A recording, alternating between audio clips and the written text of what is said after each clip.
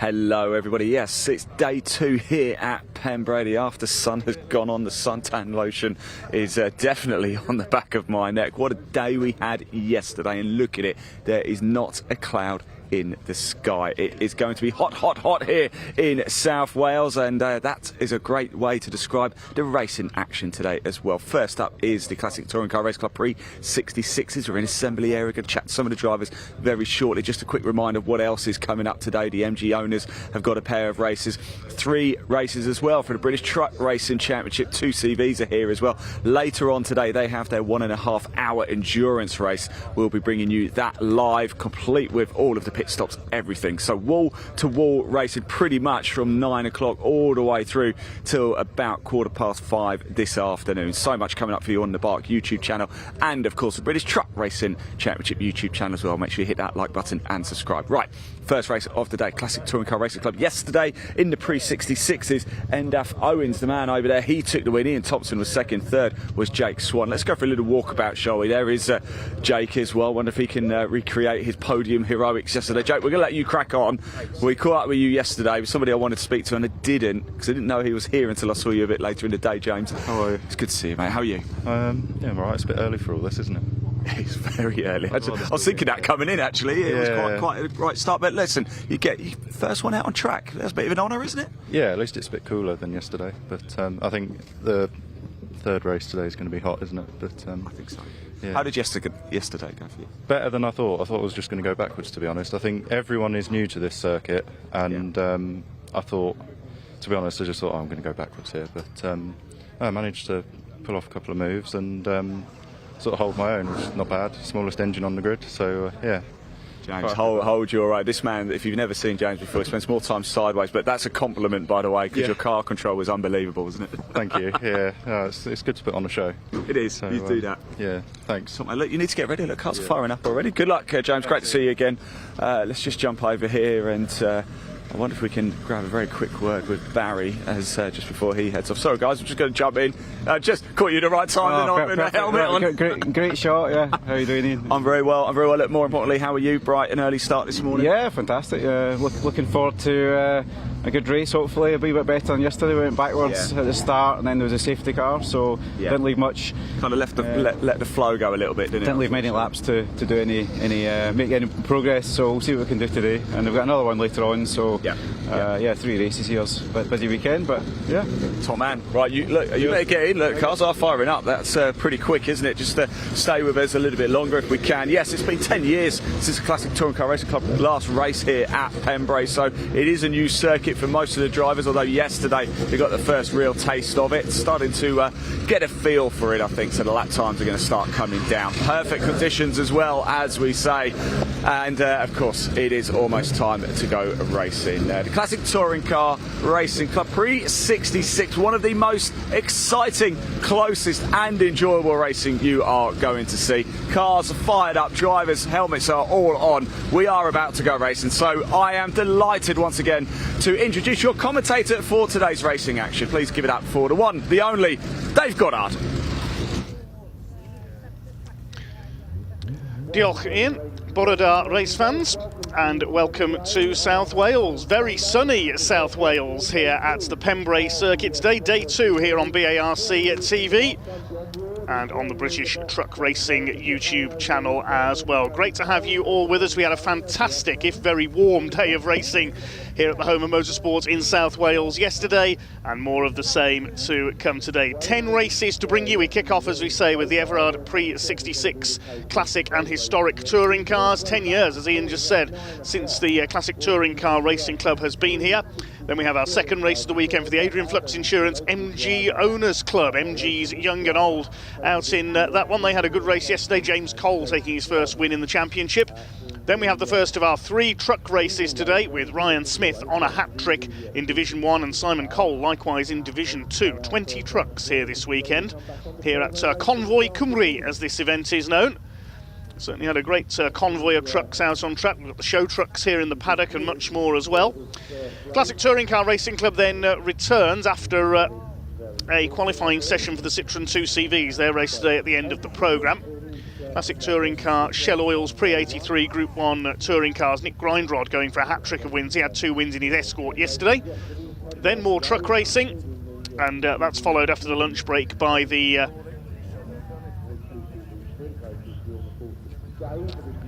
Classic Touring Car Racing Club Thunder Boss Pre93 and Pre03. We've got 5 championships in one in that race. That's followed by the next race for the Pre66s. That's coming up after the lunch break. My apologies there. I thought I'd miscalculated with the timetable there. Then we've got the Adrian Flux MG Owners Club again, another truck race, and our final race of the day is the Classic 2CV Racing Championship with their 90-minute Enduro pit stop race. This is going to be a cracking day of racing. Dave Goddard here, taking you through the action here on this 1.5 mile circuit, opened back in 1989, the Pembrey circuit, by the Welsh Racing Drivers Association. Of course, they've competed for many years here with their local sports and saloon car championship.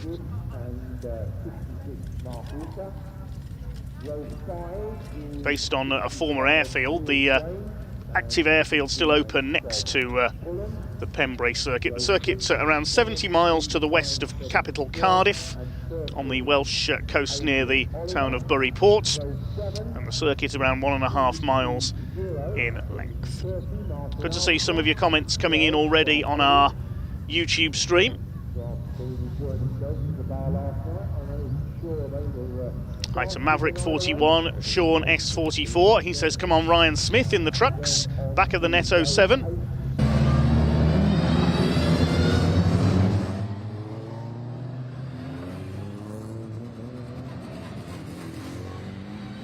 User just says Borada.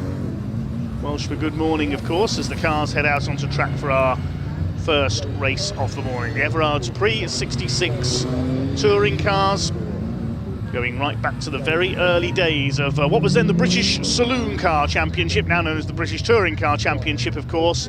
We've got all manner of machinery out there, from big Ford Mustangs and Jaguars. We've got Minis, Anglias.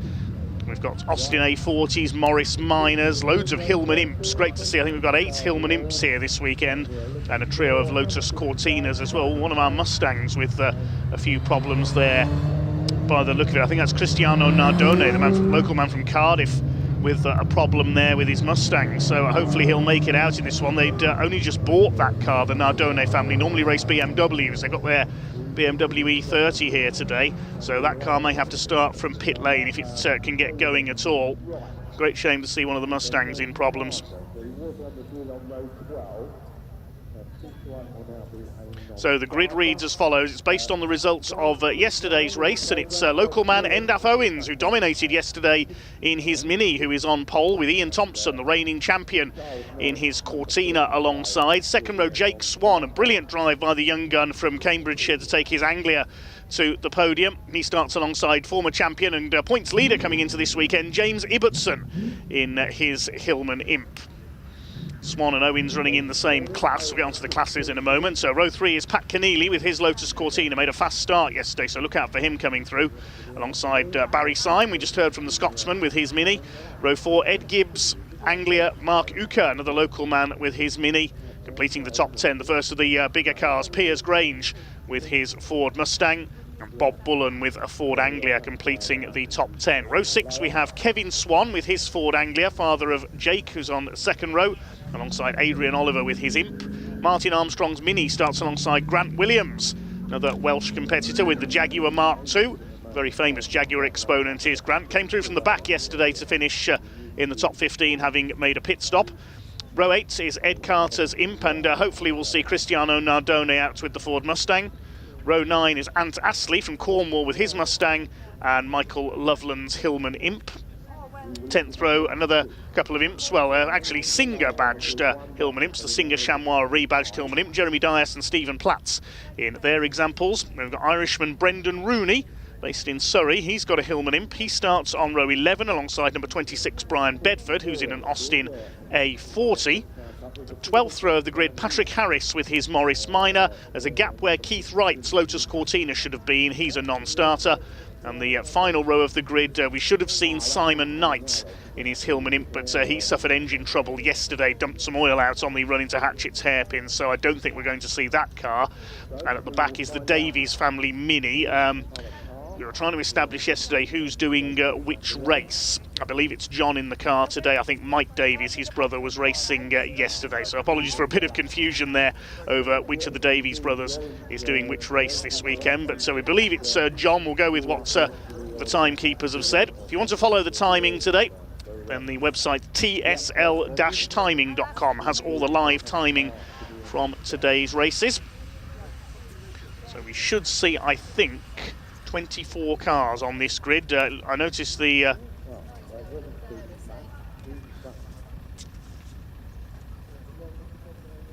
Mustang had made its way round.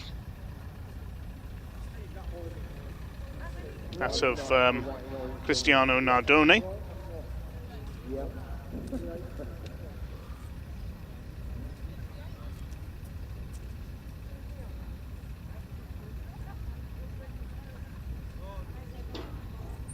Getting my timing screen set up there we go.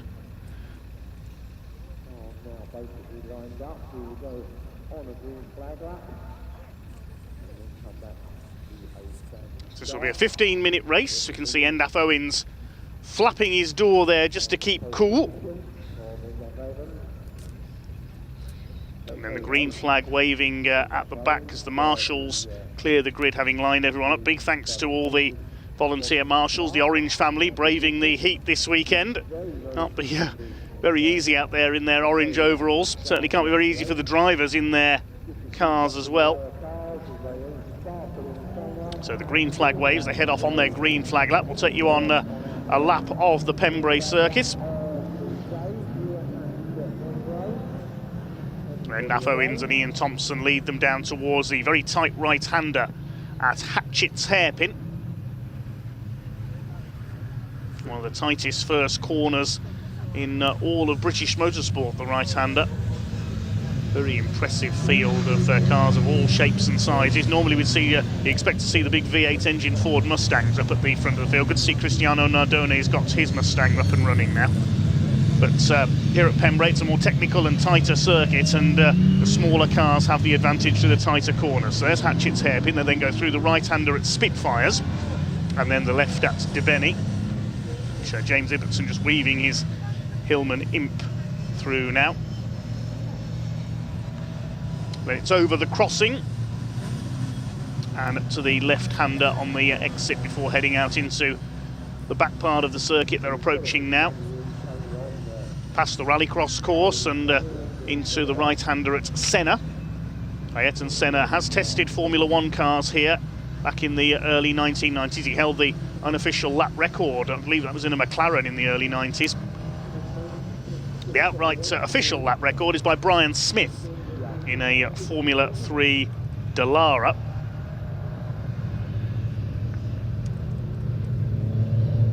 Just looking what the time is for that lap by Brian Smith, the Argentinian. 50.079 seconds, set in 1997, the British Formula 3 driver. Lap times will be slightly slower today. Cars head down the short straight and into the right-hander, past the end of the old runway, into Brooklands Corner, and then into Speedway Straight. Not 100% sure why Speedway Straight has that name. Motorcycle Speedway has certainly never been staged here at Pembrey. Then it's into Carter's Curve, which Endaf Owens, the local man, is going through now, and then up to the final corner at Honda, which takes the cars back into the Cowell Straights and into another lap. Thanks again for all your comments coming in. Do let us know where you're watching from. We'll try throughout the day to read out comments when we have time. Just a couple of gaps on the last couple of rows there. We don't have Simon Knight's Imp. We don't have Keith Wright's Cortina. There's Steve Platt's. It's one title. It's another historic saloon formulae with his Singer Chamois. The cars will now form up on the grid, ready for a standing start. A 15-minute race. We had the safety car out for the first half of yesterday's race with oil all over the approach to Hatchett's on the inside after Simon Knight's engine let go.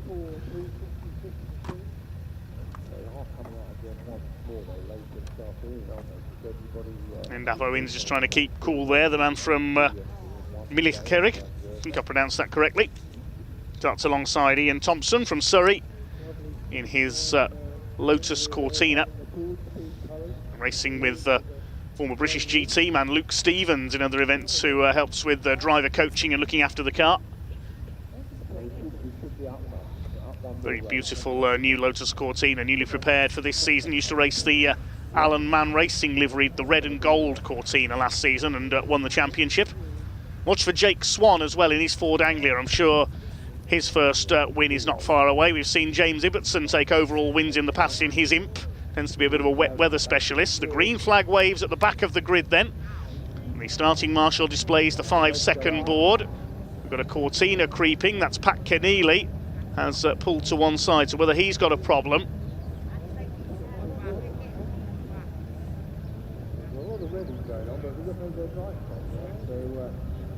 He's now pulled back, just waiting to see what's going to happen here, because Pat Keneally suddenly pulled to one side. I thought he was creeping forward. Okay, the revs are up and we get underway with our first race of the day, the Everard's Pre66 touring cars. It's a great start by Ian Thompson in the Lotus Cortina. Takes the lead. Good start by James Ibbotson as well, moving across to the inside. It's 3 wide behind him. It's Thompson who leads. Look at Barry Syme down the outside in the Mini, trying to take third place away. They go through Hatchett's hairpin for the first time. Are they all going to make it round? It looks a little like it. Jake Swan running wide in the Ford Anglia there in 4th place. It's Thompson in the lead. Endaf Owens in 2nd. Ibbotson 3rd. Barry Syme is 4th. And we've got Jake Swan in 5th position. Ed Gibbs with a good start in his Anglia. Look at the Cortina sideways there of Thompson coming out of the crossing up towards Senna for the first time. And he's sideways again. Oh, he's going off. Cold tyres, I think, catching out Ian Thompson there, and he spins into the grass. Let's hope he doesn't swing back into the pack there. Get the brakes on Ian. Yes, just avoided swinging back onto the tarmac there. That could have been disastrous. And so it is Endaf Owens, the local man who leads. James Ibbotson in 2nd place in the Hillman Imp. And then in 3rd place, it's Barry Syme. Wales, England and Scotland in the top 3 as they come round to complete lap at number 1. There's the number 20 of Endaf Owens. Barry Syme up the inside, making it Minis 1 and 2 as they complete the opening lap here at Pembrey. Owens leads it from Syme. Ibbotson under fire from Jake Swan for 4th place. Then it's Ed Gibbs in the grey Ford Anglia in 5th. Mark Uka is next with his Mini. He's had a good start, so it's Minis, Anglias and Imps all the way. The smaller cars, Mark Uka is bouncing over the curb there on the inside of the hairpin and trying to get around the outside. The big Ford Mustang of Piers Grange didn't have much luck with his Ford Escort in the Blue Oval Saloon Series yesterday. Having had better fortunes with the Mustang, battling with Grant Williams in the big Jaguar Mark II. It's the smaller cars you can see more suited to the twists and turns of Pembrey, as opposed to a more flowing layout such as Donington Park that we saw at the start of the CTCRC season. There's Grant Williams, ahead of Bob Bullen, number 69 from Surrey in his Ford Anglia. And away goes Endaf Owens. He ran away and hid at the front of yesterday's race. What was his winning margin? Just look at the result. He won by 13 seconds yesterday, Endaf Owens. He's a local to Pembrey. He's a specialist here, and very much a specialist at racing all kinds of minis as well. He's raced in the Mini Miglia and Mini 7 championships over the years. Leads Barry Syme in 2nd place. Used to race single-seaters in his younger days. James Ibbotson under fire from Jake Swan. Then it's Gibbs. Here comes Grant Williams. He's got the Jaguar wound up now. Blasts past Mark Uka. Piers Grange is going to try and do the same thing, but he's got to get the Mustang stopped for the hairpin. In a big, unwieldy muscle car like that, that is not easy. Grange battling it out there with Bob Bullen's Anglia. Behind them, Adrian Oliver in his Hillman in per second or so back. Lead margin 3.2 seconds now for Endaf Owens. He's done the fastest lap, 1 minute 9.653. They head out into the country. 230 there, that's one of the minis a little bit further back. That's Ed Armstrong. Martin Armstrong, I should say, from Wiltshire in the 230 car. Bit of dust being kicked up there by Ed Gibbs. Armstrong closing on Grant Williams. Then it's Piers Grange. One of the Anglias behind, that's Bob Bullen, I think, in the maroon number 69 car. Another Mini in behind them. One of the Mustangs charging through there on the more straight part of the course towards the end of the lap. That's Nardone getting past Adrian Oliver. The the son of Eric Oliver, the former world sidecar champion, in his Hillman Imp, as Endaf Owens continues to set the pace, comes through Spitfires, flings it sideways, then up towards Dibeni, the left-hander, driving like a rally car out in front. Away goes the number 20. You also notice on the Classic Touring Car Racing Club's cars this weekend, Scale Electric stickers. They have a tie-in with Scale Electric this year. We're told that in months to come, you will be able to buy some of the cars that you see racing this weekend and race them in your living room. How cool is that? Lost a couple of cars on the opening lap. We lost Pat Keneally. We saw him having problems on the grid with the Lotus Cortina. He's out of the race. And we've also lost Patrick Harris in the Morris Minor. Unfortunately, he's pulled into the pits. So just a couple of cars in Class D for some of the smaller engine cars. So there's only one running now, which is Brian Bedford's Austin A40. As Jake Swan up the inside at Honda Curve, and he's through past James Ibbotson, who cuts back to the inside as they come into the pit straight. Side by side for third place, James Ibbotson, who always drives the wheels off his Hillman Imp. It's a road legal car as well. You can see it's got certain number plates. He does drive it on the road occasionally. First car that James ever owned, and look at that sideways. He's always sideways in that Imp. So spectacular. He leads Class E, which is for the smallest engine cars, the Hillman Imps. Class A is for the bigger cars, the Jaguars and the Mustangs. Class B is for slightly smaller engine cars. We normally see BMWs and Triumphs in that division, but there's none here this weekend. Big cloud of smoke. Oh, and that's Patrick Harris back out of the pits. I think he might have dropped some oil there, because we saw a couple of cars go sliding. So whether there's some oil down at the crossing, Patrick Harris, who had pulled back out of the pits, I think. But I think he's dropping fluid, so he needs to come back in again, really. Anyway, Class C is for Minis and Anglias, including Ed Gibbs, who's gone autograssing there down the Speedway straight. Class D is for the likes of Austin A40s, Morris Minors and so on. Smaller engine cars. Hillman Imps in Class E for the 1000cc engine machines. And Class F is dedicated to Lotus Cortinas. Now, where's Ian Thompson after his spin earlier on, talking of Lotus Cortinas? He's in 14th place, Ian Thompson, the champion. Patrick Harris struggling on in the Morris Minor. There's Ian Thompson just behind him, a side-by-side in the hairpin. Ibbotson on the inside of, I think that was Jake Swan. Then Endaf Owens continues to set the pace. He's 8.5 seconds clear now. He's just running away on his local circuit, the Owens Fabrication Mini. That's how you corner a Mini, a beautiful four-wheel drift. That was almost worthy of Nick Swift, legendary for his performances in Minis at Goodwood. He's got his headlights on now to warn the back mark as he's coming in, Endaf Owens. He's got Brian Bedford's Austin A40 ahead of him there down Speedway straights. This is the battle for third place. James Ibbotson against Jake Swan.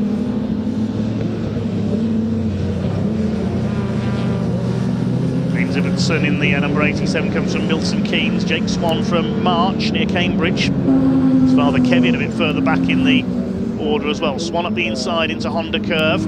Seen this before, he takes the place. I bet Ibbotson will zap him back into the hairpin though.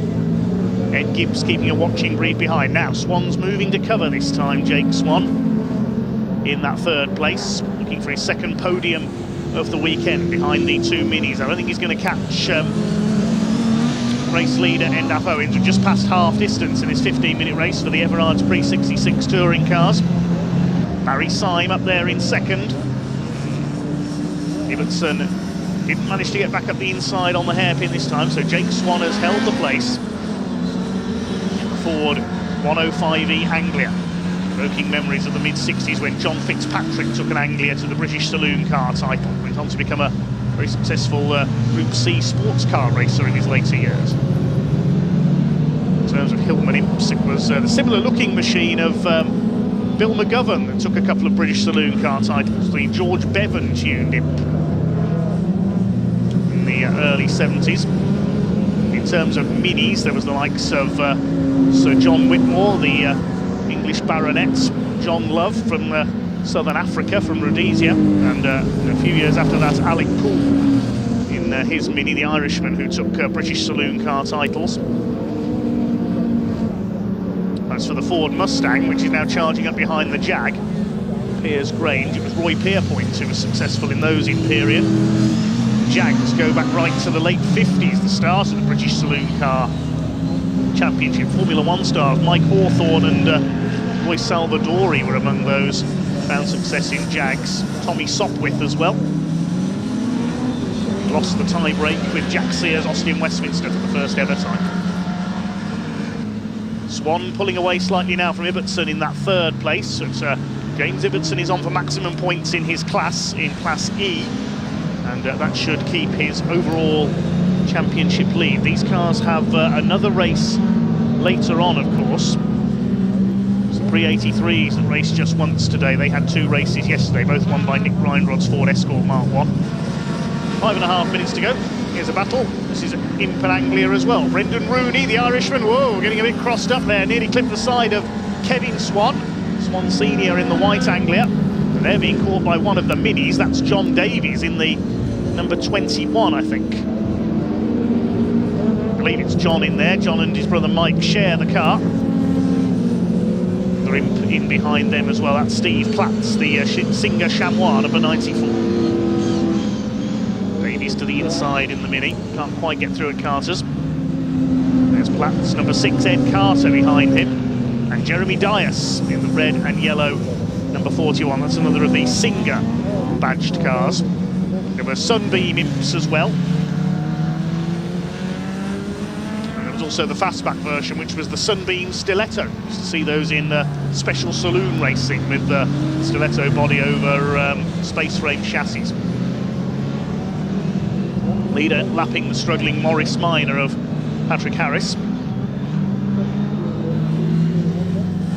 Across the line he goes. 4.5 minutes to go for Endaf Owens. Still with the fastest lap of the race. 1 minute 9 points at 3:19. See what his margin over Scotsman Barry Simon. A little bit of smoke out of the back of the Mini there as he goes through the hairpin. A couple of black and white flags going out for drivers exceeding track limits. Davies in the number 21. Minis, one number 12 was another. That's Grant Williams in the Jag. The lead is 17 seconds now for Endaf Owens over Barry Syme. Still 3 nations in the top 3 places: Wales, Scotland, England. An Ireland out there as well. Brendan Rooney further down the order in his Imp. And I suppose you could say Italy out there as well. Cristiano Nardone, Welshman of Italian descent. Well, just the one retirement so far, which is Pat Keneally's Lotus Cortina. It's not been a happy season at all for the Keneally family. We saw Billy Keneally's Anglia go up in smoke at the first meeting of the year at Donington, and he's yet to race this year, the former champion. Here's a nice little scrap further back. Where is Brendan Rooney? He's got Kevin Swan on his tail in the Anglia. Behind them, the Mini of Davies. Lifting a wheel there through the crossing. Steve Platts giving chase. This battle is for 16th place overall. Brendan Rooney 4th in Class E. Class F is being led by Ian Thompson, the only Lotus Cortina left running. Oh, and Cristiano Nardone's pulled off.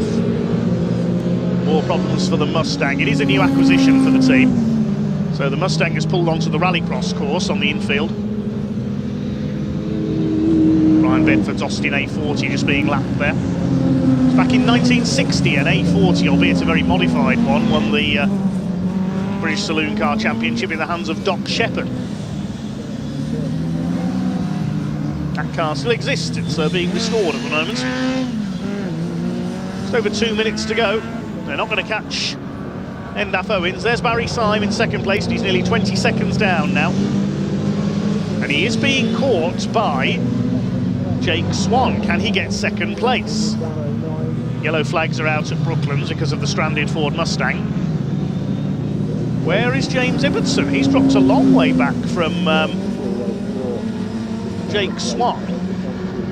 Is he back in the clutches of Ed Gibbs now? We'll see as they come into the straight here. Watch in the background as Swan tries to chase down Syme. Have we lost Ibbotson? No, there he is. He's been reeled in by Gibbs and by Grant Williams, but Ed Gibbs, I can tell you, has got a 5-second penalty for exceeding track limits. So that will drop him down a little. Certainly drop him a place behind Grant Williams. Who's next to? It's Piers Grange.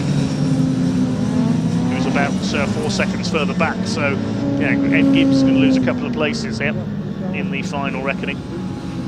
Syme laps Jeremy Dias. Owens laps Jeremy Dias, I should say. Coming up on Brian Bedford, I think I'll put him 2 laps down, but he's the only runner in Class D with a chance of winning the class. He's a couple of laps clear of his only rival after Patrick Harris made a pit stop. Still this battle going on. This is Brendan Rooney, and he's now caught Mike Loveland's Hillman. So frantic battling all the way down the order. But it is going to be a win for Endaf Owens. It looks like he's on his last lap now. Yes, the board is out. Jake Swan will see that board, and that'll be his signal to try and go for second place. Can he catch and pass Barry Syme? There's Martin Armstrong's number 230 Mini. There is our leader. Out of Brooklands for what will be the final time. There's only 10 seconds left on the clock. It is going to be a second win of the weekend for the Welsh Mini Wizard, Endaf Owens, and I'm behind Owens Fabrication. Been racing minis for more years than I can remember. And he drifts it through Honda Curve for the final time. Here he comes. Up towards the checkered flag. Endaf Owens makes it 2 wins out of 2. Second place, we'll wait to see if Jake Swan is going to take Barry Syme. Is he going to make a move here into Honda Curve? The checkered flag went out very... Oh, and Jake Swan locks it up. That's cost him his chance. I thought he was going off into the grass. Checkered flag is out then, and Barry Syme takes second place. Swan, a second podium of the weekend in third. James Ibbotson, sideways as always, will come home 4th overall and wins Class E. Grant Williams will be classified 5th. He wins Class A in the Jag because of that penalty for Ed Gibbs. Then it's Ian Thompson who comes home next. He's got ahead of Bob Bullen on that final lap. Just waiting for the timing screen to correct itself.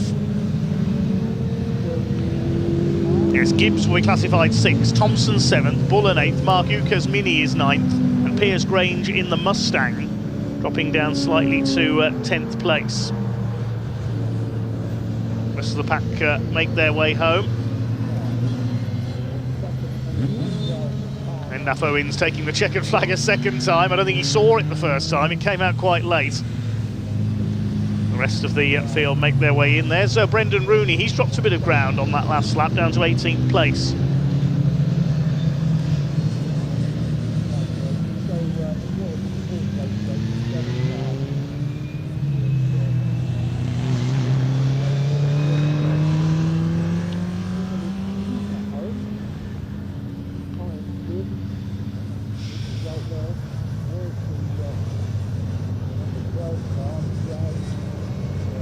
Wait for the cars to make their way into Parc Fermé. We'll check the provisional result in just a moment.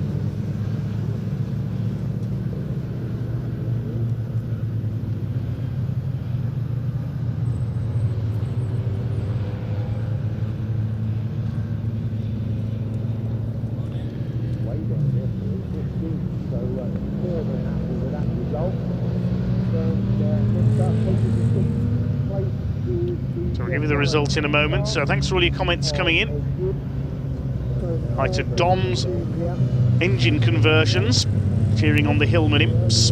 Hi to Mike Smith, Nigel Armstrong, cheering on his namesake Martin Armstrong in that one. Jamie McEwen in Scotland. And Liv Waldron was cheering on Ant Astley in the Ford Mustang. Where did he come in? Let's have a look. He was 13th. Cars making their way into Parc Fermé in just a moment. Then Endaf Owens the winner by 24.5 seconds in that race, ahead of Barry Syme in his Mini. So Minis 1 and 2. Jake Swan in 3rd place. James Ibbotson's Imp taking 4th.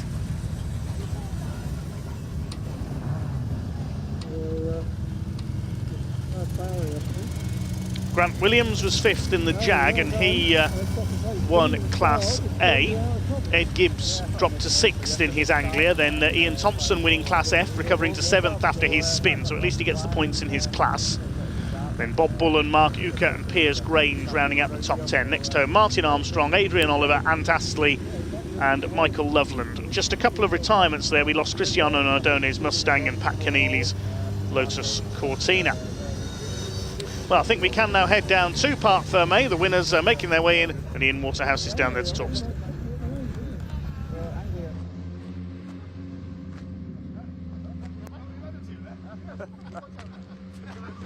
Hello everybody, yes, welcome down to Parc Fermé. I was just wondering where End Up Owens has gone. Finally made it into Parc Fermé. You should know where this is. Yeah, I don't know. Yeah, better look at it again.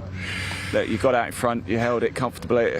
Motorsports, it's never easy, is it? But you looked well in control. Yeah, I enjoyed that. I knew Ian he had a good start yesterday, and he got in front of me today, but he just ran a little bit wide out the back there somewhere, and yeah, just come ahead and just keep trying to beat my own time then. Yeah, it's good fun. 2 for 2, 3 for 3 later. Yeah. Well done. Thank you. Cheers. Yeah, well, just enjoy it and go with the flow. Yeah. Good man. Thank you very much. Well done, mate. Congratulations, Barry. That was great racing, wasn't it? That was a plan to follow a local hero home. Yeah, and, yeah. He got a bit of a gap on me, but no, just saving the tyres. Obviously, got another race today, so I wanted to save the car as well.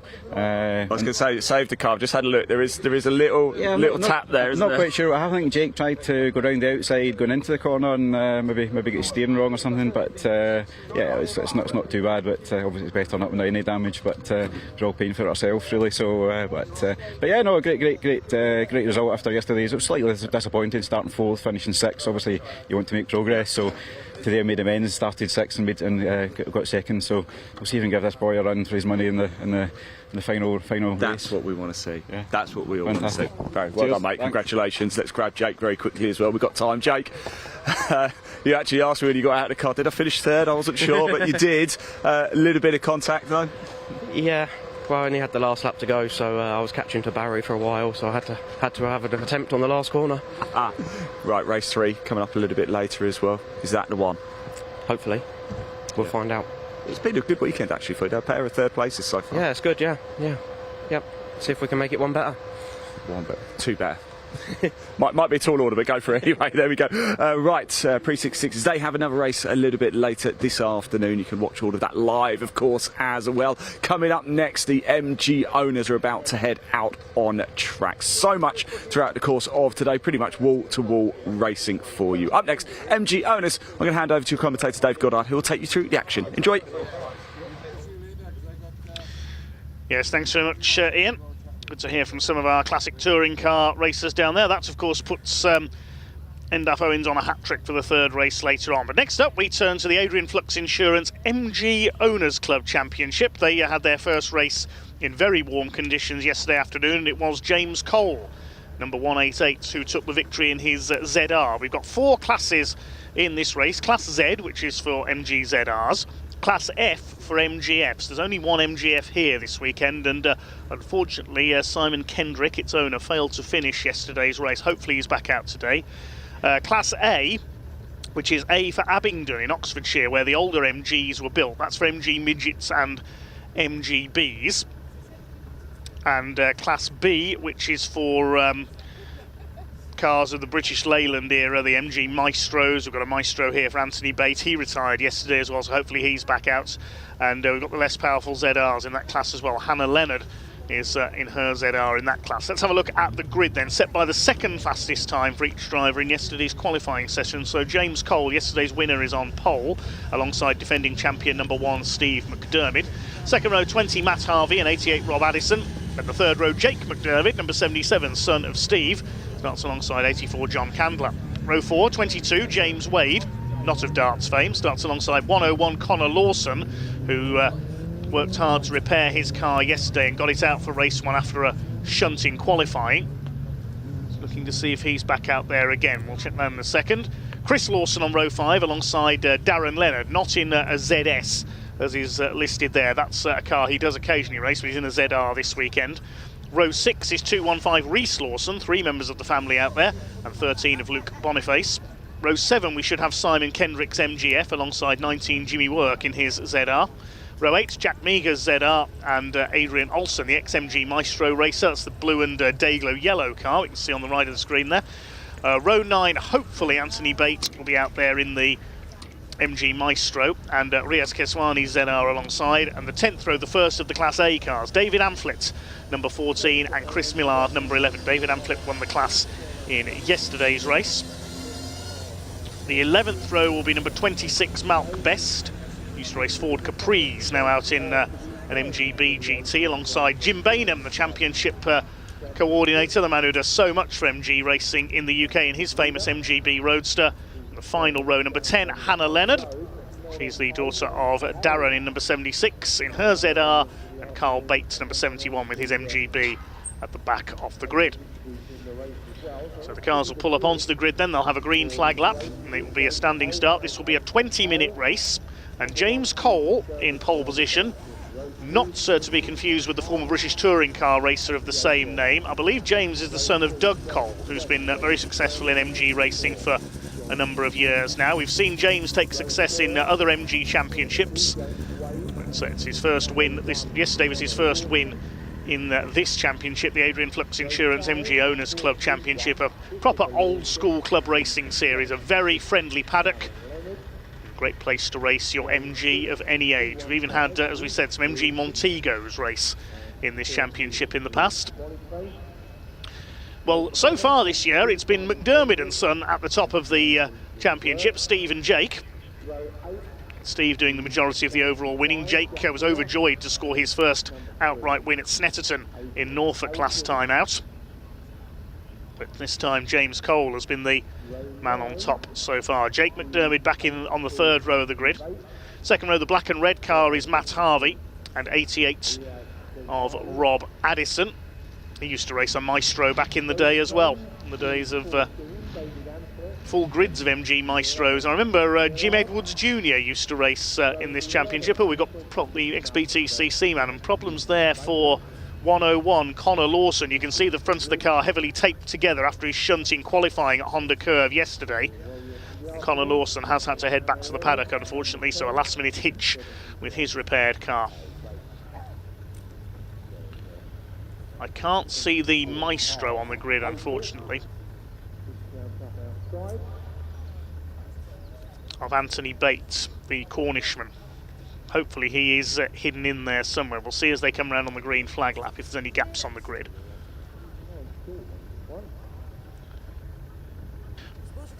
Starting marshal displays the board. Green flags will wave shortly. So they head off on their green flag lap. They're led by the green and black car of James Cole with the red wheels. In orange and black is Steve McDermott, 4 times champion, the man from Buckinghamshire, with his ZR. And Matt Harvey, Rob Addison, Jake McDermott, the orange and grey car with the white stripes. Behind him in the green and black is Jonathan Candler. We've got 22 James Wade in the black and blue car. Those are the leading colours to look out for. Ah, Simon Kendrick is there, the lone MGF, the orange car. Now, is Anthony Bates there in the Maestro? No, he's not, unfortunately. That car broke down yesterday. There's Wade. No Connor Lawson, he's pulled into the pits. Darren Leonard is there. Black and pink car is Jimmy Work, a tattoo artist by profession.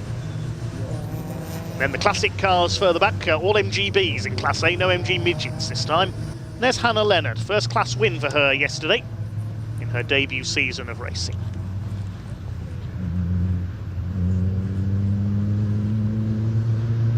Hello to a couple of our commenters. Hi to Scott Bugner, we'll see him back out racing again later this year. We've seen him out in his ZR a few times over the last couple of years. Hi to Ian Stevens, watching from Gosport in the south of England. Rambling Rose, and also Jack Woodcock. Oh, we saw him out a couple of years ago in his ZR in this championship as well. Good to see you watching, Jack.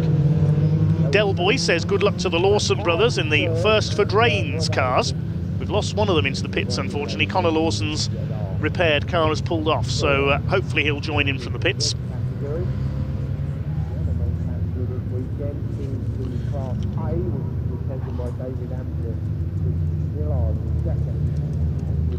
Third, that was the one that we for more classic cars, the old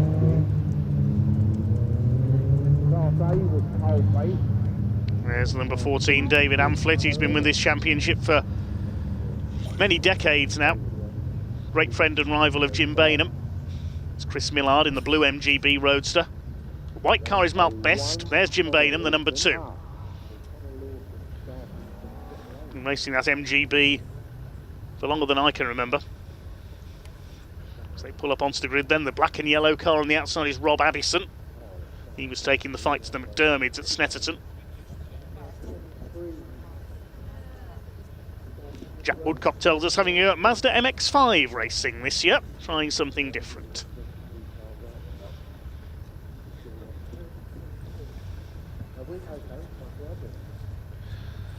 So they pull up onto the grid then, the Adrian Flux Insurance MG Owners Club Championship. Last couple of cars moving into line at the back. We'll see the green flag wave behind Hannah Leonard and Carl Bates on the final row of the grid. And it will be a 20-minute race once the red lights go out. The MGs with slightly longer races and everything else this weekend. Plenty of bang for your buck in this championship. Steve McDermid going for title number 5 this year. Just making sure everybody is lined up in the correct grid slot, otherwise they will be penalised. Green flag now does wave at the back of the field. 5-second board is held aloft by the starting marshal, then the red lights will come on the gantry, and once they go out we will be underway. The revs are up and the Adrian Flux Insurance MG Owners Club Championship is go for their second race of the weekend. Good start by Jake McDermid, the orange car moving down the inside. Who's going to get the lead into Hatchett's hairpin? ZR's everywhere.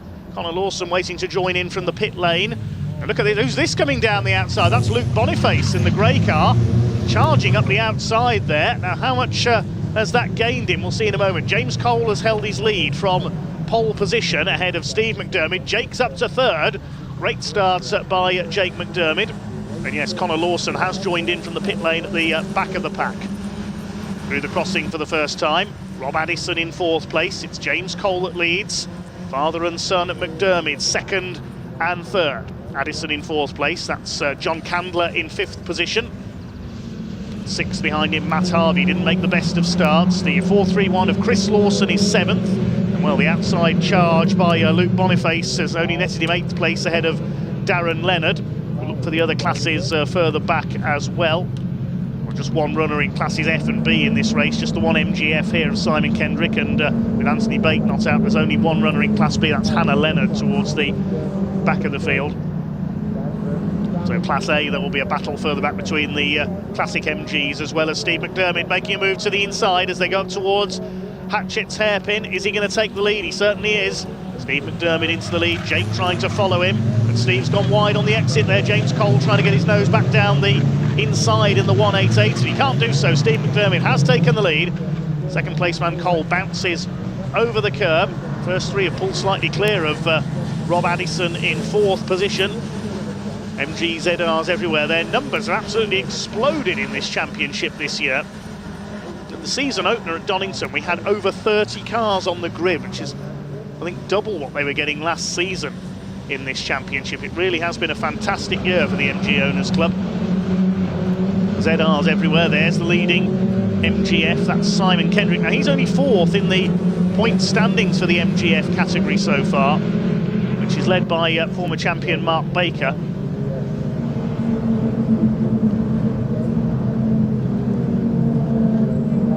ZR's battling out. That's Candler ahead of Harvey for 5th position.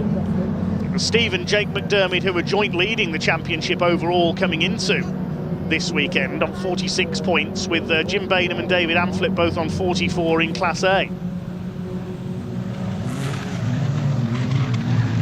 A squeal there as they make their way into the hairpin. Jonathan Candler defending from Matt Harvey, Chris Lawson behind him. Then it's Luke Boniface. Yes, the likes of Mark Baker, Alex Forster and Stuart Plotnick all absent this weekend in Class F. Simon Kendrick with a chance here to take over the class lead in the championship. There go the leaders. Steve McDermid now up front. off James Cole.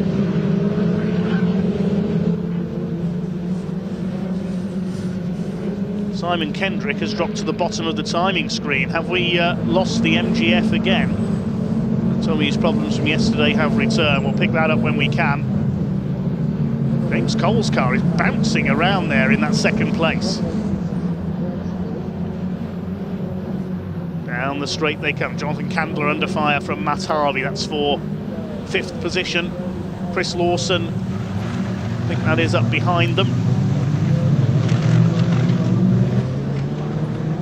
Maybe that a couple of cars' transponders aren't working, because Chris Lawson hasn't shown as having come through on that lap, and he is there in the top 10, so I think his transponder's not working. Through the crossing they go, still Steve McDermott, but James Cole on his tail. Here's a battle between a couple of MGBs. That's Chris Millard, the number 11, side by side with the 71 of Carl Bates. It's around the outside there, out of the hairpin. There go the leaders, 4 of them line astern now, with Rob Addison starting to close back up in the yellow car. In fact, I think it's all 3 of the Lawsons we can see on the timing tower there on the left of the screen. I don't think any of their transponders are working. Where's the battle for the lead in Class A, which is Amphlett ahead of Bainham, with Mount Best in 3rd place in the white car. Here's Class Z. Jake McDermott has a look up the inside into the hairpin. James Cole moves to defend. Behind the Matt Harvey at the inside over the curb. He's got P5. So Harvey up to 5th ahead of Jonathan Candler. Has he made it stick? I think he has. Behind then, that's one of the Lawsons in 7th, but for some reason none of the Lawson's family's cars are showing on the timing. There's Hannah Leonard, she's leading Class B, the number 10, and Connor Lawson, who started from the pits, is behind her. There is the 101, but it's taped together front end.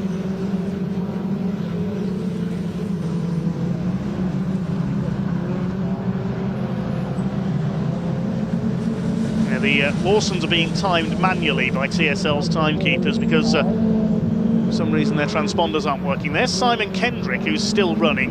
Is his transponder not working as well? So he's showing at the back of the field. So a little bit of confusion over the timing at the moment, because certain cars have non-functioning transponders, as Jake McDermott runs very wide there on the hairpin. I think that's going to lose him 3rd place. Yes, as they come out towards the crossing, Rob Addison has gone through. Jake McDermott's going to have to fight back. Matt Harvey behind him in 5th position. The timing is all over the place at the moment, so the timekeeper's just trying to sort it out. So apologies if you are following the live timing, but that's going to be sorted out shortly.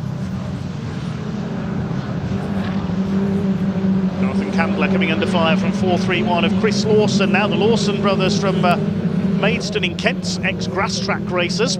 So they won't do any grass tracking here. Steve McDermott continues to lead from James Cole. Mount Best under fire from Carl Bates, who started last on the grid, the 2 MGB GTs, these 2 in MGB Roadsters, continuing to set the pace in Class A.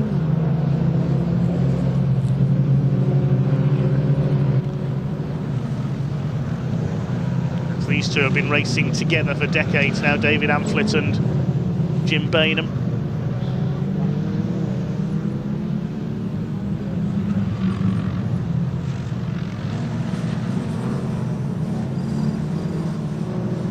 Jake McDermott now down into 4th place, having made that mistake on the hairpin. We've got just over 12 minutes this race to go, and James Cole is starting to move up to attack our race leader, Steve McDermott. It's a little bit wide there over the curbs coming out of Brooklands corner. James Cole, winner yesterday, has got the headlights on to try and intimidate Steve McDermott. Steve, who prepares a lot of the ZRs in this championship, is a 4-time champion in his orange and black ZR. Certainly very tough customer to overtake. Jim Bainham attacking the 14 of David Amphlett for the lead of Class A.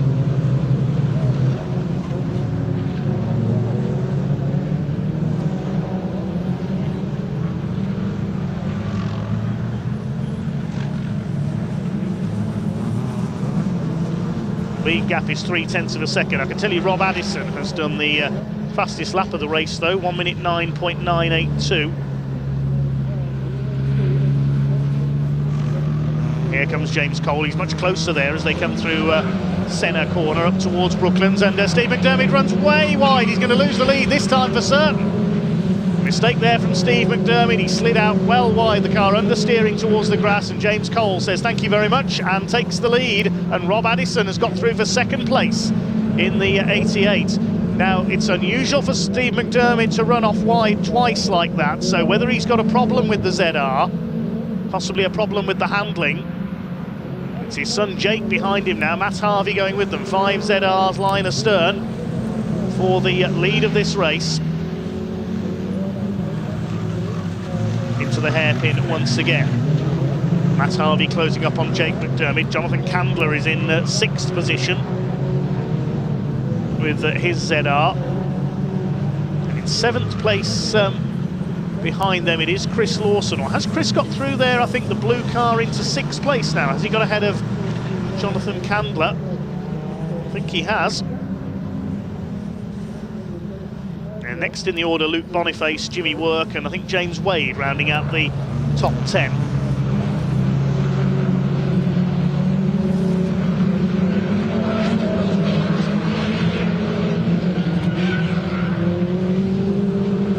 Chris Lawson makes a mistake there though, coming through Brooklands corner, and talking of mistakes, another car sliding off. I'm wondering if there's some fluid gone down, because there's cars sliding wide everywhere. David Amphlett there has lost the lead of Class A as a result of that. Carl Bates going off as well.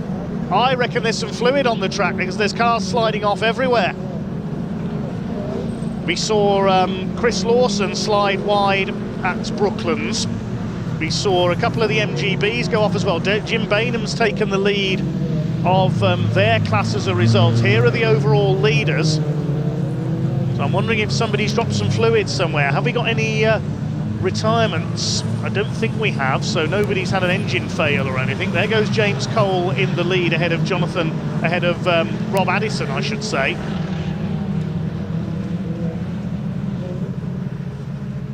As they go out through Senna and Brooklands. Just taking it steady through there. Steve McDermott still 3rd, Jake McDermott 4th, and then Matt Harvey in 5th position.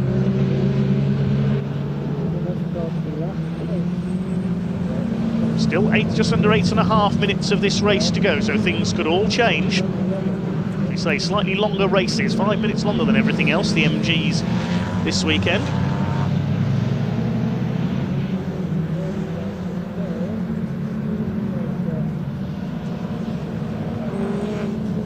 Leaders down into Hatchett's hairpin. Is anybody going to run wide this time? Well, Rob Addison nearly clipping the back of the race leader.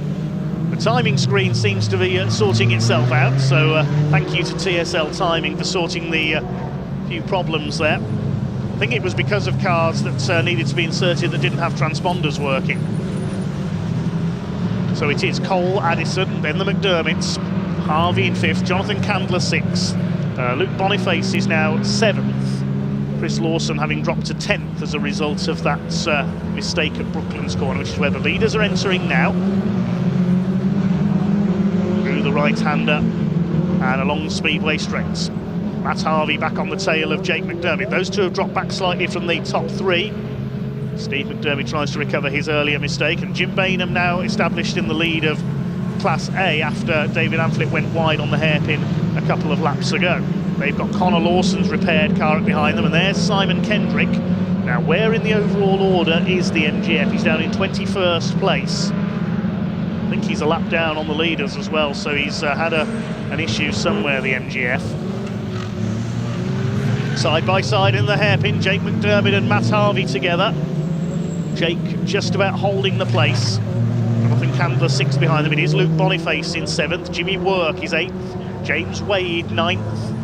10th is Connor Lawson in the 431. Darren Leonard is 11th behind him. Did I see somebody off there at the crossing? Just caught a glimpse of. Thought I saw a car either spun or pulled off there. We'll pick that up in a moment. There's a couple of back markers ahead of the leaders now, so James Cole will have his headlights on to warn them. It's Hannah Leonard, and we've lost Steve McDermott. Was his car that I saw go off? Yes, we've lost the number 1. There he is. So I thought I saw a car spin there. I couldn't tell who it was. It was Steve McDermott. Now that's very unusual to see the 4-time champion make a mistake.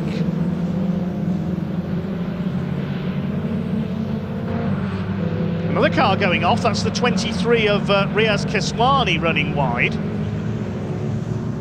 What is going on? There are so many cars having moments here. Leaders now lapping Hannah Leonard in the number 10. Next to be lapped to is Mount Best in the white number 26 MGB.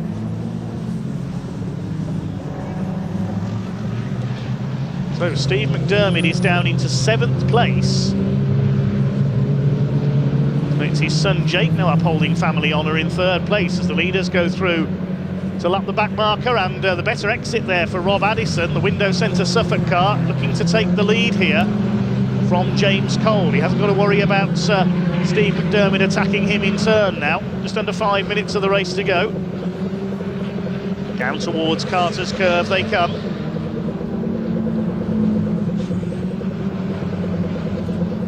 It's a Honda. Cole from Addison. There's Jake McDermott in 3rd, still with Matt Harvey on his tail. Jonathan Candler is 5th. Luke Boniface in 6th. There's the Class A battle, headed by Jim Bainham, who's pulling away slightly now from David Amflett. Where are the leaders in the background? We saw, I think it was Sean Keswani recovering from his earlier moments. Rob Addison all over the back of the 188 now. Can James Cole hang on for a second win? The man from Aylesbury this weekend. Rob Addison from Bury St Edmunds in Suffolk.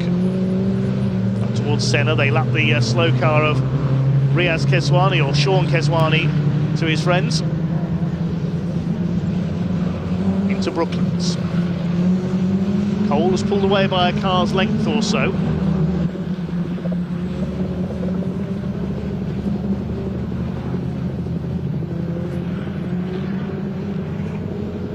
Swing their way through towards the end of lap number 14.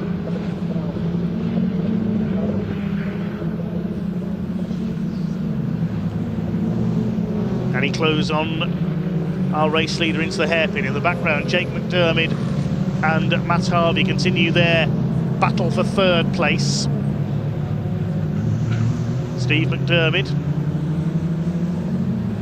has done the fastest lap of the race, 109.498. His last lap was a 111.5. I think there's something amiss with the number 1 car.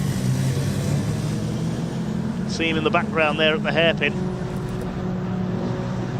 It's just between these two, I would say, for the victory now. Is it going to be 2 out of 2 this weekend for James Cole? Let's put him on a hat-trick going into this afternoon's race.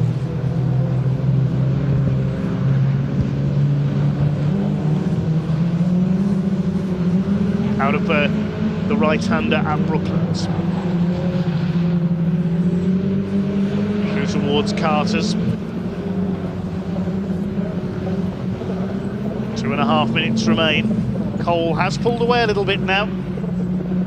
Coming up to lap one of the MGBs. I think that's David Amflett. Yes, that's Amflett and Bainham, the 2 leaders in Class A. The gap between them is 1.5 seconds. I think there's been a change for 3rd place. I think Matt Harvey has got through on Jake McDermott. Leaders head out of Hatchett's hairpin. Yes, Harvey's there on the inside. He's just about got the nose in front of Jake McDermott. So are we going to see An Adrian Flux MG Owners Club Championship race with neither of the McDermidds on the podium. Oh, a mistake there from Rob Addison. He got a wheel onto the grass there coming out of Debenny. That's cost him a bit of momentum. They lapped David Amflett in the MGB Roadster. Addison trying his hardest to close back up again on James Cole. Should be last lap this time around. Jim Bainham is waving the leaders past. You saw his hand out of the window there. Real gentleman of British motorsport, an unsung hero is Jim Bainham. Gentleman Jim. Now James Cole's got through. Rob Addison taking a little longer to get by there, so the gap has opened up. We see the leader's car hopping there again. Pretty stiff setup on that car, clearly. The gap is, as they cross the line, 0.6 of a second. So he's pulled away just a little bit here. 1 minute on the clock as they went over the line, so I think this is the last lap. Here's a battle further back. James Wade, number 22, on the outside of Jimmy Work in the number 19. They're fighting for 8th place. They've got Darren Leonard behind them as well in his ZR. Steve McDermott is back up into 6th place. He's got ahead of Luke Boniface. But a race to forget for the champion. Through Senna and Brooklands, it's looking good for a second win of the weekend for James Cole in the DC Motorsports ZR. 15 seconds on the clock as they head along Speedway Straight. Looks like it is going to be checkered flag this time. One last effort for Rob Addison as he'll try to attack. He's closed back up again on James Cole. Here they come into Honda Curve. I don't think Rob Addison is going to get close enough. The checkered flag is at the ready, and it's going to be 2 wins for this weekend for James Cole, just ahead of Rob Addison. The gap 0.237 of a second at the line. Matt Harvey will take 3rd place, and Jake McDermott is 4th. A lap down, Jim Bainham just beats David Amflett home to win Class A. Jonathan Candler is 5th, Steve McDermott down in 6th. He'll be frustrated with that. 7th for Luke Boniface. Here comes that battle for 8th. James Wade against Jimmy Work. And Wade takes the place. Chris Lawson in 10th place behind them. Then Darren Leonard. Hannah Leonard wins Class B for the 2nd time this weekend. Simon Kendrick in the MGF comes in to win Class F as the sole runner.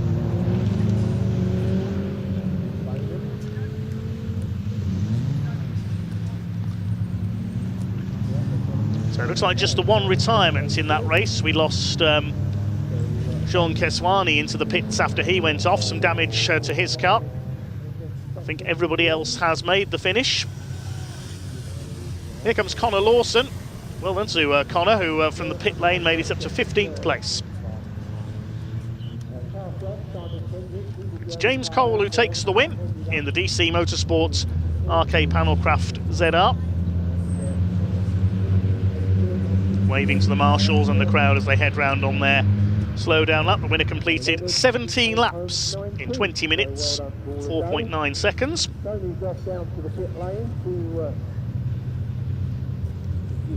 Taking the win by just under a quarter of a second. Rob Addison almost catching him through the final lap there. So Cole the winner ahead of Addison. Matt Harvey taking a podium in 3rd and Jake McDermott 4th. Steve McDermott only 5th behind Jonathan Candler after a spin. So the McDermotts off the podium. That's a rare sight this season. Luke Boniface in 7th, then James Wade topping his battle with Jimmy Work, Chris Lawson and Darren Leonard for 8th, 9th, 10th and 11th. Jack Meager behind them, then Reese Lawson and Adrian Olsen. Classes won by Jim Bainham in Class A ahead of David Amflett by half a second. Class B went to Hannah Leonard and Class F to Simon Kendrick. That's the 2nd race of the weekend for the Adrian Flux Insurance MG Owners Club Championship done. Next up, it's the big rigs. Race 3 of the weekend for the British Truck Racing Championship. But first of all, we'll head down to Parc Fermé with Ian.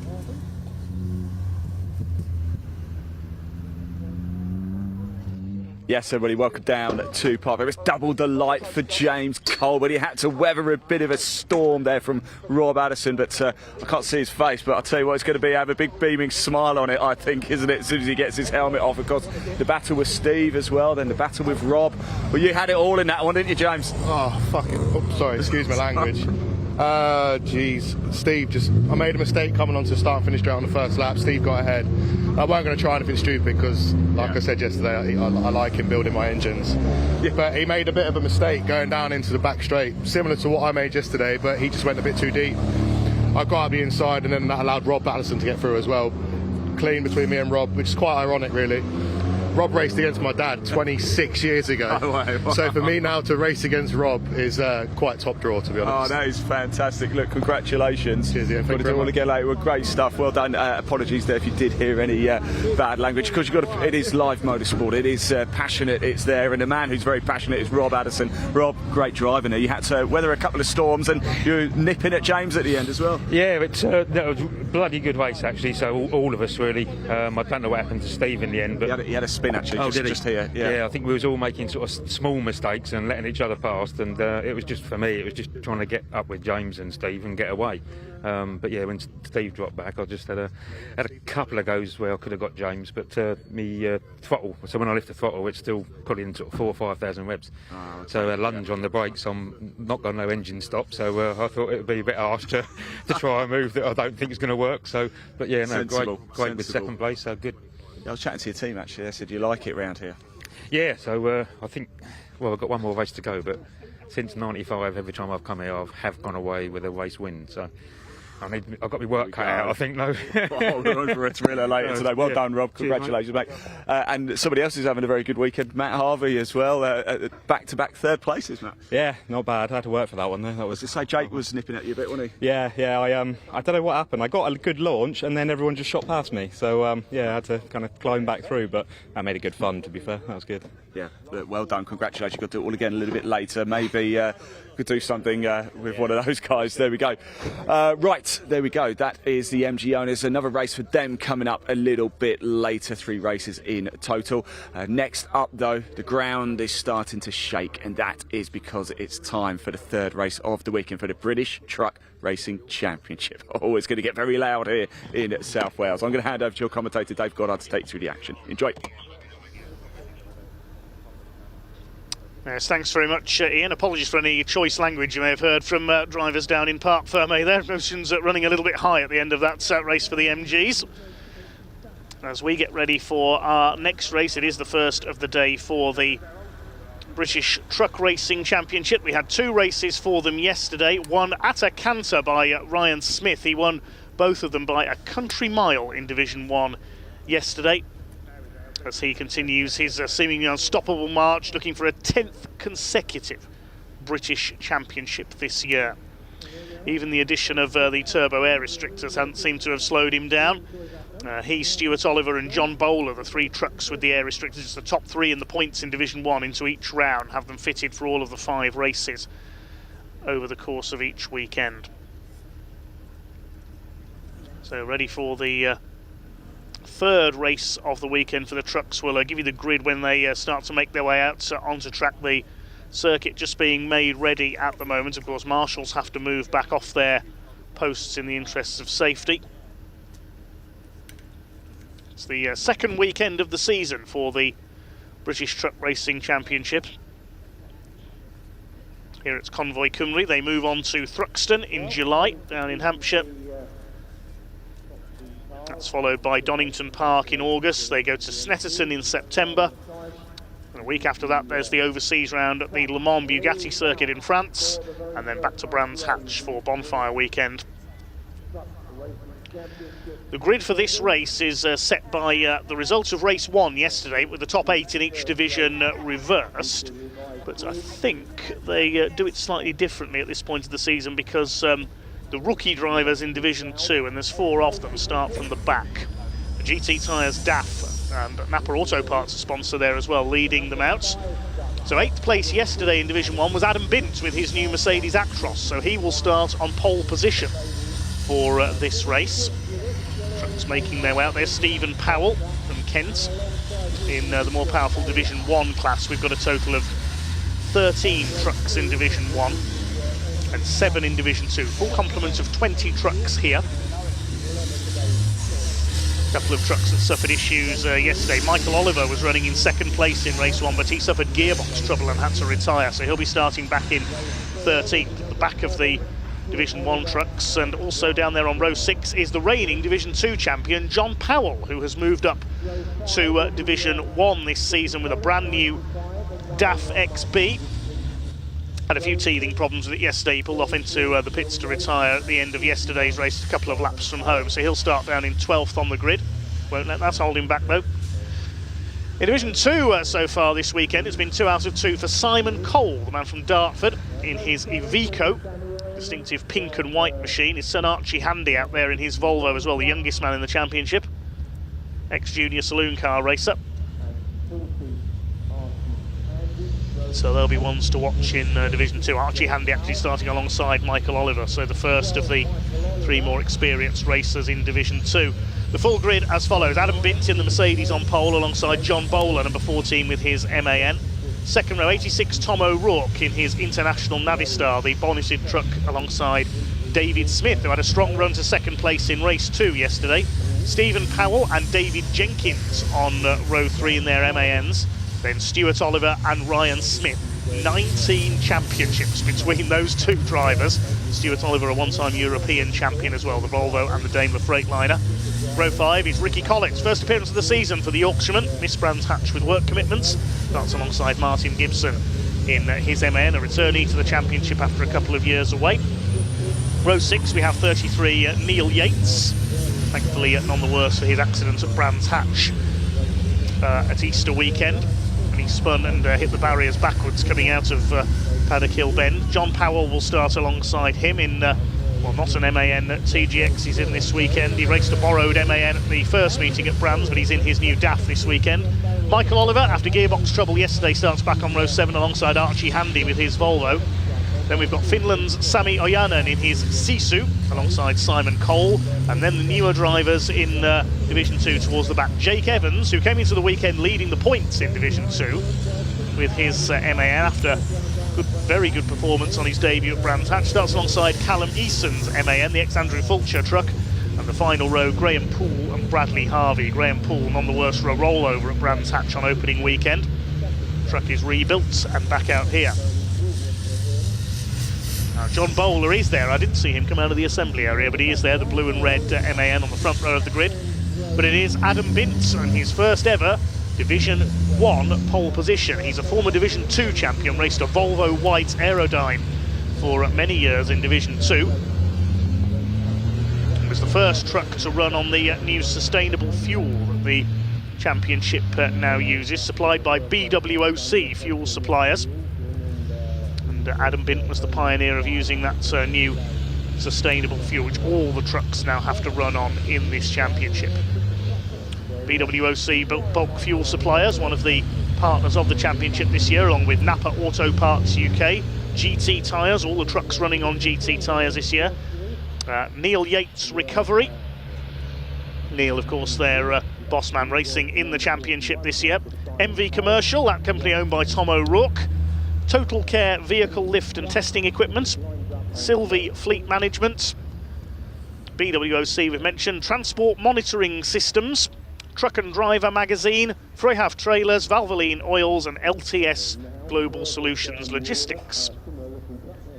Thank you to all the partner sponsors of the British Truck Racing Championship this year, a championship that dates back to the mid-1980s when the first truck race was held in November 1984 at Donington Park, attracted what I think is possibly still Donington's biggest ever crowd to see the trucks race. Back then, they were standard road going trucks. Some of them even left their trailers in the paddock and went out and raced. It was Giulio Ghislotti, the Italian, who won the first ever race. Although the Italians have not had a lot of success in international truck racing over the years. It's been the British, the Germans, the Dutch, and nowadays the Czechs and Hungarians who are successful in the European Championship. Norbert Kiss, the current European champion from Hungary. Sadly, the European Championship no longer visits the UK. We do see the occasional visit by a couple of Dutch drivers, usually on Bonfire weekend at Brands Hatch. Willem Bredek came over last year with his Volvo. So it's Adam Bint on the pole then. Can he hang on in front? He's won here in Division 2 in the past at Pembrey.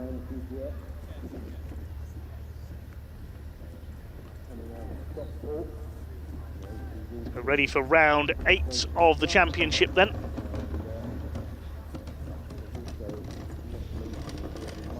Watch for John Bowler. Just one win in his Division 1 career so far. That was at Thruxton, a race a couple of years ago that was stopped early after Neil Yates had a spectacular crash. Tom O'Rourke on the second row had a bit of bad luck with penalties at Brands Hatch in the opening round.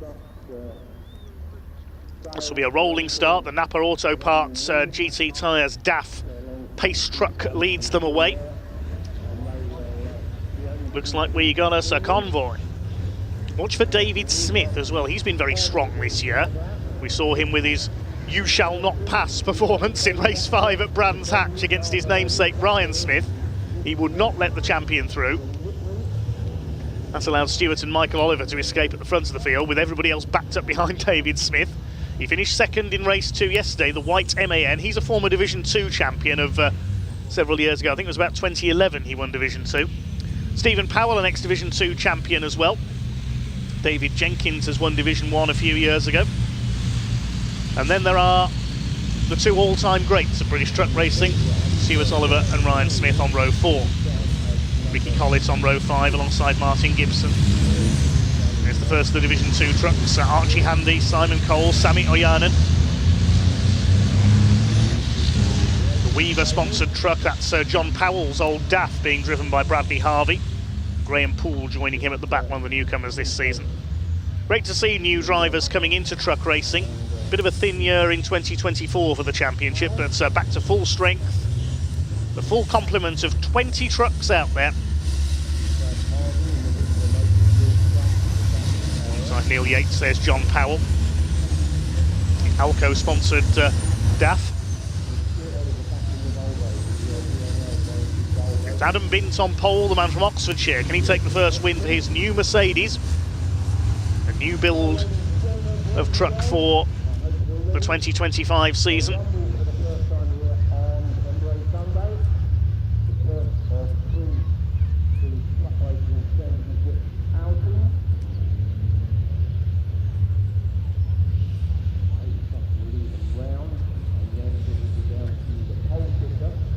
These trucks 5 tons in weight, almost 1,000 horsepower from their 12 and 13 litre turbocharged engines, limited electronically to 100 miles an hour.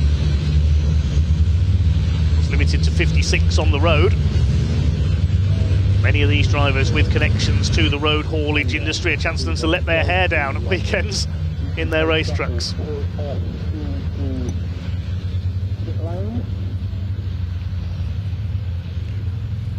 Bint and Bowler lead them round. Mercedes and MAN. MAN, the numerically dominant make here. We've got the International out there, Volvos, Daimlers, an Iveco and a Sisu as well in Division 2. A couple of DAFs. Pace truck pulling into pit lane. Here we go. Time to go truck racing here on the Pembrey circuit. Race 3 of the weekend for the British Truck Racing Championship. The revs are up and we're underway. Down towards that first hairpin. This is certainly going to be not for the faint of heart. Tom O'Rourke having a look up the inside. John Bowler is going to try and be late on the brakes to try and get ahead of the number 5 Adam Bint. Can he get all the way around the outside? I don't think he's going to. Are they all going to get through behind? There's a bit of push and shove out of the hairpin. Adam Bint has held his lead. Pick up who's leading in Division 2 in a moment as well. They've all made it round the hairpin okay for the first time. Leaders coming through towards the crossing. It's Bint who leads from Bowler. David Smith side by side between Tom O'Rourke and David Jenkins. Ryan Smith didn't get the start he wants. He's back among the 2 Team Oliver trucks there. Stuart Oliver's ahead of him. Martin Gibson as well, and Ryan Smith's going to be sent into a spin. Round goes the number 1 into the grass on the outside of the crossing, and he's going to have to make his way through. Well, he was in 8th place on the grid anyway. He's going to have to come through from the tail of the field. Now this is going to make things more interesting because Pembrey is not a particularly easy circuit to overtake on in a truck. Adam Bint has the lead then. David Smith up into 2nd place. He's had a bit of contact there. You can see a bit of damage to the front of his truck. David Jenkins is 3rd. Bowler is 4th. Stuart Oliver up into 5th position in the number 7. And Well, this race suddenly got much more interesting. Let's see what Ryan Smith can do, whether he can come through the field from the back. Lead is with Adam Bint in the number 5 Mercedes Actros. 3-team Oliver trucks almost running in formation there. We've got Stuart Oliver ahead of Martin Gibson. Michael Oliver, son of Stuart, is next. Then Tom O'Rourke, bit of damage to the front of the International Navistar. Then through come John Powell and Neil Yates. Ricky Collett behind them. Leading Division 2 is Simon Cole. He's already made his way through into the lead, the double winner from yesterday. Sammy Oyanen second, Jake Evans is up to third, and he's got Ryan Smith behind him. Ryan already starting to pick off the Division 2 runners after that spin at the crossing a lap ago. Here are the leaders. David Jenkins having a go. He's had a bit of a frustrating season so far, has the man from Stafford. Picked up some damage at Brands Hatch. He tangled with John Bowler at the start of race 3 at Brands Hatch on a slippery track surface and broke his radiator. So some lost points there. Looking to make up for lost points here at Pembrey. Up to full speed now in this 15-minute race. Martin Gibson with his teammate Michael Oliver behind him. Tom O'Rourke ahead of them. David Jenkins having a look. David Smith moves across to defend into the first corner. That's exactly what Adam Bint wants to see in his mirrors, because the harder they fight each other, the easier it will be for him to break away. Just about getting the truck to stop there, that very tight hairpin. That hairpin's tight in a car, never mind a truck. Smoke out of the 101 of Martin Gibson there. Is he in trouble? We saw a puff of smoke there as he came through Hatchett's hairpin. So cleared itself now. Now where is Ryan Smith in the race order? He's up to 14th. He's got through past a couple of the Division 2 trucks, which are slightly less powerful. So Ryan Smith is in 14th place. He's make his way onto the tail of the Division 1 runners next time around. Swing their way through. The right-hander at Brooklyn. Still leading is Adam Bint. Running wide there, David Jenkins. He made a mistake. I heard a squeal of tyres. And he moves across to block Stuart Oliver there. So he's lost out to John Bowler. David Jenkins, he's down to 4th. Just ran wide there, I think, on the exit. Stuart Oliver next. Then it's Gibson. Then Michael Oliver. Stuart Oliver back in his Volvo VNL, rebuilt after a crash in qualifying at Thruxton last season. David Jenkins kicks up the dust on the outside line. Over the line they go. Adam Bint leading, not showing on the timing initially there because his transponder's not working. Mercedes still out in front. Tom O'Rourke ahead of the 2 Neil Yates recovery team trucks out. John Powell and Neil Yates himself. There is Ryan Smith. He's got ahead of the Division 2 runners now. He's got ahead of Simon Cole there into the hairpin. Simon Cole won't mind too much. He's busy leading Division 2 ahead of Sammy Oyanen and Jake Evans, the championship leader. Coming into this weekend, Simon Cole, the quickest man in Division 2 so far this year, had a few problems with his steering at Brands Hatch though, and went off in a couple of races.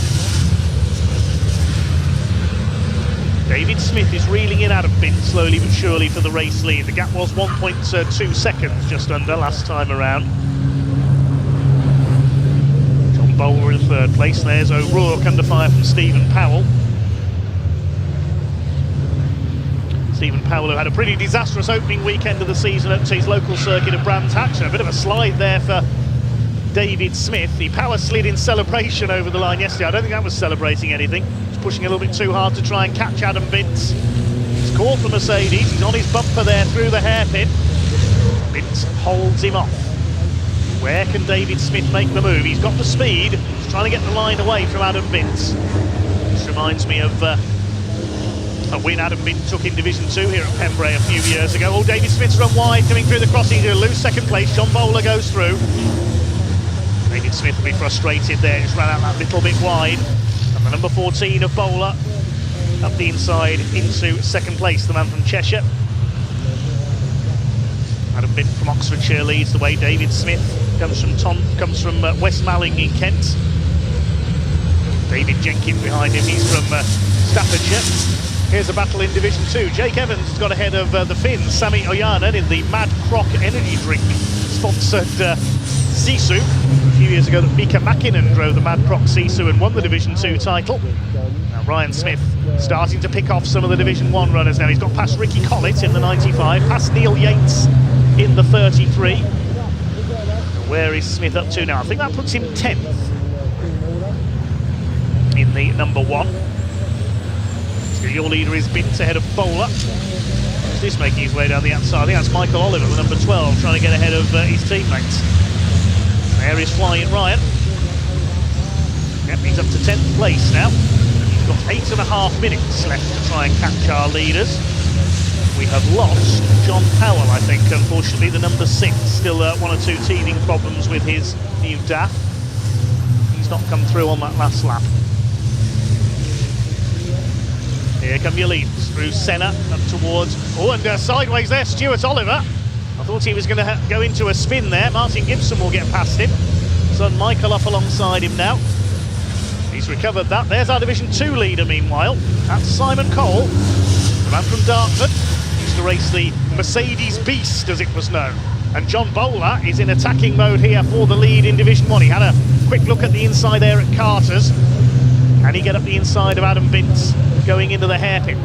It's a good defensive drive. As I was saying earlier, he did similar in Division 2 a few years ago in his Volvo. He held off a pack of about 6 or 7 trucks to take a Division 2 win. Bowler has a look up the inside. There's a yellow flag out there, I noticed. That's because John Powell has pulled off on the run in there, and Adam Bint defending very vigorously there to try and stop John Bowler's attack, but he got the nose down the inside. They're almost side by side. Bowler on the grass on the inside of Spitfires. Bint fights back. They're bashing each other around here like a couple of stock car racers almost through the first section of the lap, and Bowler has to back out. He gets a wheel on the grass. David Smith sniffs a chance to take 2nd place back again. Oh, this is terrific stuff. And Bint gets away at the front again as a result of that. So John Bowler back to square one. I thought they were going to go sliding off onto the grass there, the 2 leaders. And David Smith, if that had all gone wrong, could have found himself in the lead. Now he sends it up the inside. He tags the back of John Bowler. Get off, says the man from Stockport. And David Jenkins getting involved now as well. Has a look on the inside. But David Smith, a very defensive driver. I don't think he's going to stop David Jenkins getting through here, though. Martin Gibson's looking on from behind. They bash into each other again. Jenkins goes to the grass on the inside. 3 wide through Honda Curve. You can't do that. They have done it, and they've held it together as well. Bint and Bowler have been able to escape as a result of that. David Smith somehow is still 3rd. Martin Gibson's up to 4th. Where's he come from? Then it's Jenkins. Michael Oliver taking his favourite outside line at the hairpin again. Stuart Oliver's busy watching all this. And look who's creeping up behind them. There's Ryan Smith. He's got ahead of Stephen Powell. And while this lot have all been squabbling with each other, taking chunks of bodywork off each other's trucks, Ryan's been able to creep up on them. Meanwhile, though, Adam Bint continues to lead. 5.5 minutes to go. John Bowler 2nd, then this fight for 3rd. And there is Ryan Smith's got ahead of Tom O'Rourke now. He's into 8th place. Now the 8th place finisher here in race 3 will start on pole for race 5. Is that Ryan Smith's strategy, I wonder? I doubt it. He's going to want to move as high up the places as he can. Here's the battle in Division 2, and Simon Cole is now being pursued by Jake Evans in his MAN.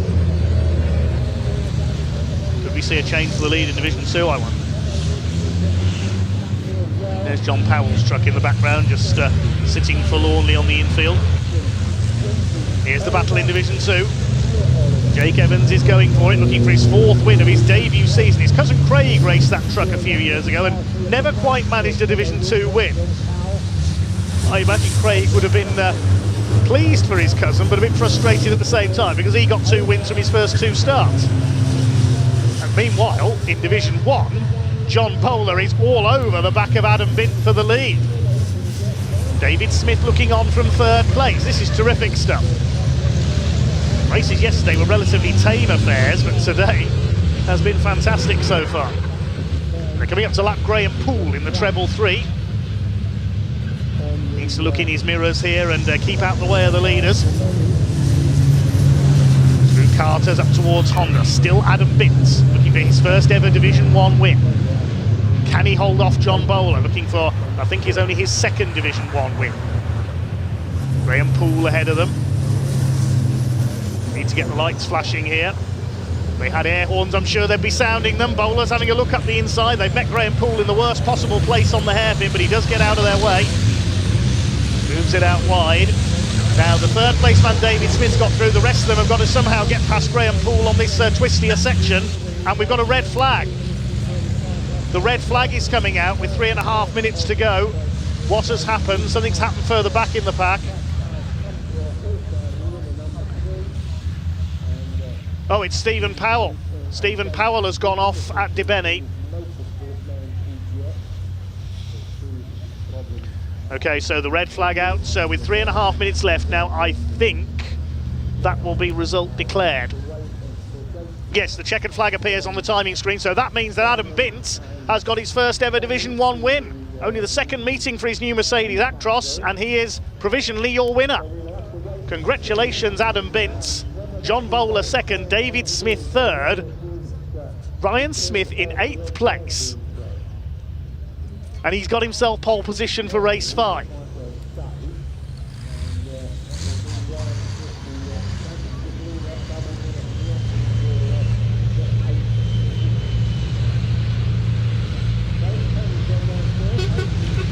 So the provisional result will bring you in a moment, but it looks as though Adam Bint has won it. And Simon Cole will possibly be feeling quite lucky there to see that red flag, because he was under fire from Jake Evans, but that means that Simon makes it 3 out of 3 in Division 2 this weekend. There is Stephen Powell's truck. He's gone off going through Dibeni. Looks like Steve is okay.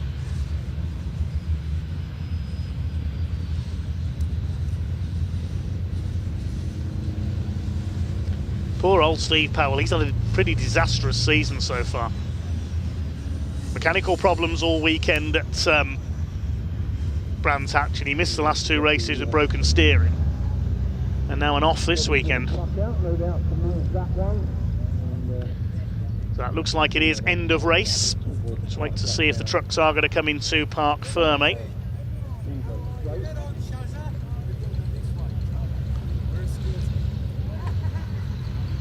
The marshals and officials just checking on Steve Powell's truck there.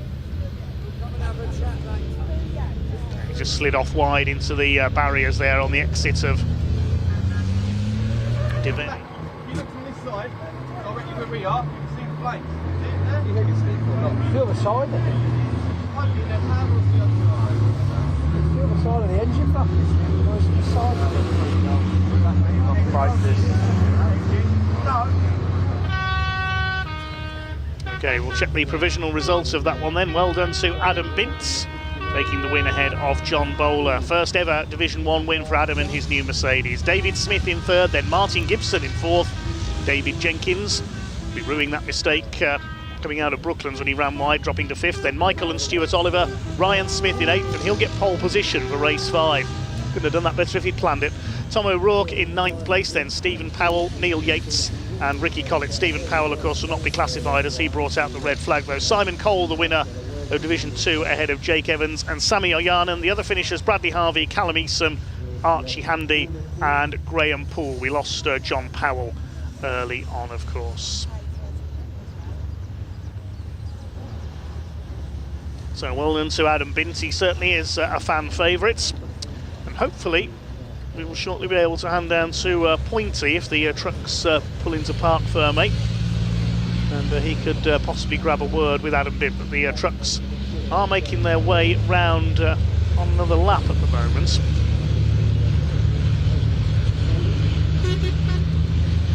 Race control have declared checkered flag, so at least according to the timing screen, so I don't think we're going to see the race resume.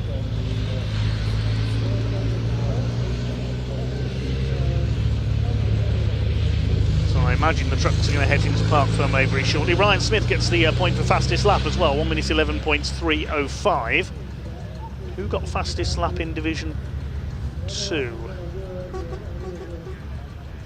I think that was Jake Evans. Let's head down to Parc Ferme as the trucks make their way in.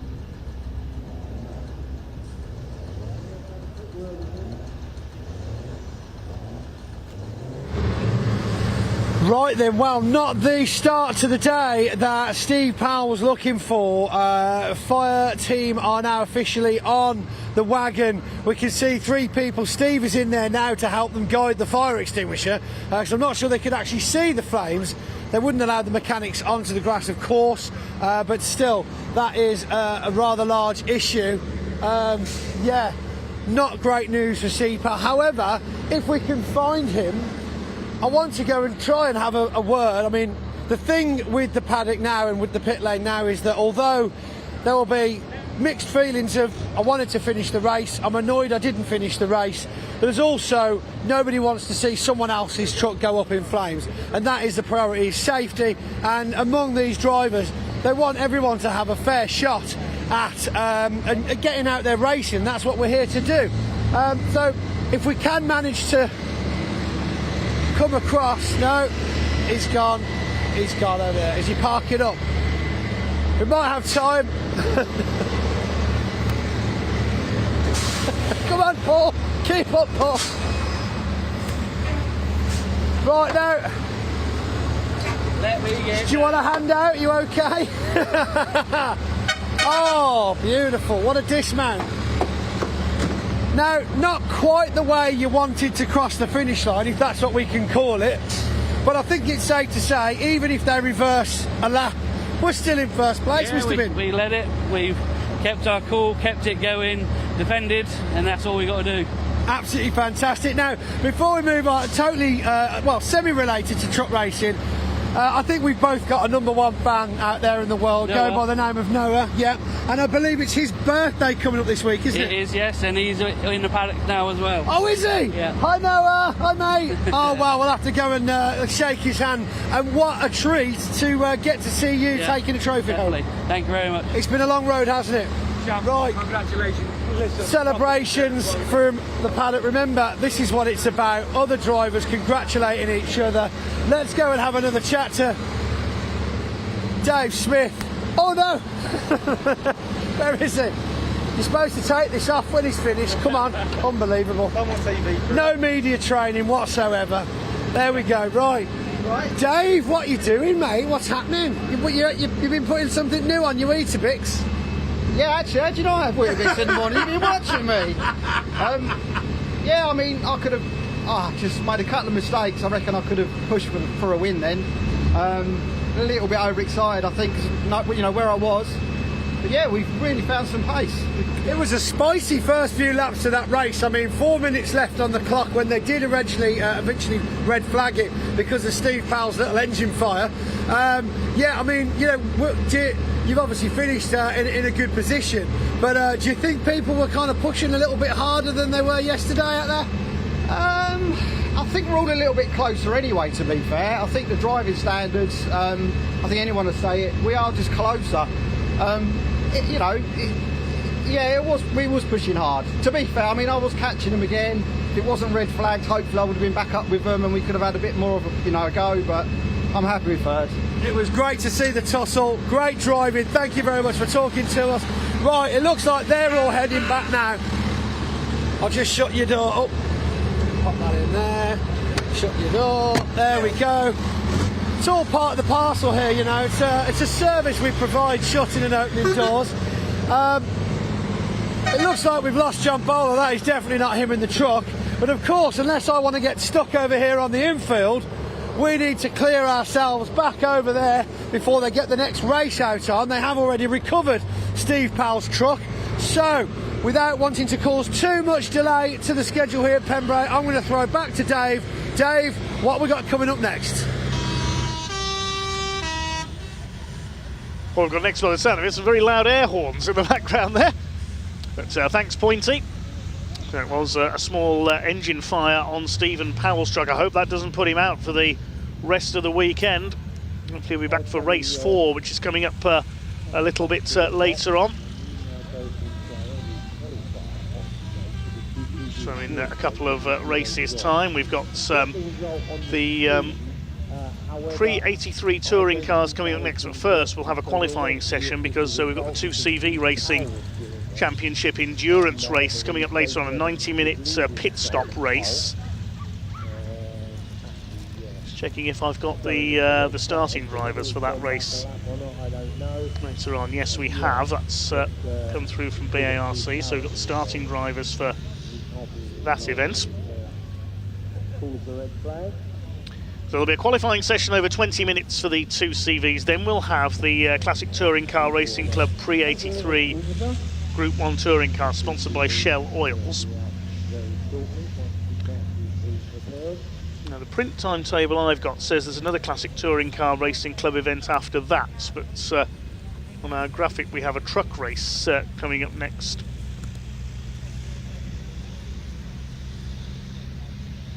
After that, we'll have the Pre66 touring cars back out for their third race of the weekend. Endaf Owens going for his hat-trick. Then the third race of the weekend for the Adrian Flux MG Owners Club. Then our final truck race, and then the 2CV endurance race. 90 minutes. Each car has to make a minimum of 2 mandatory pit stops. A couple of cars have got 3 drivers in them, I've noticed from the notes I've been sent. Steve and Julie Walford are now joined by Chris Tovey in the 55 car. Chris was down to share car 89. Yes, he's driving 2 cars in that race later on. And Nick Crispin is going to as well. So we've got a couple of drivers driving in 2 different cars in the 2CV Enduro race. Their sprint races yesterday were incredible, so do not miss our final race of the day. Qualifying coming up for the 2 CVs next, though. And we have some bands on stage.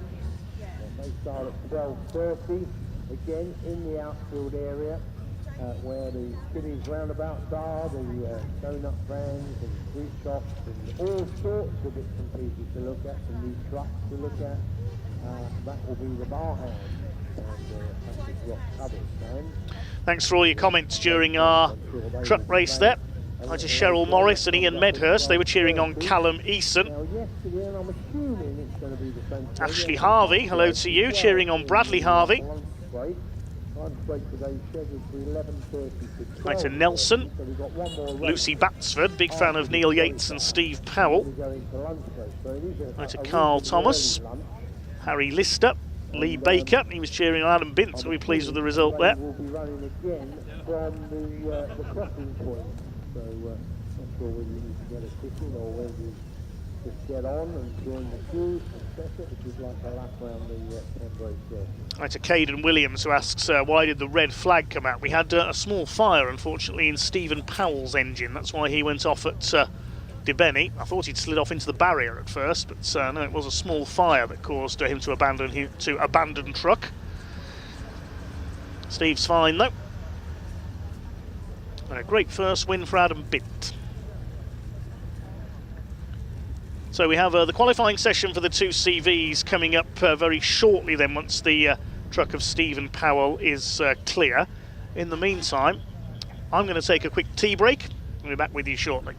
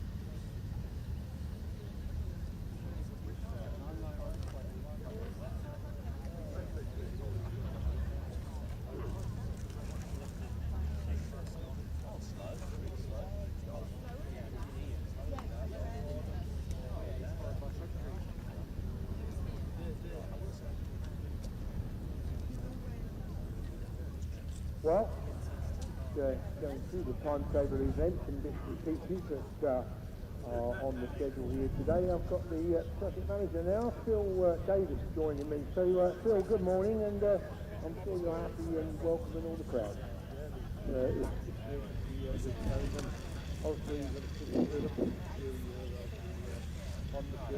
Yes, I don't know if you've seen that, John. No, we're running yeah, no, there's a lot of people around, and quite a few overnight campers as well, so it was a good night all round, I think. Yeah, good night. Yeah, reasonable. Was I dancing? No, I didn't dance. No, I was singing. Trying to rest my voice ready for the commentary today, but yeah, of course. So, Phil, what about these monster trucks? What are they doing? They're on a couple of times today. 11 o'clock the first time, so that's only about 15 minutes away.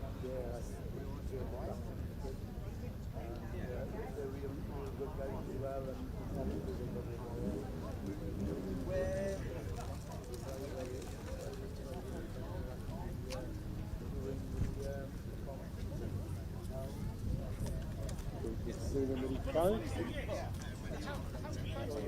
I'll wait.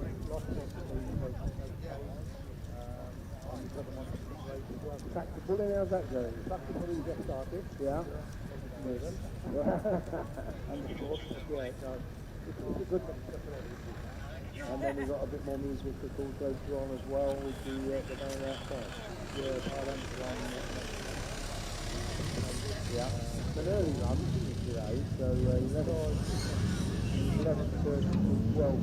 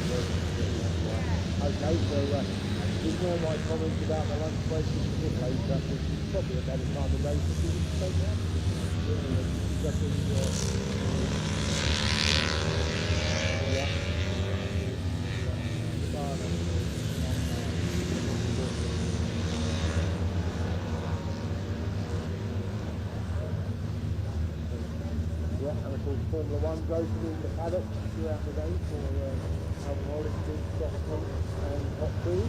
Yeah, that's the one I thought.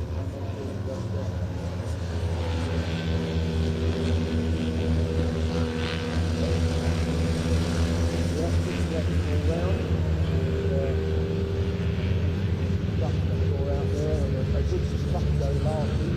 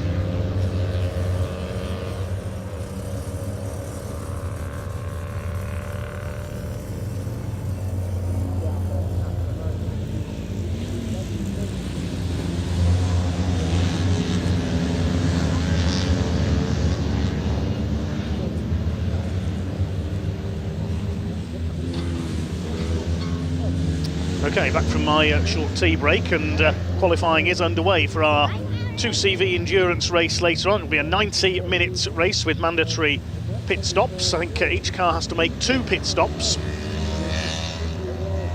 I'll let you know, of course, during the race when the pit window opens and closes. We have got the starting drivers for that race later on. Just checking the pits. Yes, 2 mandatory stops. Driver changes will take place between 25 and 75 minutes duration of the race. Quickest so far in qualifying is the number 89, the P2W Motorsport car, the car that Nick Crispin took to a race win yesterday. He'll be sharing with Chris Tovey in that car later on. Both of those drivers are driving in 2 different cars in our 2CV race. Second quickest, number 92, that's the Tete Rouge Racing car, the Crisis at Tete Rouge team. Crisis Racing having previously been a separate team. Brian Heary is in that car. He'll be driving solo. Third quickest, number 13, which is Seb Jones-White. He had a win in one of the sprint races yesterday. He'll be sharing with Luca Proietti, whose brother Oscar will be in the number 20 car with Rob Dawson. And Andrew Bull is 4th fastest at the moment, number 76. He shares with Alec Graham in the race later on. Meanwhile, down in the assembly area is Ian Waterhouse, and he'll be talking to a few of the drivers ahead of our next race.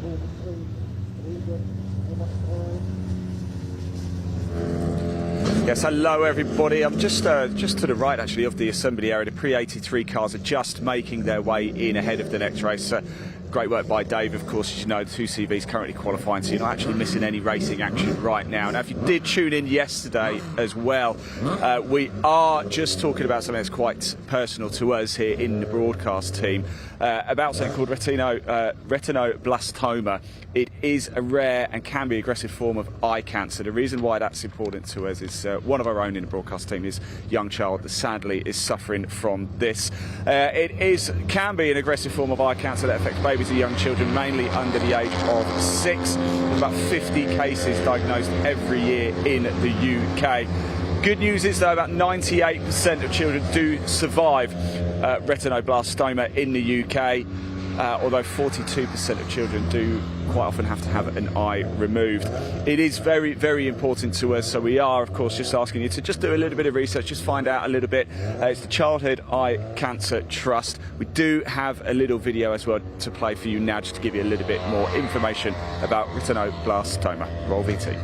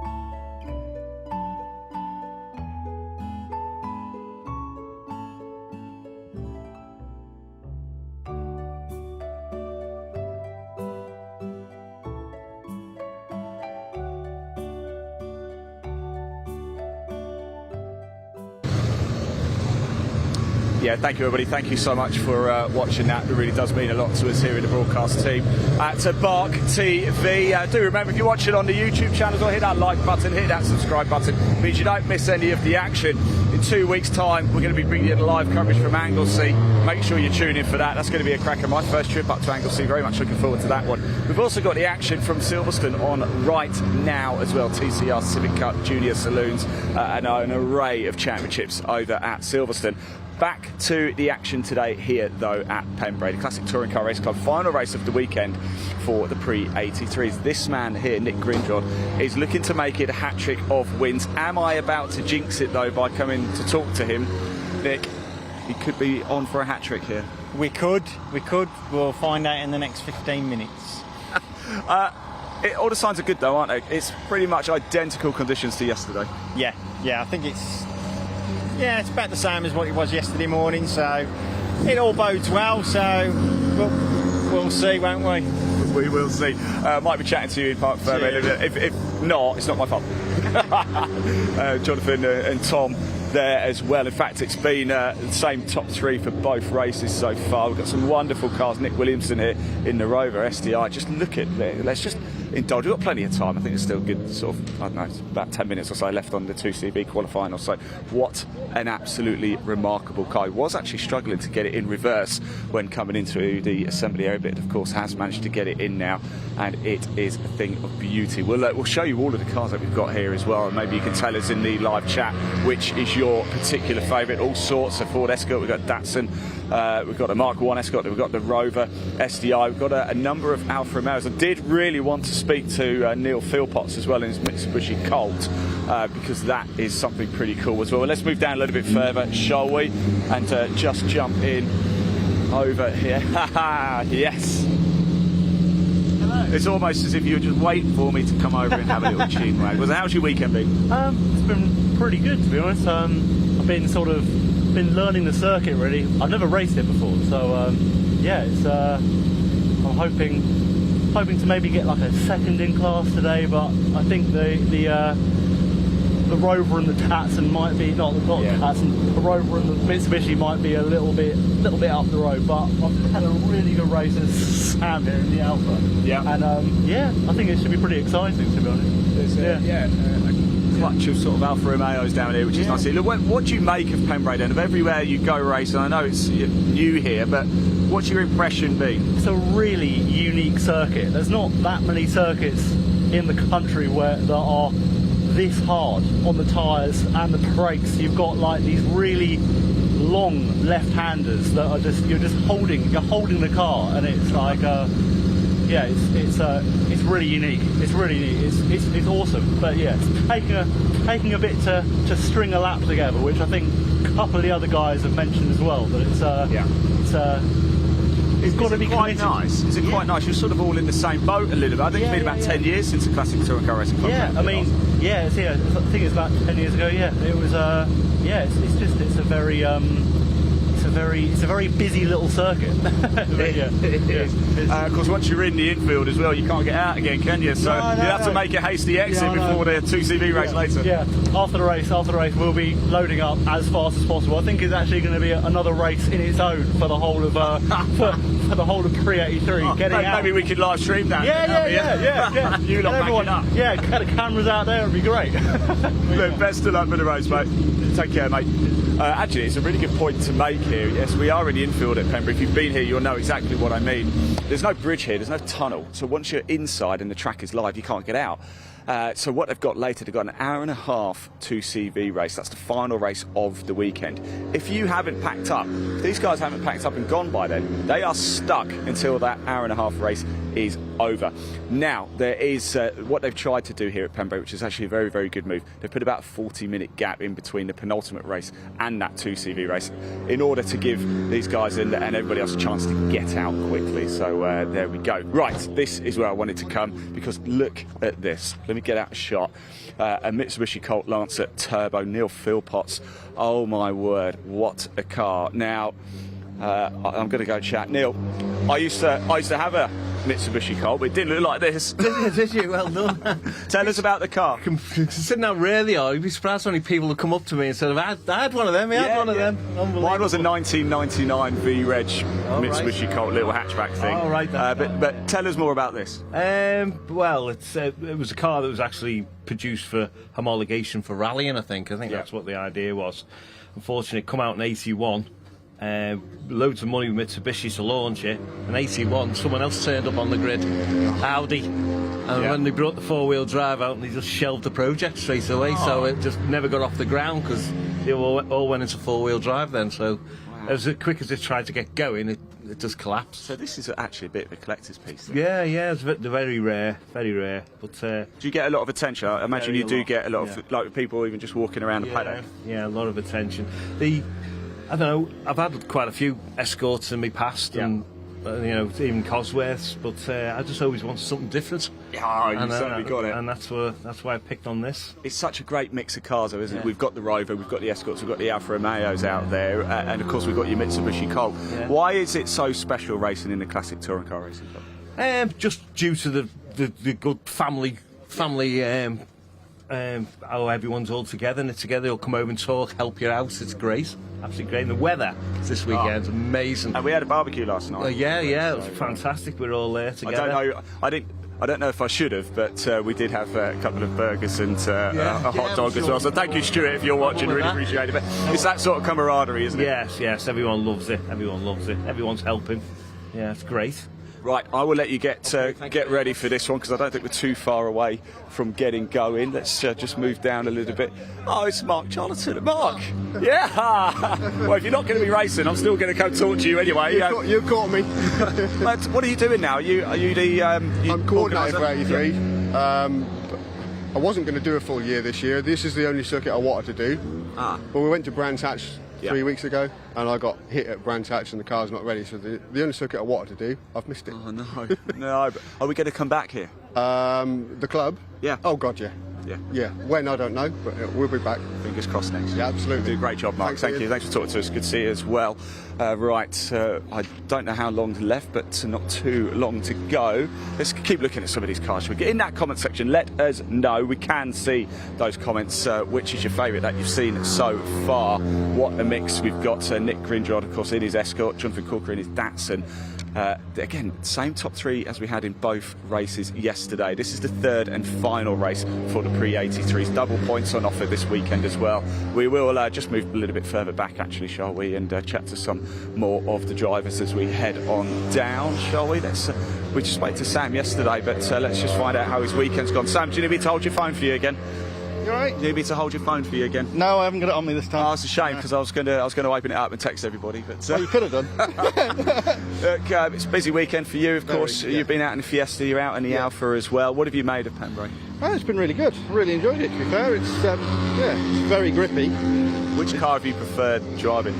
Both of them for different reasons. That's a great answer. That's a sitting on the fence answer. Yeah. No, the Alpha's great fun, but the Fiesta is a lot faster. So it's sort of like, but the Alpha's great fun because it moves around everywhere. Yeah. Whereas the Fiesta's a lot more sorted handling wise, and it's a lot faster. It's just sort of, they're both in different leagues.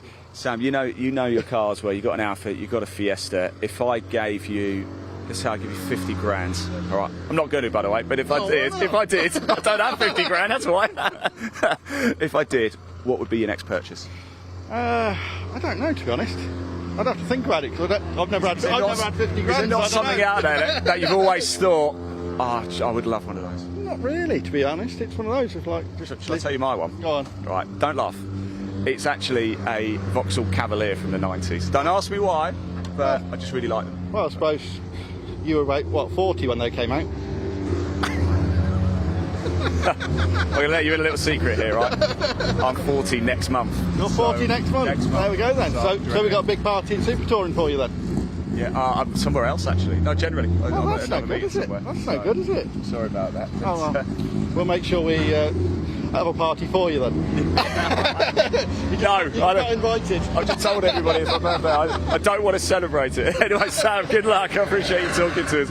Let's move down. I think we've still got a little bit of time. Still a few more cars coming in. Let's go find some more willing victims to go and talk to, shall we? In fact, I think that is Nick there. I don't know Nick particularly well in his Rover, but I've spoken to him before. But let's move in reverse here. Oh, in fact, you can see the two CVs have literally just finished, but let's just jump in with Nick a little bit, shall we? One of my favourite cars of all time, this is. What a beauty, isn't it? Tell us more about the car. Well, I raced it last year. I built it the year before. Came from south of France, the shell, actually, so it's not rotten like most of them were. There's no welding on it yet, so that's pretty good, yeah. Just sort of been developing it last year, because it was, had a few instances and things where it was problems, and I've put a new crank in it this year. So to finish 2 races this year is the first time actually I've finished 2 races, so hopefully I'll make it 3. So this is third time lucky, so Pembrey is going to be a good luck chance. Yeah, it's going all right, yeah, and I've won the class both last 2 races, so that's good news. I had a good dice with Tom in the last one, got ahead of him a little bit. Do you reckon there's enough in it to get it? It's good on the, I mean, if I can get around Honda, flat around there, and down the straight, I've got the legs on them. But the infield, you know, with it being a bit heavier, it's a little bit of a struggle against these escorts. So we'll have a good go at it, yeah. Well, it looks fantastic. Thanks for bringing it out to play again. It's good to see you, it really is. Let's move to the end of the assembly area. Again, get your comments coming in, we can see them. Hit that like button as well, hit that subscribe button. We're live on the BARC, the British Automobile Racing Club YouTube channel and the British Truck Racing Championship YouTube channel. Let's come down here, Paul, and then we'll turn the camera around and give you a nice shot of all of the cars as they line up. Nick Greenrod, the big story, looking to make it 3 out of 3. Race 1. It was him, and then Jonathan Corker was second. Tom Harvey was third. Race 2, it was exactly the same. A bit of case of deja vu. Is it going to be 3 for 3 for that man in the 220 Ford Escort? We are going to find out very, very shortly indeed. Yes, as I said, keep your comments coming in. We can see them. Dave normally reads them out as well. He does a great job monitoring that as well as commentating on all the races. A busy, busy man indeed. Hit that subscribe button just so you don't miss any of the action. A quick reminder, live right now on BARC TV as well on YouTube. We have got the action over at Silverstone, and in 2 weeks' time we are going to be live at Anglesey for you, so make sure you don't miss that meeting as well. I've heard it's stunning at Anglesey. I've never been before. I'm very much looking forward to go. If you have been to Anglesey, let me know what it's like. I can't wait. Right, enough from me. The drivers are getting into their cars. The engines are starting to rev up. It is almost time to go racing here again at Pembrey, this time for the final time for the Classic Touring Car Race Club Pre83s. They're about to head out. So Dave Goddard, over to you. Yes, thanks very much, Ian. Good to hear from a few of the drivers down in assembly. The 2CV endurance race has just finished its qualifying session. P2W Motorsport quickest, car number 89, of Nick Crispin and Chris Tovey. Ahead of number 92, which is Brian Heary for Crisis at Tête Rouge. Only by just under a tenth of a second they were separated. Second row will be provisionally number 13, which is Seb Jones-White and Luca Proietti for Podium Motorworks. And the number 76 Tête Rouge racing car, Andrew Bull and Alec Graham. Completing the top 5, number 20, Rob Dawson and Oscar Proietti, also for Podium Motorworks. We should see a total of 19 cars out later on in our 90-minute race. And that is going to be a cracker if it's anything, if the 2 sprint races yesterday were anything to go by. So waiting for the cars for our next race. We've already seen the cars down in the assembly area. The Shell Oils Classic Touring Car Racing Club Pre83 Group 1 touring cars. The second race from yesterday setting the grid for this one. They had 2 races yesterday, both won by Nick Grindrod in his Ford Escorts. There he is.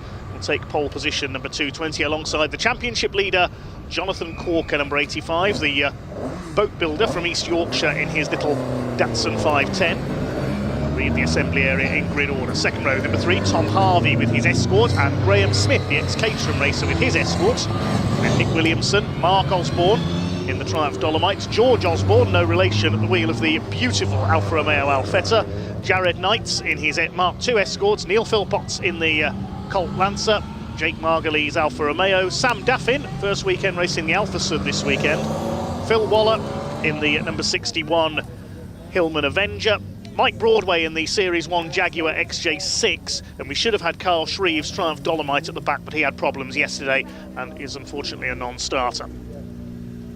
So Nick Grindrod from Birmingham began his career as a short oval racer in, among other things, Grand Prix midget racing on the short tracks, effectively scaled down, well, they were originally scaled down replicas of contemporary Grand Prix cars back in the 50s, but bespoke short oval racing cars today.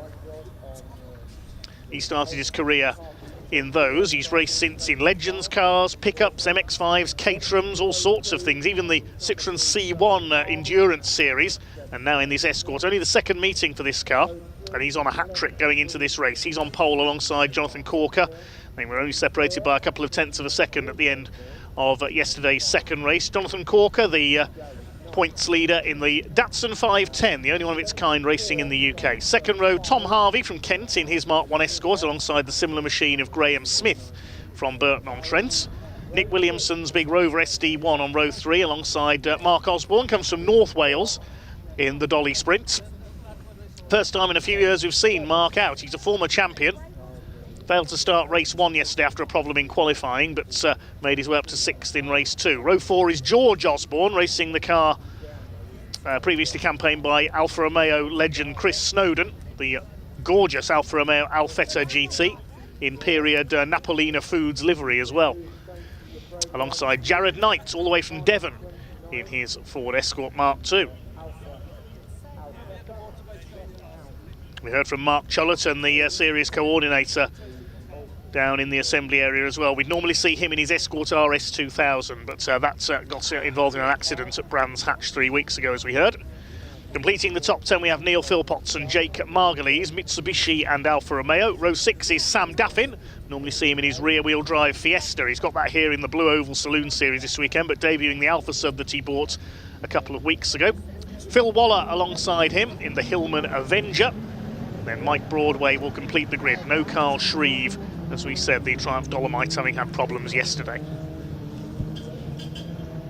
Mike Broadway, the ex-Simon Lewis Series 1 XJ6, just racing the Jaguar Championship. They're up at Cadwell Park this weekend. I think Sam Daffin's car might be the former Leftley family Alfa Romeo Alfa Sud Sprint. Simon and Duncan Leftley used to race those before they moved on to VW Golfs. I may be wrong, of course.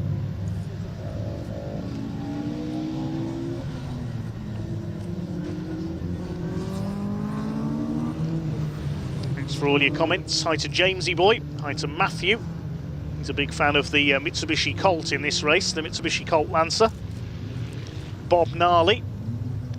Sakaki Treble 6, I think that's how you say it anyway, watching from Finland. He'll be supporting Sami Ojanen, I think, in the trucks.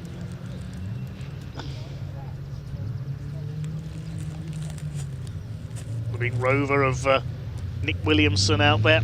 SD1, of course, such a great of touring car racing throughout the 80s. Dennis Leach was the last man to race one of those in British touring cars. Red and gold Escort on pole of Nick Grindrod, the blue and whites with the red trim, the Datsun in the Datsun Works colours, Jonathan Corker, and the blue and white shell liveried Escort of Tom Harvey, and his father H. Harvey, very prolific classic Ford racers. Graham Smith used to race in the Caterham Graduates Championship with his yellow Escort. There's Jared Knight, the Mark II Escort, along with that very unusual Mitsubishi. Neil Philpotts, the Merseysider, has raced Mitsubishis for many years now. He used to have a Starion Turbo.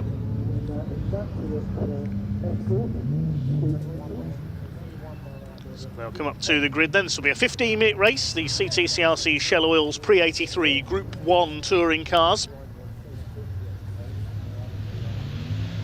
Period, the Mark I Escort was a champion back in the 70s in the British Saloon Car Championship. I believe it was the Australian Frank Gardner who took the title in a Mark I Escort. Mark II Escorts, of course, much more famous as rally cars.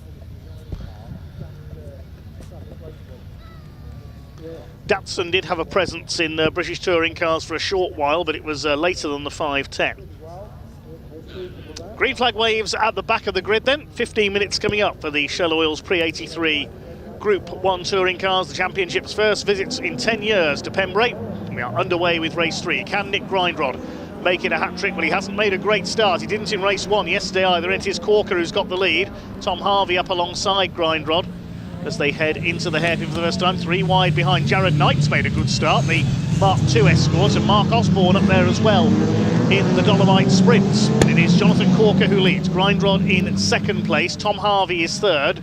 Then Williamson fourth, and Jared Knight up into P5 in his Mark II Escort. Failed to race at the second meeting of the season for the CTCRC at Brands Hatch after problems in qualifying. He leads Graham Smith, then it's Mark Osborne. The rest of them filter their way through behind as they head out onto the back of the circuit for the first time. Jake Margulies there, the blue and white Alfa Romeo, that's the GTV6. The replica of Andy Rousey's 1983 British Saloon Car Championship winning machine. Jonathan Corker under fire from Nick Grindrod as they come round to complete the opening lap. The V-Tune Rolling Road sponsored Escort on the tail of the Aqualine Boats Datsun. Tom Harvey sideways as ever in the Escort in third place. The Shell Sport machine down towards the right-hander at Hatchets for the second time. Datsun against Ford at the front of the field. The Ford tries to cut to the inside. The big Rover is up into fourth place now. And Jared Knight has dropped back to sixth after his very fast start. Graham Smith, I think, is back ahead of him in the yellow Mark 1 Escort. Indeed he is. So Jared Knight has dropped back a little after pretty lightning getaway. And Jonathan Corker running wide there at the crossing. He's really throwing that little Datsun around. Nick Grindrod not quite able to capitalise at the moment to try and make a move for the lead, however. Tries again, he sends it up the inside. Ooh, there was nearly contact between the two of them there heading into Brooklands. Nick Grindrod thought better of it.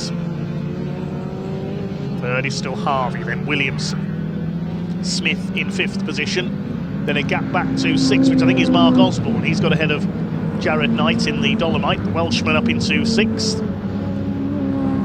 Travelled down from his base in Bilthwells in North Wales to make his comeback this weekend. Across the line they go then to complete their second lap. Fastest lap for Jonathan Corker, 1 minute 7.814. Now, Nick Grindrod wants a hat-trick. He was harrying Jonathan Corker all weekend at Brands Hatch. Last time out. He's able to win from the front in race 2 yesterday, holding off a late surge by Jonathan Corker. He made a slow start in race 1 and dropped to fourth, but he was in the lead after a couple of laps. This time, is Corker going to prove a match for him? Through the right-hander at Senna, up towards Brooklands, and Grindrod thinks about a look down the inside, but he's not close enough.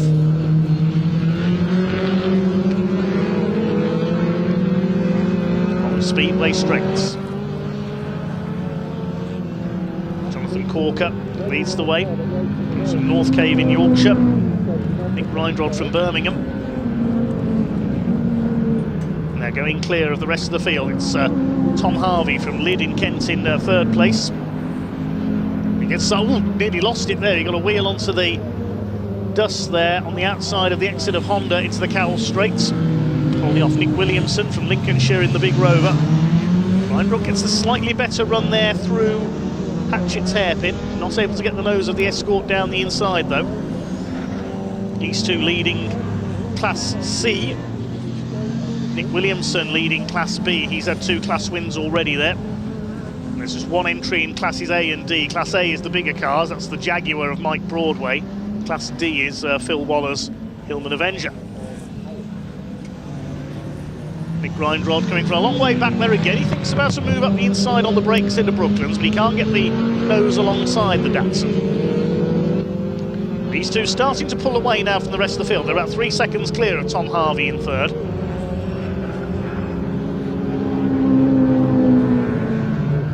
Out towards Honda once again. Plenty of time to go yet. We're only at just going up to 1/3 distance in this 15-minute race for the Shell Oils Pre83 Group 1 touring cars. Graham Smith starting to close up on Nick Williamson now. The battle for third, headed up by Tom Harvey.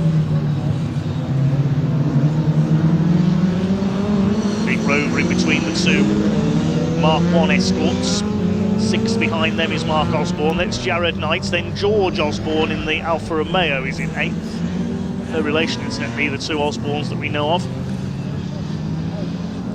George Osborne, we've seen in recent years racing an Alfa 75 in the Alfa Romeo Championship.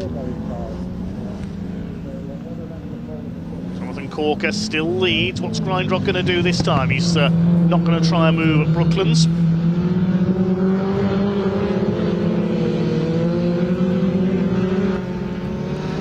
Slowly but surely pulling away, rate of a few tenths a lap of the third place fight. Behind George Osborne is Neil Philpotts in the Mitsubishi, rounding out the top 10 Sam Daffin in the Alfa Sud, and Jake Margulies, Phil Waller and Mike Broadway round up the 13-car field. Is Grindrod going to have a go here down into the hairpin? No, Corker moves across, takes the line. 3.7 seconds back is Tom Harvey in third place. He's got Williamson's Rover on his tail, and then a rather sideways Escort of Graham Smith.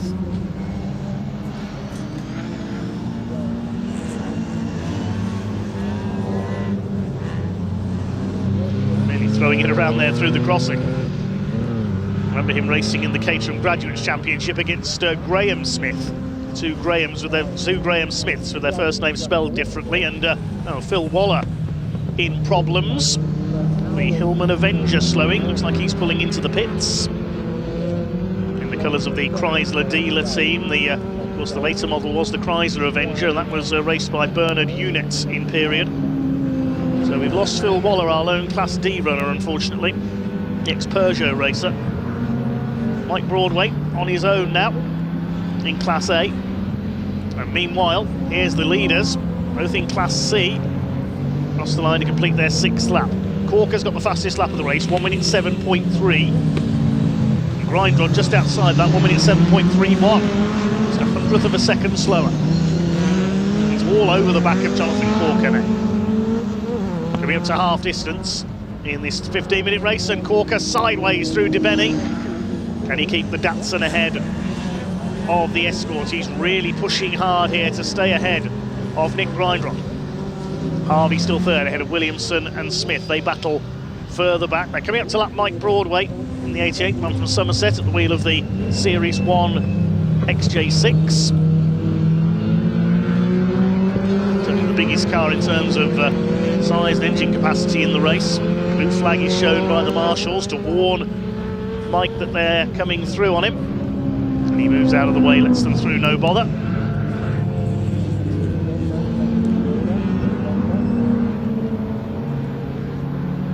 Grindrod going to try now? Is he going to try and move into the hairpin this time? As Tom Harvey runs wide. He's on the grass there. He had to, the XJ6 didn't know which side to go there. He didn't know where to go to get out of the way of the third place battle. So Tom Harvey had to take to the grass on the outside. And Nick Williamson is going to go through for third place. The Rover up into P3. Still leading Class B by a clear margin over Philpott and Margulies. It's a case of Mike Broadway had 3 cars bearing down him. He didn't know where to go to get out of the way there.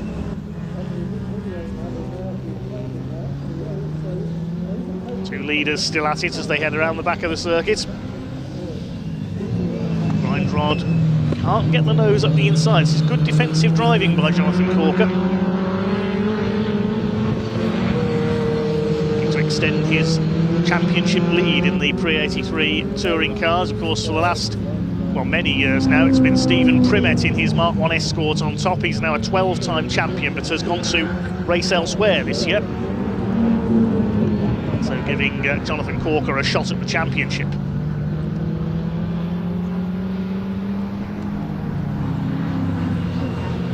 Williamson's rumbling Rover holds that third place. Having taken Tom Harvey, Graham Smith giving chase as well in the yellow Escort.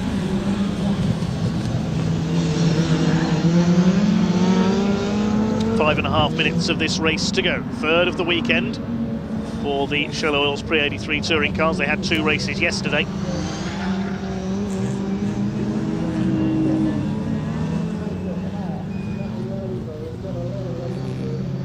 Through Senna and up to Brooklands. Is Nick Grindrod going to get close enough to challenge the Datsun? Tom Harvey's fighting back. On the back of Nick Williamson. That's a big car to try and overtake.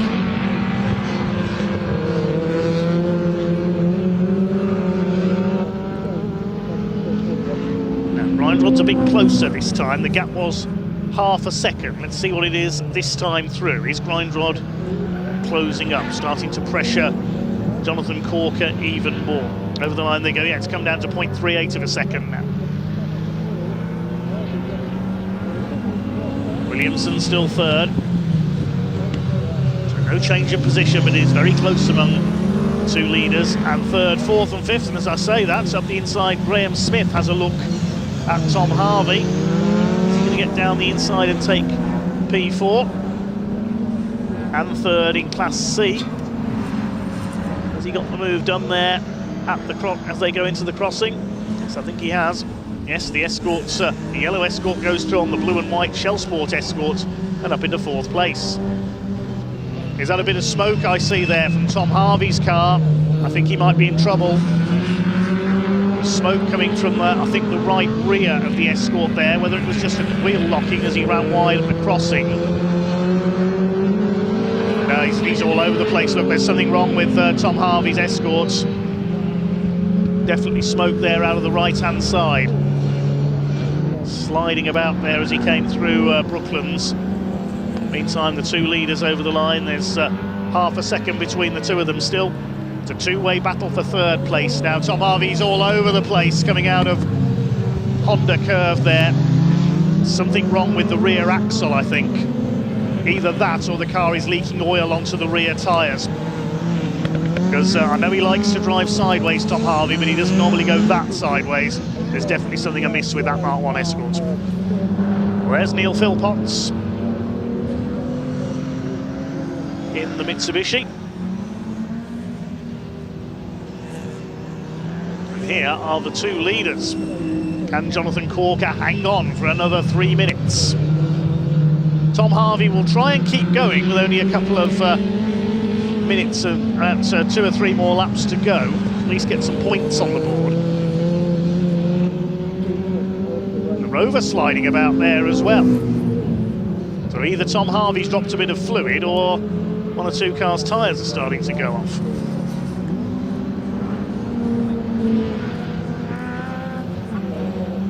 Across the line go the leaders, still half a second between the two of them.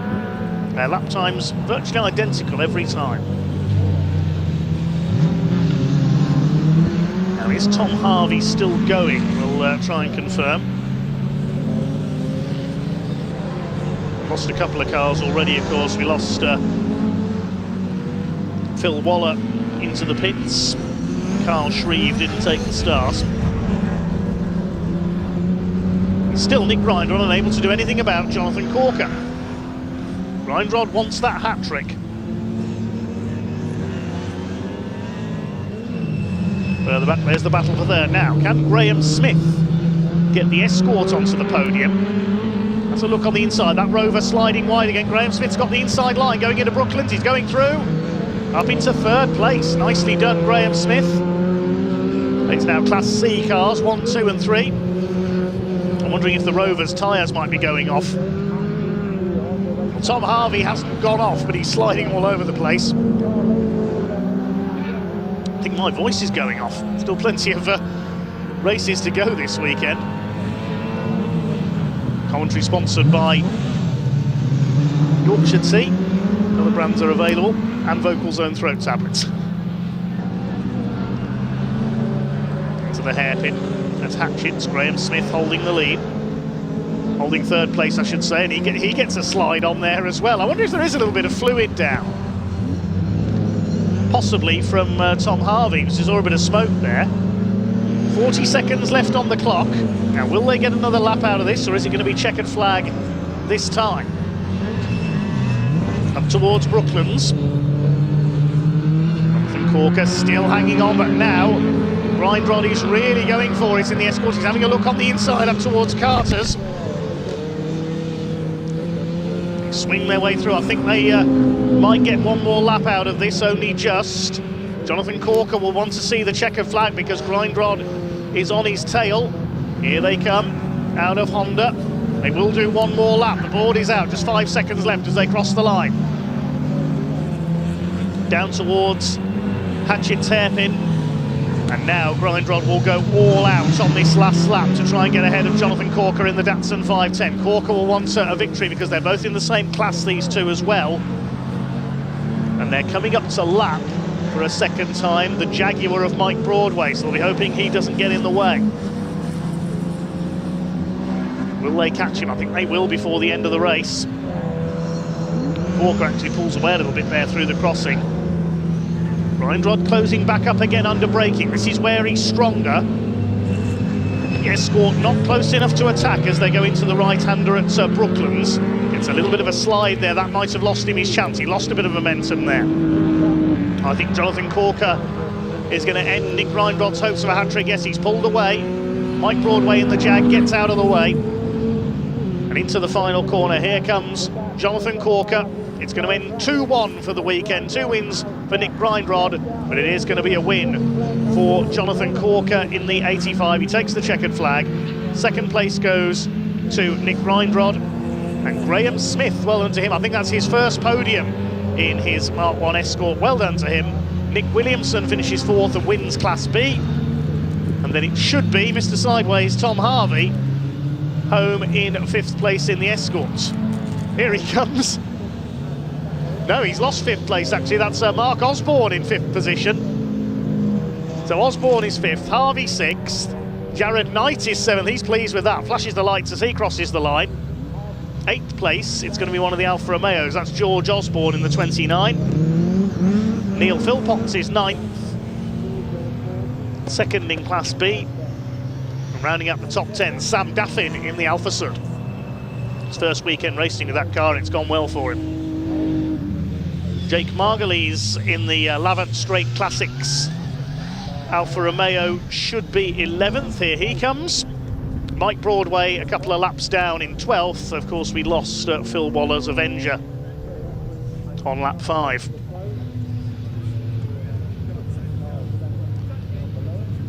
Great fights there for first and for third place in our Shell Oils Pre83 touring cars. They are always spectacular wherever they race. Jonathan Corker ends Nick Grindrod's hopes of a hat-trick, taking the win by 1.3 seconds. And well done, Graham Smith, a fine third place in his Escort. Nick Williamson, a class-winning 4th. Mark Osborne, his weekend didn't start too well with problems in qualifying, but he takes a 5th on his return to the series in his Dolomites. Tom Harvey, more sideways than usual in his Escort, takes 6th. Then Jared Knight, George Osborne, Neil Philpotts, Sam Daffin on his debut with the Alfa Romeo. Then Jake Margulies. Mike Broadway wins Class A. We lost Phil Waller, the only Class D runner, and Carl Shreve didn't take the start. Cars are heading round into Parc Fermé then.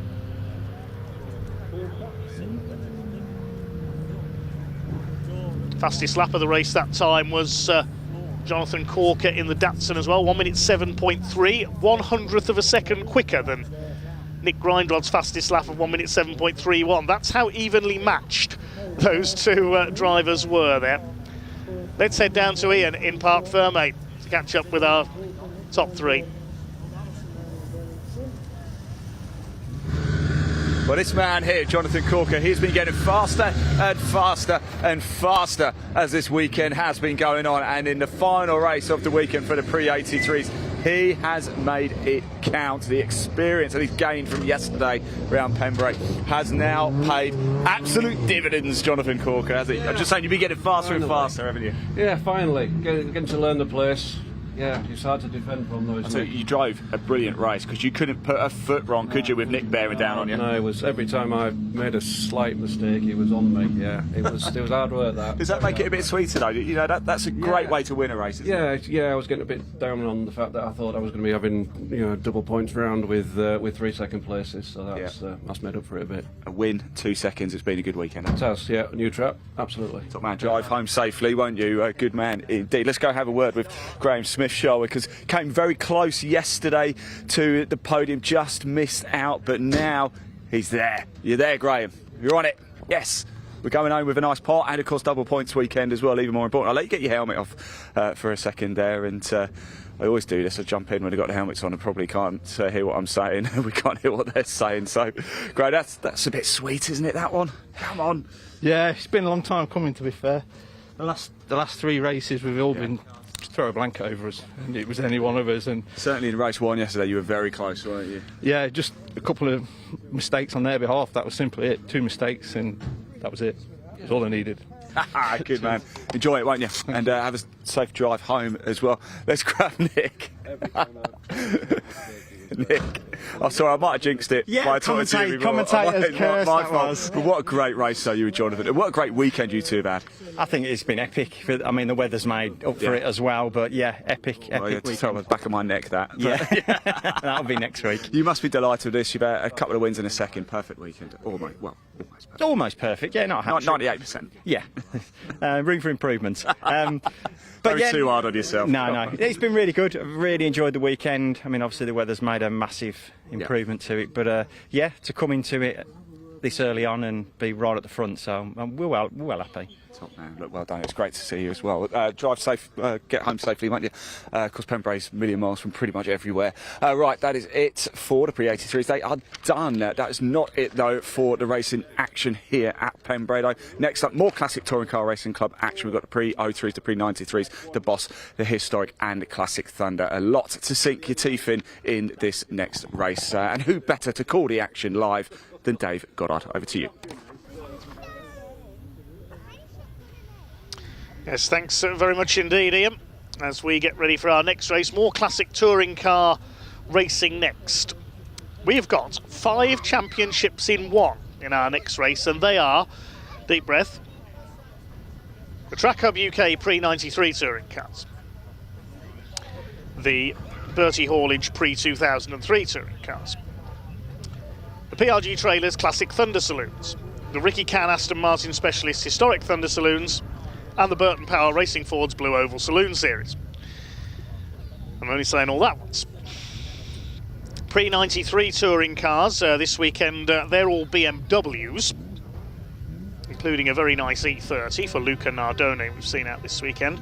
Pre03, we've got some BMWs, a Honda Civic and a Peugeot 306. In Classic Thunder, again, they're mainly BMWs. We've actually got 3 drivers who are registered in 2 championships. 3 of them are in both Classic Thunder and Pre93. We've also got Neil Wade's very modified BMW Mini Cooper, which I believe has a Honda S2000 engine under the bonnet, and a Honda Civic Type R as well. In Historic Thunder, we've got Colin Voice's Escort Mark 1 and an Aston Martin V8 Vantage X-Pack. And the Blue Oval Saloon Series, as the name suggests, that caters for everything Ford. Piers Grange is normally the quickest, not in his Mustang that we saw earlier this time. He's in a Mark II Escort, but he had some problems yesterday, unfortunately, so I hope he's out in this race.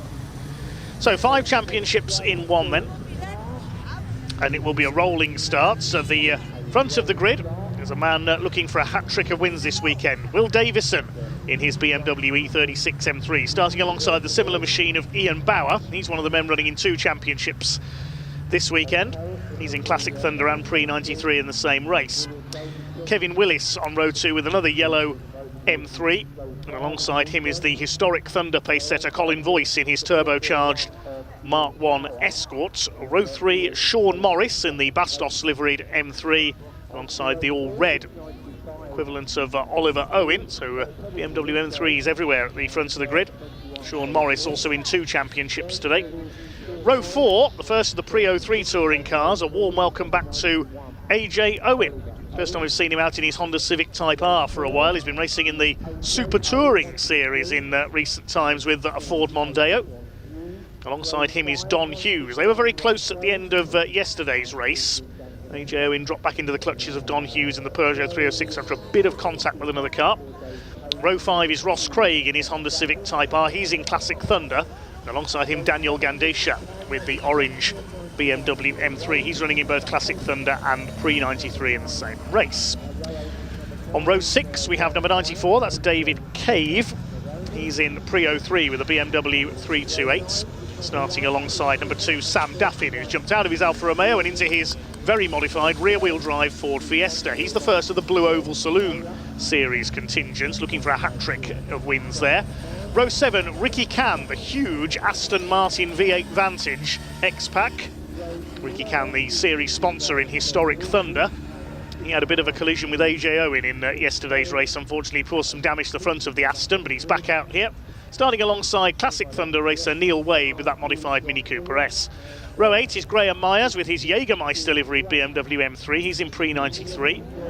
Alongside Luca Nardone, brother of Cristiano, who we saw in the Ford Mustang earlier on. He's in a lovely looking BMW E30. Row 9 is the reigning Blue Oval Saloons champion. That's Tim Mizzen with his Ford Fiesta alongside Steve Walden's M3, number 31. Row 10, Rob Taylor's Fiesta, Simon Mann in the Cadbury's liveried BMW. Row 11, Todd Hawkins and Cliff Pellin in their Fiestas. At the back of the grid, we have 192 John Hillier in the BMW E36 Estate. Yes, Estate, there it is. He lost his exhaust and had to retire in yesterday's race. Good to see Piers Grange is back out in his very modified Mark II Escorts. had some trouble yesterday with that car, but looking for more success in the Blue Oval Saloons, coming through to challenge Sam Daffin. A very varied grid of some 24 cars out there.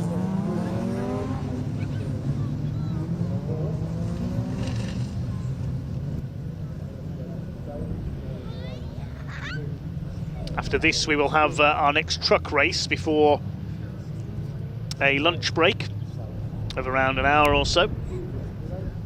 And then 4 more races to come this afternoon, including that 90-minute race for the 2 CVs. There will be a short break before that as well, as Ian mentioned, while other drivers and crews are permitted to leave the infield paddock.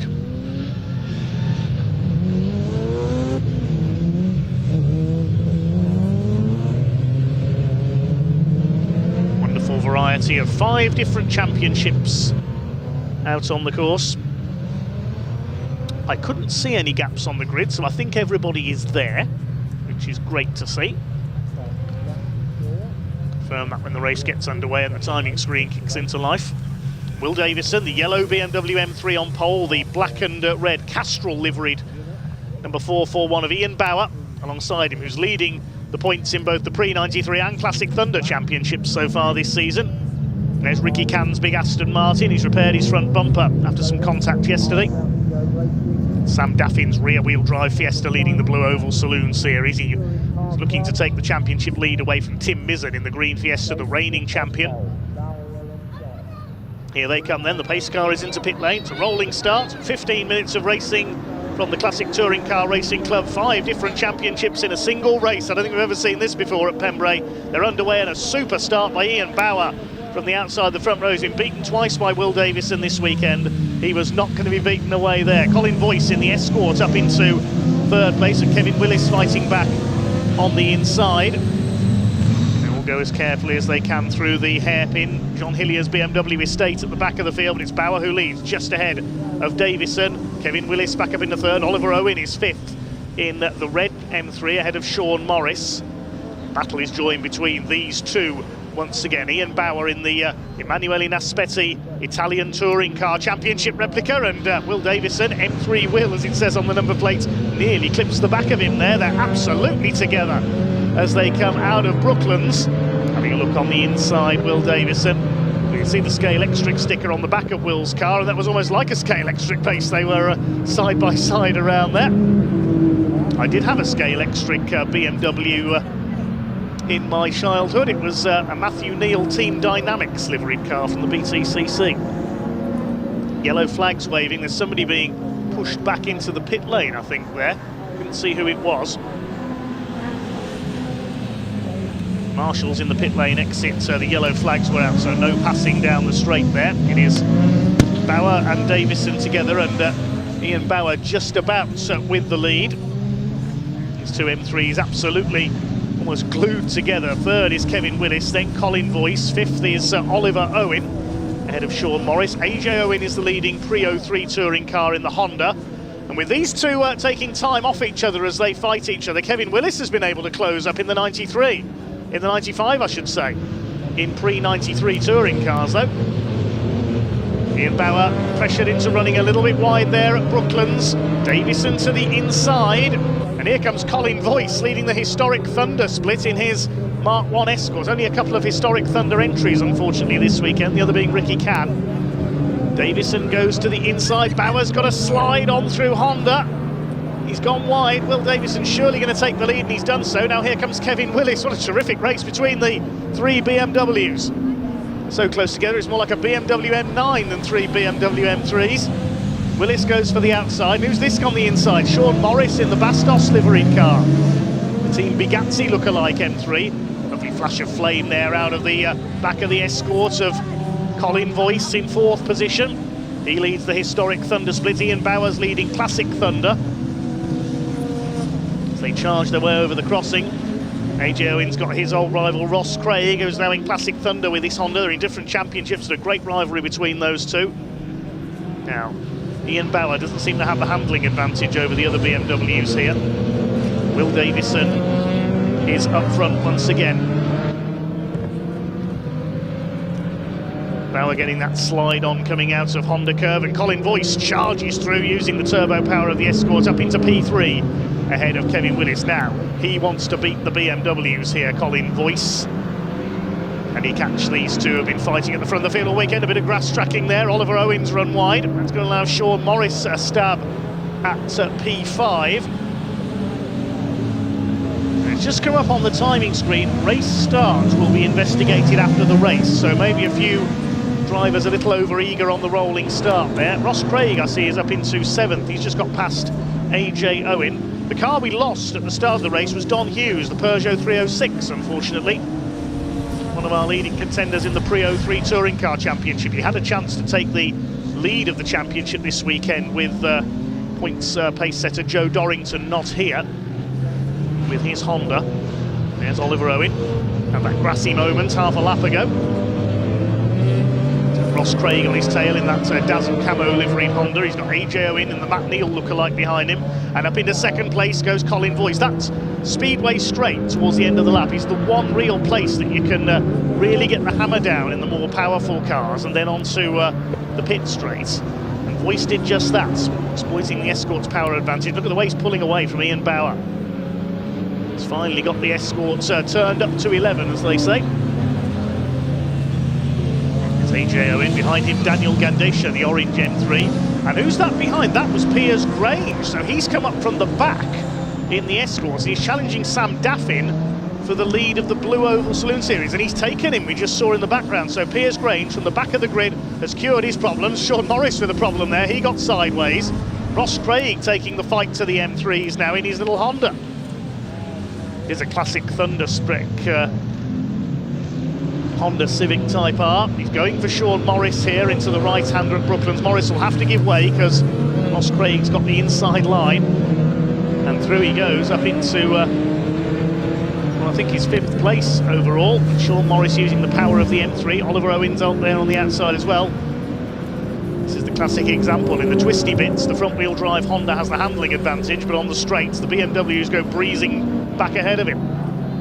Speaking of breezing ahead, Colin Voice has almost caught Will Davison. He must have turned the boost up on that Escort. Chasing Davison now for the lead.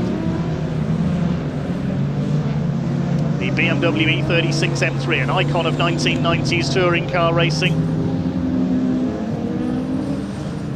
Car that super touring drivers wanted to race.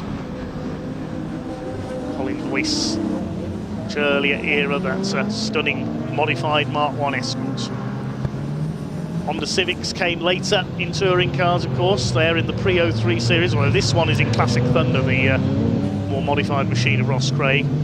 Kevin Willis sliding his way out of Brooklands there. That was more like rallying than touring car racing. Then we've got Morris, Craig. We see Ross's father Ian Craig out in his BMW M3, but he had problems yesterday, so not racing today. Colin Voice monstering up behind Will Davison. He's going to have a look down the inside into the hairpin. Davison later on the brakes and holds the lead. That's the packed spectator bankings up towards the crossing past the truck show. Take a look further back down the order. I know it's hard to take our eyes off the lead battle, but there's Steve Walden. Used to race an E30 BMW, now in the E36, leading John Hillier's estate. Davison's pulled away a little bit again, coming through the crossing. Maybe Colin Voice ran a bit wide. Bauer still 3rd ahead of Willis. These 4 have got clear of the rest of the field now. So Davison leads Pre93, Voice Historic Thunder, Bauer Classic Thunder, Pre03 is AJ Owen, and the Blue Oval Saloon's now led by Piers Grange. Started last, he's up to 9th. There's Grange, no, he's up to 8th now, he's just charged past Oliver Owen. AJ Owen, meanwhile's got back ahead of Ross Craig. There's Don Hughes. He's waiting to rejoin from in the pit lane by the look of it. Is he going to at least put some racing laps in? Well, there's 7 laps gone in this race, so he may not do enough laps to be classified, but at least it gets him some track time. under 7 minutes of this race to go. A flash of flame from the back of the escorts. Now there is Ricky Cann, one of our historic Thunder runners, the championship sponsor. Here is Piers Grange, he's the boss of PRG Trailers, and they're the sponsors of the Classic Thunder division. While Piers is racing in Blue Oval Saloons and Pre66.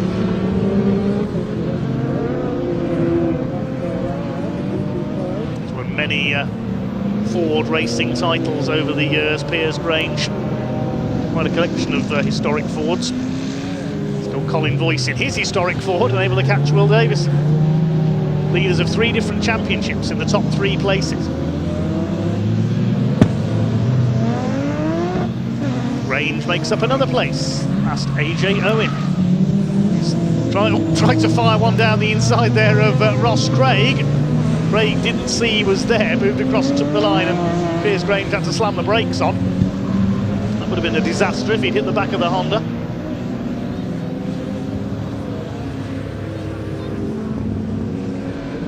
Here's our second Blue Oval Saloon Series car.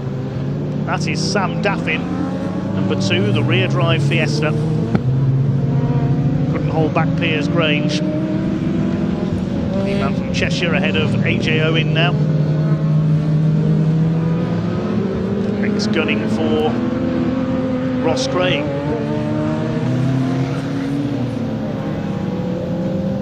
Over the line go the leaders, and they're coming up to lap Ricky Cann. Now that Aston Martin is struggling, unfortunately. And that means that Colin Voice now leads Historic Thunder, series sponsored by Ricky Cann, by a full lap. So they're the only 2 entries on their grid, unfortunately, in their segment of this 5 championship race.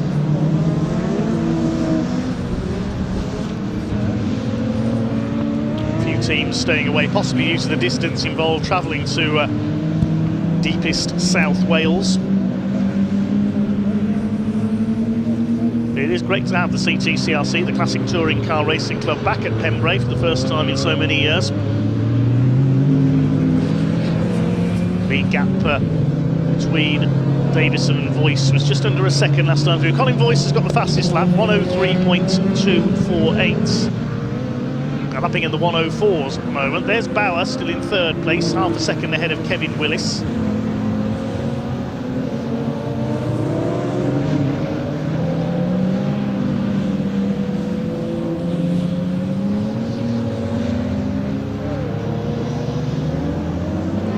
Piers Grange has made up a couple more places, I think, further back in the order.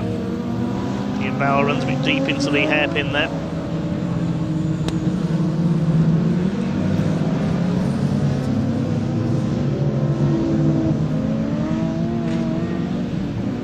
Allowed Kevin Willis to close up just a little. Lead gap was 0.9, just under 0.9 of a second last time through between Davison and Voice, and Kevin Willis is on the attack here, having a look on the inside of Ian Bauer. Bauer cuts across to take the line for Brooklands Corner. Kevin Willis ready to try again. Willis from Salisbury, Ian Bauer from Southampton, 2 BMW M3s fighting it out. Look who's starting to close on them. There is Piers Grange in the background. Now, Grange's lap time's a couple of seconds quicker than the M3s at the moment. They're on a par with our 2 race leaders. Colin Voice has closed the gap to just over half a second now. Last lap time was a good near half a second quicker than that of Will Davison ahead of him.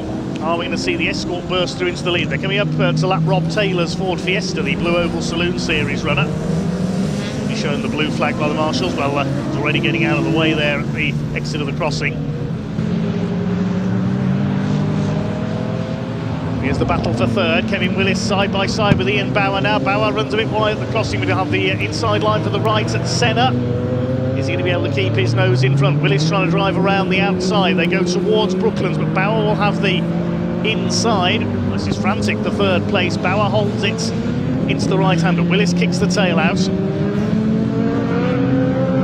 Continues the chase. Piers Grange behind them. Yeah, he is catching them.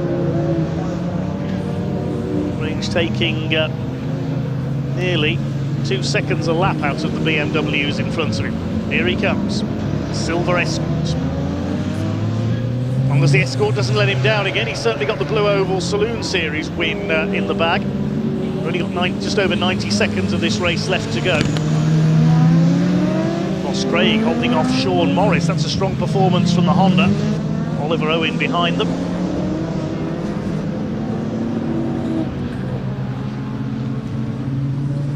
Ian Bauer taking the tighter line there. He's doing everything he can to hold off Kevin Willis. Willis to the outside at centre. Is he going to try and cut back and surprise Ian Bauer into Brooklands? They're both going to be surprised here because Piers Grange is closing up on them. He doesn't want to trip over these two battling BMWs. So busy having their own race. I don't think they've noticed Piers Grange is there. They'll know he's there now because the Escort's tries to swing up the inside. Oh, as Grange Grange is slowing again. Just as he caught the two M3s, I think he slowed again. There are the two BMWs. Where's Piers Grange? Oh, would you believe it? He's suddenly slowed again there. Did he miss a gear? Because he's back up to speed now with Ross Craig. I don't know whether he missed a gear or what there, but he suddenly dropped back from the two BMWs, or maybe seeing how hard they're battling. No, it's not picking up out of the corners. Look, he's lost all his power there. Oh, what a shame for Piers Grange. The problems strike again. He just suddenly got no revs there. So this battle continues. The clock is about to count down to 0. So Davison and Voice are heading for the checkered flag. This is the battle for third place. Meantime, here come the leaders, and Will Davison is going to hang on to the checkered flag. It's a hat-trick for Will Davison. Colin Voice wins historic thunder. 0.85 of a second between the two of them at the line. And Ian Bauer will win that titanic battle for third place with Kevin Willis. Well done, Ross Craig, a fine 5th place. And it's going to be a photo finish, I think, for 6 between these two BMWs. Sean Morris and Oliver Owen. We'll pick up the results on that in a moment. Win in Pre83 goes to AJ Owen in 8th place. Piers Grange ends up 9th after slowing on the final lap, but he does win the Blue Oval Saloon because there's Sam Daffin, 2nd BOSS car, behind Daniel Gandesha and David Cave's BMWs. Colin Voice wins historic thunder. Ian Bauer wins classic thunder. Yes, Morris beats Oliver Owen by 0.11 of a second. Rest of the field makes it home. Don Hughes at least managed to get some racing laps in there, but he finishes 7 laps down. I don't think that's enough to be classified in the Peugeot. Tim Mizzen comes in. Wingmiller hanging off his Fiesta, but he does win his class, so will extend his lead in the Blue Oval Saloon Championship.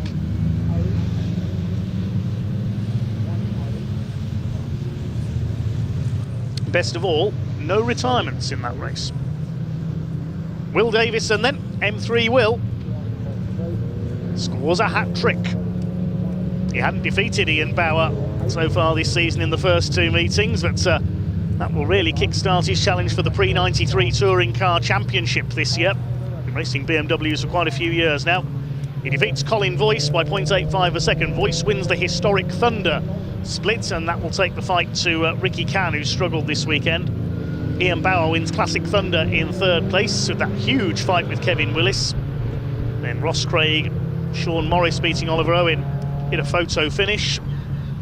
AJ Owen wins Pre03, no relation to Oliver incidentally, I don't think. Then Piers Grange wins Blue Oval Saloon Series back in 9th, but he could have been on the overall podium had the Escort not started struggling on the last lap. Daniel Gandesha, David Cave, Sam Daffin 2nd of the Blue Ovalers, Graham Myers, Luca Nardone, and the rest of them. And all 24 starters went the distance. Let's head down to Ian in Parc Fermé.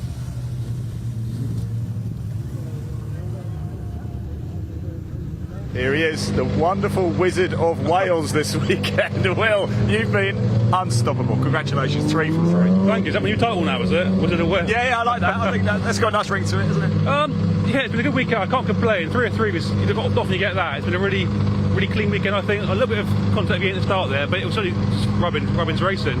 But no. I'll tell you what though, Colin was bearing down at times, wasn't he, on you? He's bloody quick. Sorry, swearing. That's right. You can say that one, that's all right. We've already had one we've had to apologise for. But he was catching me up there, and I was running out of tyres again. I'm glad it wasn't any longer. Not 5 minutes he'd have had me, I think. So he was, every single time he was coming straight, he was catching me. Every back section he was catching me. He was really running me hard. But no, really good race, really happy, and bring on Brands GP. Bring on Brands GP. Well, congratulations, well done. So, a little bit earlier, everybody, I was coming out of the water closet, and there was Colin. And he said to me, yeah, I'm just going to take it easy for this one. Tyres, I'm struggling a bit with tyres, Ian, so I'm not going to push it. I was going to take it easy. You lied to me, Colin. The old boy come to life. Yes, you did. That was brilliant. Yeah, I just give it 110%. Yeah. And I drove my heart out, but it's pointless battling. He had the speed, and I could have overtook him on the straight, but it's a fantastic race. I've really enjoyed myself. Yeah, you look at you always smiling, Colin. It's great to see you as well. And heart rate's a bit high, but I've enjoyed myself. There you go. Go and put a bottle of water or something. Yeah, well done. And have a safe journey home, Colin, won't you, as well, Ian? Well, it's just Pre83s this weekend. Not quite there. Classic Thunder's great. Yeah. Will just got the legs in you this one, hasn't he? He's just, in fairness, he's driven really, really well, and the car's just not quite been right. We tried something different for this race, and I went slower. So it was just all over the place. Well, at least you tried. I couldn't caught him as it was. So I had to roll the dice, and sometimes you win, sometimes you don't. But I had a good battle with Kevin, so he kept me honest, too honest actually at some points. But it was good fun. I see you were lightning off the start though, weren't you? Yeah, well, Will actually. Looked like he full started because he went before he went before the lights changed. Right. So he just got a run on us. So I thought I best go, and then he slowed down. Yeah. And then I went again. Brilliant stuff. Right, so you might get penalised. Save that one for the stewards room. Nice one. It's good to see you again. Right, you take care, won't you? There we go. That is it for the classic touring cars there. Pre93's the 03's Boss Classic and Historic Thunder. Great job, Dave Goddard, as well. That is a lot of different classes to get through, so great job indeed. Still more coming up for you. In fact, if you just come with me a second a little bit, because it should be the British Truck Racing Championship about to head out on track. If we can pop the camera, I don't know how good the zoom is on this. Just across, that's where the trucks come onto the circuit. They're all based in the outer paddock here at Pembrey. We're in the middle of the circuit right now, so once you're in, you can't get out whilst the circuit is live. So the trucks, they queue up there to come around, do the lap, and then get ready to go for the 4th British Truck Racing Championship race of the weekend. There's still another one to come a little bit later as well. Lots still to come as well. The 2CV 1.5 hour endurance race, that will wrap things up a little bit later this afternoon. The MG owners are here as well, and we still have one more classic touring car race called Pre66 Race to bring you a little bit later as well. As ever, thank you for your support. Keep watching. Hit that like button, hit that subscribe button. We're live on the BARC YouTube channel and the British Truck Racing Championship YouTube channel. Have your say in the live chat. A quick reminder, we're also live right now at Silverstone as well for TCR, Civic Cups, JSCC, and a plethora of other championships too. And in 2 weeks' time, Anglesey, you can watch all of that live at Bark TV. Right, trucks are gearing up. I'm going to hand over to Dave Goddard, and after the race, it will be back with Pointy. Dave, over to you. Thanks very much indeed, Ian. Just looking over to the paddock, we can see the MV Commercial and Freyhouse Trailers Transporter. That's Tom O'Rourke's crew, and his International Navistar is ready to rock and roll. Never been to a truck race meeting, Tom, until a few years ago he had a stand at Convoy in the Park at Donington Park one summer. Never even seen a truck race before. Liked what he saw, started sponsoring a couple of trucks. Eventually became the title sponsor for the British Truck Racing Championship, and then Tom decided to have a go for himself. Bought himself an MAN and went racing. Became well known, particularly on BRC TV, for a big crash at Thruxton a few years ago. Now with this new International Navistar, still looking for his first win with this machine. He came home in front of a race at Brands Hatch when Ryan Smith was penalised, but the penalty was later overturned.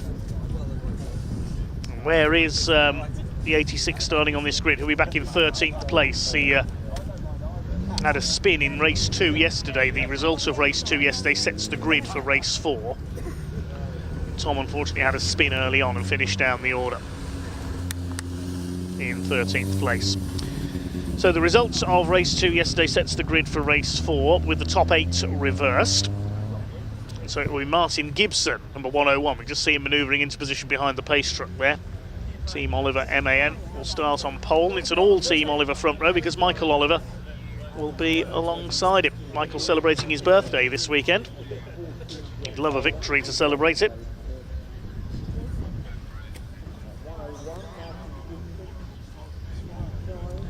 Thanks for all your comments. Go to box in this lap. Hi to Fish. Mentioned Jamesy boy.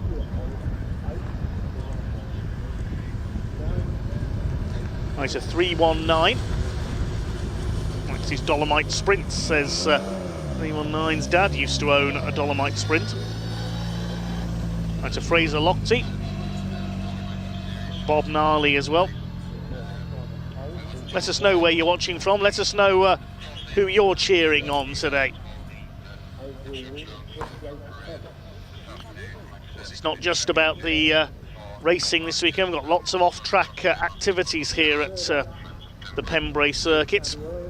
There's a truck show taking place in the paddock. Monster trucks as well.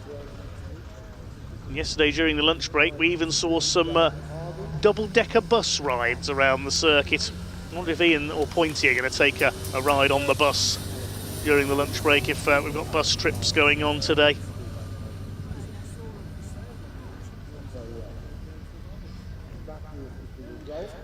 It'd be great fun if we could use the bus as a pace vehicle for the trucks. Pace bus anymore?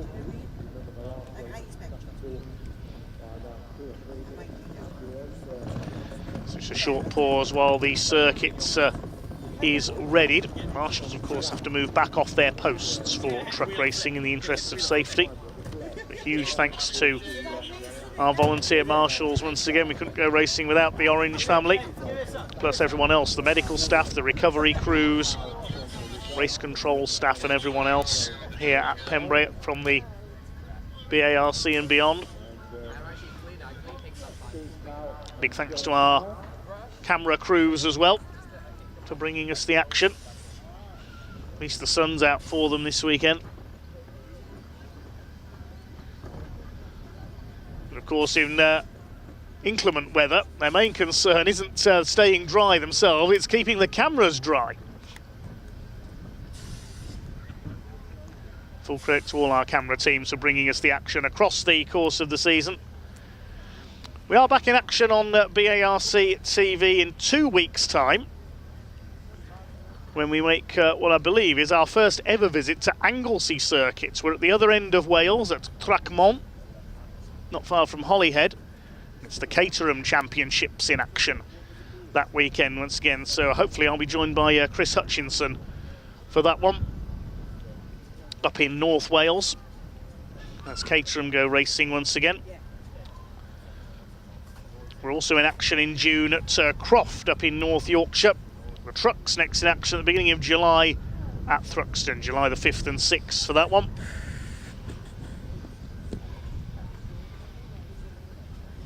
We also have the Caterhams from Zandvoort at the end of July over in the Netherlands, the home of the Dutch Grand Prix. They were in great form there last year as well. Trucks will be in action at Donington Park in August. We'll also be going to Alton Park, Snetterton and Silverstone later in the year with various classes of racing. We close out the season at Brands Hatch in November.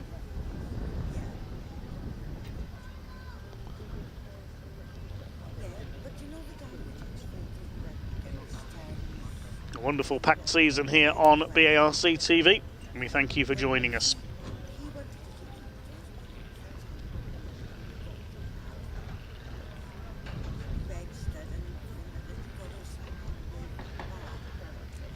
Keep your comments coming in. Hi to Mark Robinson, he's watching from Brisbane, Australia. Future host of the Olympic Games, of course, in a few years' time. Hi to Jimmy, watching in Canada. Fans from all over the world watching this weekend. We've seen representation from Finland, the USA, even Indonesia. Thank you very much indeed for being with us. Hi to John Wise.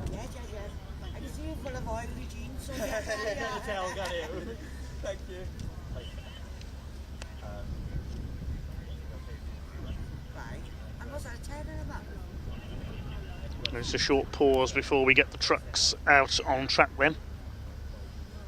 For race number 4 this weekend, they have another race this afternoon.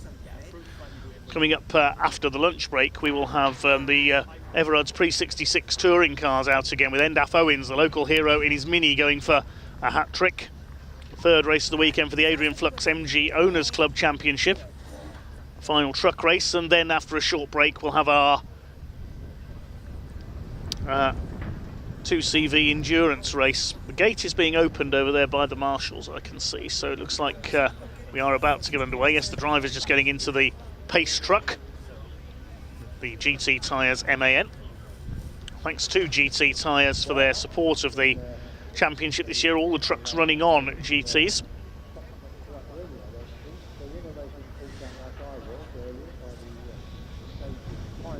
GT race-tuned V1 global competition truck tyres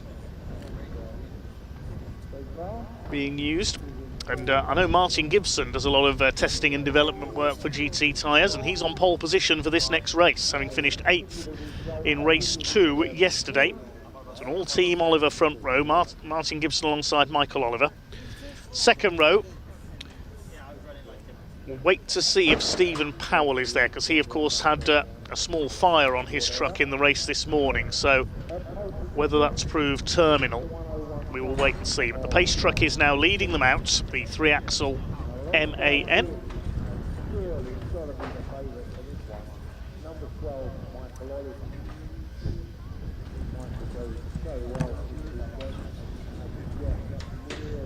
And Martin Gibson should be the first out. There is the 101 in the background. Been away from the championship for the last couple of years, been having a go at car racing among other things. He's competed in the Fun Cup Endurance Series.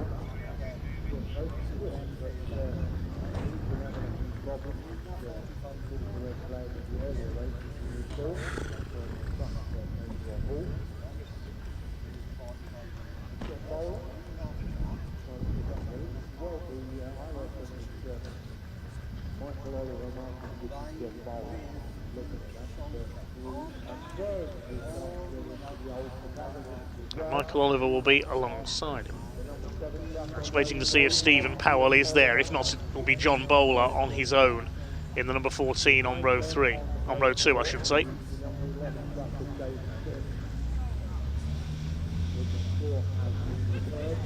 Up come the 2 Team Oliver MANs.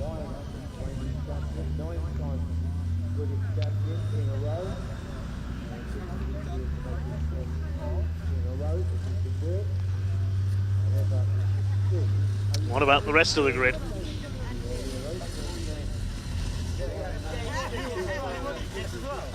you very much, so I mean that, it means a lot. Thank you.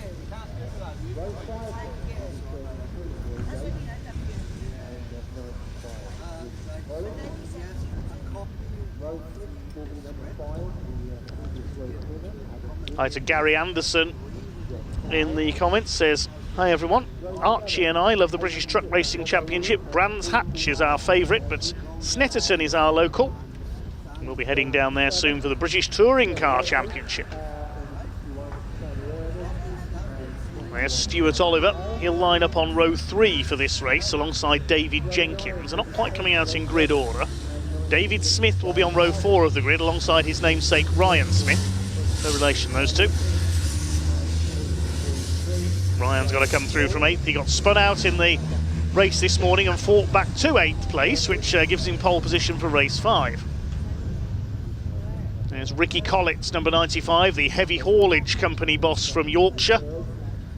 Some of the biggest loads on Britain's roads are hauled by Collett's. I know they do lots with building wind farms. Massive blades for wind turbines are hauled by Collett's.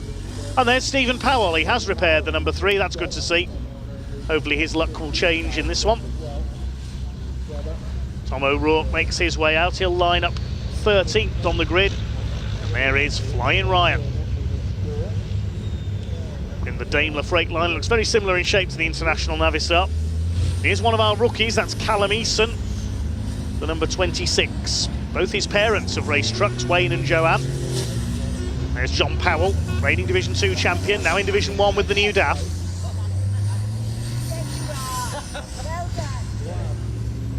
All these team golf buggy style machines making their way out. We should have a race for them, shouldn't we, in the lunch break? 33 Neil Yates. There's Adam Bint, the winner this morning. First ever win in Division 1 for him. Archie Handy, the youngest man on the grid, number 40. Sami Ojanen, all the way from Finland.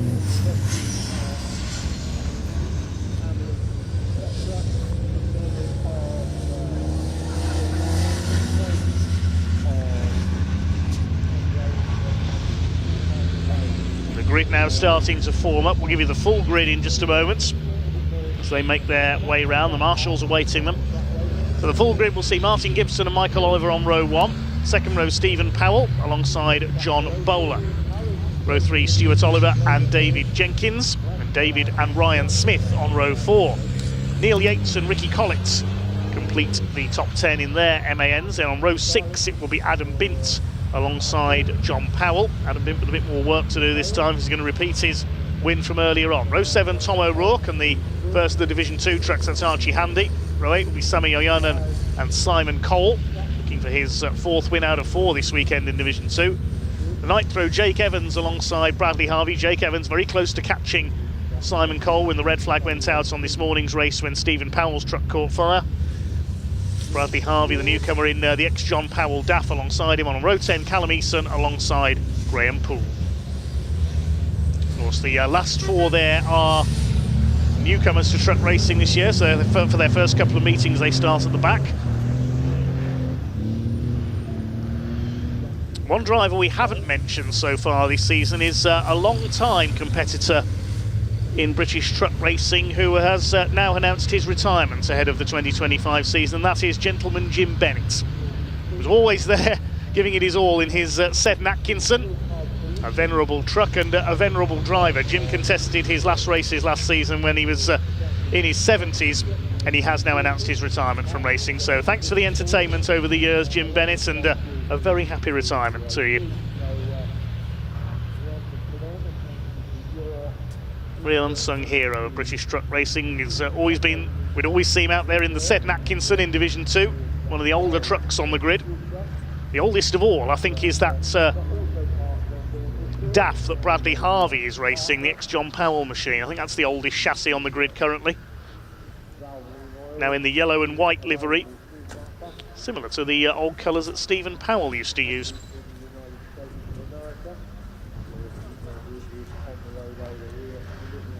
Although Archie Handy's Volvo can't be much more modern, the ex-Paul McCumiskey truck.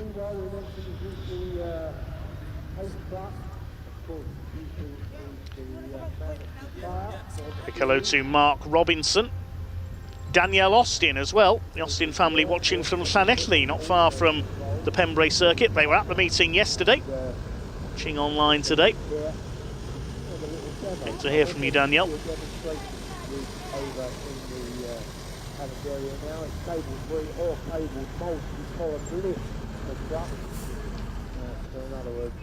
Allowing the mechanics plenty of room underneath them. Last few trucks just being called into line at the back. Punchline at the moment, mvcommercial.com. They are ready with trucks in stock ready to go.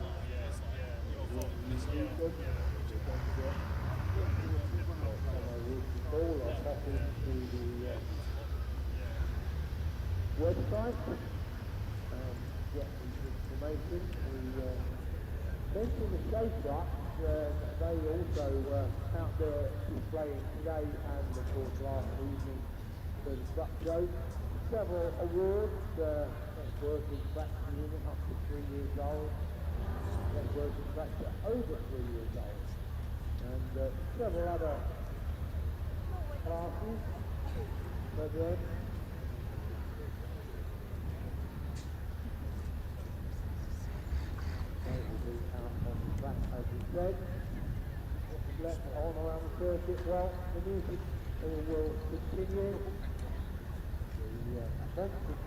Will be back up later this afternoon around 3:30. That will be interesting as well. The Guinness third round ride, the fruit shop, burger bars, donut man, whatever you wish, ice cream man on a beautiful day like this. They are all available. So the grid is now almost formed for truck race 4 of the weekend. Jonathan Baker says good luck Stuart Oliver. Ashley Harvey cheering on Bradley once again. In the 96, Matt Stone says, let's go treble 3 motorsports. That's Stephen Powell, Neil Yates, Graham Poole, and I think John Powell now as well, in the number 6s in their colours. Right, to Kirk's Audio Sanctum says, this is my first live truck race. You're going to love it, Kirk.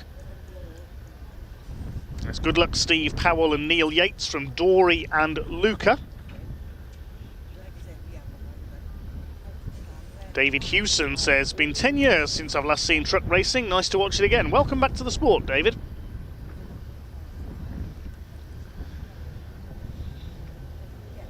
Just awaiting the all clear to get the rolling start underway then. GT tyres in formation at the front. Can they hang on in front? Can Martin Gibson take his first win of the season? Can Michael Oliver take his first win of the season? Adam Bint hung on in front from pole earlier.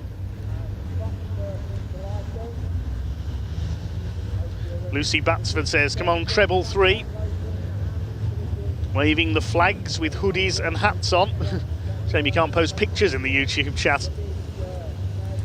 Good to see Stephen Powell has repaired. There's Flying Ryan.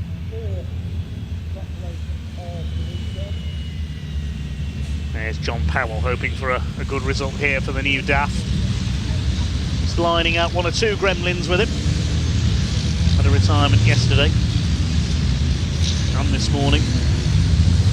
They need to get some points on the board here. It's 20 points for a win in the British Truck Racing Championship. 20, 18, 16, 14, 13, 12, 11 and so on downwards is the points in each division. It's for the top 15 in each class.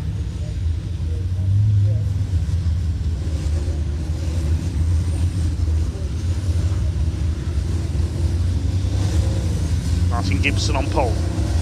And from Warwickshire, first truck races this year since 2021. Ricky Collett making a comeback this season as well, was racing overseas last year.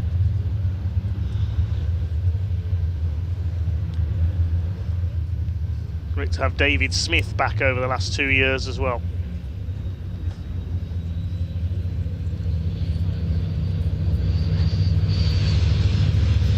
Like to name in the YouTube comments supporting David Jenkins. Chris Woodrow says I was at Brands Hatch watching today. Thank you for making my Sunday. No problem, Chris. So they are formed up then behind the pace truck. 20 trucks out there for 15 minutes of racing. Race 4 of the weekend for the British Truck Racing Championship. It's an all-team Oliver Racing front row, the 2 GT tyres MANs. Martin Gibson and Michael Oliver. Stephen Powell on row 2 alongside John Bowler. Stuart Oliver and David Jenkins on row 3, and David Smith and Ryan Smith on the 4th row. Division 2 headed up by Archie Handy in the number 40. Simon Cole going for 4 out of 4 in Division 2. Adam Bint, fresh from his first Division 1 win earlier this morning. Ryan Smith, double winner yesterday. Pace truck is in pit lane, up towards the red lights they come. The power about to be unleashed. Down towards the red lights, and here we go. Quick start by David Jenkins up the outside, but there's no room to get through. Michael Oliver's made a super start. The number 12 has got the lead as they head into the chicane, into the hairpin for the first time. John Bowler's up there on the outside, and Jenkins. The traffic jam of trucks as they go into the first corner. John Bowler runs it wide onto the grass. He had no choice to there, just no room to get through. Everybody has got through those. A bit of bodywork flying off. It's a bit of pink bodywork, so either Simon Cole or Archie Handy's had a bit of contact. They make their way through to the crossing for the first time. Ricky Collins side by side with Adam Bint further back in the order. Collins in the yellow MAN will go through on the inside. Our early leader looks to be Michael Oliver in truck number 12. Midfield makes its way through Senna's. Looks like Sami Ojanen has taken the early lead in Division 2. It's Michael Oliver who leads overall in Division 1. Martin Gibson second and Stuart Oliver third. The Team Oliver trucks run 1, 2 and 3. Ryan Smith's made up one place. He's got ahead of Stephen Powell, who didn't get the best of starts in his repaired number 3 MAN. Ryan Smith now chasing his great rival David Jenkins in the number 69. They completes the opening lap then. And it is Michael Oliver from Gibson, Stuart Oliver, John Bowler in 4th. David Smith is 5th, then Jenkins, Ryan Smith and Stephen Powell. David Jenkins having a look up the inside of the hairpin. He's going to take David Smith in the number 11. John Bowler just about holds the 69 truck off. Ryan Smith having a go up the inside there as well, attacking his namesake David Smith. You're not going to hold me up like you did at Brands Hatch, he says, and gets through. And Ryan Smith already on a charge towards the front of the field. Can he win from 8th on the grid? Michael Oliver leads in the number 12. Needs to make up for lost points. A non-finish in race 1 yesterday when his gearbox gave up. What a fine sight they make. Fastest trucks in the UK. Neil Yates then giving chase to David Smith, who's dropped back a bit. David Jenkins runs a bit wide. He always does there, coming out of the right-hander of Brooklands. It's Ryan Smith on his tail, then Stephen Powell, David Smith, Neil Yates, Ricky Collins. Out front it is Team Oliver running 1, 2 and 3, running in formation in their grey and yellow liveried GT tyres and Tahuna Honey sponsored MANs and Volvo. Side by side for 4th. John Bowler, David Jenkins. Ryan Smith closing up on them in the number 1. Jenkins again switches to the inside. Won't quite get the overlap on John Bowler. Still that bit of debris there. The 69 truck of David Jenkins runs over it. Needs to be careful doing that. Doesn't want to get a puncture. Who's leading Division 2? Let's have a look on the timing screen. Sami Ojanen, who leads Division 2 in the Sisu, with Simon Cole just behind him. 3rd for Bradley Harvey at the moment. 20 trucks round okay so far. It's that little bit of rubbing out of the hairpin, which is inevitable with how closely bunched they are. Ryan Smith attacking David Jenkins for 5th position. Michael Oliver, what he's hoping here is everybody else will battle with each other and he's going to be able to escape the front of the field. He's leading by just over a second at the end of lap 2. Just under a second, I should say, from Martin Gibson and Stuart Oliver. Stuart Oliver having looked, trying to make it a family 1-2. The gap is up to 2 seconds, so Michael Oliver's pulled away by a full second. He's done the best lap of the race, 1:11.994. Stuart Oliver up the inside of his teammate Martin Gibson, and the team leader up into P2. 10 British Championships, 1 European, even a bit of British touring car experience back in 2008 for Stuart Oliver in the BTC Racing Lexus IS200. Sadly was not a success. And he was replaced by, I think it's Gareth Howell later on in the season, Stuart Oliver. Ryan Smith, meanwhile, all over the back of Dave Jenkins for P5. They're closing in turn on John Bowler.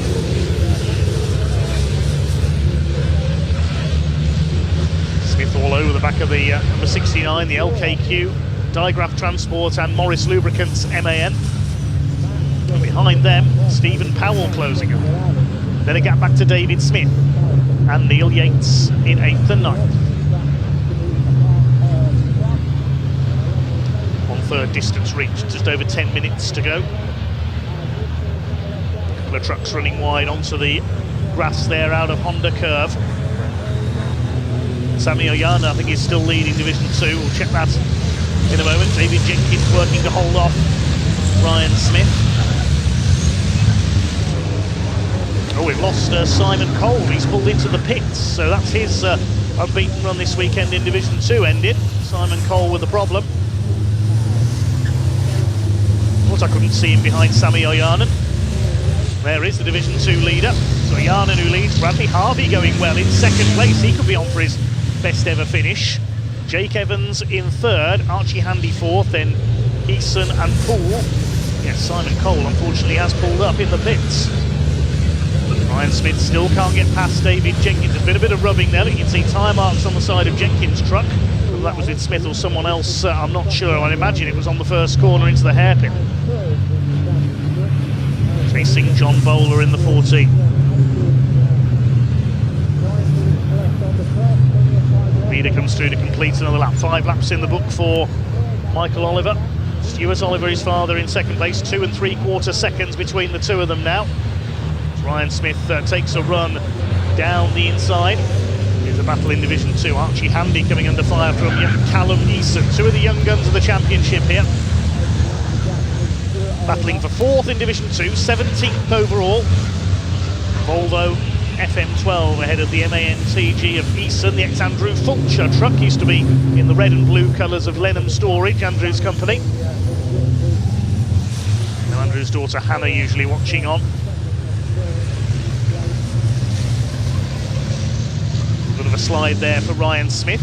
Still hasn't managed to catch David Jenkins. If anything, he's dropped back a bit from Jenkins there. He's got Stephen Powell closing him down as well. Man who lives just down the road from Brands Hatch in Kent. He's got David Smith, another Kentish driver behind him. We come up towards half distance in this race 4 of the weekend for the British Truck Racing Championship. John Bowler drops a wheel onto the grass coming out of Carter's Curve. That could allow David Jenkins up for an attack. The gap still substantial, 2.8 seconds for Oliver over Oliver. Just got a glimpse there of Sami Ojanen. He's still leading Division 2, looking for his first win of his first UK Championship season. John Bowler being closed down, yes, definitely by David Jenkins here for P4.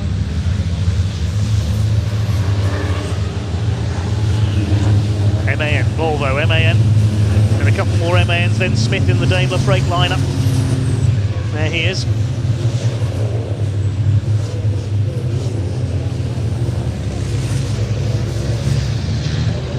Jenkins closing right up on Bowler here, out of Senna. Bowler closing in turn on Martin Gibson in the 101.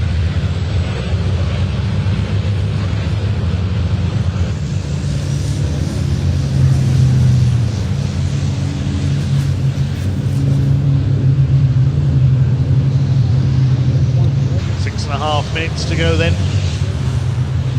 It's all looking good for Michael Oliver.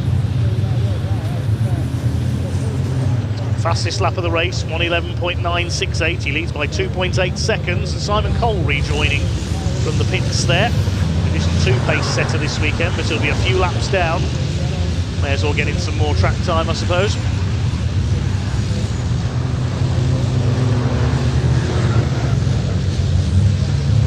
Jenkins still trying to pressure John Bowler into a mistake, possibly trying to take P4 and best of the non-old team Oliver drivers.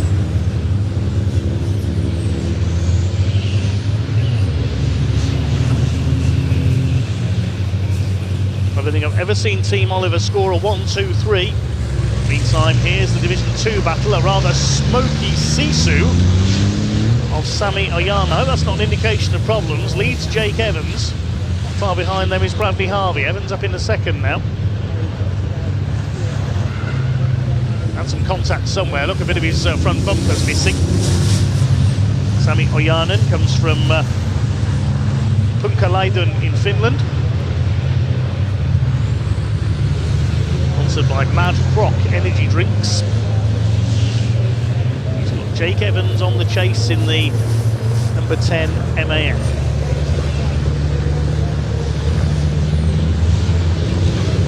Finn hanging on for his first win of the season.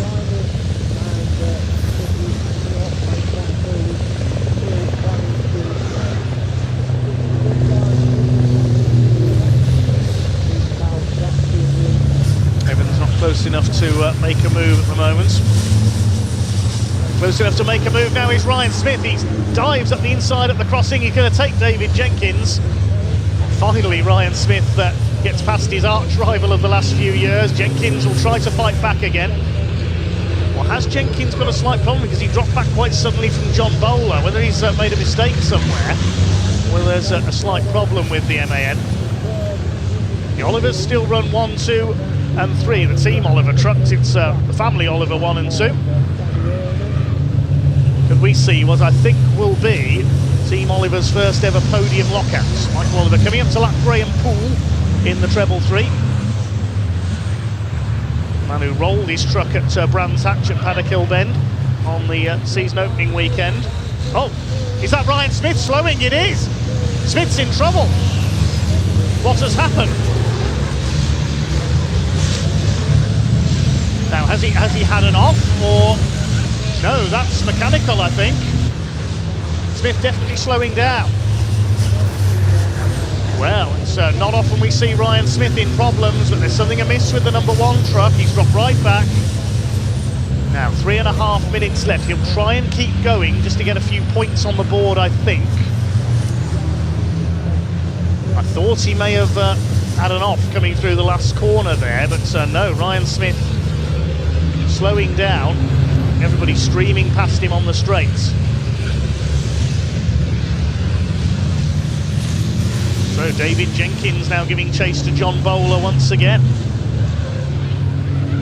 Bowler trying to snatch a podium place from Martin Gibson. Gone for his best result of the season so far, the man who started this race on pole. Here come the Olivers, separated by just under 3 seconds. Well, Graham Poole is not giving way to Martin Gibson. Gibson gives him a nudge. Excuse me, he says to the back marker. That's allowed John Bowler to close right up. Now Graham Poole gets the message, he moves out of the way. I thought Martin Gibson was going to be sent off onto the grass there. Stephen Powell gets through as well, he's in P6. David Smith 7th, it's Neil Yates in 8th place. Here's a battle in Division 2. These two have been together all race long. Callum Eason and Archie Handy. Eason's just taken the 4th place in Division 2 in the Green Group and Tool Maniac sponsored MAN. Have we had a change for the lead in Division 2? We have as well, while that drama was going on with Ryan Smith, because yes, Jake Evans has taken the lead in Division 2. So it's all happening. Evans now leads Division 2, looking for his 3rd win of the season. More frustration for Sami Oyanen. And mentioning that battle between Easton and Handy, they're soon going to be lapped by the race leader. There's Bradley Harvey, he can sense a chance to take 2nd in Division 2 now. There go the leaders over the line. Gap's up to just over 3 seconds now, so Michael Oliver is pulling away slowly but surely. He's heading for his 1st win of the season. Can Martin Gibson hang on and make it a Team Oliver 1, 2, 3? Ryan Smith trying to keep going, but he's being lapped. I don't know what the problem is, whether he's lost turbo boost or something, but he's doing the right thing there, keeping out of the way of the quicker runners. Great shame for Ryan. He had fought his way up from 8th place, was trying to challenge, but not been his day so far. Was spun out in race 1 today, race 3 of the weekend. I don't know whether he's... I don't think his turbo's blown, because you'd see a fair bit of smoke if it had. The leaders now lapping this battle in Division 2 between Archie Handy and Callum Easton. Michael Oliver's got through. He'll have 1 lap to go this time. He's heading for his 1st victory of the season. Well, it is his birthday this weekend, Michael Oliver. Frustration yesterday with gearbox problems in race 1, but he's about to make up for it.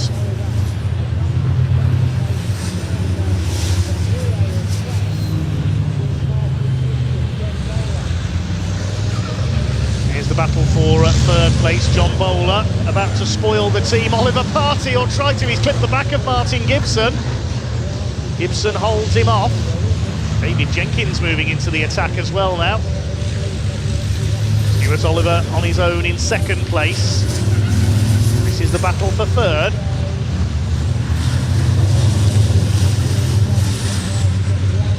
Could be a battle for 4th, yes, because Jenkins is now attacking John Bowler, so his attention is now taken up by defending.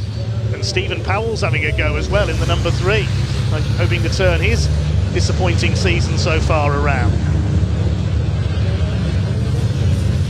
Ryan Smith at the back is just trying to keep going, but the clock is counted down to 0. And it's going to be a win for the birthday boy this weekend. His father had 2 wins at Brands Hatch at the season opener, but it's going to be a first win of 2025 in the British Truck Racing Championship for Michael Oliver. He takes the win. His father Stuart in second, and is it going to be a Team Oliver podium lockout? It is. Martin Gibson takes third, Bowler is fourth, Jenkins fifth, Stephen Powell 6th, David Smith is 7th, 8th goes to Neil Yates, Tom O'Rourke is 9th, and Ricky Collins completes the top 10. And I think that is Team Oliver's first ever podium clean sweep. Congratulations to them. 11th home should be John Powell. There's a bit of lap traffic in there. John Powell is 11th. Oh, we've lost Adam Binns. He's pulled into the pits with a lap to go in the Mercedes. And we wait for Division 2 to come across the line. It should be Jake Evans. I think the reason that Simon Cole pitted, he may have had some contact with Sami Ojanen out of our sight.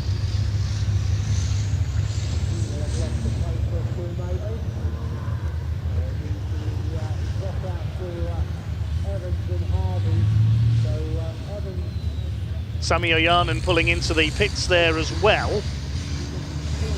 Does that mean he's not going to make the finish? Well, Ryan Smith is going to make the finish. And Sami Ojanen's had a problem on the last lap as well. So a fair bit of attrition in the pack. Ryan Smith, whatever the problem is, crawls across the line. We'll confirm the result shortly, but for now let's head down to Parc Fermé and Pointing.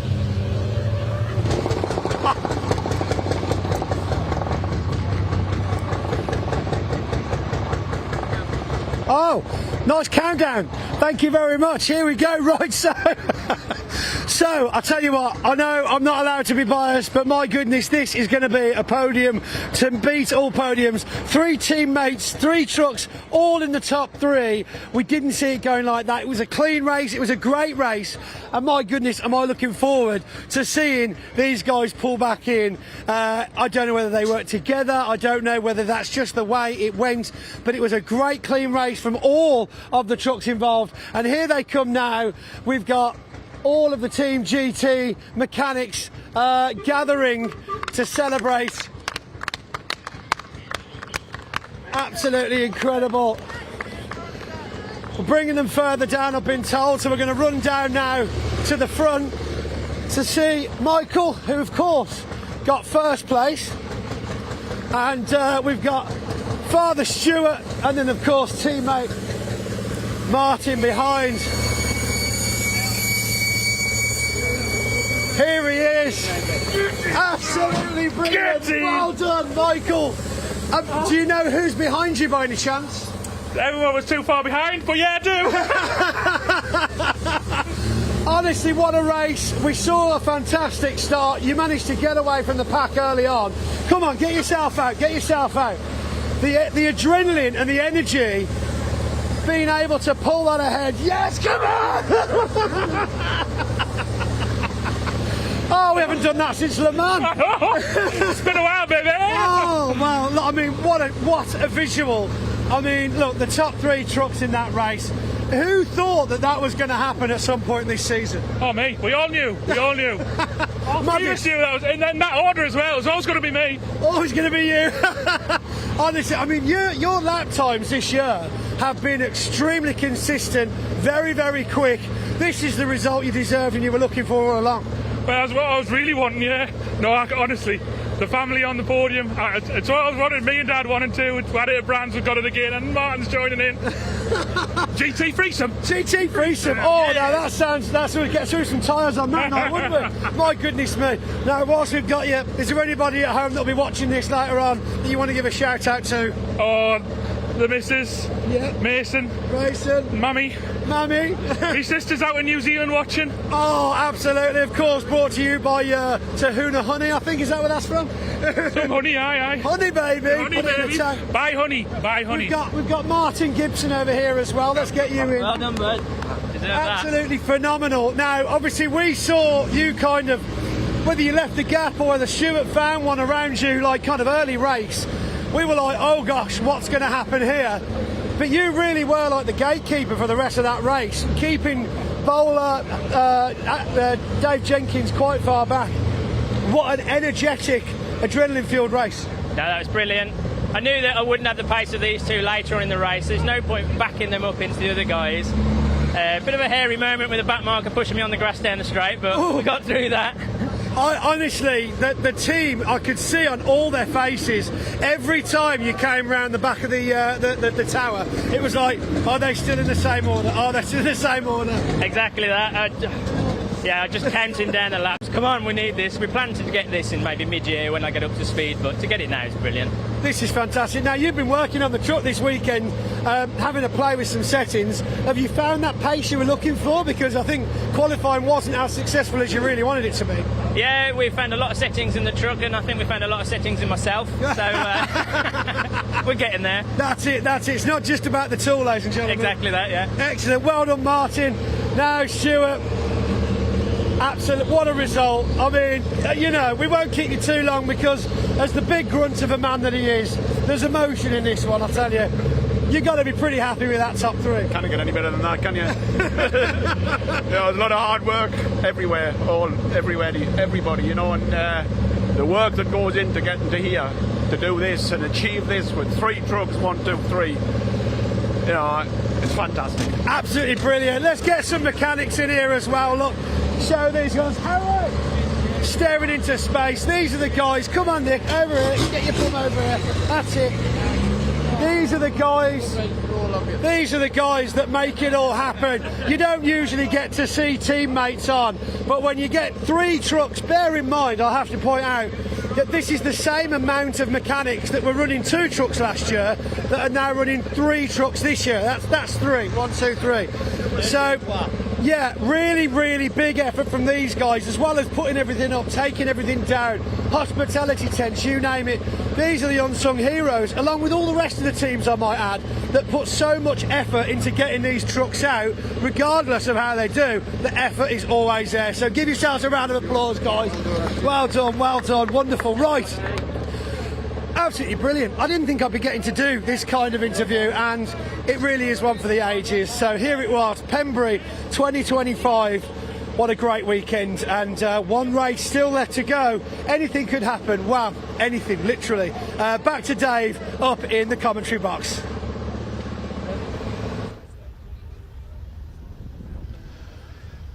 Well, mentioning the sponsor Tahuna Honey there, Pointy, I think I'll need some honey to keep my voice going the rest of the weekend after that race. Original result then, a win for Michael Oliver by 4 seconds ahead of his father Stuart, and Martin Gibson making it a Team Oliver Racing podium lockout in 3rd. John Bowler takes 4th ahead of David Jenkins. Did well to keep going with a broken windscreen in that race. Stephen Powell in 6th, then David Smith and Neil Yates. Tom O'Rourke 9th, then Ricky Collins, and John Powell gets a finish this time in 11th.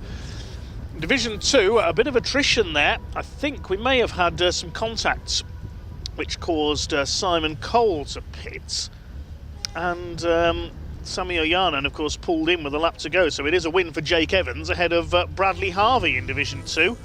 Behind them, Adam Bint was classified next after pulling into the pits late on. We saw Oyanen into the pits, but whether he'll be classified in Division 2 we don't know. So if not, 3rd will be Callum Eason ahead of Archie Handy and Graham Poole. Ryan Smith, with mechanical problems, finished a lap down in 19th. And Simon Cole rejoined, he finished 4 laps down. Okay, that takes us into the lunch break then, but we have 4 races coming up for you later on. We start in about 50 minutes with the Classic Touring Car Racing Club Pre66 Touring Cars. It's followed by the Adrian Flux MG Owners Club Championship. One last truck race with the grid based on the results of the race this morning, with the top 8 in each division reversed. And then we finish with our 90-minute pit stop race for the Classic 2CV Racing Championship. And if you saw their races yesterday, you know what they can produce. If you didn't, well, stick around because we've got a treat coming up at the end of the programme. Lunch break now then.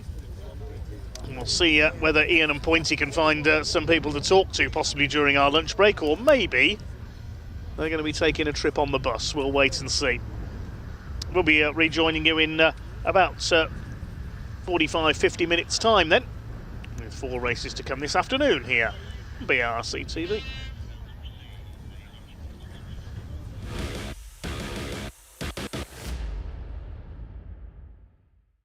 So here we are, joined with Dave Smith. Dave, didn't get much chance to speak to you at Brands, but what a beautiful day you joined me down here at Pembrey. Have you had much to do since our first weekend of the year? Yeah, I mean, we've done a few changes to the truck, springs, moving springs, different positions, just to try and get a little bit more performance out of it, which seems to have paid off. So touch wood, Literally. Qualifying went quite well. So I like your table. Where'd you get it? Did you make it yourself? I didn't actually make this myself. This was made by my youngest son, Matthew. This is made out of a pallet on the top and just an old oil drum. And if you want to find out how to make this table, then head over to our other YouTube channel, racingtables.com. Yeah, that's it. It doesn't exist. Other tables are available. It's always, speaking of family and making things, it's always quite a family experience, isn't it, truck racing? I think people can watch the sport on TV and think that it's, you know, this massive, all super duper, everyone's like getting paid, but in reality, it's a core group for each team giving their time up, their family time up to come and make it happen. Yeah, I think truck racing is definitely a family sport. I've done it because the family wanted to get back into racing, and so this is why we're here, because of the family. But also it's very professional. So you've got a very family element to it, but it borders a very professional sport where you need to be, you know, top of your game. So there's a lot of time and effort goes in when you need the family behind you, really, to back it up. Talking about professionalism, I feel over the last couple of years the regulations have been changing very fluidly almost to try and kind of mitigate issues on the track, off the track. Do you feel that that's making the sport a better place to be, something better for the spectators? Yeah, I think everyone's up their game. You know, we follow the Europe off the back of the European circuit anyway, so we're looking at what the Europeans are doing and we're implementing that into the British, and we're there now. I think, you know, we've got a really good, strong championship. The image is good. We're all we're not competing against each other with image as such, but everyone's trying to up their game. Everyone's trying to make an effort. And on the voice of image, who signed off on white? Because white around engine oil is not a great call, man. That was a little bit of a debate when we started. The company colours are white and blue. That's the problem. Right. So we wanted to carry the theme through, obviously, for the company. But yes, this wasn't the best idea. Possibly should have gone for majority blue with white accents. Yeah, I think it's going to be a bit of an off-white. I think that's what we're going to be. Yeah, it's going to be camouflage, looking at the state of your hat. Yeah. I think this is one of the mechanics' hats, actually. Yeah, of course. Right, well, thank you, Dave Smith. Good luck for the rest of the weekend. Thanks for joining us. Oh, we've got someone on the monster trucks.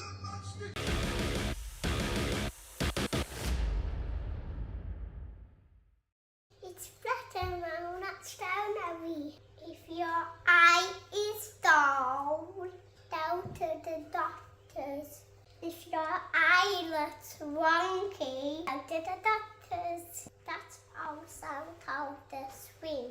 If your eyes change colour, and you're in the light, go to the doctors. Thank you.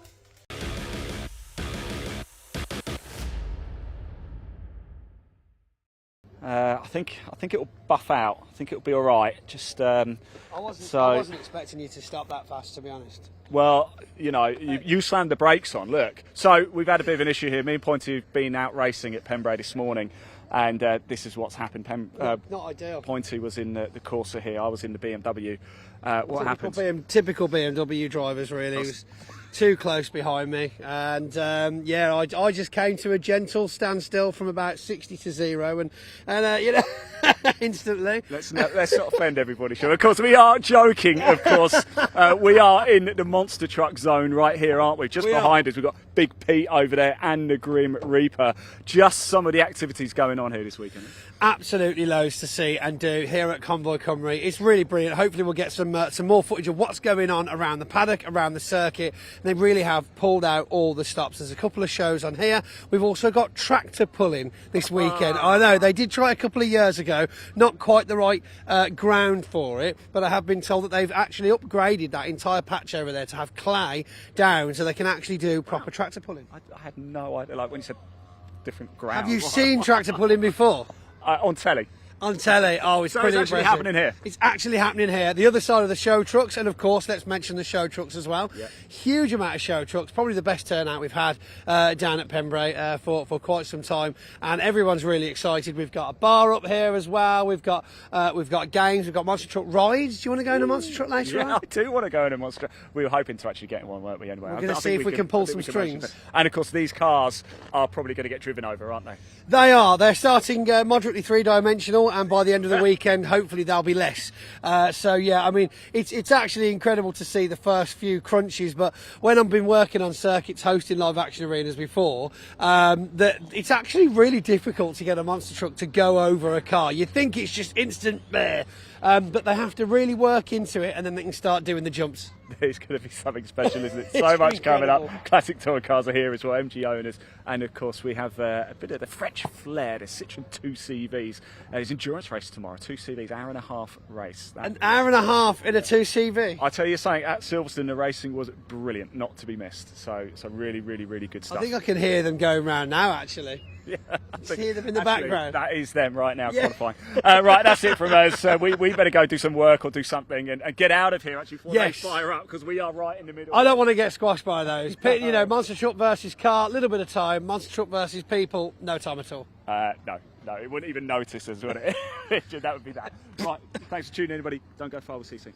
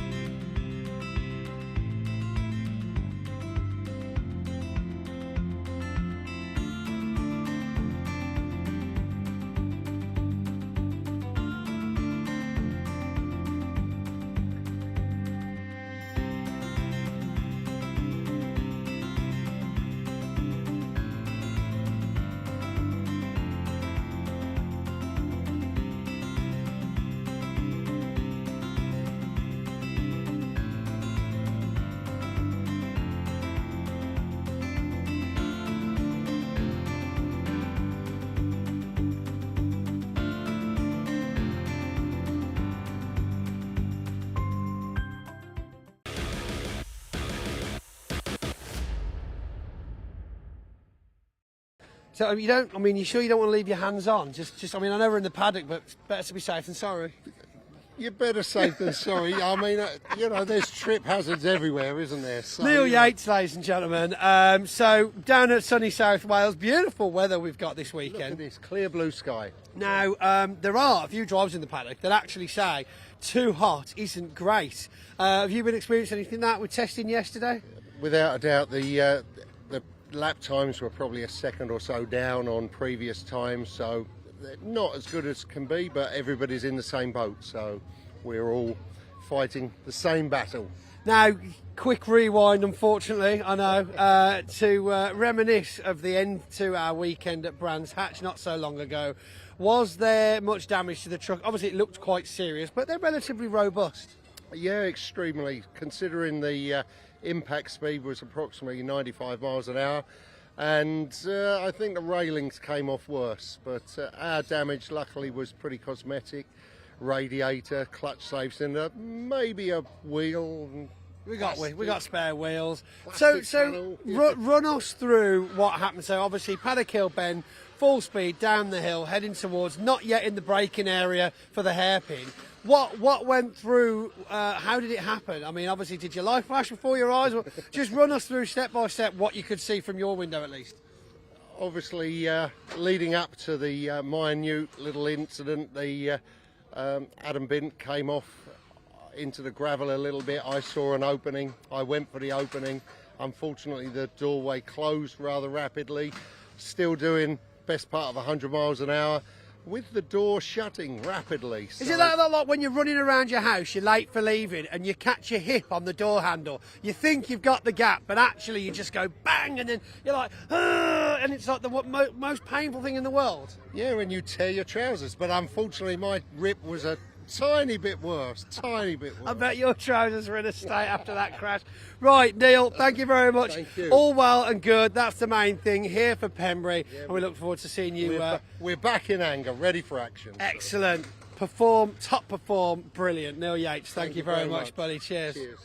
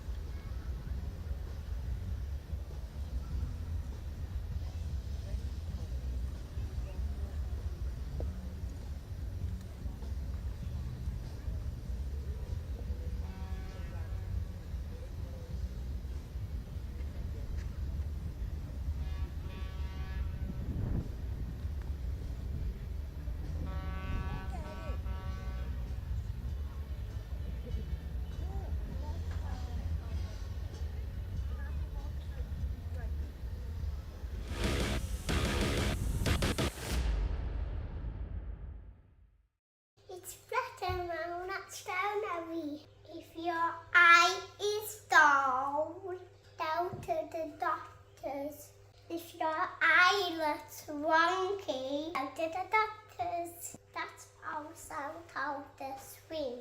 If your eyes change colour and you're in the light of the doctors, then you.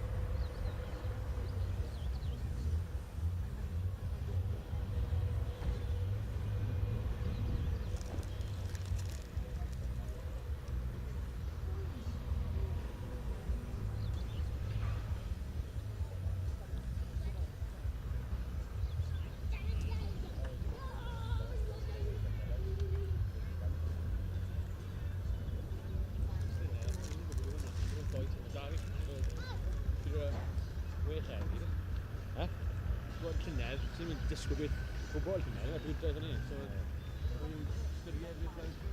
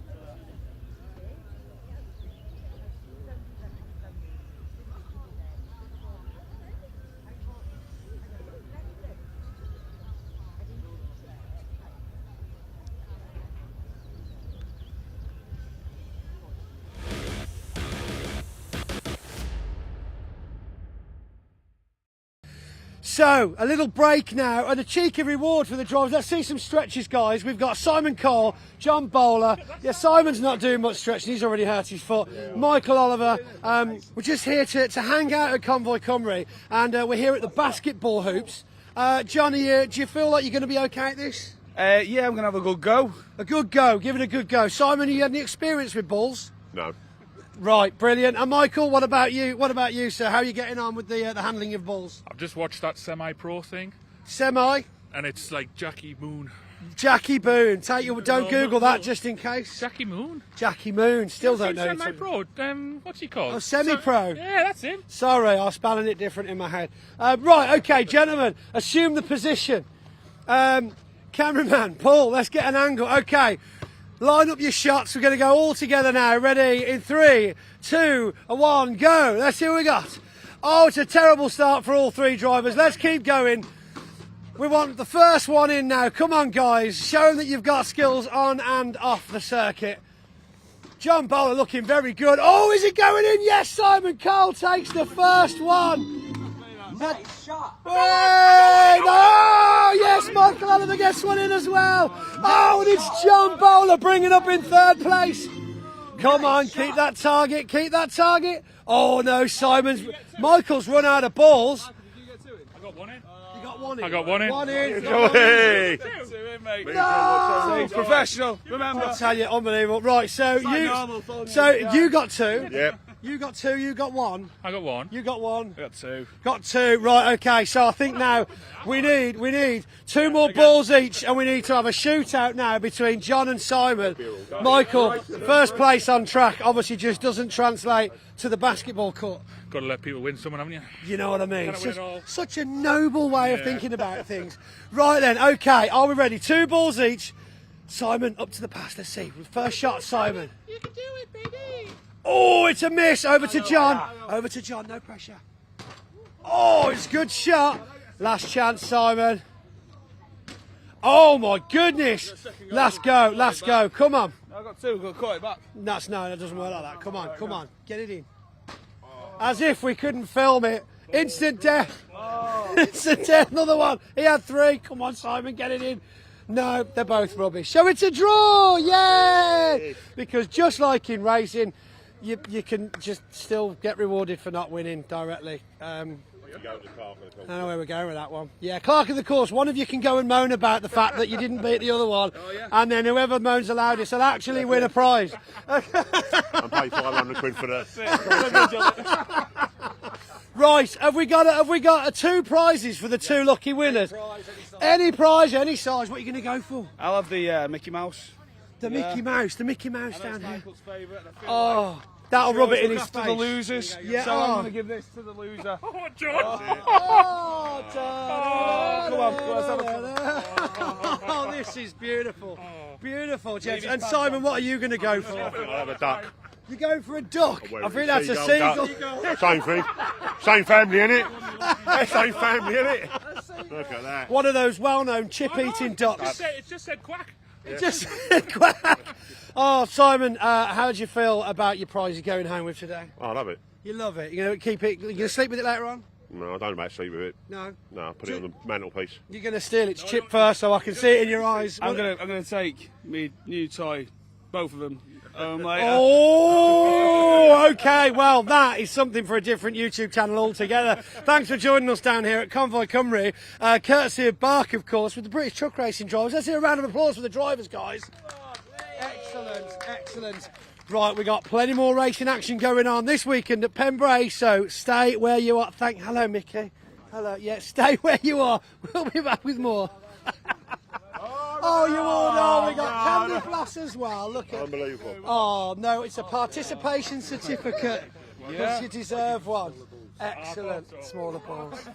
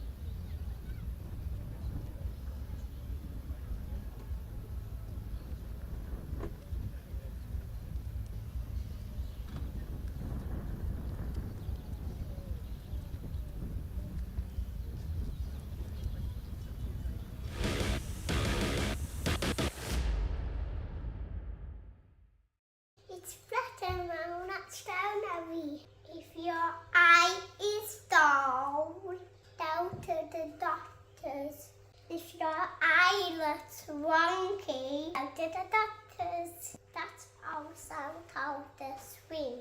If your eyes change colour and you're all in the light, go to doctors. Thank you.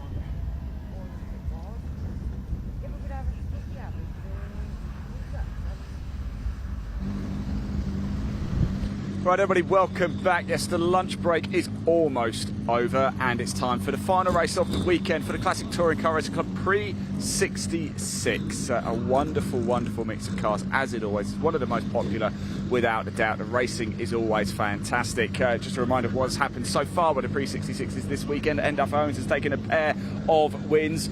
In race 1 yesterday, Ian Thompson was second. Jake Swan has finished third in both races. He's just going to see if we can go a little bit further. And Barry Simon finished second in the race earlier today. So Enduro Owens is looking to make it a hat-trick of wins. But we thought we'd just pop a little bit further back down the grid and chat to some of the drivers. Got Brian here. Let's see if we can have a quick chat. We were just putting his helmet on. Brian, what have you made of Pembrey? Have you enjoyed your weekend here? Yeah, well, I mean, when you get decent weather, that makes it all that much more enjoyable. But yeah, no, it's been great. We raced here about 13 years ago with the Sprites, so it's familiarised yourself with the circuit. But the quick cars are so quick. Yeah. So you're looking in your mirror after about 4 laps and they're all zooming through. But so who cares about it? Don't worry about them, Brian. Yeah, loving. Just concentrate on what you're doing yourself. Yeah. Yes. Look, tell us about the car and how you came to be sat behind the wheel of it. Well, I used to race a Sprite which got damaged, and then my son-in-law said he'd like to come racing, so I thought it'd be a good opportunity to start with him. My friend Pat, he's been racing a couple of years before me with the Minor, so we thought let's do the same class. So we bought the A40 and I've converted it up to a race car, and you know, it's been doing pretty well. So yeah, you always come out together and just sort of park next to each other? He hasn't done anything this year, but he hoped to do the last couple of meetings. So, but yeah, we normally share it, so do a race each. So yeah, it works out well.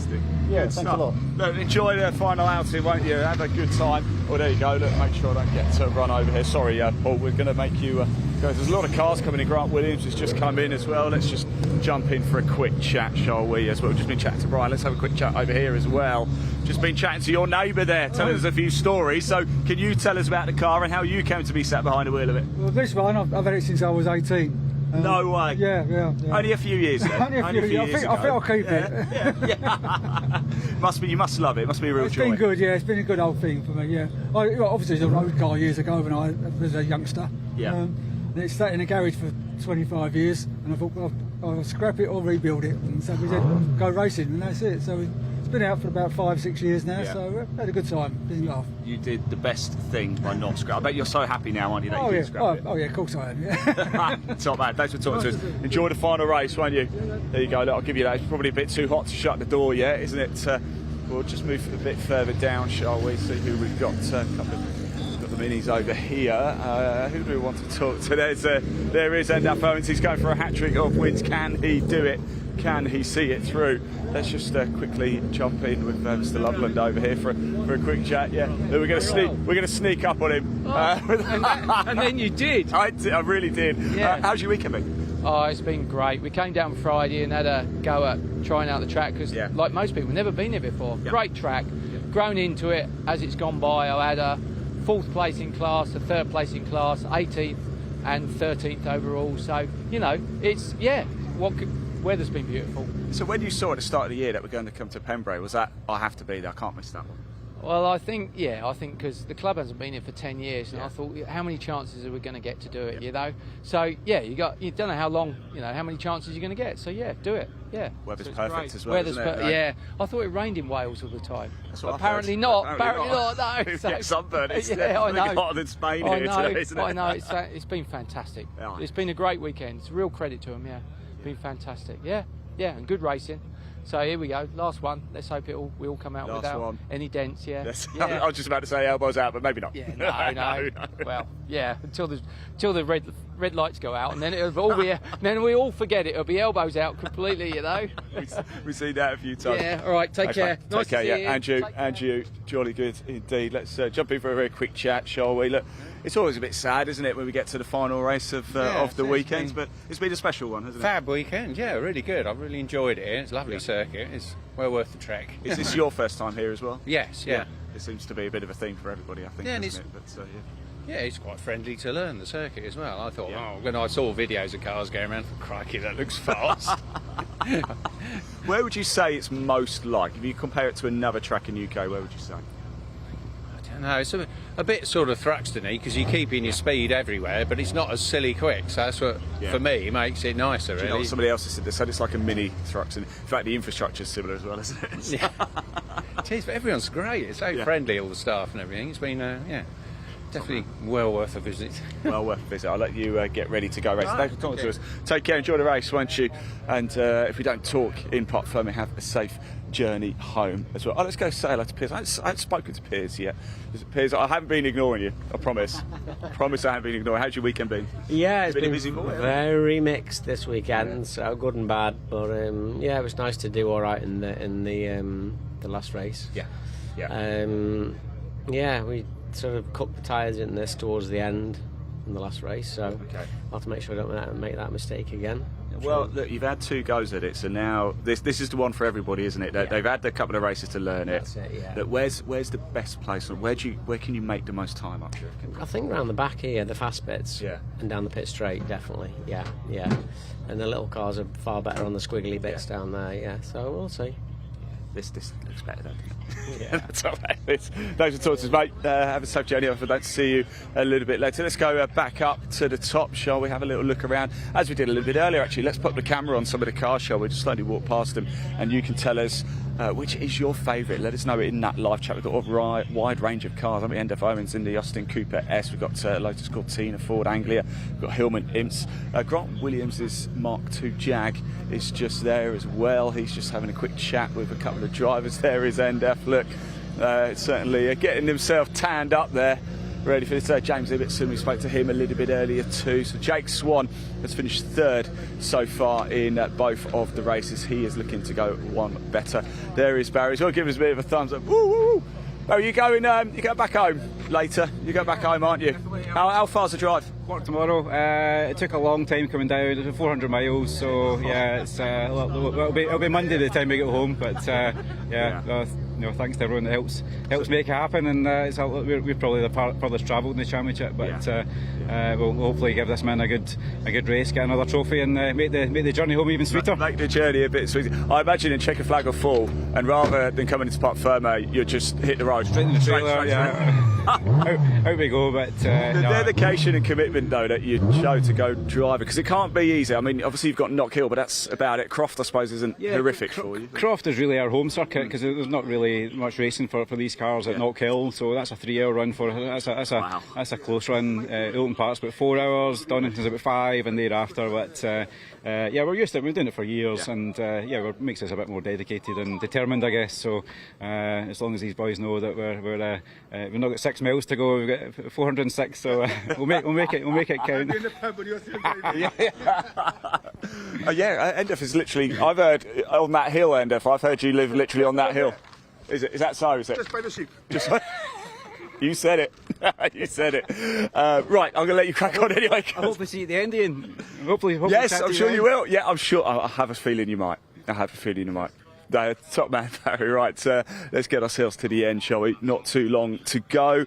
We'll turn the camera around as well and look at it again in that comment section too. There's a great camaraderie, isn't it, in the Classic Touring Car Racing Club. In fact, we had a barbecue last night where we all got together and just had a jolly good chinwag, which was rather fun, I have to say. And after that, found our way into a pub, and I still can't get over how cheap the prices are down here. Quite remarkable indeed. Please hit that like button, hit that subscribe button as well. If you've enjoyed the coverage, please do let us know. We'd love to hear from you guys. As we always say, the pictures we bring you are completely live and free for you to tune in and watch. Just hitting that like button, subscribe, doesn't cost anything, just means you keep up to speed with all of the action with the BARC this season. Right now we're also live over at Silverstone as well for the TCR and Civic Cups, and there's a number of other championships there too. In 2 weeks time we've got Anglesey for you as well, the live stream there. I'm looking forward to that one. So from South Wales to North Wales, that's going to be a cracker. Make sure you tune in for that as well. Right, drivers, they look like they're getting into their cars. I think we're moments away from firing up the engines. A lunch break almost over and time to go racing very, very shortly for the Classic Touring Car Racing Club Pre66, the final race of the weekend for them. I'm delighted to hand back to your commentator Dave Goddard to take you through the action. Enjoy. Thanks very much indeed, Ian. Yes, welcome back after the lunch break very shortly. We'll have the cars on track for the Everard's Classic Touring Car Racing Club Pre66 Classic and Historic Touring Cars, the oldest cars we have here this weekend. 2 great races already with 2 wins for the Welsh mini wizard himself, Endaf Owens. It's an all-mini front row this time, the grid based on the race we saw this morning. We know that one or two cars won't be out. We know that Keith Wright in his Lotus Cortina has withdrawn, so we won't see the 68 car. Hopefully we'll see everyone else out there.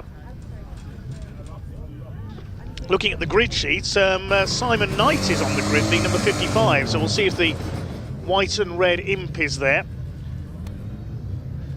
We'll give you the full grid once they are lined up. They're heading out of the assembly area now. The number 21 car at the back, because they've swapped drivers again. It's Mike Davies at the wheel this time. Mike and John Davies, the brothers, share that Mini. Piers Grange we heard from in the Mustang. Circuit very tough on tyres for the bigger engine cars.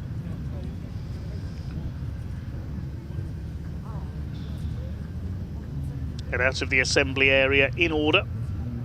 Up to the grid. Hillman imps everywhere. Brendan Rooney in his blue machine. A couple more imps, those of Jeremy Dias and Ed Carter's Brian Bedford. We heard from him in the A40. Cristiano Nardone back out in the Mustang, and Pat Keneally in the 201 Lotus Cortina. They've had problems in the first race. Simon Knight is not there. Unfortunately, hasn't been able to repair the imp after problems yesterday. So the grid then, it's an all-mini front row. Endaf Owens and Barry Syme. Wales against Scotland on the front of the grid. Second row, Jake Swan, 2 podiums for him this weekend in the Anglia, alongside James Ibbotson in his imp. Grant Williams in the Jaguar on row 3. Could we see an overall win for one of the bigger cars? Ed Gibbs in his Anglia alongside him.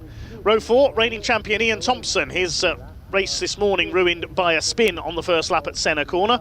Starts alongside Bob Bullen in his Ford Anglia, completing the top 10. Mark Uca's Mini, Piers Grange in the Mustang, little and large on row 5. Moving on back to row 6, we've got 230 Martin Armstrong's Mini, Adrian Oliver, number 13 in the imp. Row 7, a pair of imps, Michael Loveland and Steve Platts. Row 8, 2 more imps, Brendan Rooney and Jeremy Dias. The 9th row, Ed Carter imp, Brian Bedford A40. And the 10th row, Patrick Harris in the Morris Minor, Cristiano Nardone in the Mustang. Row 11 is Pat Keneally's Lotus Cortina. Watch for him coming through if he has a problem-free run this time, alongside Mike Davies in the Mini. And we won't have Simon Knight at the back. I think his engine let go in yesterday's race.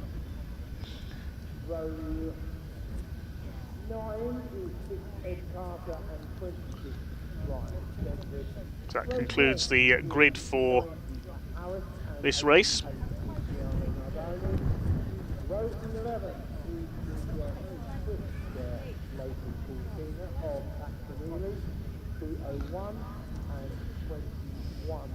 And on the back on his own, giving number 55, Simon Wright. Can Endaf Owens make it 3 from 3 then? Right, to Andrew Scott in our comments thread says good luck to Mark Uca, number 66. First time racing here at Pembrey. He is a local from Pembrokeshire. It's first time racing on his local circuit. The green flag is displayed at the back of the grid, and the cars will head round for a green flag lap before this 15-minute race.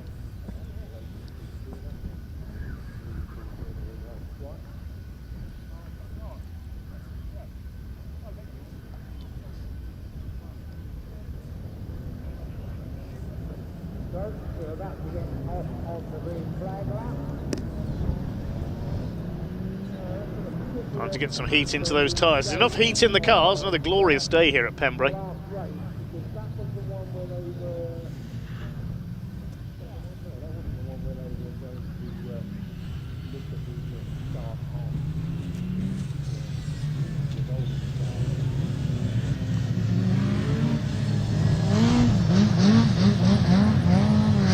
For any more gaps on the grid, I think it's just those couple of cars at the back that are missing.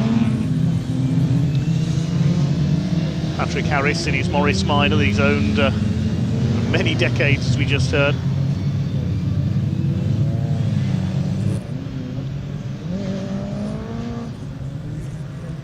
I really do not know who's going to top this race, if Endaf Owens can be reeled in.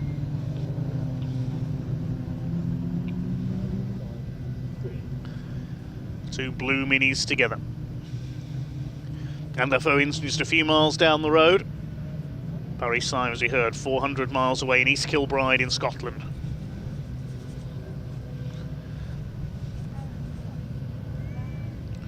Jake Swan in the Anglia. Could he be on for a first overall win? There's Bob Bullen.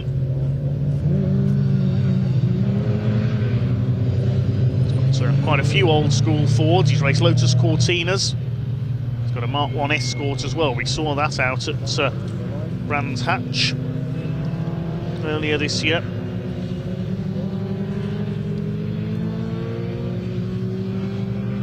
Wallingham in Surrey. Piers Grange, we know about his collection of old school Fords as well. Former Blue Oval Saloons champion. He's been a class champion in the Pre66s as well. Ian Thompson, the current title holder with his Lotus Cortina.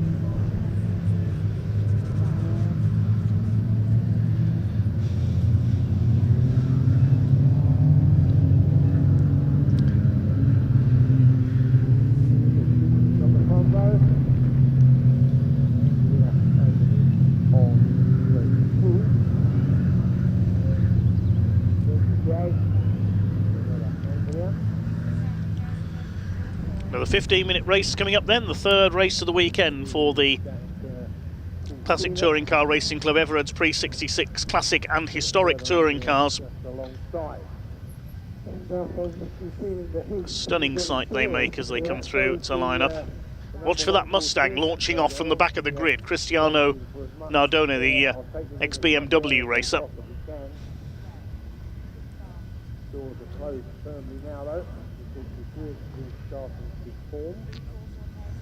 We wait for the last of the cars to come. Just waiting for the last couple of rows to form up.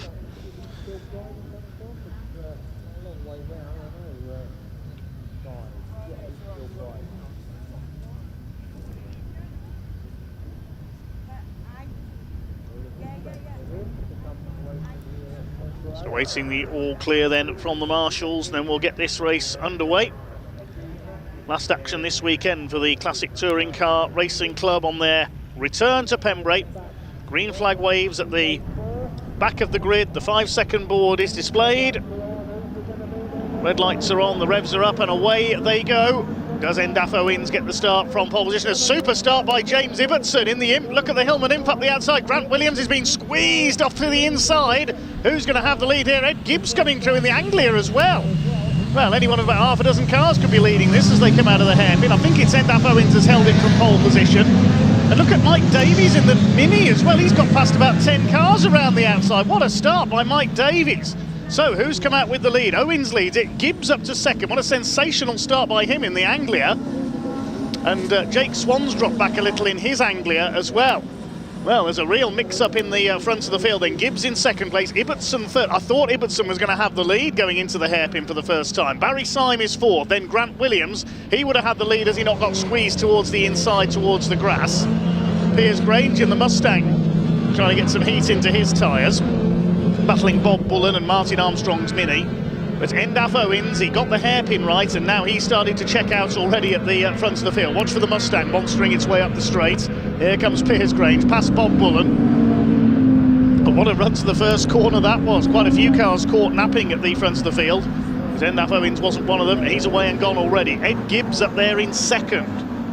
This could be his best ever result if he can hang on in the Anglia. Barry Syme's come through for third. And James Ibbotson just hasn't got the power down the straight there to hold off Syme or Grant Williams in the Mark II Jaguar. Oh, Pat Keneally into retirement again.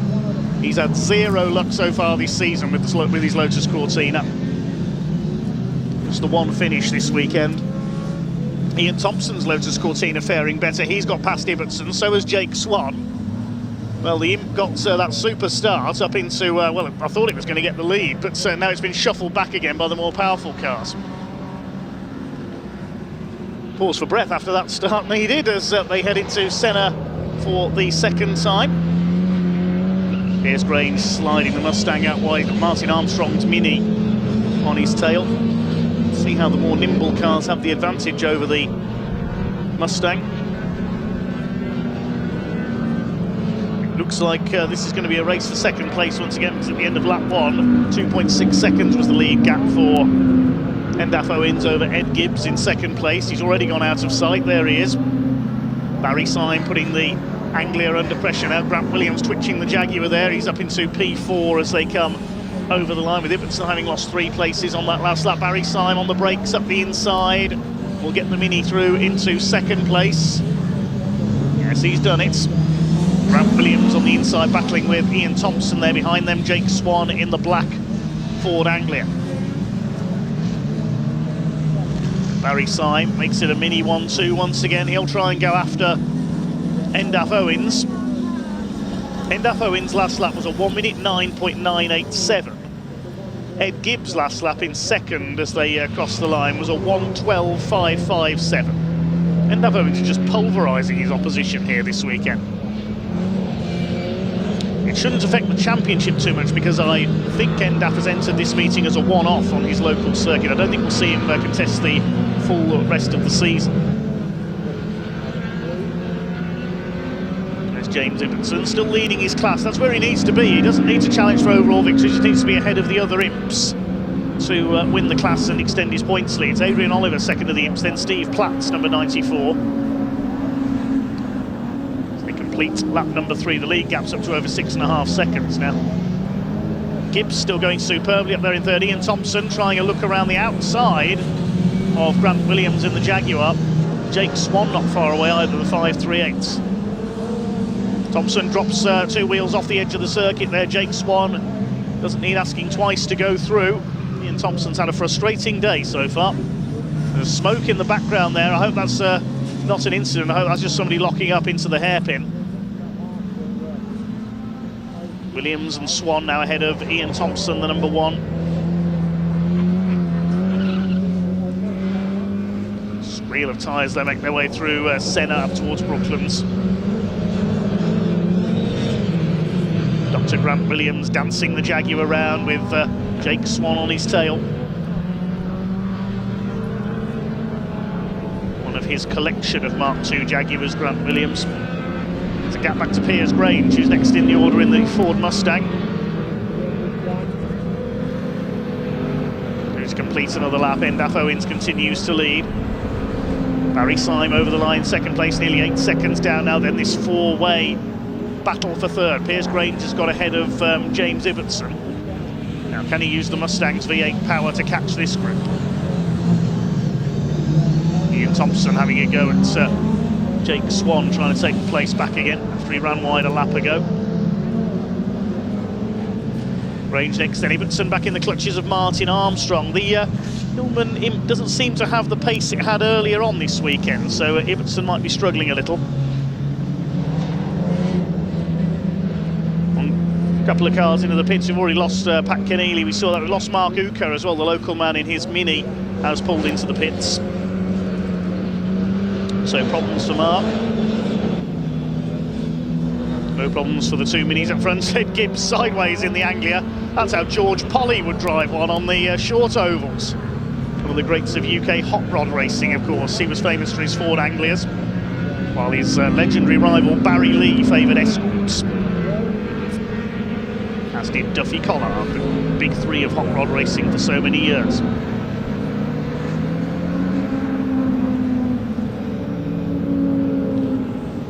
No time for short oval nostalgia though, because there's a cracking touring car race going on, and Ian Thompson sends a move up the inside of Jake Swan into the hairpin. Need to get through on the inside. Keeps his foot in around towards Spitfires and then to DeBenny. Needs to get the overlap done by the left-hander, and he's done it. Up into P5. Now chasing Grant Williams for P4.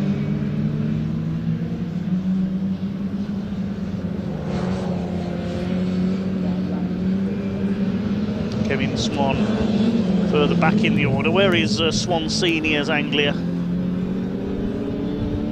Jake is in 5th place. I don't think Kevin took the start, actually. No, Kevin Swan is not there. There's Ed Gibbs, leading Anglia in this race. He's got Grant Williams on his tail. Gibbs, the man from Kent. Losing ground though to Barry Syme in the Mini. 10.4 seconds between the two leaders. Syme 5 seconds ahead of this battle for third place. Here comes Ian Thompson going around the outside this time. Is it going to work? He ran wide onto the grass when he tried this, so he's gone wide again. And he loses out to Jake Swan. Saw Bob Bullen pulling his Anglia into the pits. He's out of it. There he goes.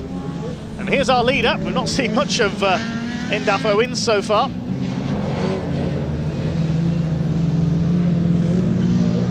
Driving a perfect race out in front. He's been perfect all weekend. Even the safety car yesterday couldn't hold him back. He's lapped Brian Bedford in his Austin A40. Brian Bedford still leading Patrick Harris in Class D. The other classes, Class A is being led by Williams, Class C by our race leader Endaf Owens, Class F by Ian Thompson, Class E by James Ibbotson. No entries in Class B this weekend. As Thompson up the inside at Carter's, attacking Jake Swan's Anglia.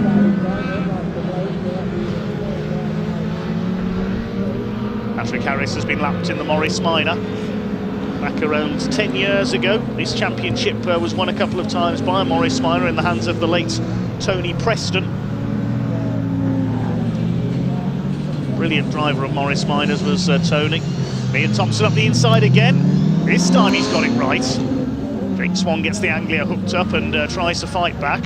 These two have dropped back a little from the third place fight now between Gibbs and Williams. And Williams just can't quite get the jag down the inside of the Ford Anglia.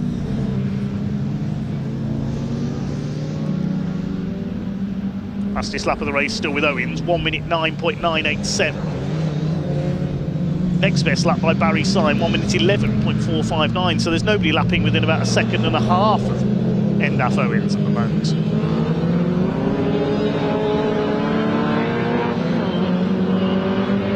Jag get alongside Ed Gibbs here. Here comes Grant Williams on the inside. Ed Gibbs is having none of it, holds that third place. He wants his first podium of the season.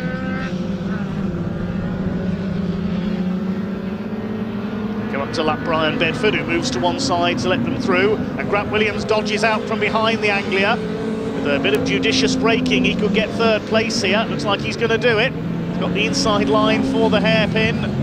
Ed Gibbs going to have to go wide, he locks up. Ian Thompson goes wide as well.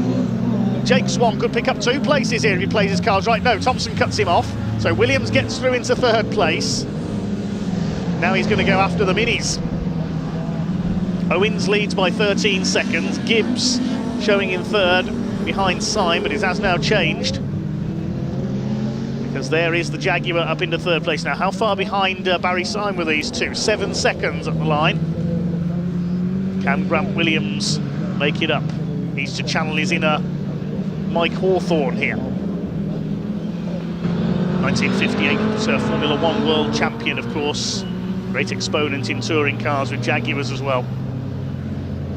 Here comes Ian Thompson. He's determined to make up some ground in the Cortina. He's had a bit of a frustrating weekend. He's racing spoiled by a spin at the start of this morning's race. Minis have already gone through. They're separated by 16 seconds.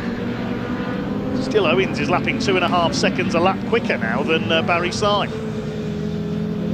Ed Gibbs dodges to the inside, Thompson to the outside. Now Thompson too wide again. Jake Swan just trying to keep a watching brief here. If anyone in front of him makes a mistake, he can capitalise. Ed Gibbs starting to buzz around on the tail of the big Jag once again.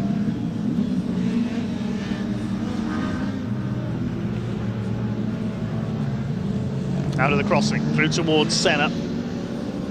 Past the rallycross course. Ed Gibbs really throwing that Anglia around now. Here comes Swan at the inside. He thought about a move on Ian Thompson, had to lock up there to avoid the back of the Cortina. Behind this group, Piers Grange is 7th, then James Ibbotson, Armstrong and Mike Davies from the back of the grid, rounding out the places. Out up the inside, Thompson takes Gibbs through Carter's. Good move there by the Cortina man, up into P4. 18.4 seconds now between the two leaders.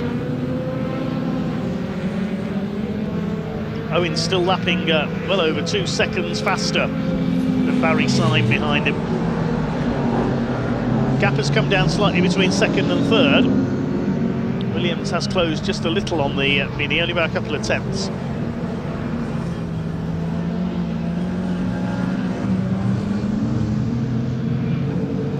There is Barry Syme through the crossing, up through the left-hander, followed by Williams.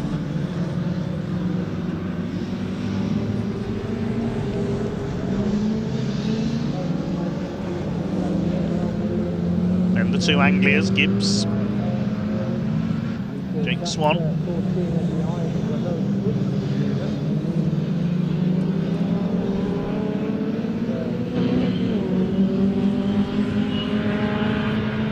Scrap further back. James Ibbotson has got back ahead of Piers Grange in the Mustang, which has now got minis swarming all over it. Martin Armstrong going for the inside. There's only just over 90 seconds of the race to go now.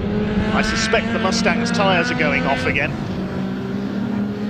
So absorbed in this battle for third place, I hadn't noticed there was only 1.5 minutes of the race to go. We know that Endaf Owens is going to win this as Thompson up the inside. Whoa, he's never going to get the car stop there. Off he goes. That was just over-optimistic there by Ian Thompson. He's lost 3 places as a result of that. He nearly ended up heading for the airfield. Meantime, Jake Swan has been allowed by that to make a move on Ed Gibbs. I think Ed Gibbs was concentrating on getting out of the way of that unguided missile going into the hairpin. The two Anglias now side by side. Now this is more like old school hot rod racing. Pair of Anglias side by side. Ed sideways, Gibbs stays ahead of Swan. Meantime, going through to start his last lap is Endaf Owens, and we've got a slowing imp. That is number 6, Ed Carter, pulling up. We saw the white flag out from the marshals there to warn the other drivers. There is a very slow car on the circuit. Jake Swan, meanwhile, has got past Ed Gibbs in the battle of the Ford Anglias. Here they go. Has Gibbs got a problem there? Because he seems to have slowed. Ed Carter's going to try and make his way to the line, at least take the checkered flag. He's going to go out in a few seconds. Ed Carter from Leeds. Well, there's Endaf Owens. He's hardly seen another car all race. Got the headlights on to warn any back markers, but it's been a perfect weekend for the Welsh wizard in his Mini. There's a thing or two about building them as well, the man behind Owens Fabrications. Up to lap one of the Mustangs. Very impressive indeed. Clock has counted down to 0, so it will be checkered flag this time, and it's going to be 3 from 3 for Endaf Owens, the Pembrey local specialist. Nobody's got near him all weekend. Here he comes to complete his hat-trick. Endaf Owens takes the win. 3 wins out of 3 in Pre66 touring cars this weekend. It's going to be second for Scotland. Barry Syme will have plenty of reward for his long journey from East Kilbride. He's going to come in for second place in his famous number 25 Mini. What's the gap going to be in the end? Here he comes out of the final turn. The gap is 27.2 seconds. That's the biggest win of the weekend for Endaf Owens. And Grant Williams brings the Jaguar home ahead of the Anglias in third. Nice little twitch there as he crossed the line. And Jake Swan, takes 4th place ahead of Ed Gibbs. Ian Thompson, after that overshoot at the hairpin, comes home in 6th place. James Ibbotson extends his championship lead with a hat-trick of class wins in the Imp. Piers Grange just outdrags Martin Armstrong and Mike Davies in their Minis to the line. They complete the top 10. More Imps next. That's Adrian Oliver, Brendan Rooney, Michael Loveland and Steve Platts.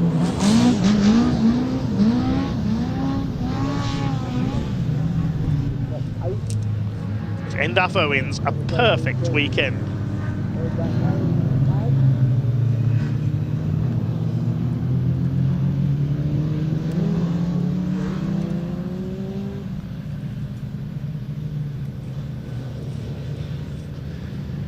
Okay, wait for the cars to head into Parc Fermé then. Original results, a win for Endaf Owens by 27.2 seconds over Barry Syme. 1-2 for the Minis. Grant Williams wins his class in 3rd place. And a good battle with Jake Swan, Ed Gibbs and Ian Thompson, who despite that overshoot at the hairpin ends up 6th and wins the Lotus Cortina class. James Ibbotson wins Class E, so he'll be still leading the championship at the end of this weekend. And the rest of them coming home behind. Class D was won by Brian Bedford in the Austin A40. Let's head down to Ian in Parc Ferme.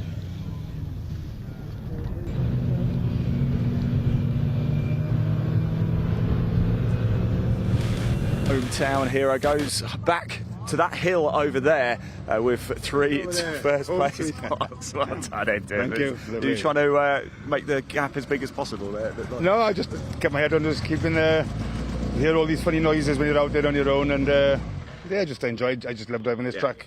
Yeah, so we've done loads of work in this car. No, we haven't done nothing. We've had so many oil leaks this weekend. I've discovered what CT1 does. It covers all. It's like a building glue, so that's good. And yeah, good engine off Dave's slaphead, so yeah, all good. Can't complain. Good bunch of lads. So yeah, no, yeah, very, very good club. Thank you for the welcome. So it's been great to see you again, mate, and thanks for coming out to play. We appreciate it. And from one man who only has to go there to another man who's got to go the whole length and breadth of the country. In fact, he's got to go through Wales, and then he's got to go through England to get to Scotland as well. Barry, but it's worth it, eh? Another piece. Oh yeah, glorious day in the sunshine, keeping this man as honest as we could do. The track's really abrasive, so the tyres started to fall away, so I was conscious that I was in a good place, that I just wanted to nurse it home really, and come second to end off. Local heroes, no mean feat. Everyone knows he's a great manipulator. I'll let him have it. But although he's enjoyed it so much, he might come back out of Brands Hatch, so we'll see. But no, as for the journey, a lot of people helped to make it happen. Many thanks to all my friends and family watching from not just back home. My wife Alison, my son Adam, and Mum Joy. They'll do a lot behind the scenes. Brilliant. But we've got the viewers all around the world actually. It's done good. Yeah, so no, genuinely a lot of people tune in from all over the world, and obviously that's the power of the internet. But it's amazing how many people. Big shout out to all the sponsors that make it happen as well. It's a lot of diesel coming down here, so Miller's Oils and Swift Tune obviously providing a good engine, Glen Cairn Group and District Energy and Scotec and everybody else that helps. There's a lot of people just. I think people at home, maybe don't appreciate how much is involved, but it's an all-consuming affair. This, but we love it. It keeps us coming back, especially when we get a couple of pots to take home up the road. Exactly, well deserved, Barry. Well done. Look, you better go because you've got a 400-mile journey to go home, haven't you? Before the 2CV endurance race, we need to go across the circuit before that. If you are here when the track goes live, you're done. You're staying here to the end. Somebody was saying if we're struggling for time, we just drive the trailer out with the back door open, doing the Italian job with the Mini. So we might do that. Yeah. Let's do that. We'll film that. I'd love to watch that. It's good to see you. Come on up, Barry. Have a safe journey home, won't you, mate? We'll grab Grant for a chat in a second as well. Truck's out next, so we've got a little bit of time. We're not even actually loading up at the loading bay there, but Grant Williams in the Jag. Look at it. Let's pop the camera on the car, shall we? Because it is a thing of absolute beauty. The number plate there, Jag 400. Of course, Grant has been a regular this season with the Classic Touring Car Racing Club in the Pre66s, and look at some of the names on the side as well of the car. Truly, truly remarkable. And he gets his reward as well. He goes home with a 3rd place. There are a number of classes in this one as well, don't forget. But we'll leave that one for Dave because there's so many different ones, isn't there? And yes, there you go. Grant, come on, you've got to do your media duties, if you're going to finish it. I don't mind these media. That was a brilliant race. I was absolutely, I could see it. I visualised it. I thought, okay, I can get the 3rd. I had a pretty good start. I managed to get, as long as I keep keeping the front, I knew the tyres were going to go off, and this doesn't go off so bad towards the end. But they said the biggest improvement, I've been running for the last 3 races, been on those unirolls. So they just don't work in the dry. So how heavy is it? It's 1,300 kilos. So it's compared to everybody else, it's an heavy car. It's a big old boat, like a big old bus. But no, don't call it that. He didn't mean it. He didn't mean it. She keeps going. And it was a great battle. I could see him as long as I just picked one up at a time, and I knew where my slow points were. As long as I kept the inside, they have to work around the outside. And I know he was getting frustrated, and said he kept making mistakes, and he was locking up. He was overshooting the airplane every time, trying to get the gap closed, but. That's racing, so yeah. Robbins racing, as they say. Well, yeah, we've done a great job today. Well done. It's good to see it. Have a safe journey home, won't you? Right, so let's go have a look. Where are the trucks? They are just think about to start lining up here very shortly. We've still got a couple more races to go. In fact, no, it's the MGs, isn't it? We're going straight into the MGs now. Actually, trucks are after, I believe. Yes, MG owners, of course. Yes, apologies. That's why they're not lining up there. I was wondering what's going on. MG owners out next. Then it's the trucks. Then we have a little bit of a gap. There is actually going to be a truck parade. The reason there's a gap, it's just to allow the cars in the infield to get out, because once that hour-and-a-half 2CV race goes live, if you're in here, you aren't leaving until the checkered flag falls. So MG owners, British Truck Racing Championship 2CV, still plenty still to come. In fact, the marshals are gearing up as well, so almost time to go racing. I better shut up and hand back to Dave to take you through the action. Enjoy. Bye-bye. Thanks very much. Yes, I think the sun's getting to him a bit down there. You can see he's a little bit sunburnt. Pretty warm here in the commentary box as well, as we get ready for our final race of the weekend for the Adrian Flux Insurance MG Owners Club Championship. 3 races this weekend, and this final race, the grid set by the 3rd fastest time for each driver in qualifying. So it is the reigning champion Steve McDermott who takes pole, with a double winner so far this weekend, James Cole, alongside him. Second row, McDermott Jr. in number 77, and 88 Rob Addison. Row 3, Matt Harvey and Jonathan Candler. Then Darren Leonard and Reese Lawson, the first of the 3 Lawsons, on row 4. Chris Lawson on row 5 alongside Luke Boniface. Then Connor Lawson in his battered car after his crash in qualifying yesterday is on row 6, and he'll be alongside number 95, Jack Meager. Row 7, we have James Wade, number 22, and 3, Adrian Olsen. Row 8, we should have the lone MGF of Simon Kendrick, Anthony Bates with the MG Maestro. I don't think that's going to be out there because we didn't see it earlier. He lives down in Cornwall, so it wouldn't surprise me after his problems yesterday if he's headed home. Row 9 is Riaz Kesvani. He was a retirement in race 2 earlier today. Jimmy Work alongside him, completing the top 20. David Amphlett and Chris Millard in their MGBs. Row 11 is Jim Bainham and Malk Best in their MGBs, and the final row, Carl Bates and the other Class B runner, Hannah Leonard. That's your lineup. Last action for the MGs this weekend. About to head off on their green flag lap. And while we do, Ian caught up with 1 or 2 of the drivers earlier on.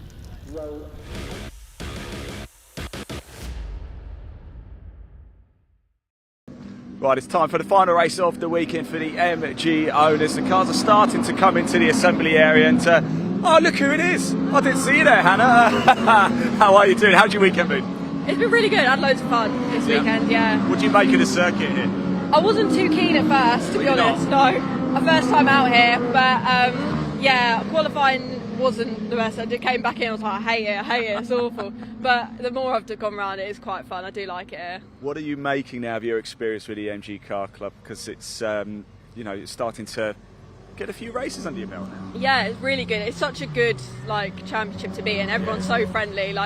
Even if I do make a little mistake, or I've got so much advice off of everyone, and where they're behind me and they've seen me do something, they go, oh no, here you got to be doing this.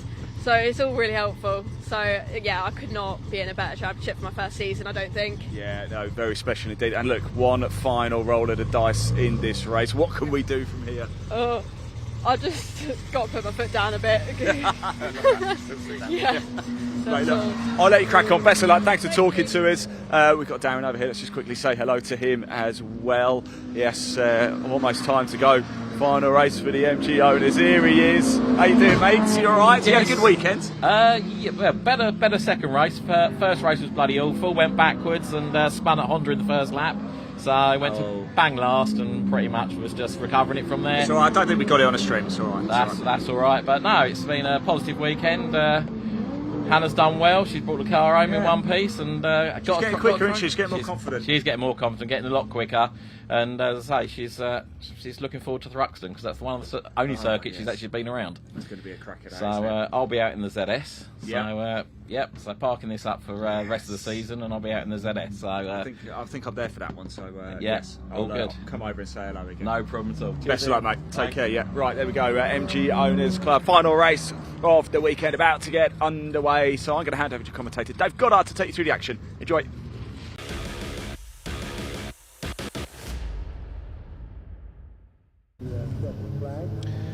Thanks, Ian. Yes, the car's on their green flag lap, and there is Hannah Leonard at the back of the field in her ZR, newcomer to racing this season alongside her father, and a class winner this weekend on 2 occasions.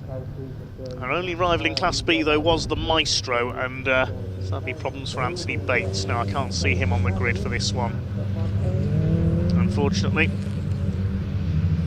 So Hannah could be a class champion in her first season of motor racing.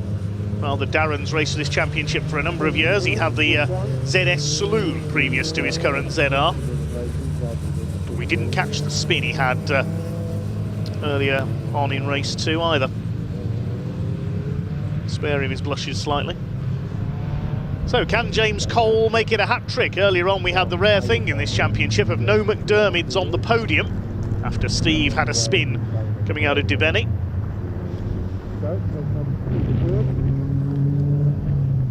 There's Simon Kendrick, the lone MGF.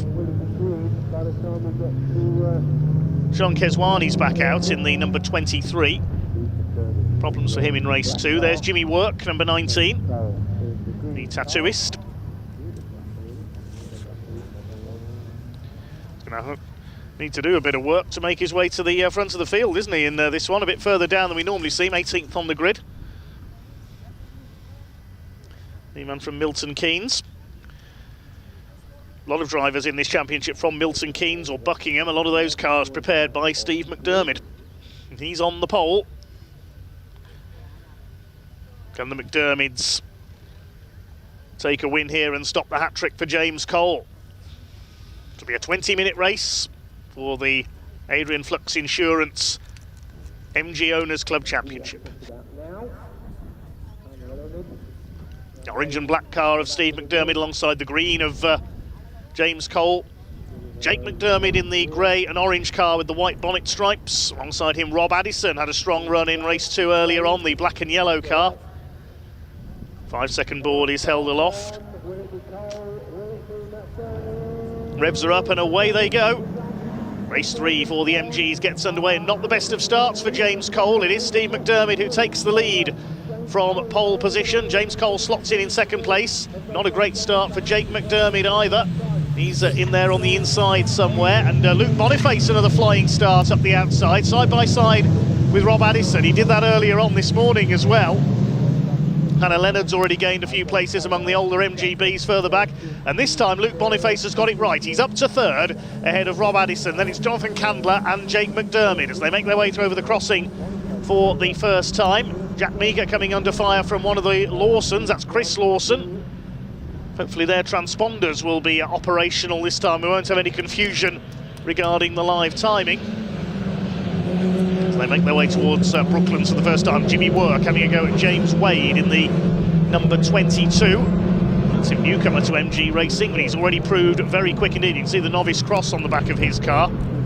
Steve McDermid leads, looking for his 5th championship this year as they head towards Honda Curve for the first time. Second place is Cole. Luke Boniface up into third, the number 13. The grey car with the Dayglow yellow sign writing.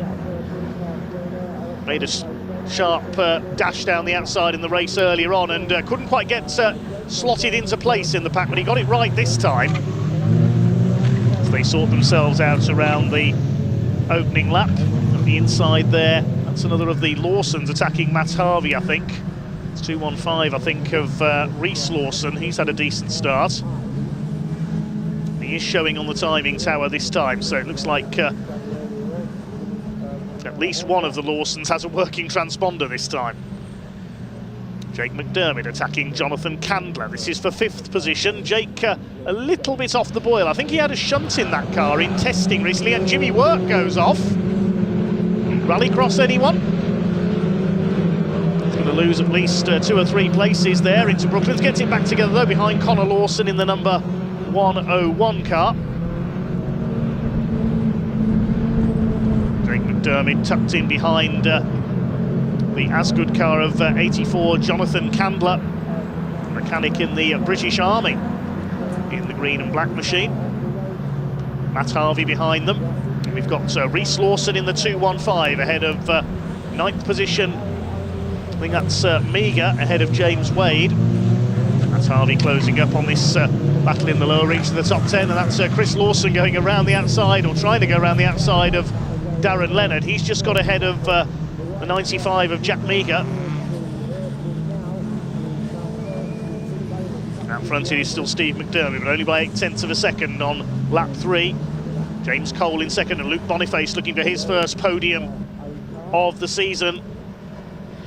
In that black and Dayglow, in that grey and Dayglow yellow car. Then it's Rob Addison, Candler, McDermott, Harvey, Lawson, Leonard and Meager, your top 10. With Chris Lawson in 11th place, the 4-3-1. Things calming down now after the typical frantic exchanges of the start.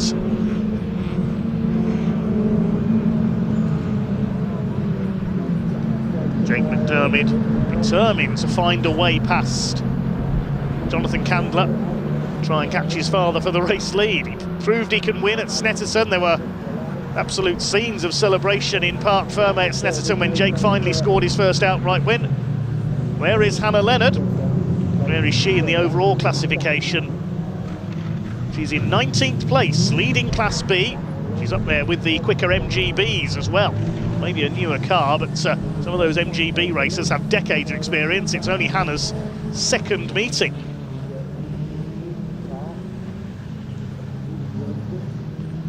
Bouncing over the curve there still, Jonathan Candler. Hanging on in front of Jake McDermott. Jake originally started off in a less powerful ZR in Class B, and Candler puts a wheel onto the grass there to lose him a little bit of momentum.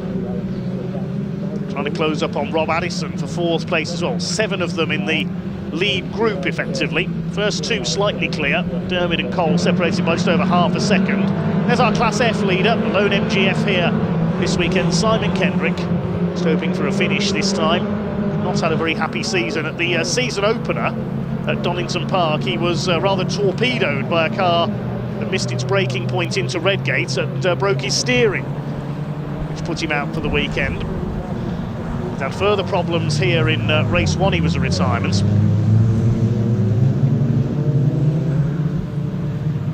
He's closing in on James Wade there in the 22, so that's for 11th place overall.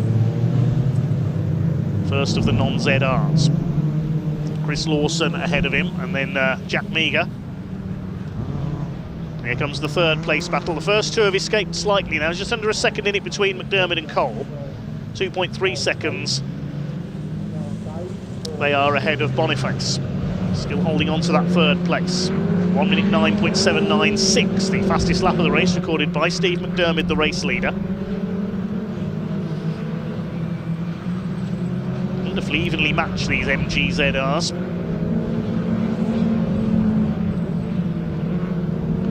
Still, Jake McDermott cannot find a way past the number 84 of Jonathan Candler, the Wiltshire driver. James Cole runs a bit wide there, coming out of Honda Curve. Here's our leader in Class A. That's David Amflitz. He's a few seconds clear of Jim Bain, about 3.5 seconds up on his great rival. They're split by Hannah Leonard in her ZR. Oh, and a bit of smoke there. Somebody's locked up, I think. Who was that ran wide? It must have been Jonathan Candler, yes, because he's lost places.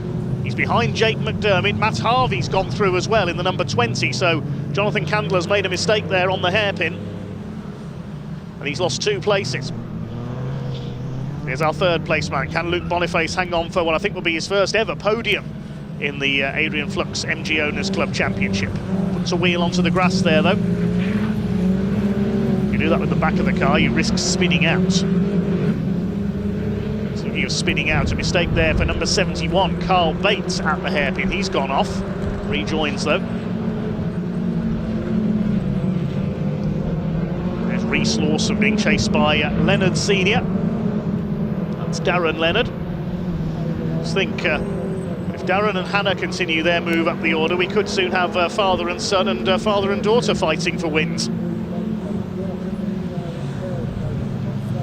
Jake McDermott now free to attack Rob Addison for 4th place. Now that the problem with Jonathan Candler's been removed when he went wide at the hairpin a lap ago.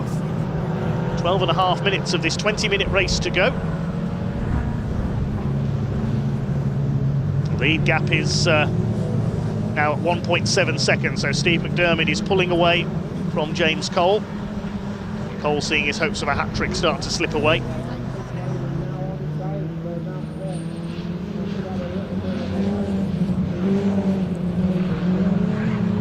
Towards Brooklands comes the window centre Suffolk car of Rob Addison.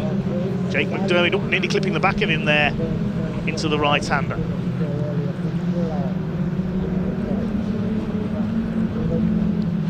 Behind McDermott is Matt Harvey, then Jonathan Candler's dropped back a little, losing time on that last lap. Behind him is Reece Lawson, best he's run this weekend. And Darren Leonard and James Wade completing the top 10. Any move's going to be made into the hairpin this time. Yes, Jake McDermott's going to have a look at Rob Addison. I don't think he's going to be close enough to make a move down the inside. No, he's not. He's going to be mindful that Matt Harvey's there. He might get a run on the exit, though, up towards Spitfires. Gets the nose down the inside. Next corner's a left-hander at Debeni, though, so it's going to take something special for McDermott to move through here. And he does, just puts a wheel over the curb.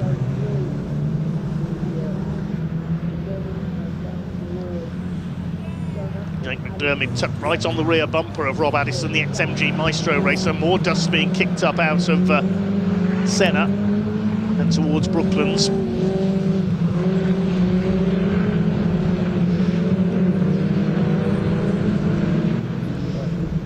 There go the leaders, separated by 1.3 seconds, so it's come down again slightly. Cole took about 0.4 of a second out of McDermott on that last lap.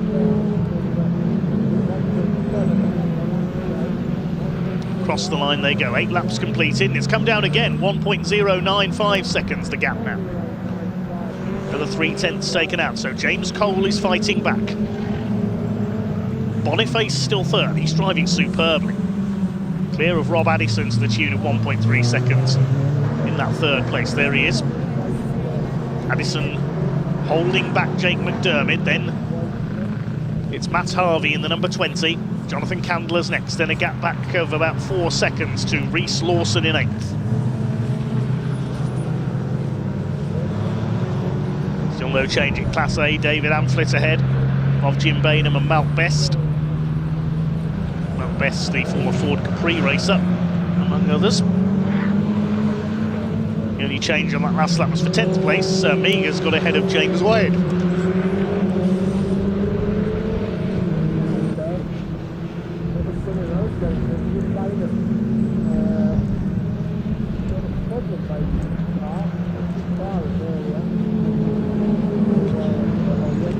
Minutes 20 of this race still to go.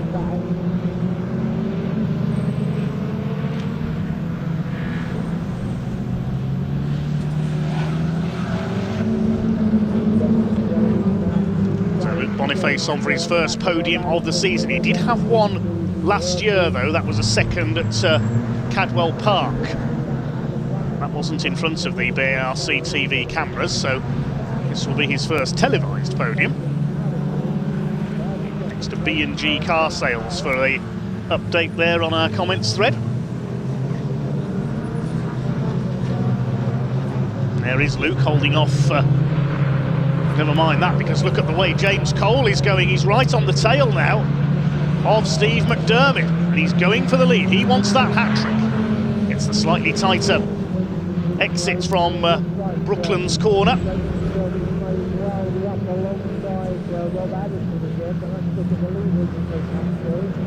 Just a car or two's length in it now for the lead. Dermot pulls away just a little bit. They're coming up to lap Chris Millard's MGB.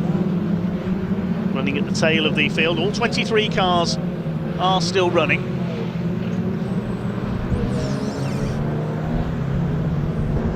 They get past the back marker into the hairpin, no problem. Is Cole going to be able to make a move? No, he's not. There's Boniface in third.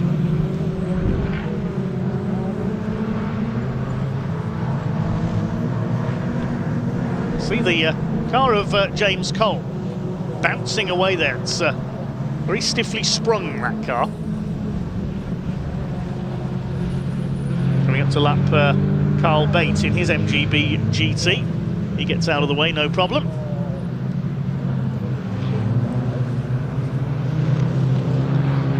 James Cole Coles kicks up a little bit of dust. He always does there. He's taking the slightly wide line so he can cut in on the next corner at Brooklands.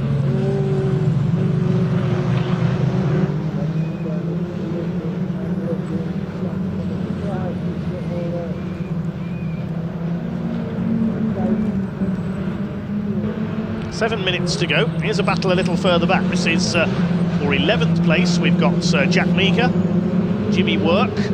Behind them, two of the Lawsons, Chris and Connor. So Jimmy Work has worked his way back up nicely from 18th on the grid, despite an off earlier on. One leader running a bit deep there into the hairpin. Steve McDermott, we saw an understeering wide. Still holding off James Cole. Still quite a way to go yet. They're coming up to lap mount best in Class A, making up for lost points. He had to miss the opening round at Donington due to illness. He needs to get out of the way of our leader. They've not encountered him in a good place here. Leader gets around the outside of him. They both have to go wide. Mount Best slows the MGB to let them through.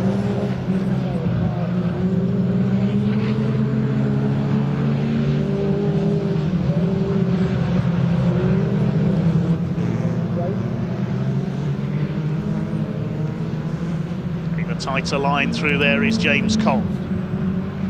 Trying everything he knows.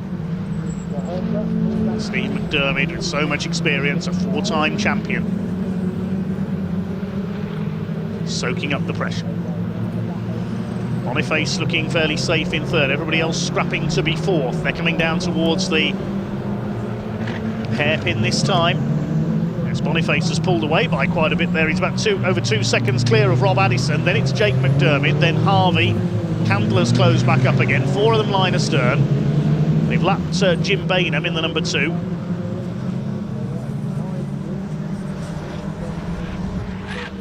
Still no change between our top two.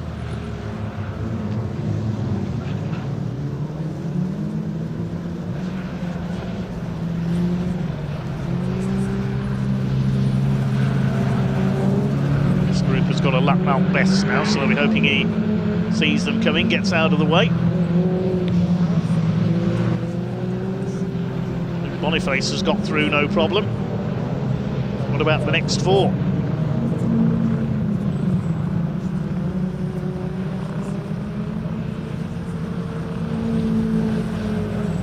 Rob Addison under pressure as the leaders lap David Amflip, the Class A leader. Hannah Leonard's got ahead of him as well in her ZR. She's heading for a hat-trick in Class B.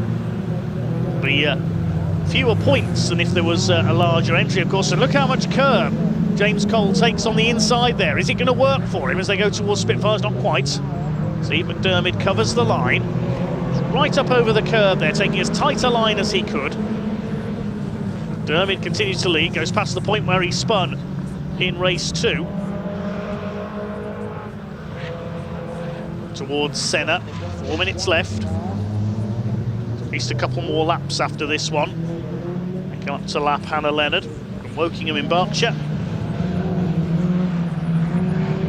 Boniface in third, then this group fighting for 4th place. No real change in position at the moment though. It's still Addison, McDermott Jr., Harvey and Candler. Leaders past Hannah Leonard, no problem.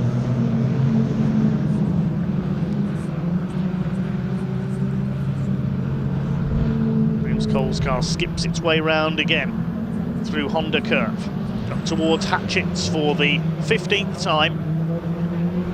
Don't think he's within range to make a move. They've got their headlights on to warn the back markers they're coming. There's yellow flags out and somebody's pulled over. It's one of the Lawsons in the pit lane exit there. I think that's the 101 possibly of Connor Lawson, the car that was damaged earlier in the weekend. Because there is Chris Lawson having a go at Jimmy Work. Up the inside, James Wade going to get through on Jack Meeker. He's lost a couple of places. So good bit of place swapping here. They've got to be careful though, because there's yellow flags out for that stranded car there. As I say, I think it's Connor Lawson that's pulled up. We've also lost Carl Bate in the MGB into the pits as James Cole has a look up the inside there at Brooklands. He almost got alongside Steve McDermott. He's really on the attack now. You can see his headlamp shining on the rear panel of Steve McDermott's car. That's to intimidate him. put him under pressure. Less than 2.5 minutes to go now, so a couple more laps left. Steve McDermott still with the fastest lap, 1 minute 9.796. These two are lapping in the 111s at the moment, so they're taking a bit of time off each other. They're well ahead of Luke Boniface now. It's between these two for the victory. They're nearly 6.5 seconds clear of this group. Jake McDermott trying to take 4th place. Rob Addison flashes the headlights just to warn Hannah Leonard that he's there. James Cole is really on the attack now. Less than a car length in it as they came through Debenny. Over the cross. Taking some curb there on the inside. What can James Cole do? He wants 3 wins out of 3. Steve McDermott wants to make it a record of wins at every meeting this year. But Donington, Snetterton, now Pembrey. On the absolute edge, these two. Luke Boniface looking for his first podium of the season. Rob Addison hanging on in 4th place ahead of Jake McDermott. Through to start their final lap at this time. Over the line they go. Yes, the last lap board is out. James Cole will see it and he'll know it's time to launch an all-out attack. Down towards the hairpin for the final time. Can he pressure Steve McDermott into his stake? McDermott running a bit wide. This is Cole's opportunity. He's up alongside as they head towards Spitfires. No, Steve McDermott cuts him off, closes the door. I thought Steve McDermott had gone too wide there through the hairpin. Now James Cole's really on it. Oh, he clips the curb on the inside of Debenny there. That bounced the car and he's lost some momentum. He does it again coming through the crossing. Up towards Senna. Got to get this move absolutely right if he's going to be able to make a move. This is his opportunity if he can get the line for Brooklands. Can he do it on the brakes? No. Steve McDermott takes the inside line. Cole will hope he runs wide on the exit. He does understeer very slightly wide. This is going to be close. James Cole into the slipstream of Steve McDermott. Can he snatch it on the run to the line? That's going to be his main hope. No, he won't get the inside at Carter's.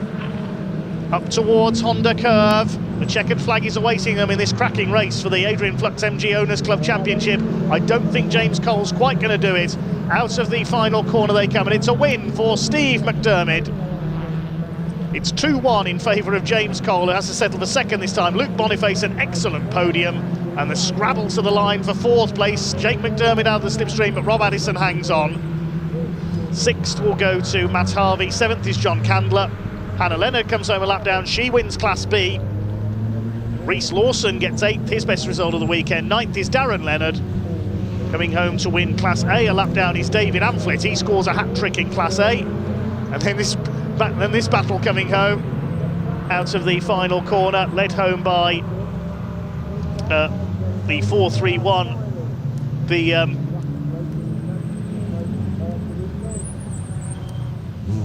431 of Reese Lawson.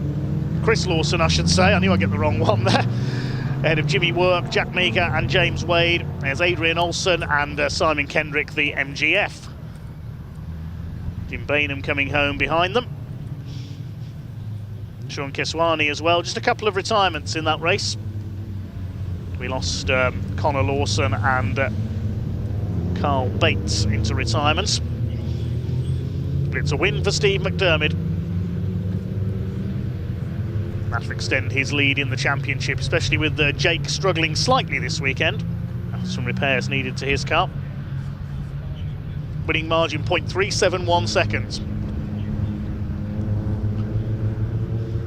Great weekend for James Cole, 2 wins and a 2nd place, and well done Luke Boniface, first podium of the season.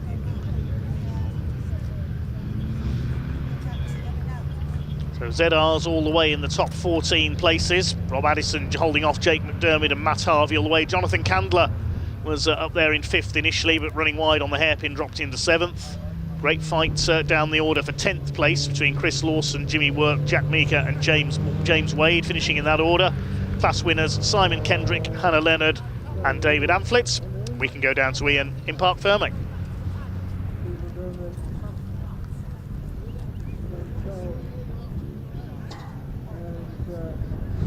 Oh, that's a little bit more like it, Steve. Come on. What a great finish that was between you and James. My word. I was here. I did, yeah. I did. I don't want to bring it up, but I'm going to. I did see you have a little spin over there earlier. Oh, mate. Well, you got to have one every few seasons, I suppose. Absolutely. Look, this tops it, doesn't it? Now this is Steve is back. Yeah. It was a shame in the second. I got a fuel issue and it cut out 3 times, and that's why I went off. But yeah, well, I didn't spin because of that. I spun because I hit the pothole and ran out of talent. But yeah, I had issues in the race. But yeah, that just sort of went my way. But he was on me the whole time. Oh, it was brilliant race. He got so close a couple of times, and I had to shut the door on the last lap.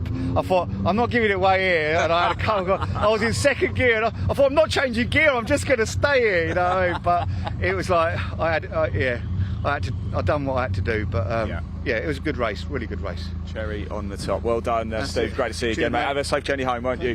Where is there he is? There he is. I'll tell you what, chaps, it's been a special weekend, hasn't it? It's not bad. That was all right. That. Not to put it lightly, yeah. Just pretty much mirror image of the first 2 races. If you get in the lead, the only way you're going to get past if you're second is someone makes a mistake. He made a couple of mistakes, but he built that lead at the beginning, which just, I think, helped him out a bit. Well, you still gave it a good go, though. Oh, I tried. I nearly had him here. Entrance to Dibney. Oh, God, that was close. But yeah, it was really good fun. Didn't touch once. That's what we want. If I'd have said to you yesterday morning, look, you can walk away now with 2 firsts and a second, you'd have taken it, right? Oh yeah, I didn't even see the track before Friday night. Last time we was here, it was 2007 when my dad was racing. So. Brilliant. It's not changed, but cracking little circuit, good for racing. Just you've got to be really defined for an overtake, and with the lap times as close as they are, it's difficult. It's very difficult. Yeah. Well done, mate. Congratulations, superb weekend. Cheers, have a safe journey home, won't you? As well, let's go and grab a chat with Luke. It's nice. I haven't spoken to you much, Luke, this week, and I'm sorry about that, mate. But this makes up for it, doesn't it? The P3. Oh, mate, I'm over the moon. Yeah, 3rd place, happy, very happy. You okay? You look like you caught the sun a little bit. Your neck looks like mine. Like a drumstick, yeah. Yeah, good, very happy. Top man. Still filled with adrenaline at the minute. Are you? Yeah, love it. Go on then, go celebrate, go have a good time. Oh, don't slap him on the back. Wash your hands. Yeah, it's a little bit. Right, I can confirm now it is time for the British Truck Racing Championship. Final race of the weekend. As I said, though, still lots to come. That 1.5 hour 2CV race. That will round out the weekend, so don't go anywhere. Do hit that like button, hit that subscribe button, as always, at Bark TV on YouTube, or also at the British Truck Racing Championship YouTube channel as well. It's completely free to do. Right, I'm going to hand over to Dave Goddard. The trucks are lining up. They are about to come out on track, and we are going to go racing. Dave, over to you, my friend. Thanks very much, Ian. Before we bring on the trucks, I have news of amended results to the 3rd race for the combined 5-in-1 championships race for the Classic Touring Car Racing Club, their 3rd race of the weekend.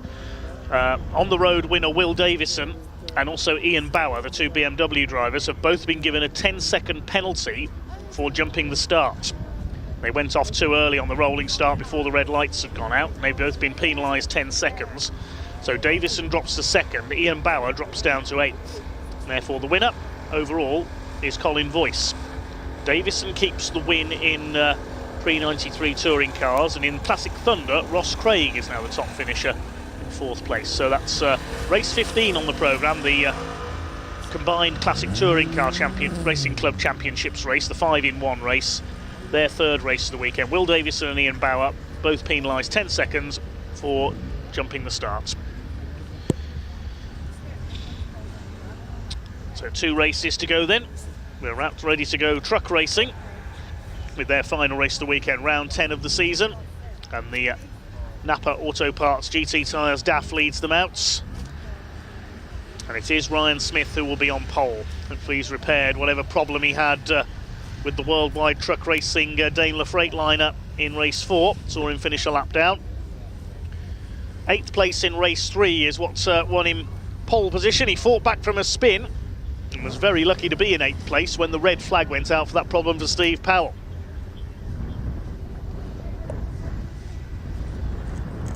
Alongside him, Stuart Oliver. That is some front row. 19 British titles between them. By form this season, you'd say it would soon be 20. Michael Oliver, winner earlier on, is on the second row alongside David Jenkins. Now, normally the last race of a weekend, we see the drivers, shall we say, let their hair down a little. They certainly did that at Brands Hatch. The Olivers cleared off in front. David Smith wouldn't let Ryan Smith get past him. And then Neil Yates, shall we say, did his Tony Hawk impression along the barrier at Halewood Rise. Brands Hatch's barriers have now been repaired. Third row of the grid for this one, Martin Gibson and David Smith. And John Bowler and Adam Bint will start on row 4. Adam Bint saw had a problem at the end of race 4 earlier on. Tom O'Rourke and Neil Yates will be on the 5th row. Adam Bint, is he making his way out? We'll wait to see. There's John Bowler. He'll start on row 4. Ricky Collett will be on row 6 alongside Stephen Powell. They don't necessarily leave the assembly area in grid order. 7th row will be John Powell alongside Archie Handy. Oh, Adam Bint is on his way. See the Mercedes there. Archie Handy, the first Division 2 truck on the grid. Followed by Sammy Oyanen and Simon Cole. Then Jake Evans and Bradley Harvey, Callum Easton and Graham Poole will start from the final row. Don't forget, we're back in action in 2 weeks' time on BARC TV from North Wales, this time up at Anglesey Circuits with Caterham racing action. Archie Handy looking fired up there, the way he left the assembly area gate. Sammy Oyanen in the Sisu. There is Simon Cole, going to take the lead in the Division 2 points this weekend, although I think it will be Jake Evans who's still leading. There's the number 10.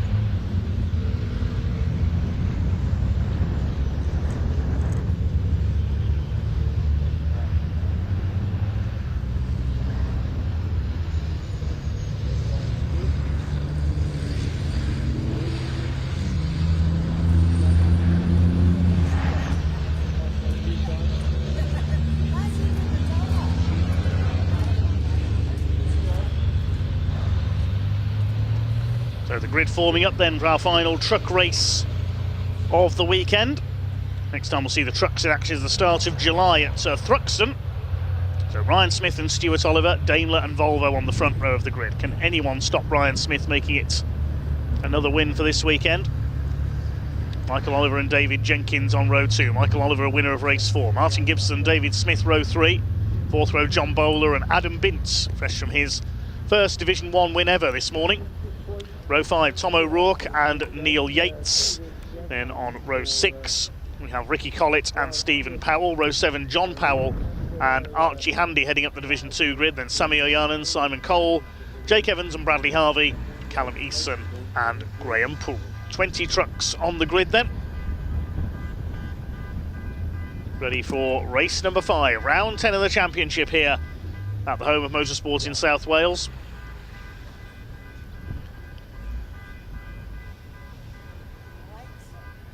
Marshall's just gridding them up. Big thanks again to the Orange family. Archie Handy looking determined here, looking for his first Division 2 win, second season of truck racing.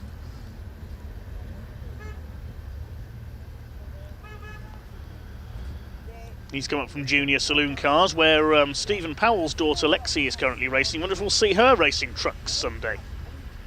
There have been some great female truck races over the years. We mentioned yesterday Davina Galitza, the former Olympic skier, Heather Bailey, Pauline Stewart, Kaz Garnett.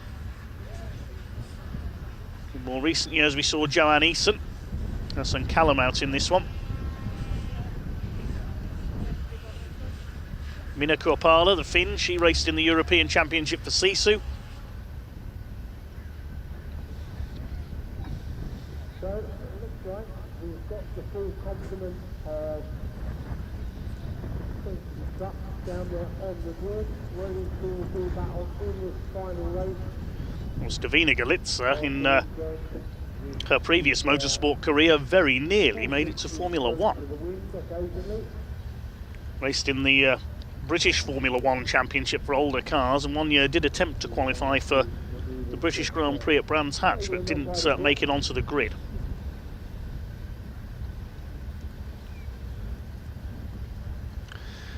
Another driver who went from Formula One to truck racing, of course, was the great Swede Slim Borgard.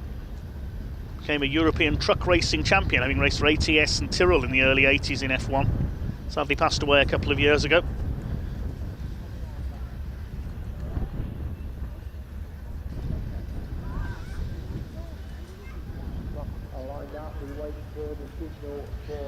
The 1967 F1 World Champion Denny Hole from New Zealand, in the last years of his career, he had a go at truck racing.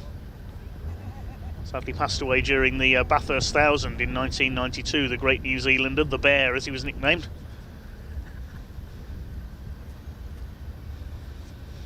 Very illustrious names have raced trucks over the years. We mentioned yesterday Barry Sheen, then his bike racing friend and rival Steve Parrish. He went on to be European champion in the BP Mercedes. The Grimer brothers of Hot Rod fame, they had a go at truck racing. Martin Brundle's had a go. Well, there's not much Martin Brundle hasn't raced over the years.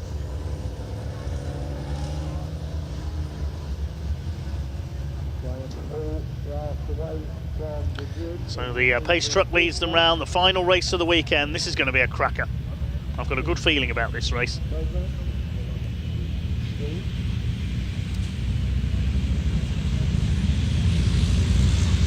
Division 2, I think, will be very close in this one.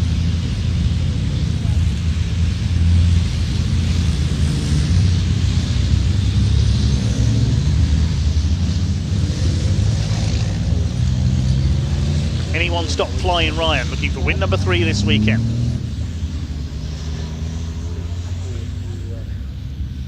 He was in a different league to everyone else yesterday. A spin restricted him this morning to 8th place. Then mechanical trouble in race 4, seeing him finish at the back a lap down. Still have, I'm sure, his championship lead at the end of this weekend.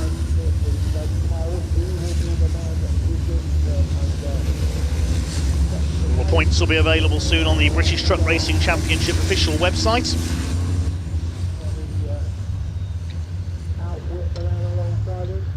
Michael Oliver on the second row, what a weekend he's had, bouncing back from gearbox trouble yesterday to take his first win of the season in race 4. Adam Bint covered himself in glory, got a great reception from the fans as well.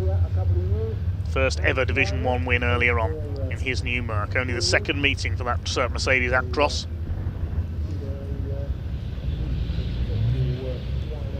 Good to see Stephen Powell back out as well. Such a frustrating year so far for him.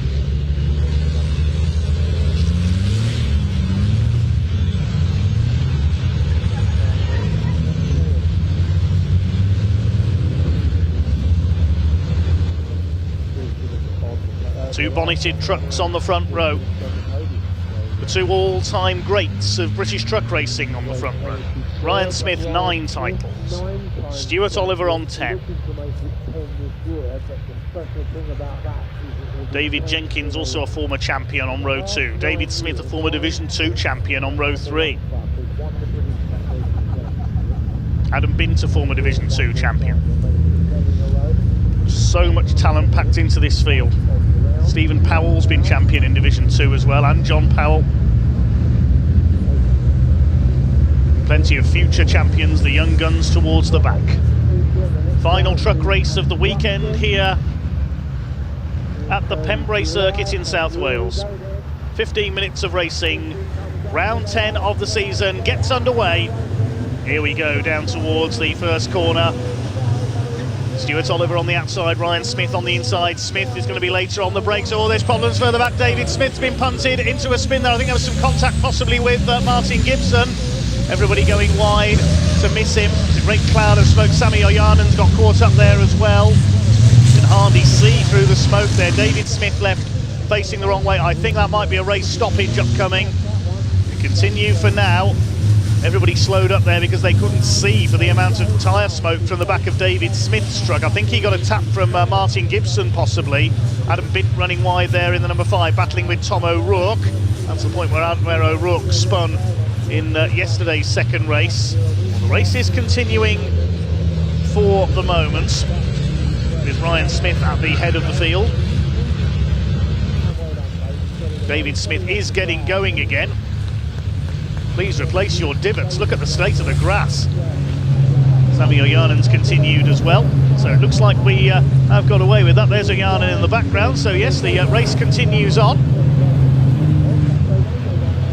Ryan Smith leads as they complete the opening lap. Second place, Stuart Oliver. It's Michael Oliver in third place. Then David Jenkins in fifth place, Martin Gibson. Then John Bowler. There's a hole in the field behind, and there's several holes in the infield as well in the grass. Some bodywork from David Smith's truck as well, but he was able to get going again. Behind John Bowler, the gap to Adam Bint in 7th place, a couple of seconds. The rest of them come fighting through. Who's leading Division 2? It is Simon Cole ahead of Bradley Harvey and Archie Handing. There's John Bowler chasing Martin Gibson. Behind them, Adam Bint, O'Rourke, Stephen Powell and Neil Yates rounding out the top 10. John Bowler has a look at the inside on the 101 of Martin Gibson. Ryan Smith, well, he's cured whatever his problem was earlier. He's got the truck wound back up again, and he is clearing off into the distance, almost Endaf Owen style. Tom O'Rourke, wheel arch flapping in the breeze, look at that. Looks like one of those old-fashioned plastic trafficators, doesn't he? He's signalling to turn left. 2.3 seconds the lead for Smith over Oliver. Nearly a second quicker on that last lap. 1:11.655 for Flying Ryan. Stuart Oliver, a bit of a twitch there in second place. His son Michael chasing. Oh, we've lost Sami Ojanen. He's off at Spitfires there. He's pulled up. Must have had some damage in that first corner contretemps. Sami Ojanen, the Sisu, is out of it. David Smith is still going, I think, but a long way behind. Smith, the Olivers, Jenkins, then Gibson, Bowler, Bint, O'Rourke, Stephen Powell, then Neil Yates. I wonder if he was involved there. There's a bit of damage to the front of his truck, so he may have got caught up on the first corner as well.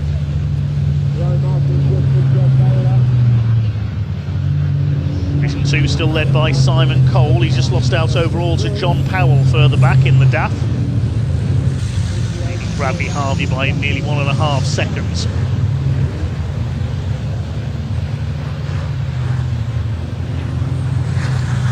.6 seconds now lead. Smith's pulling away at the rate of over a second a lap. These three fighting for second place. Can Michael Oliver score another podium? Score will suffer though because of a non-finish yesterday. Pulled up at the crossing while in second place, that gearbox problem. Martin Gibson under fire from John Bowler.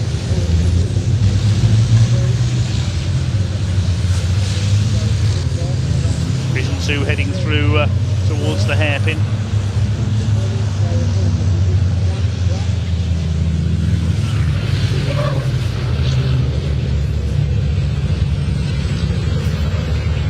Still John Bowler not able to challenge Martin Gibson for 5th position. Things quietening down somewhat after those opening exchanges.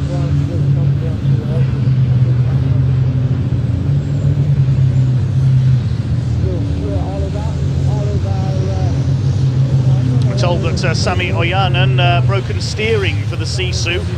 I assume that was because of contact on the first corner. So Sami Ojanen, the Finn out of his last race of the weekend. Not been a very happy start to the season for the Finn. His first year in the British Championship with the Mad Crop Racing team. There is the sea suit, goes against the tyre wall. He is very much out of the race. David Jenkins chasing the Olivers in P4. 9.5 minutes of the race to go, so plenty could change as yet in his final race of the weekend here at Pembrey for the British Truck Racing Championship. Still Martin Gibson holding off John Bowler. More dust being kicked up there as they head into Brooklands. 4.5 seconds now the lead gap.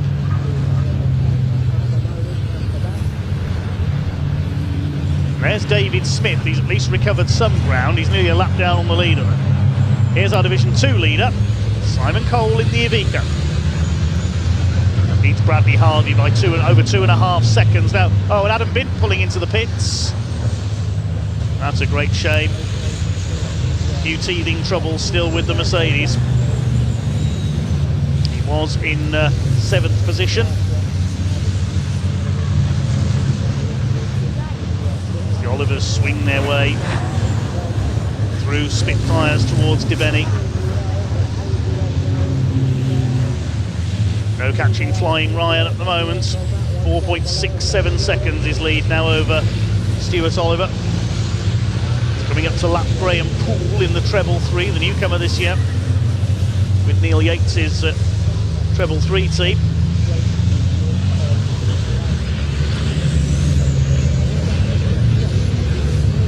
David Jenkins trying to close up on Michael Oliver for 3rd place.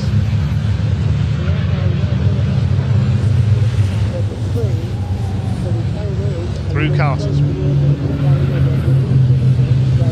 Tom O'Rourke still 7th. He's got Stephen Powell and Neil Yates behind him, running up the top 10 with Ricky Collett for the demise of Adam Bint. Here's the battle in Division 2. Bradley Harvey under fire for 2nd place from Jake Evans. Stephen Powell trying to make a move on Tom O'Rourke. This is for 7th place down towards the hairpin. O'Rourke holds him off. That wheel arch still flapping in the slipstream. Jake Evans, I note there, is on the back of Bradley Harvey going for 2nd in Division 2. He always seems to come on strong in the second half of races, Jake Evans, so far this season. Maybe that could become his trademark, late charges to the front in Division 2. Here he is on the tail of the yellow and white HTV Direct and Weaver-sponsored DAF of Bradley Harvey. Very similar to Stephen Powell's old colours on the ex-John Powell machine. Ryan Smith continues his charge.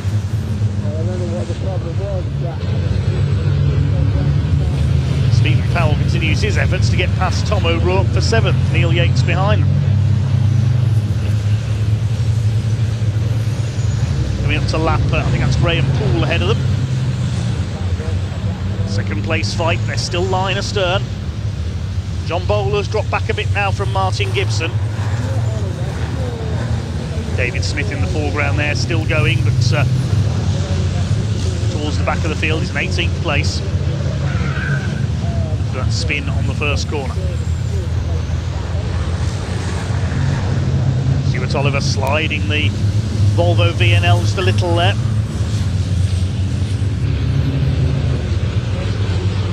It's under 6 minutes to go, and you'd be forgiven for thinking that Stuart Oliver's settled for 2nd place here. Stuart Oliver never settles for 2nd place. That's why he is a 10-time British champion.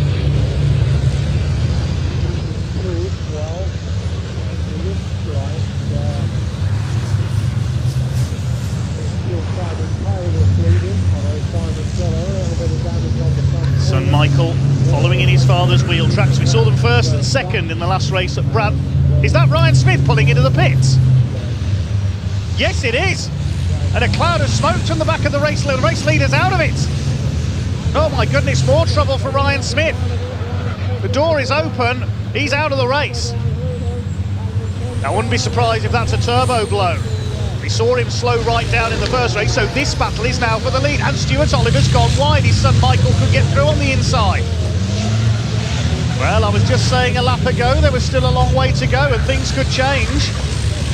It ain't over until that checkered flag goes out. And Ryan Smith is clearly out of the race. So it is Stuart Oliver who leads. Michael Oliver in second. Great clouds of smoke. I hope Ryan Smith's truck hasn't caught fire there. Well, they may need to stop the race if that truck is on fire, and the fire crews are needed in the Parc Ferme area where Ryan has pulled it over. We saw this with one of his old trucks, the Mercedes he had a couple of years ago when he caught fire at Donington Park. Let's hope that all is okay down there and the marshals can deal with that. There's 4 minutes left of this race. It's the Olivers 1 and 2 for the second time this year. This is a repeat almost of race 5 at Brands Hatch, except this time it's not Ryan Smith chasing them, it is David Jenkins. And Jenkins is having a look down the inside into the hairpin. The two MANs looking slightly quicker than the Volvo here, I have to say. And Stuart Oliver's backing them up here into Martin Gibson and John Bowler. Is he trying to get Martin Gibson through for another podium lockout, I wonder? Trying to get him past David Jenkins. He's backing them up so Gibson can close in. Unlikely, I'd say. John Bowler's right on the tail of Martin Gibson as well. Thankfully, Ryan is okay. His hopes going up in smoke. Meanwhile, here are the leaders. Stuart Oliver, Michael Oliver, David Jenkins.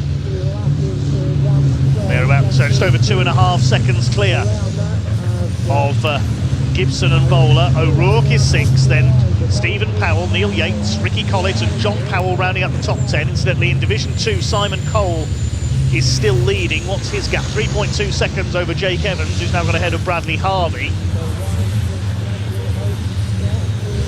Well done to Ryan Smith for pulling the truck off into the pits there. If he'd stopped out on track, the race would have had to be stopped. Can Stuart Oliver hang on for the victory then? His 3rd win of the year. If he does so, he had 2 wins at Brands Hatch. Only a couple of points for Ryan Smith earlier on, and no points in this race. This is going to close the championship up. So, is Ryan Smith's march towards a 10th consecutive title going to be brought into consideration here? The black and orange flag has gone out for a black and orange truck. Adam Bint, he's been given the black flag with the orange disc. He needs to call into the pits. We know not the reason why. We haven't seen Adam Bint, whether he's trailing smoke or trailing bodywork or something, I'm not sure. That's usually the reason. Well, he's come in. There is the number 5. It's his race over. Here's the 4th place fight. There's only just over a minute to go now. I think they'll get one more lap out of this after the one that they are on, because the leaders have already gone through. There's Simon Cole, still leading Division 2, we caught a glimpse of. And the change for the lead while that was going on. Michael Oliver's taken Stuart. This race never ceasing to surprise. I looked away for one moment there to see what the damage to Adam Bint's truck was. You can't take your eyes off a lead battle. And Michael Oliver's taken Stuart for the lead. Well, family ties clearly being ditched here. They're battling it out, the father and son pairing. David Jenkins could get past these two as well. One more lap to go, I think. Stuart's dropping back as well. That Volvo, not as quick as the two MANs. I said earlier it didn't look as quick in a straight line.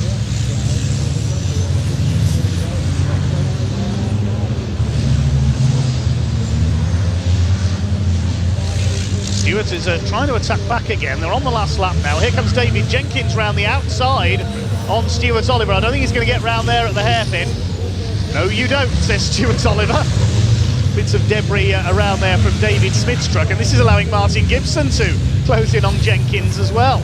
Oliver gets away, having shooed off David Jenkins' attack there. But what an extraordinary race.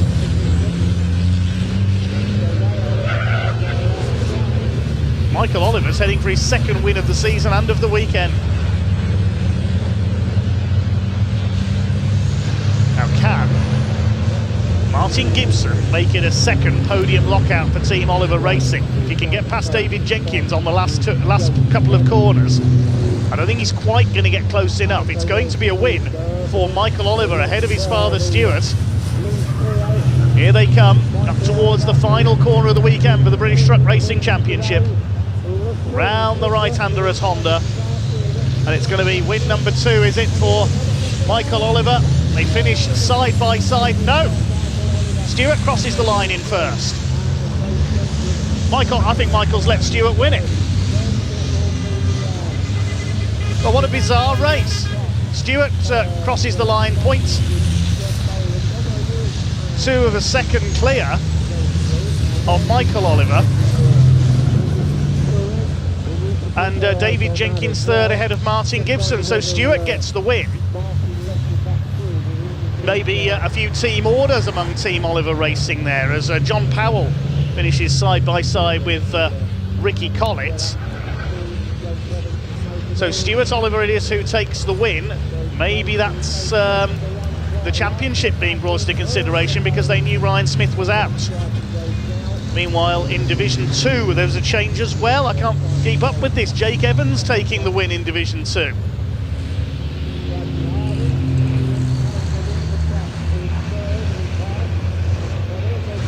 Adam Bint rejoined after his black and orange flag, still with a bit of bodywork hanging off there. But what a bizarre race. We saw a last lap change for Division 2. Jake Evans does it again. I said he always leaves it as late as possible. That's becoming his trademark. And Stuart Oliver snatches the win on the last bend. I think Michael may have enacted some team orders there in the Team Oliver Racing squad, with Stuart possibly mounting his challenge for the championship. We'll wait and see what they have to say in Parc Ferme. I think they're pointy about that one. David Jenkins completes the podium. So the result reads like this after an extraordinary final race for the truck. Stuart Oliver the winner by 0.3 of a second over Michael Oliver, and David Jenkins third. Martin Gibson fourth, great weekend for him then. John Bowler, Tom O'Rourke, Stephen Powell and Neil Yates. Ricky Collett and John Powell finish together, they complete the top 10. Jake Evans snatches another win in Division 2 from Simon Cole, and then Bradley Harvey, Archie Handy next home. David Smith made it back up to 15th after his spin, then Callum Eason, Adam Bint after a pit visit, and Graham Poole round out the finishers. We lost Ryan Smith and Sami Oyanen. We'll hand over to Pointy momentarily in Parc Ferme to see if he can make any sense out of that one.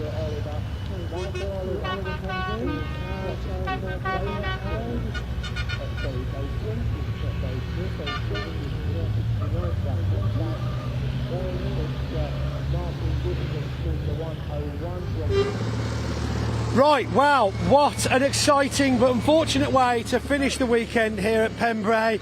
Some coolant issues earlier on with Ryan Smith's truck meant that he was certainly hoping for the best this afternoon, not evening. And yeah, unfortunately we did have flames, we did have fire, so fingers crossed he's going to be able to get sorted out in time for Thruxton. However, another great result for GT at the front there. Dave Jenkins taking third, he's going to be really happy with that. But here I am waiting as far up the paddock as I can get, a pit lane as I can get, because we want to speak to a couple of the Division 2 drivers, namely Jake Evans, if we can get into him, and Bradley Harvey. So let's head over here first. Watch the door. Paul's getting run over. I tell you, it's all action-packed here. No room for error when it's in the pit. Just get that angle. Just get that angle there. Just look at them all. this is what it's like. Last race of the weekend, all hands on deck. These engines are absolutely roasting hot right now, as we can see by the issues some of them have had in this weather. But most importantly, the drivers are all relieved that they've made it through the weekend in one piece. Right, hold that out your way. Jake, thought I'd come and say hello. You know, been a long weekend, but what a way to finish. Yeah, fantastic. We had it all to do because of the qualifying that we had on Saturday morning. There was diesel down and I struggled like crazy in quali, to be fair, so we put it P4. With the novice rules and that, we'd be starting P4 anyway, but it was just frustrating for myself. We've really found the pace with it. We're faster today than we were in testing on Friday. And yeah, picking them off one by one has been an absolute joy. It's been fantastic, yeah. Absolutely, I can see the smile on your face. You've obviously got a great team behind you. You know, you've been having a good weekend regardless, you know, because yes, it's important to get these results, but it's all about enjoying the time you're spending here at the circuits, isn't it? 100%, yeah, and I must give a massive shout out to the team for what they've done for this weekend. Past 3 weeks have been hell on earth for everyone. My dad, my brother, all the lads on the team, all the sponsors have pulled together to help us put the engine in, so no, we're where we want to be now. It's just fantastic everyone pulls together to get it over the line. Absolutely, watch this space. Thank you very much, Jake Evans. Let these guys get in there now. Mr. Harvey, how are you? I'm good, thank you. What a great race that was. That was an entertaining race. The start especially. Yeah, well, exactly. But you all made it round. I mean, we could have seen a very different outcome to that first corner. My back tyres clipped the grass, and I thought, oh, we're off, and then it just come back straight, and we. I mean, what a result. We've not really had much time to talk to you this season so far. But coming to the end, that's why. Well, this is why I thought I'm going to walk up the pit lane, get to the back, speak to the Div 2s, because if there's one thing I've been hearing on the banks, in the paddock, that the racing standard in Division 2 this year has just come on leaps and bounds, that it's so exciting to watch you guys battling it out. And it seems, even though we're only the second weekend in, everybody does, even when you're pushing them, seems to have a lot of respect already and understand that you don't barge one another off. It costs a lot of money to come truck racing, and I know you guys put so many hours into the trucks on and off the circuits as well, so it's really great to have a result for you this weekend. Is there anybody back in the tent you want to say hello to? Yeah, obviously there's my two kids, Alfie and Oliver, there buzzing for it, and then Charlie and George and my brother's two kids, so they watch it every race on YouTube, so yeah. Absolutely fantastic. Well done to you, sir. We'll see you in the paddock shortly. We'll get some silverware handed out. Well, as you can hear it, thank you. As you can hear in the background, the roars of the engines heading back over. That's all the truck racing we've got this weekend. However, there is a phenomenal endurance race coming up for you very soon with the two CVs. But before that, we might even be able to get you some footage of that truck parade from our Devon Truck Show host of the Truck Show this weekend. So, if you don't see me again until Truxton, I will see you then. And back to Dave in the commentary.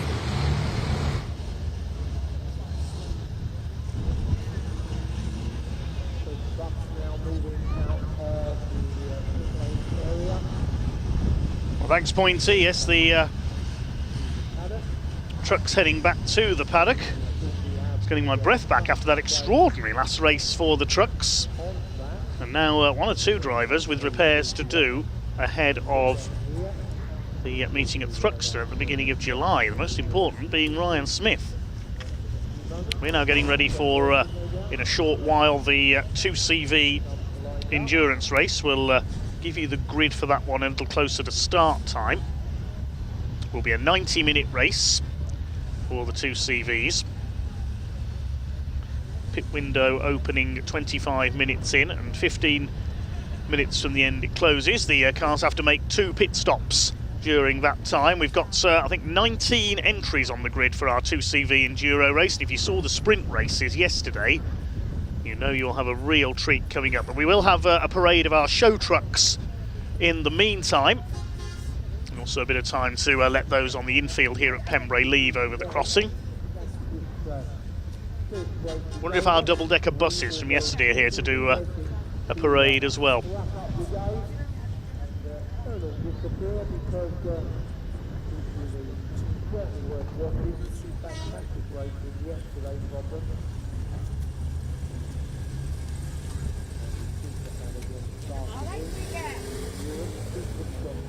big thanks to Pointy for his coverage down in the truck paddock and Parc Fermé this weekend. And Ian will join us in the pit lane for the 2CV Enduro. Yesterday we had wins for Nick Crispin and a first win for Seb Jones-White after Andrew Bull, who was leading in the last lap, suddenly slowed at the crossing and Nick Crispin went off avoiding him.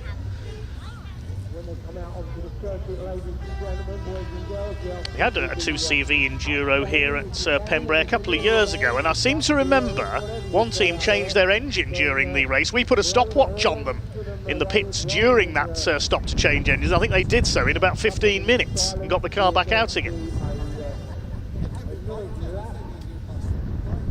Now the tow vehicle is there because of course Ryan Smith's truck is going to need a tow back to the paddock. Thank you again to the fire marshals there for dealing with Ryan's problems, and credit to Ryan for as soon as he realised something was wrong, for getting the truck into a safe position where the fire marshals were nearby to deal with it. Looks like we've got our emergency vehicles joining the parade as well.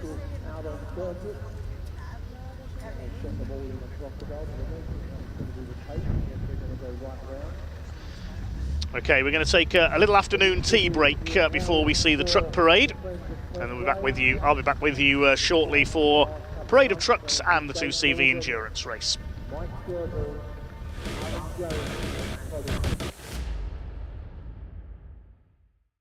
It's flat and round, that's stone. If your eye is dull, go to the doctors. If your eye looks wonky, go to the doctors. That's also called the swing. If your eyes change colour, and you're in the light, go to doctors. Thank you.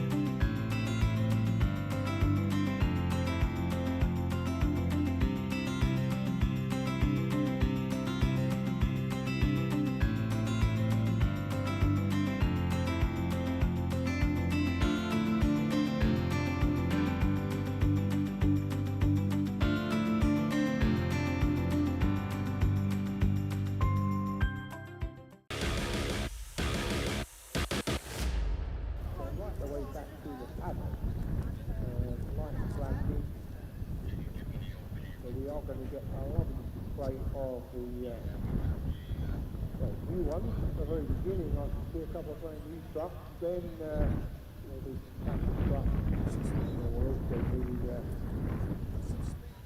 with it some custom trucks, etc. And indeed it is. They are lining up now behind the emergency vehicles.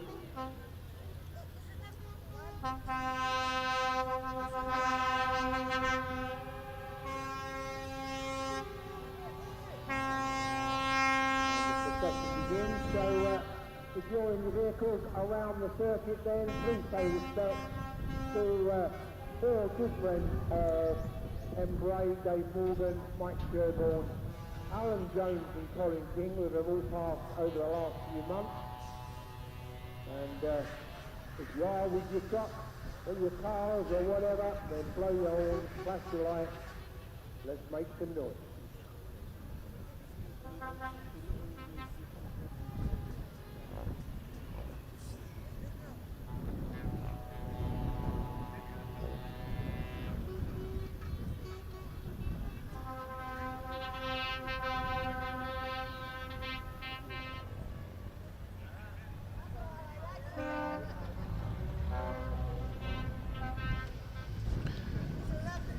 A sound of air horns around the Pembrey circuit can mean only one thing. We've got show trucks on parade. Very impressively painted tractor units there making their way around. By the way, the Owens lorry you could see there in the paddock, that's not Endaf Owens transporter. He doesn't need something that big for a Mini. We've got our emergency response vehicles leading the parade around. The ambulances, the BMW fire tender is there as well.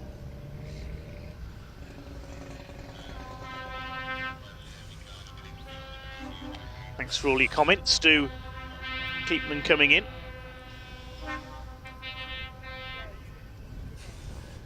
Hope all the marshals are keeping themselves safe at Pembrey this weekend, says Kev's Banger Racers. Not sure if Banger Racing's ever been held here at Pembrey. A few venues in South Wales. Llandow certainly did, the other South Wales circuit, used for track days these days.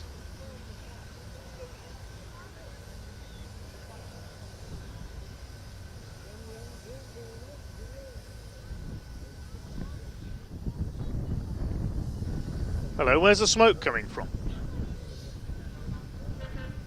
I know we said we've got the fire tenders out there. I hope we haven't got something on fire.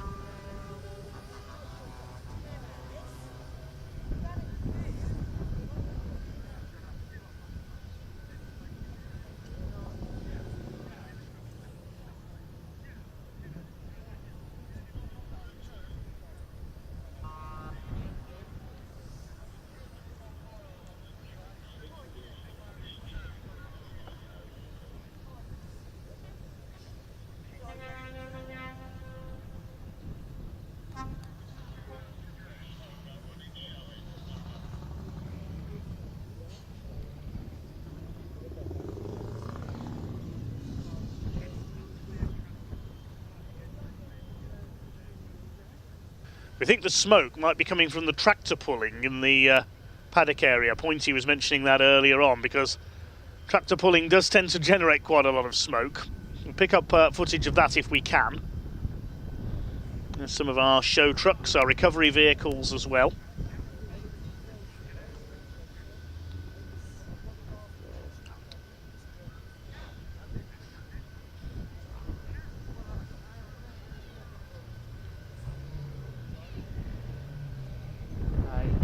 Be able to, because trucks are still coming out.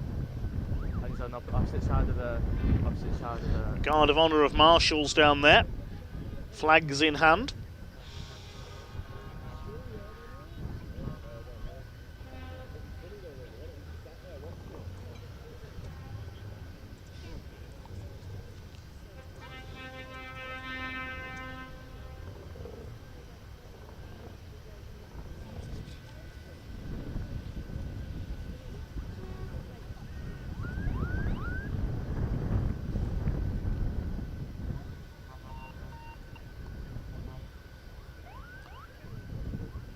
So the marshals wave them on. The Kia course car leading them round. The BMW X5 fire tender and the 2 ambulances, and then some very impressive show trucks, a pair of Scanias. Look at the lights on that lead Scania.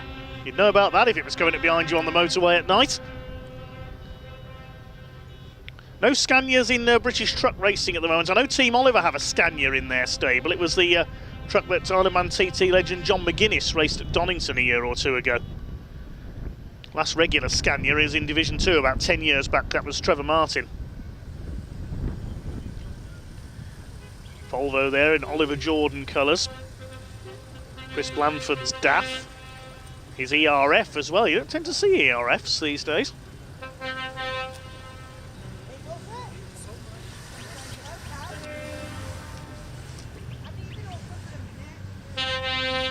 Beautiful paintwork on these machines. Some modified vans as well.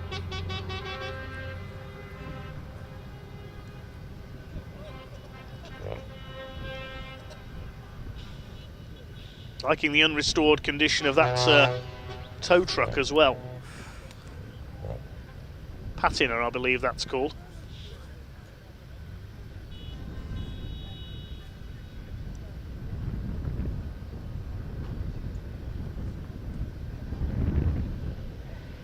Many fleets have their show trucks,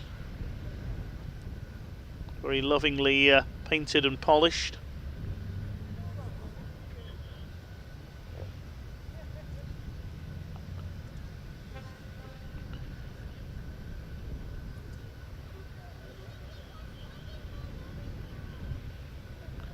Presumably just being brought to a halt here while people are crossing the track at the crossing.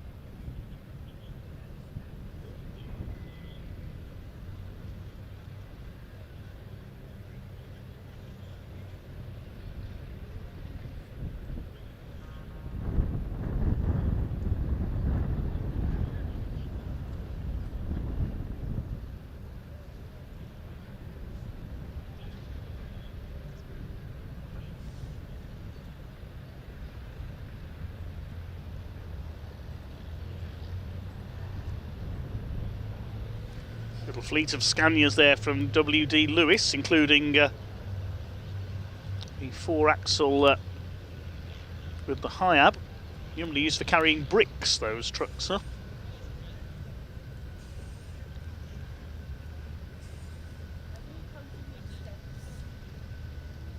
Some big, I think I have Freuhauf trailers in the background as well. Bulk haulage of grain and things like that, those high covered trailers.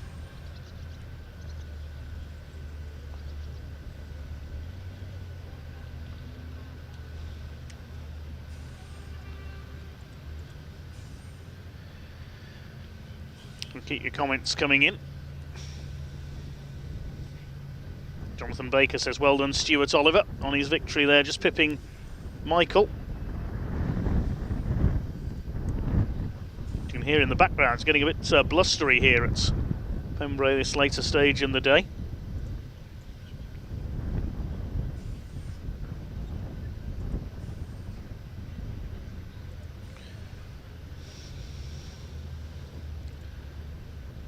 Getting the chance to scan the results from earlier in the day, see if there's been any alterations. We told you that the third race for the combined Classic Touring Car Racing Club event have been amended, the top two getting a 10-second penalty for jumping the start.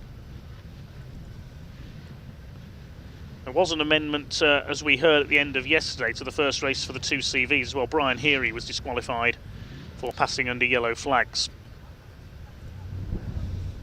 He'll be back out in the endurance race though coming up.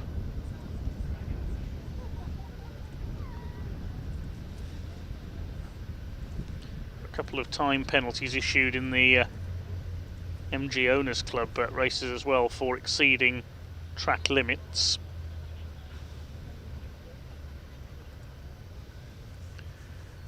It was 5 seconds for Jimmy Work. This was in race 2 of the weekend.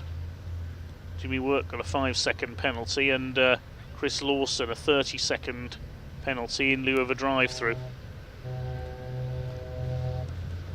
Just a couple of penalties this weekend.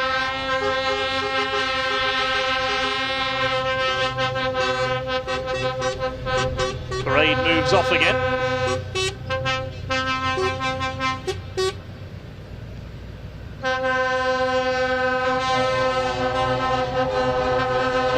The show truck parade that I saw at Convoy on the Plain at Thruxton one year, or at Donington, of course, Convoy in the Park, and the biggest of all, Brands Hatch on Bonfire Night.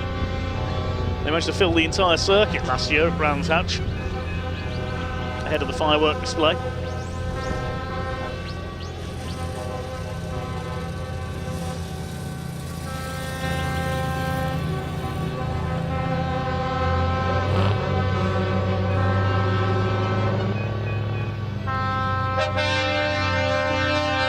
Griffiths Recycling with their 4-axle Scania tippers. Liking the Stitch mascot. I think it's Stitch anyway on the fronts of that one.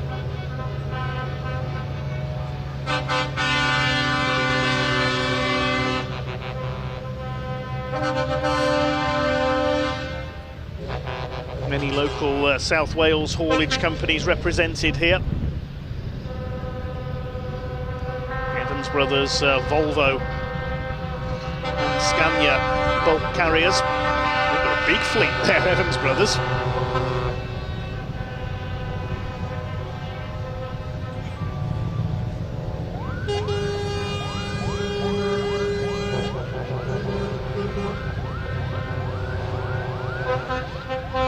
All those big trucks out there, and look what's in the middle of them. A Bedford Rascal pickup. Little and large.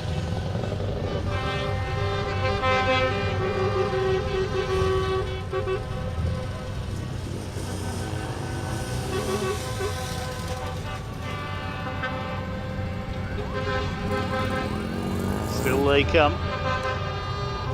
What's in the back of that Bedford Rascal? Is that Grant Williams' little miniature Land Rover?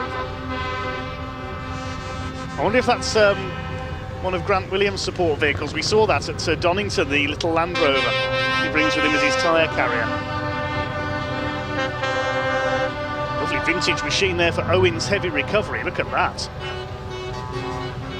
Some beautifully painted tipper wagons there. A tarmac laying lorry.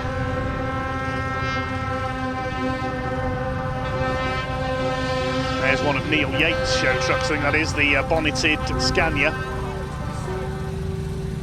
Even Tomate has joined in.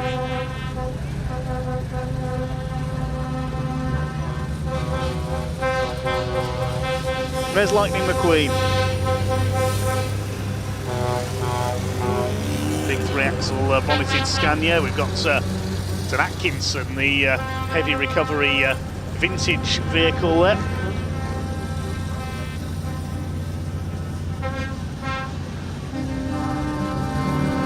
Beautifully modified vans.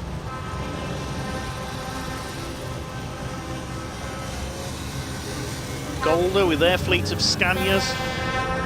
Oh, there's Tomater again on the RJS recovery truck.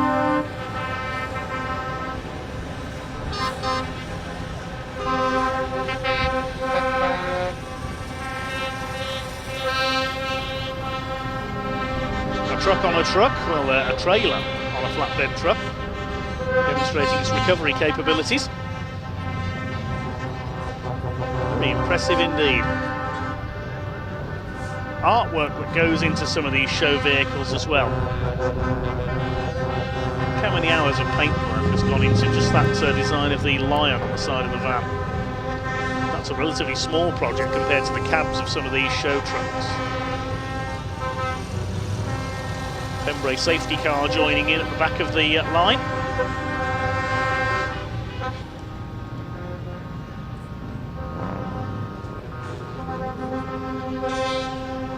Beautifully painted DAF XF. Circuit ambulances joining in as well.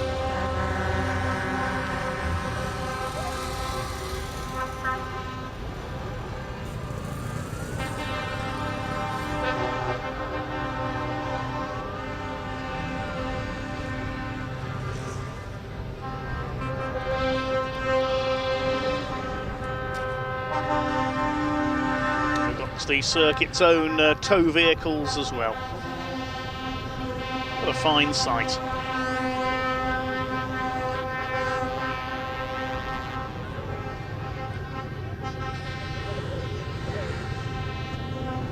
There's the Bedford Rascal. It has got the miniature Land Rover in there. It's not Grant Williams' one though.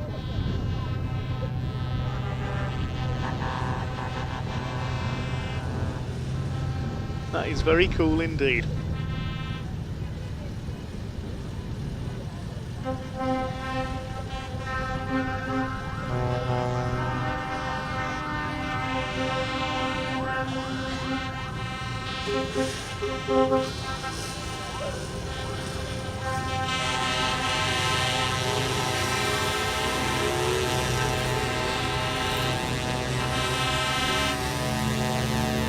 Just be glad the race trucks don't have air horns like this. You wouldn't be able to hear my commentary.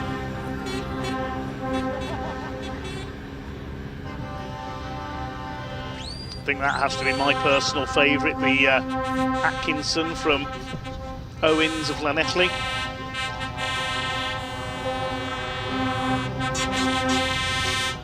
Very beautiful indeed, beautifully painted as well.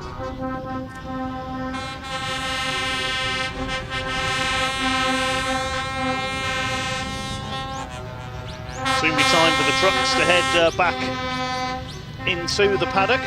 We'll bring on the two CVs for their 90-minute enduro. The drivers won't treat it like an enduro, I can tell you that. They'll treat it like a 10-minute sprint. BT Jones and Sons with their fleets of Volvos.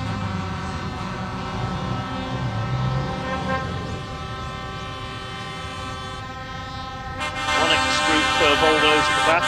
So mainly Volvos and Scanias out there in our parade, a few DAFs as well.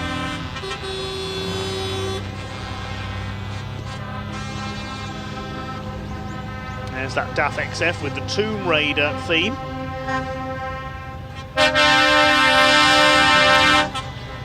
Not sure we've seen Lara Croft driving a lorry in any of the Tomb Raider games over the years. You never know.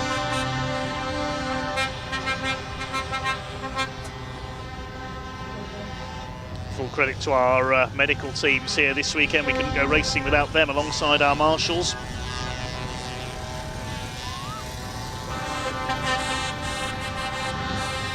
Pembrey's own recovery vehicle there, the Iveco, and the Ford Ranger pickup as well.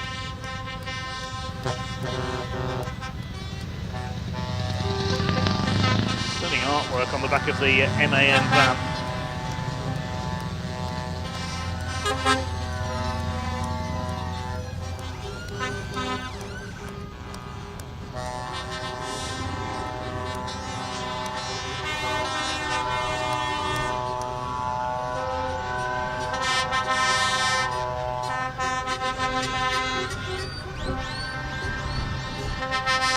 There'll be another parade of trucks as well when all of these machines head home on the M4. The marshals getting a chance to show off their flag waving skills as well.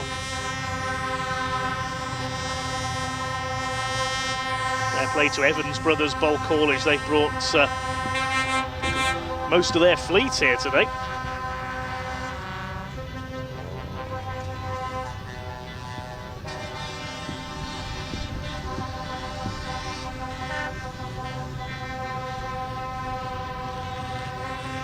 Little and large here.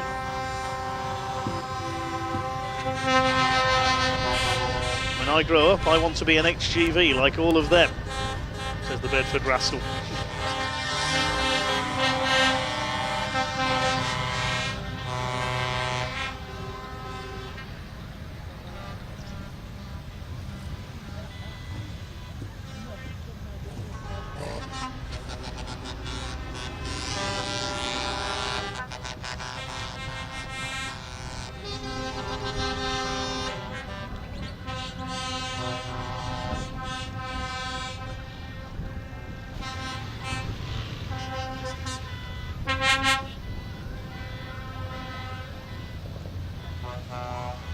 Nice to see a Mack in there as well, a bit further back. There's one of Neil Yates' recoveries, huge Scanias.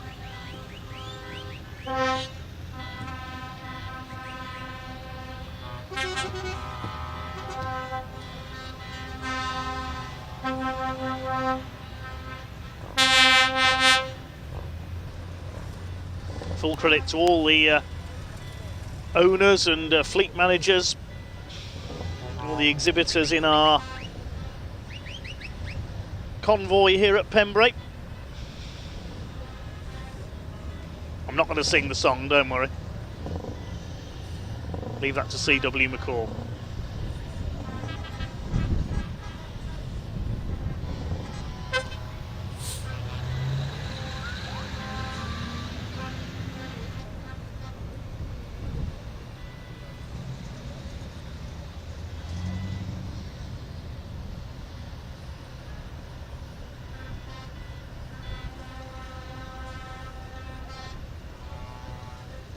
So once the trucks have departed back into the paddock, we will bring on the two CVs for their 90-minute pit stop race.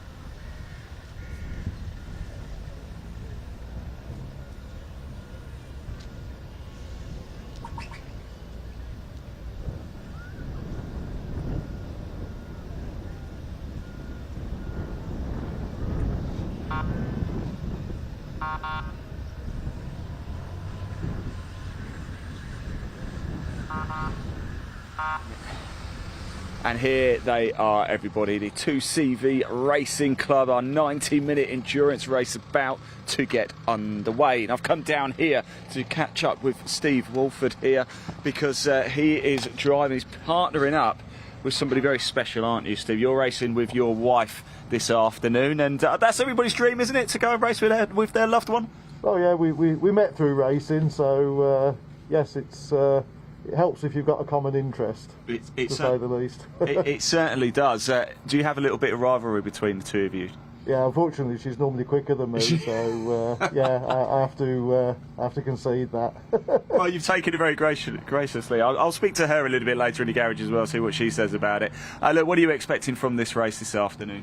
Well, we've had a slightly troublesome weekend, but I think the car's finally sorted, so if we can make a few places, that'd be great. Fantastic. They just look so much fun, these, don't they? And is that what this is about, really? I know everybody wants to win, of course they do, but this is about having a good time. Huh? Oh yeah, they're brilliant fun. They're not particularly quick, but they handle really well, and it's a good paddock. Everyone's friendly, everyone helps each other out. Excellent. So yeah, it's a lot of fun. Fantastic. Look, best of luck. Thanks for talking to us, Steve. Really appreciate it. We'll go catch up with Julie a little bit later. So somebody over here we wanted to talk to. Don't forget, yesterday we had two sort of sprint races for the two CVs. Nick Crispin won race 1. No interview. I'm coming anyway. How are you doing? I'm very well. I've been desperate to talk to you. I missed you yesterday, of course, but I wanted to talk to you. Why.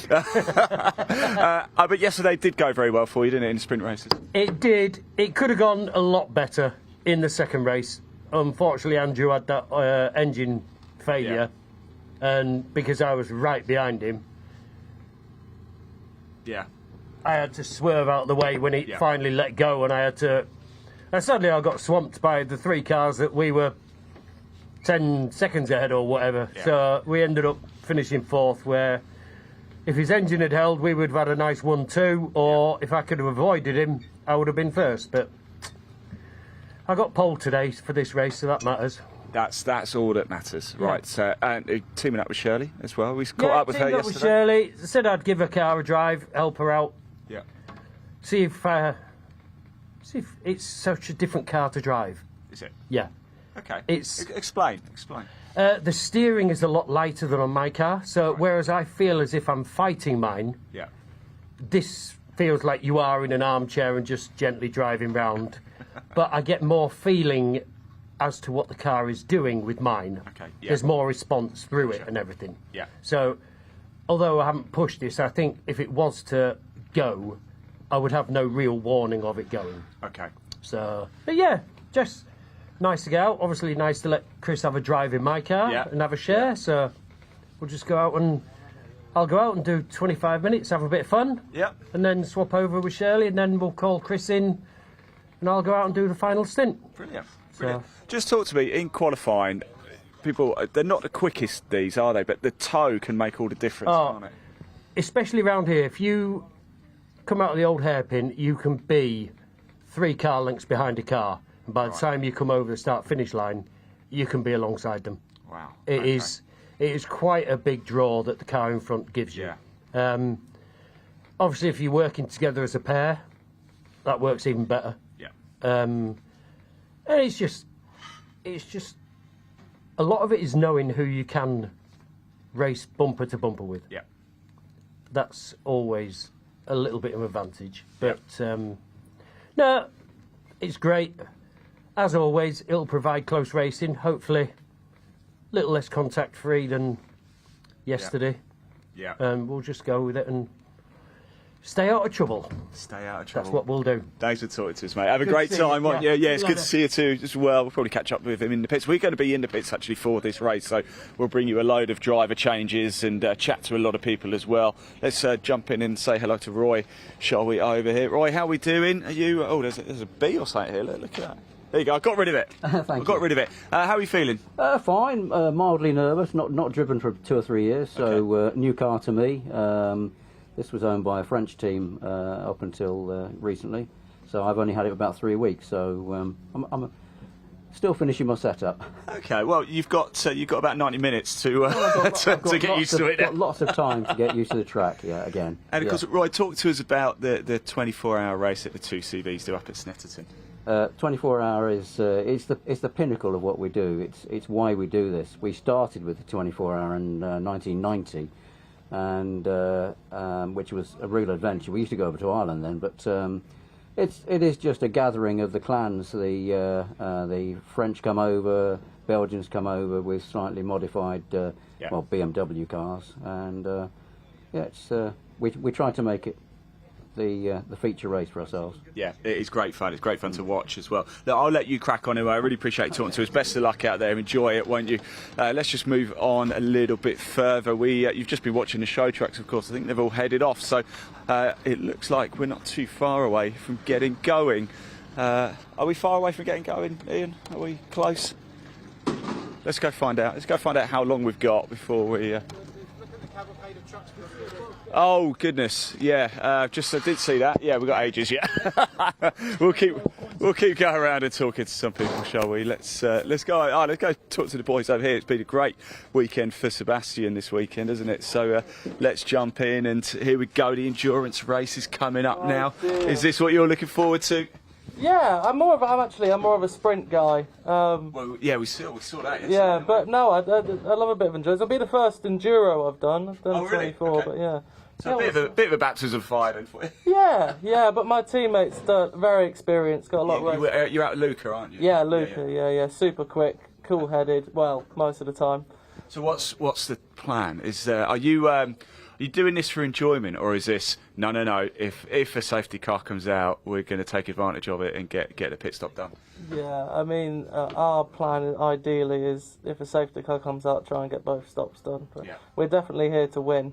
I can tell you that. I love it. Yeah. But we'll see. The car's still a little slow down the straight, so we'll see if we can just capitalise on it. Tuck in behind Brian, take advantage of his toe. Off you go. Well, the problem is they're so quick. Even when I tuck in behind them, they pull away. So got to make up in the corners. But we'll see what happens. Anything can happen. You say that you won a race yesterday, so it's not that slow, is it? Yeah. The two leaders had to come off. It doesn't matter, Seb. It doesn't matter. You still won. I'm confident the car's quick enough, and me and Luca are quick enough. So. Yeah. Top man. Good luck, buddy. I'll catch up with you in a bit. Yeah. There we go. Great day for Sebastian. Took the win. He certainly did. Brian's in the car. Let's go have a quick chat with Brian as well. Brian's always looking racy and ready for this. I always find it interesting with these sorts of races, Brian. Is this about the win? You're solo driving, are you, Brian? You are solo driving, so you don't have to worry about sort of the tactics of, when to drive a change. You can just, if a safety car comes out, you'll dive in, right? Yeah, if there's a safety car in the pit window, I'll be coming in under that and doing 2 pit stops on the bounce, 1 lap, back in. So you're okay to do that? There doesn't have to be... Otherwise, I'll be running to 60 minutes and then doing 2. Yeah. And then just crack on. Okay. He's giving all of his secrets away there. Anyway, best of luck, Rod. I hope for the best. I hope for the best. You'll be great. Don't worry. You know what you do. Let's jump over here as well. This is actually Nick Crispin's car. We saw him further down there sharing a Shirley, didn't we? So let's just jump in and find out. Look at this. Look at his steering wheel, by the way. Can we bring the camera around? Look at that. This is not a 2CV steering wheel. This is almost more Formula One akin, this, isn't it? What a great car, though, hey? Yeah, it's a good car to get the opportunity to drive. It's pretty nerve-wracking sat here in someone else's car with someone else's championship points on the line. Well, there is that, but don't worry about it. It'll be fine. What have you made of Pembrey? I like the circuit. It's a good, fast circuit that always lends itself to some good close racing with our cars. So yeah, I like it. Top man. Well, we're going to see how much you like it over the course of the next sort of 40 minutes or so. There we go. Thank you very much. This door, look, it keeps dropping back like that. Right, how far are we away? We've still got, if we want to pop the camera around, you might be able to see just the ambulances flashing the lights just to get themselves back into the outer paddock there. So we are close to going racing. Just a quick reminder, of course, thank you for tuning in, everybody. Whilst we've got a chance, actually, I may as well do it now whilst we've got a chance. As I always say, these pictures we bring you are completely live and free for you to tune in and watch just as a gazebo next to us starts to come down. And of course, there's a team of people who bring you those pictures live. They spend all weekend out on the hills. In fact, there's Andy up there. You might be able to see him there next to the white van.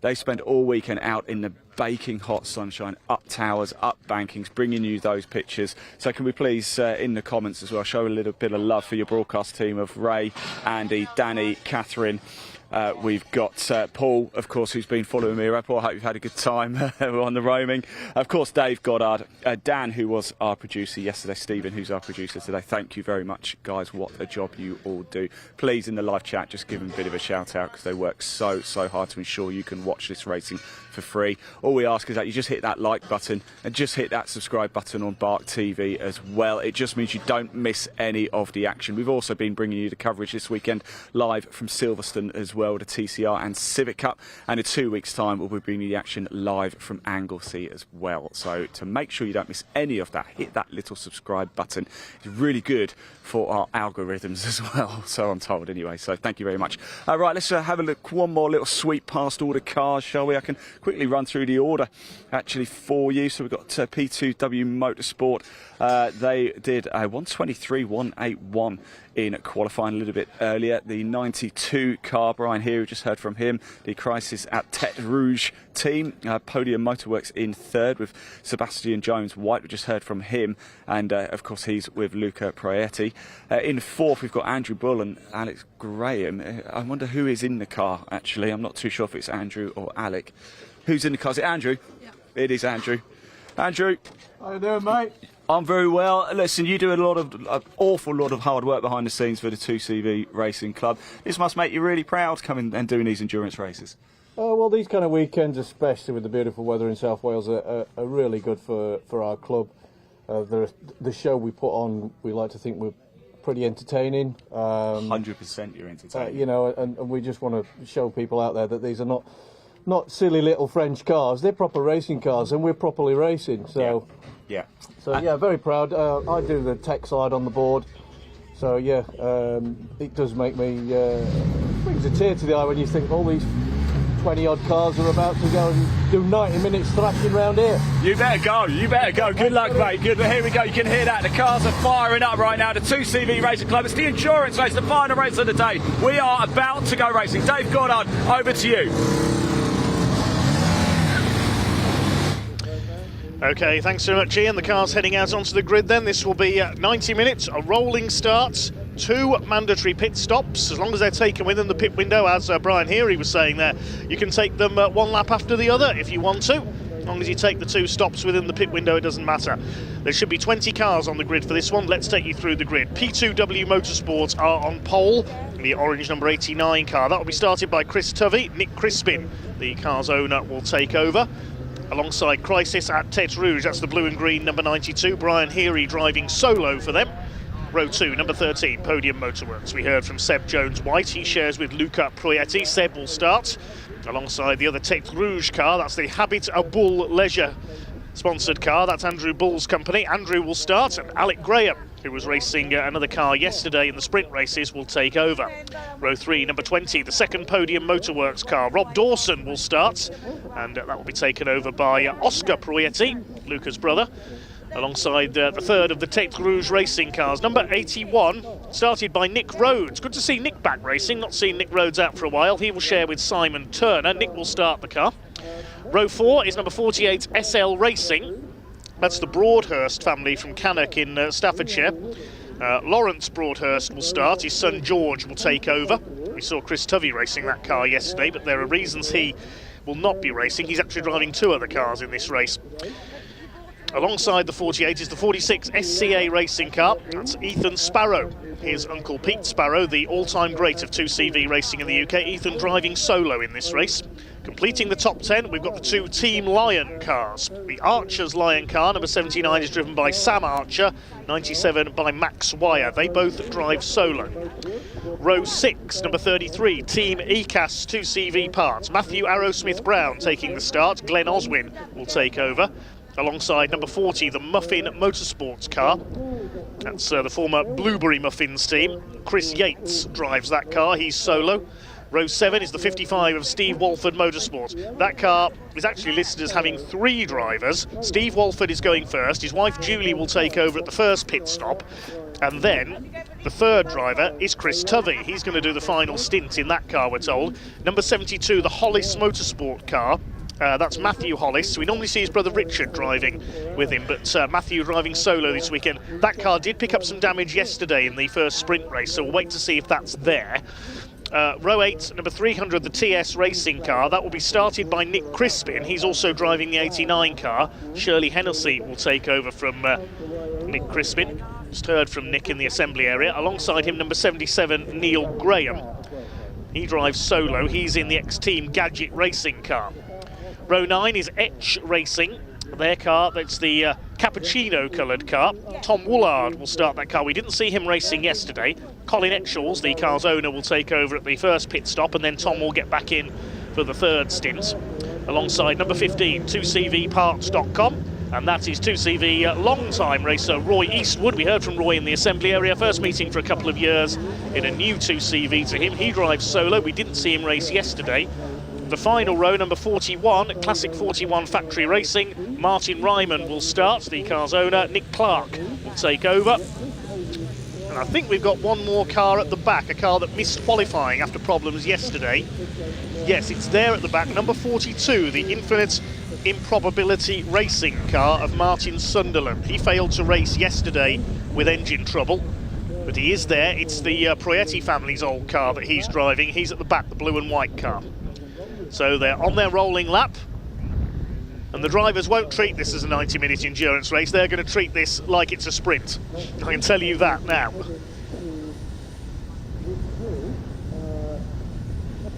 I think we've got the full complement of cars. It looks like all 20 are out there. Yes, the Hollis Motorsport car was there. That was the one I wasn't sure about. There's the two Team Lion cars, the grey and red. There's the Hollis car, the blue and orange. Yep, all 20 cars are there, present and correct. So something a bit different then to sign off our weekend. Let us know who you're cheering for in the comments. Let us know who you think's going to win. Jay, aka Sharky, says good luck to my nephew Ethan Sparrow. Fish says my bet's on the driver in the 2CV. Very funny. I've got no idea what's going to happen here, especially after how lively the sprint races were. Oh, smoke out of the back of Martin Sunderland's car again. Don't tell me his race is over before it's begun again, as we saw in the sprint yesterday. The orange and black car, number 89, being started by Chris Tovey. He was on pole for sprint race 1, driving the SL racing car yesterday. So I think he'll have driven 3 different cars this weekend, as he's driving 2 cars in this race. The blue and green is Brian Heary alongside him, the Crisis racing car, run by Tete Rouge, Redhead Racing. I love the cars with the googly eyes on the headlights, they're fantastic. No, I think all the cars should have them. Okay, here we go then. The revs are up from these 602cc engines. The pace car is in pit lane. The race doesn't officially begin until the red lights go out, but they're up to speed already. The clock about to start, and away they go. So 90 minutes of racing then, 20 cars off the line, down towards Hatchett's hairpin for the first time. Who's going to get the whole shot? It is going to be the number 89 car, driven by Chris Tovey for its first stint, who will lead into the first corner. Brian Heary there on the outside, Seb Jones-White in the white car with the gold stripes on the inside. Making their way around Hatchett's hairpin. Andrew Bull in the turquoise car tucks in behind in 4th place. Looks like Seb Jones-White has got through into 2nd place. No, he hasn't. On the inside at Debeni, Brian Heary fights back. They're going to treat this, it's going to be like this all the way through. Up to 5th is the 81, driven by Nick Rhodes, sharing with Simon Turner, the car's owner. Seb Jones-White now at the inside as they go into the right-hander at centre. Yep, he's up into 2nd place. I don't think Brian Smith's lap record here at Pembrey is going to come under much threat in this race. The pole position time set by P2W was 1:23.181. The lap record is less than a minute. And here they come, this column of 2 CVs. Nick Rhodes up there in 5th place with the eyes on the headlamps, the red number 81. 5th ahead of Ethan Sparrow, the dark grey car. The first half dozen have broken away very slightly then. Good to see Matthew Hollis back out, repaired the car after some damage on the first corner of yesterday's first sprint race. So the pit window opens 25 minutes in. Chance for plenty of close racing in the early stages here before the pit stops begin. Andrew Bull having a look at the inside on Brian Heary, trying to go through for P3, and he's done it. 2 Team Lion cars. That was the team Pete Sparrow won so many races for. He must have won hundreds of races in his 2CV career. Team Lion win the 24-hour race at Snetterton almost every year as well, but they'll have things not quite their own way this year. It's going to be a very competitive 2CV 24-hour at Snetterton this year, I think, over the August bank holiday weekend. As the number 89, Chris Tovey in Nick Crispin's car from yesterday. Nick had a win with that car in the sprints. Chris Yates in Blueberry Muffin, challenging Max Wire in the Team Lion number 97. Bit of dust being kicked up. That was Ethan Sparrow who ran a bit wide, the dark grey car. He's got ahead of the number 81, driven by Nick Rhodes. There's a black and orange flag gone out to number 41. That's Martin Ryman towards the back of the pack, so he's going to have to call into the pits early.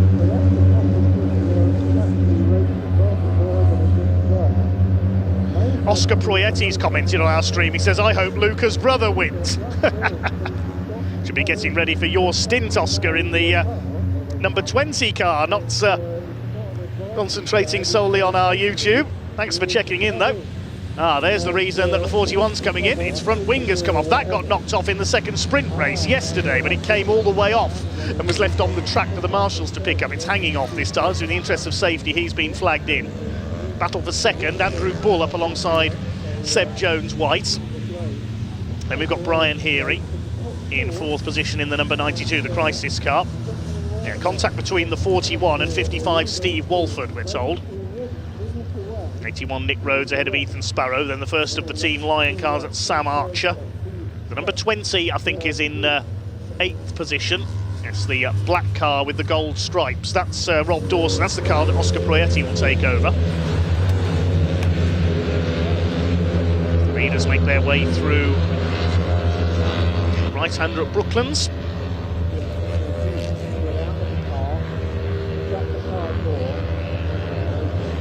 Still leading the way. The number 89, Chris Tovey at the wheel. Out in the SL racing car in sprint race 1 yesterday. The car's owner Lawrence Broadhurst took over that car for race 2. He's currently running 14th today.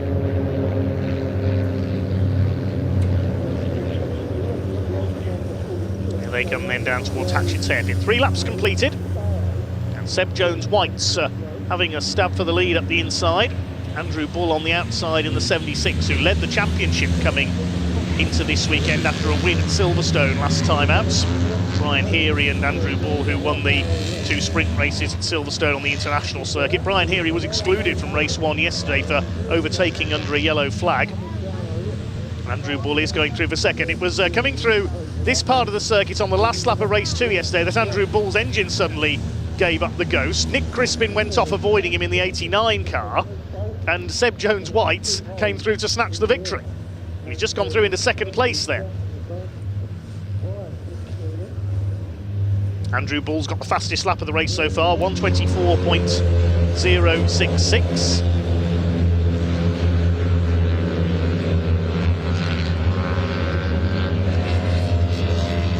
Chain Reaction says a quid on White in the comments. I don't know if he's playing roulette or whether he means the number 13 car he thinks he's going to win. Seb Jones-White is currently pursuing Chris Tovey for the lead here in the 89 car. 41 car in the pits making bodywork repairs. The pit window not yet open, so that won't count as one of their official stops. They'll have to come in twice more. There is the 41 just backing out of the garage, so Martin Ryman is going to rejoin, the ex-Fiat racing champion. He's still got his... There's Ian, our pit reporter for this race, down with Paul, our cameraman. Big thanks to them once again this weekend. First 3 breaking away slightly now. And into the pits comes the number 77. That's Neil Graham in the ex-Team Gadget car. Tom Perry and Leon Davies used to race that machine. And it was one of Team Gadget's cars that, believe it or not, a current Formula 1 driver once raced at Alton Park. It might even be that car. Who was it?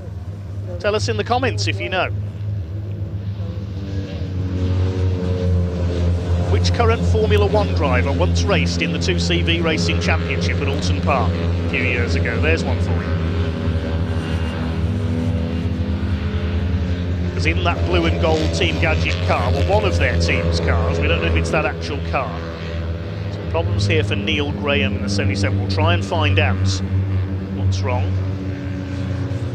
Maybe needs Inspector Gadget to put it right. So two cars in the pits then, the 41 and the 77. I think the 41 has now gone back out. We'll pick up if he has for definite in a moment. It's no change for the lead. It is still Chris Tovey in the 89. Very strong driver pairing with Nick Crispin, so this car will be a good bet for victory. The battle is joined for second place between 13 of Podium Motorworks, Seb Jones-White at the wheel. 76, the Tête Rouge car, sponsored by Habitable. And Brian Heary in the other Tête Rouge car, the Crisis Racing car, prepared by Tête Rouge Racing. And then they've got their third car in the top five as well, with Nick Rhodes at the wheel, number 81, driving Simon Turner's car. Sixth behind them is SCA Racing, that's young Ethan Sparrow. He's sixth, breaking away slightly from Sam Archer in the first of the Team Lion cars. It's David O'Keefe car. Pete Sparrow raced the 97 machine, that's in ninth, ahead of the Blueberry Muffin, the 40.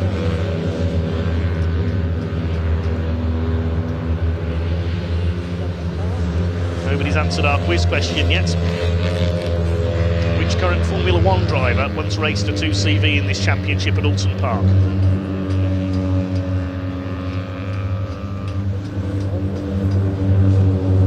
Earlier in his career, he was gaining licence signatures for his international single-seater licence. There's a clue. Seb Jones-White has a look up the inside. He's determined to have a spell in the lead here, but he just can't shift Chris Tovey in that orange 89 car. Six of them still together. Archer looking on in the 79 behind. Then there's a gap back to Max Wire in 8th place, the other Team Lion car.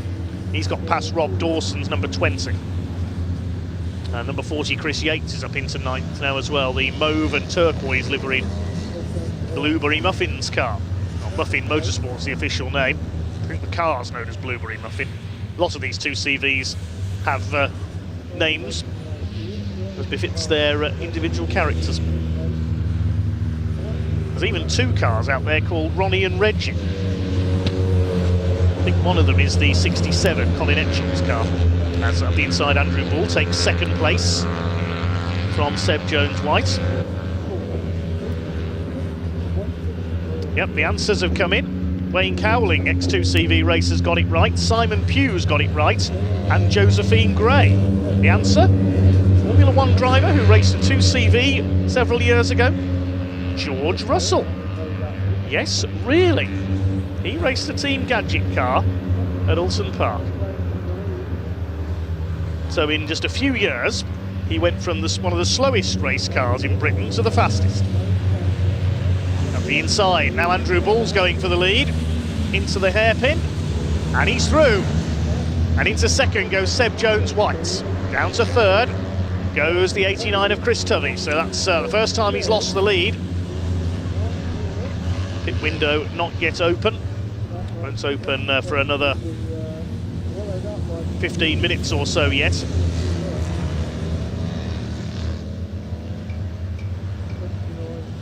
Wonder if we'll see any engine changes during this year's race. We'll try and time them if we do.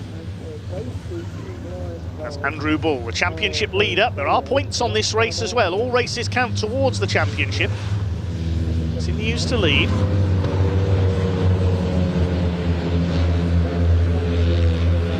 Two CV 24-hour counts for the championship. Coming up to lap Neil Graham, who had to make a call into the pits. We'll try and find out what the problem was there.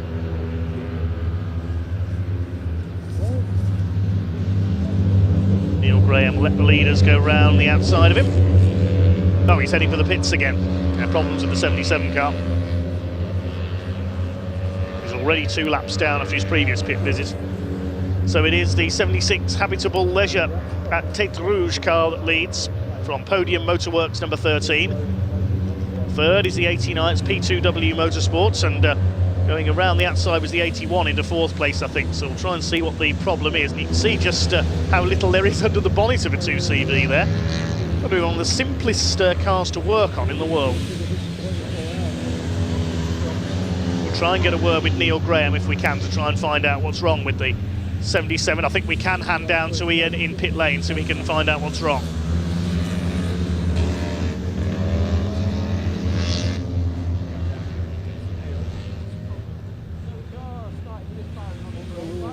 And it's got steadily worse and worse, and it just got to the point where I thought I'm probably dangerous to the other guys. Yeah. If they're expecting me to accelerate and they're behind me, they could just end up in the back of me. So I brought it in, and they just said, see if it's cleared itself, because it did some big bangs and pops. But it's still the same. So they're just going to try and spray some bits in and have a look and see what we can find. Get out, do another lap and see how it is, eh? Yeah, well, we'll see. We'll see. Top man. I hope it's all sorts for you, Neil. There we go. Look, 77 car with a few issues here. Of course, there are a couple of mandatory pit stops they have to make, and it was a pit window too. So no matter what happens, the cars we've seen in the pits already will still have to make sure they do their 2 stops. So quite a busy opening start in the pit lane here. Still in the early stages of this race here at Pembrey. Dave Goddard, back to you, my friend. Yes, thanks, Ian. So sounds like a misfire on the number 77 car, unfortunately, then. While that was going on, Brian Heary has taken Chris Tovey for 3rd place. 6 cars line astern at the front, next to the 2 Team Lion cars. Muffin Motorsport 9th, and the other Podium Motorworks car, Rob Dawson, who had some issues, failed to finish one race yesterday, rounding out the top 10. Steve Walford is in 11th place in his 55 car, the only car with 3 drivers in this race. TS Racing, number 306, that's the car with Nick Crispin on board. Sharing with Shirley Hennessy. She used to race a Triumph Dolomite in Classic Saloon Racing. Behind her, the team behind her car, driven at the moment by Nick Crispin, the Team ACAS number 33, Matthew Arrowsmith-Brown on board that machine. It's the yellow and purple car. Matthew Hollis is 14th, and Lawrence Broadhurst for SL Racing, rounding out the top 15 ahead of 16. 16th place is Tom Woolard, number 67, the Etch Racing car, Colin Etchel's car. 17th is number 42, Infinite Improbability Racing. Despite that bit of smoke we saw at the start, Martin Sunderland still going in 17th place. 18th is number 15, Roy Eastwood, 2CVparts.com. And the number 41 is in 19th place, that's Martin Ryman. He, of course, came into the pits to get rid of a bit of flapping bodywork. At the inside, Nick Rhodes takes 4th place in the 81. That car known as Roulette. He takes Rouge Racing number 81, shared with its owner Simon Turner. The 76 continues to set the pace. We've not seen last year's champion out in the 2CVs this season, Alex Cockhill, who took the title as a rookie. First rookie ever to win the title in his first season.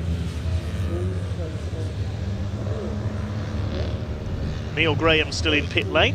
The other 19 cars still out there. Retirements in 2CV races, especially the endurance events, are surprisingly rare. If you get a retirement in the 24-hour race, it is quite a rare thing, as back up the inside goes Chris Tovey, attacking Nick Rhodes. They've got Ethan Sparrow tucked in behind them, trying to slipstream.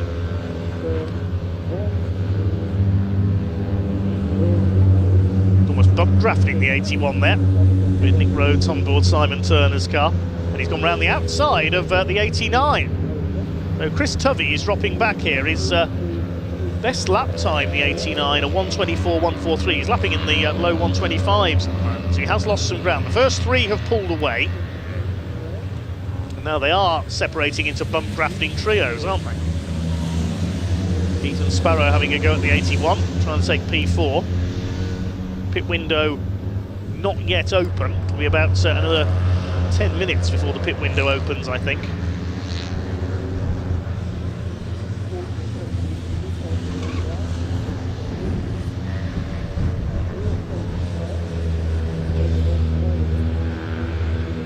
There's the lead group. Here's the second group. Ethan Sparrow, using all the knowledge he's gained from his Uncle Pete's decades of 2CV racing and race winning.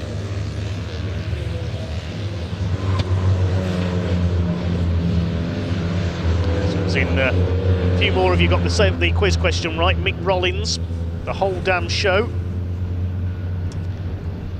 And one of our commenters said, hoped it was Nigel Mansell. Be a bit of a coup, wouldn't it, to get Nigel Mansell out of the 2CV? Kira Valentine Bull has got in touch, cheering on Andrew Bull in the 76. Mick Rollins says, wouldn't bet against Chris Tovey and Nick Crispin winning this. The 89 car has dropped back into P6 at the moment, maybe just keeping their powder dry for later on.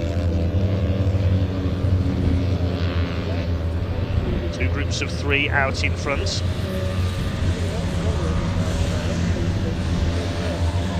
Further back it's still Sam Archer, number 79, in 7th place in the Team Lion car. His teammate Max Wire, number 97, in the ex-Pete Sparrow car, is 8th. Chris Yates from Muffin Motorsport is 9th, and Rob Dawson, driving for Podium Motorworks, number 20, the black car with the gold stripes, is in 10th place. Couple of back markers up ahead of the leaders. Here's a battle further back. That's Matt Arrowsmith-Brown in the number 33, the ECAS 2CV parts car. 300 is driven at the moment by Nick Crispin. His other car is in 6th place, driving Shirley Hennessy's car there. And he's just ahead of Steve Walford, as the number 81 runs wide, just over the curb there. We've seen a couple of cars go onto the grass during the sprint races there, coming out of Brooklands onto Speedway straights. This could allow Ethan Sparrow to go through into 4th position. It does, and through into 5th goes Chris Tovey in the 89. It's still the 76, Andrew Bull, who leads. The championship leader, just a couple of points ahead of Brian Heary coming into this weekend.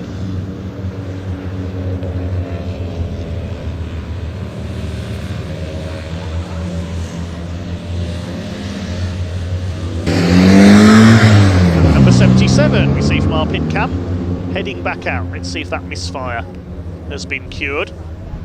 He's lost several laps, of course, Neil Graham. He's about 7 laps down on the field. But he'll try and keep going, because this is endurance racing. To finish first you have to finish. Oh, the number 20's come in. Now the pit window's not yet open. Is this a problem for Podium Motorworks? Ah, they've got some damage on the right front there. I noticed the wing was pushed in, so there's been some contact somewhere. They were racing with Muffin Motorsport, I think, so whether they've had a bit of contact between the two. They were struggling to get the bonnet open there, so the front end's damaged. I'm going to try and get word from the team. That's the car of Rob Dawson and Oscar Proietti. So we'll maybe see if we can have a word with Oscar, see what's happened there. 3 leaders, still line astern, no change between Andrew Bull, Seb Jones-White and Brian Heary. Yes, race control confirming it was contact between car 20 and car 40 that has caused that damage. To the right front, the wings pushed in on the car of Rob Dawson, number 20, you can see there. Just checking that all the internals are okay.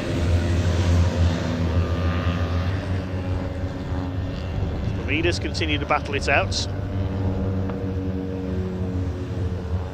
What are they going to do with the wing? Lift it away from the tyre.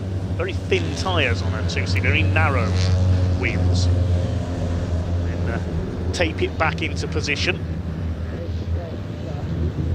And then the car will be sent back out. And the 300 car is rather caught there behind Neil Graham. His car, you can see, really struggling here. It's back in again. That, I think, is going to be a retirement. The 300 is coming in. That's the TS Racing car with Nick Crispin on board. Pit window is still not yet open. So whether that's a problem for the 300 car as well. A couple of cars hitting problems early on. The leaders, meanwhile, are lapping Roy Eastwood, who's been racing 2 CVs, I think, since the championship started back in 1989, and also Martin Sunderland in the 42. That's the ex-Proietti family car, goes a lap down. The 300's in as well. The bonnet is up, so another car in problems. Let's see what Ian's got for us in the pits.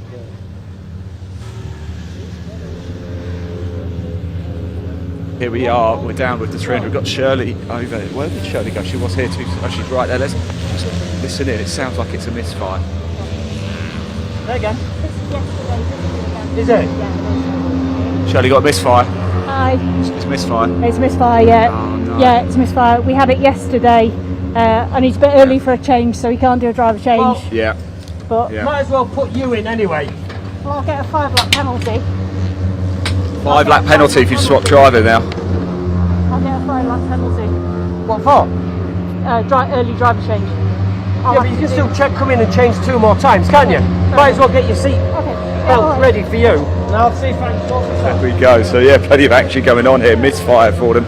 Shirley's going to take over driving duty. Still, pit window not open, so they'll still have to do their 2 mandatory stops. So as you can see, a bit of work going on in the engine. Yeah, still plenty of activity down here. Neil Graham is back in as well. The number 77 still back in the pits. The engine issue there not solved yet. So I'm going to hand back to Dave, but we'll keep poppering down into the pits here and see what is going on. Dave, back to you. Yes, thanks Ian. So a misfire on the 300 car as well, and interesting to note there, quite a draconian penalty for making your driver change outside the pit window. A 5-lap penalty. But they're sacrificing their race effectively, the TS race now, to give Shirley Hennessy, whose car it is, some seat time. Crispin, of course, he's got other things to think about because he's taking over the 89 car later in the race when Chris Tovey comes in. So he's driving more than 1 car in this race. We saw the 20 car, that's now gone back out with that bit of damage repair, contact with the Muffin Motorsport car number 40, and the leaders are coming up to lap number 67. This is Tom Woolard in the Etch Racing car. Colin Etchells will take over that car at the pit stop. There it is, moving out of the way. We said it was cappuccino coloured. Complete with the googly eyes on the headlamps. He lets the 3 leaders through there. Pit window should be opening fairly shortly, in just over a minute's time, I think. See the first of the leaders come in.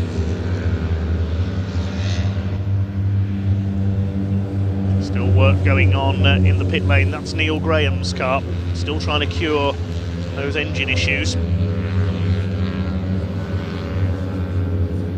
The leaders coming through to complete lap 17. It's still Andrew Bull who leads. Seb Jones-White, Brian Heary. Ethan Sparrow is further back in 4th. He's got ahead of 81, or has he? No, the 81 is back in front of Ethan Sparrow. 81 driven by Nick Rhodes.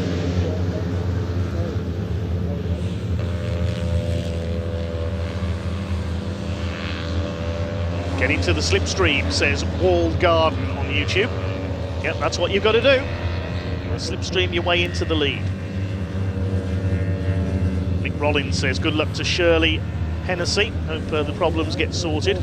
Tiago says put these things round Talladega. That'd be a laugh. Well, never know. We could try that on some sim racing, couldn't we? 2CV racing at unlikely circuits. That'd be something to try. Pit window has opened. 300 car has just headed back on the circuit, I can tell you, the TS Racing car. Here's the battle for 4th place between Nick Rhodes and Ethan Sparrow. Now, who's going to be the first to make one of their 2 mandatory pit stops then? The pit window has just opened, and it looks like the 77 car, sadly, of Neil Graham, those engine issues still persisting, and it's in the garage. That could be a retirement. We'll keep an eye on it, of course. We'll see if he is going to make it back out. Here come the leaders. Still Andrew Bull hanging on in front. Brian Heary's going to have a look up the inside. Ooh, decided against it there at the last second. He wouldn't get the nose down the inside, so he locked up the brakes and has lost a bit of momentum there. It's all about momentum in 2CV racing. Apart from at the hairpin, you don't really use the brakes very much in a 2CV. You just let the momentum carry you around and lift off the throttle when you need to. Especially at a circuit like Silverstone or Brands Hatch, you're flat out virtually all the way round.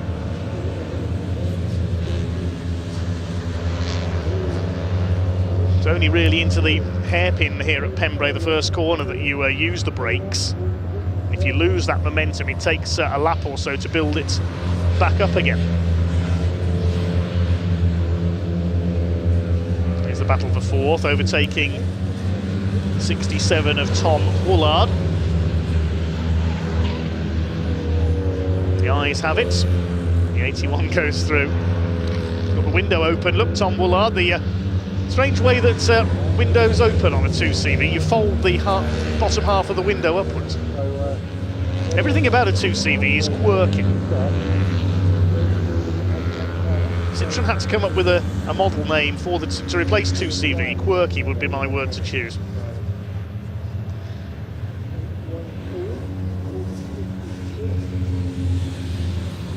To the hairpin they go once again. These two breaking away slightly as a result of that little loss of momentum for Brian Heery. Has anybody come in for a mandatory stop yet? No, they haven't. Only our pit visitors with problems so far in the early stages. Brian Heery has the fastest lap of the race, 1:23.85 seconds. There's the Tête Rouge number 81, Roulette, driven by Nick Rhodes. If you own a 2CV, you've got to give it a name, haven't you? I know the 300 car is called Willow, of Shirley Hennessy and Nick Crispin. I know there's two cars called Ronnie and Reggie out there as well. One of them is the 67 car. We know about Blueberry Muffin. I think one of the other named cars was the one raced by Pork Pie Racing. They're not here this weekend. The number 40 car, Chris and Jenny Hall, raced for Pork Pie Racing.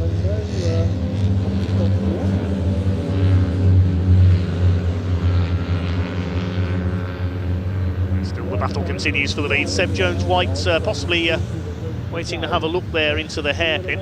We concentrate on the fourth place fight because Ethan Sparrow possibly going to have a look at Nick Rhodes to try and retake P4. No pit visitors as yet. I wonder if they're waiting till the middle of the pit window and then they're going to make their two stops one after the other on successive laps. Or waiting to see if a safety car comes out. They'll lose less time that way.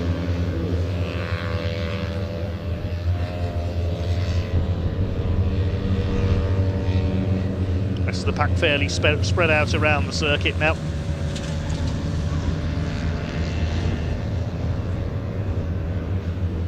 Thanks Kira Bull, who says the number 76, the race leader, is called Pascal. Well, last time we looked, he certainly was under pressure for the lead, so that's quite appropriate.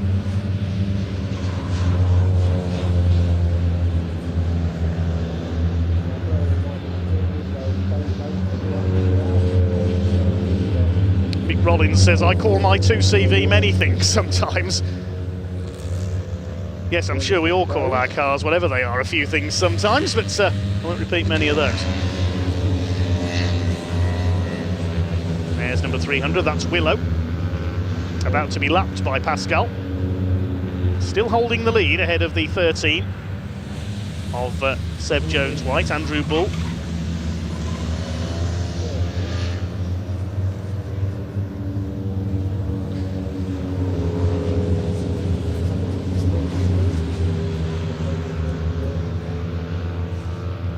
'79 car comes in, so this is the first of the mandatory stops. That's the 79 of Sam Archer in the Team Lion car. Solo drivers, they have to get out of the car and get back in again to simulate a driver change. That's what we're going to see here. Sam Archer gets out, the door is closed, the door is opened, and he gets back in.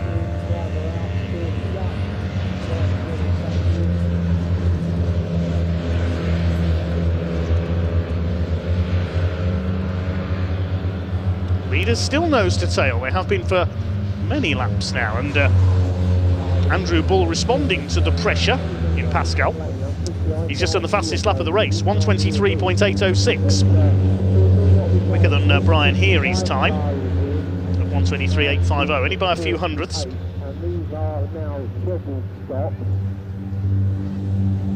This is the battle for fourth. 81 Nick Rhodes ahead of Ethan Sparrow. It's still Seb Jones-White is trying to get the lead away, so out comes the 79 car. So you lose about a lap when you make your pit stop. Steve Walford's in, his wife Julie's going to take over that car. And the 48 SL Racing car's in as well. That's a father and son pairing. Lawrence Broadhurst will hand over to his son George. Let's head down to Ian in pit lane.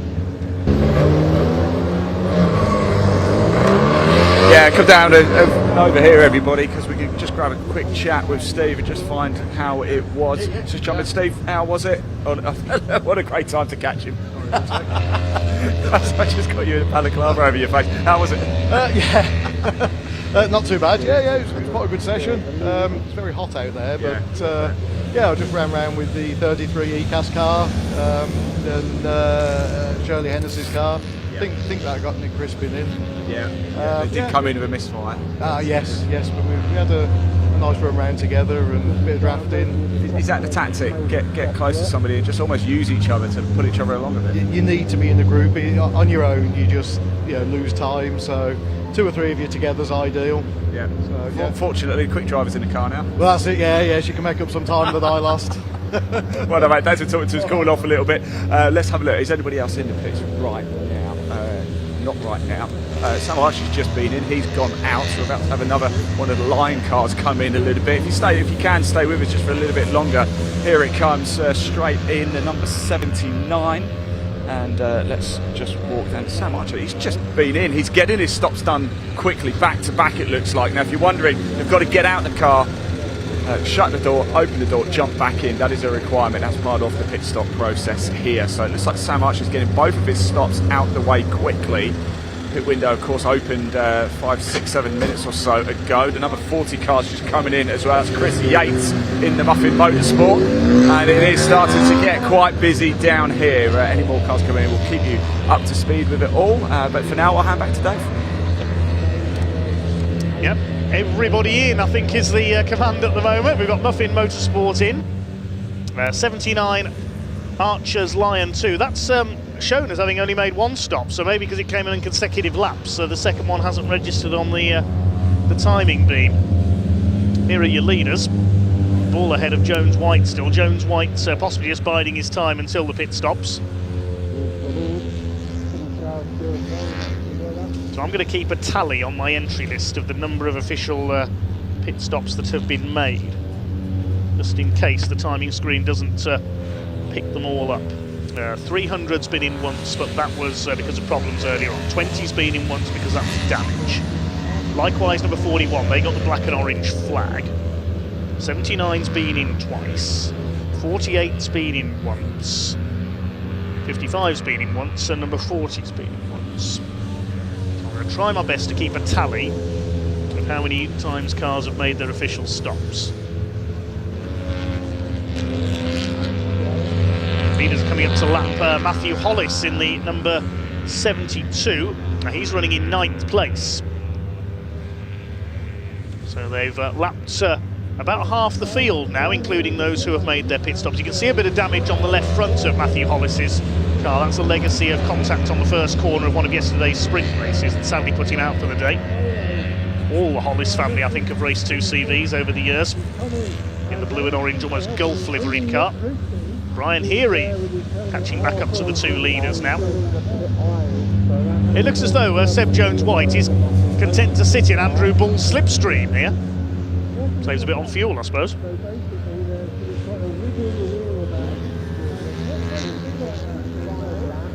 Anybody else coming in on this lap? I don't think so. Yes, that second stop hasn't registered for the Archer's Lion team, number 79. Chris Yates going back out in the Blueberry Muffin, number 40.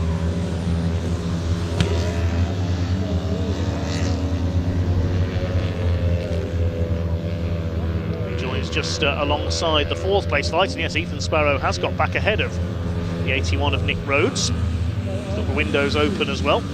Getting pretty hot in these cars. Beautiful weekend weather-wise here in South Wales.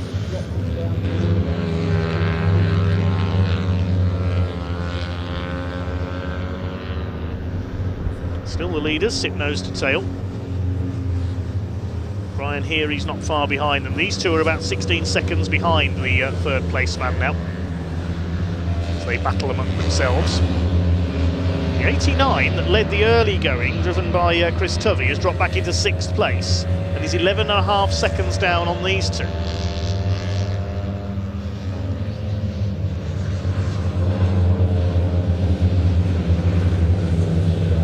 I'm not sure why Chris Tovey's pace has dropped off. He has certainly dropped back in the order. Do keep your comments coming in. If you owned a 2CV, what name would you give it? Keep them broadcastable, of course. What would you call your 2CV? I said all these cars should have names. They're just that kind of car, they have character. Still the top three together. They have been throughout this race and got ahead of the 89 when Chris Tovey dropped back. TS Racing car, I can tell you, has come in for a second time, so that's an official stop this time. That's the first of their 2 stops. I think we can now establish that Neil Graham is out of the race. There is Shirley Hennessy as the driver change taking place.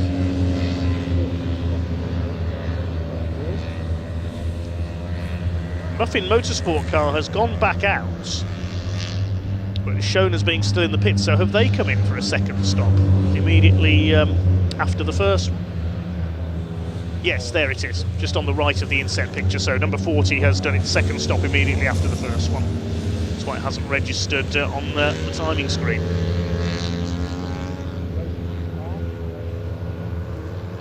Seb Jones-White, is he going to take a turn in the lead? No. Stays behind the 76. Is he going to sit behind him for the whole race and then pinch the lead on the last lap? Well, we'll find out when Luca Proietti takes over. Of course, they have to make 2 stops, 2 driver changes, so we'll have to wait and see who takes the last stint. I would imagine it'll be Seb back in the car for the 3rd stint. 1 car with 3 drivers.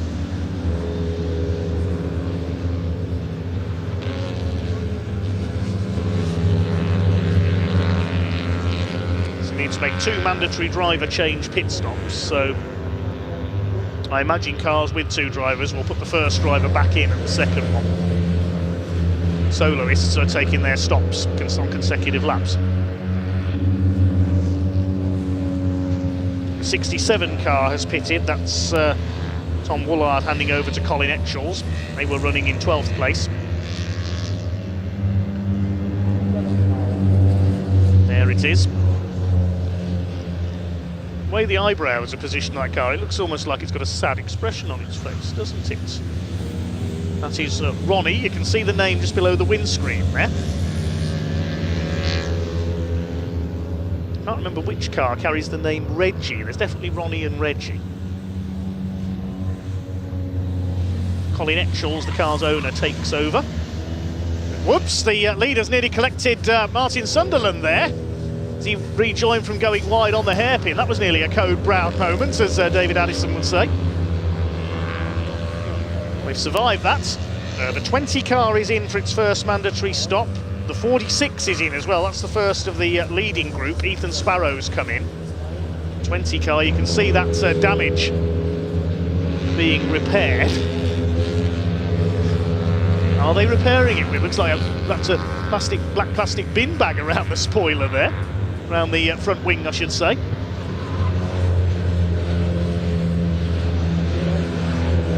We saw Conor Lawson doing that to his MG-ZR yesterday, wrapping it in black plastic. Still these 3 line astern.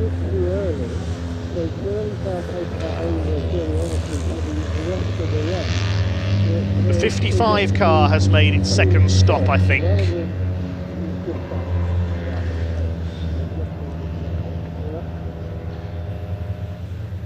That's the 41 in. Classic 41 factory racing, but 55, Steve Walford Motorsport car, yes, that's been in again as well. But they can't have put their 3rd driver in because Chris Tovey is still in the 89 car and hasn't been in yet. So he can't be driving 2 cars at the same time.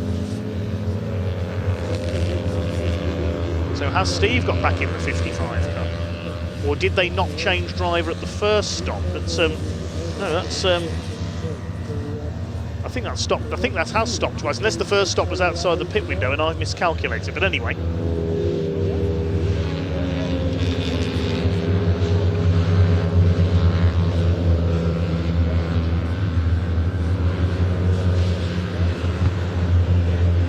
suggestions for team names. Mick Rollins has cleared up the Ronnie and Reggie question. Yes, Andy Donaldson's car is Reggie, and that's why his team is known as Regimental. Now, Andy Donaldson not here this weekend. His car is Reggie, Colin Etchells is Ronnie. Names for 2 CVs, Chain Reaction suggests Tin Shoehorn. Jay suggests Mrs. Doubtfire. And Andy J suggests Cheesy.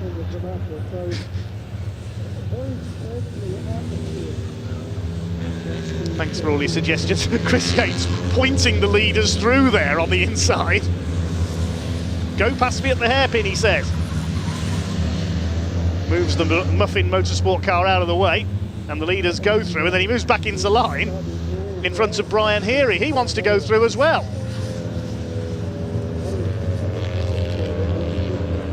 Any more pit stops? Yeah, the 72 Hollis Motorsport car has come in. The 46 is immediately back in, so Ethan Sparrow doing the back-to-back pit stop strategy.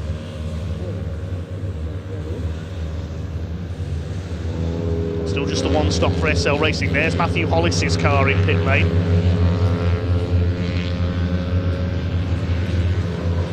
The number 20 car is listed on the timing screen as having stopped twice, but they pulled in to fix some damage early on. Contact with the number 40. Trying to keep on top of all the pit stops. Infinite Improbability Racing is shown as having stopped twice. Car number 42. That was the car that nearly got collected by the leader a few laps ago. So we know Muffin Motorsport has done its 2 stops. The one I'm not sure about is 55 Steve Walford's car. Let's head down to Ian meantime in pit lane.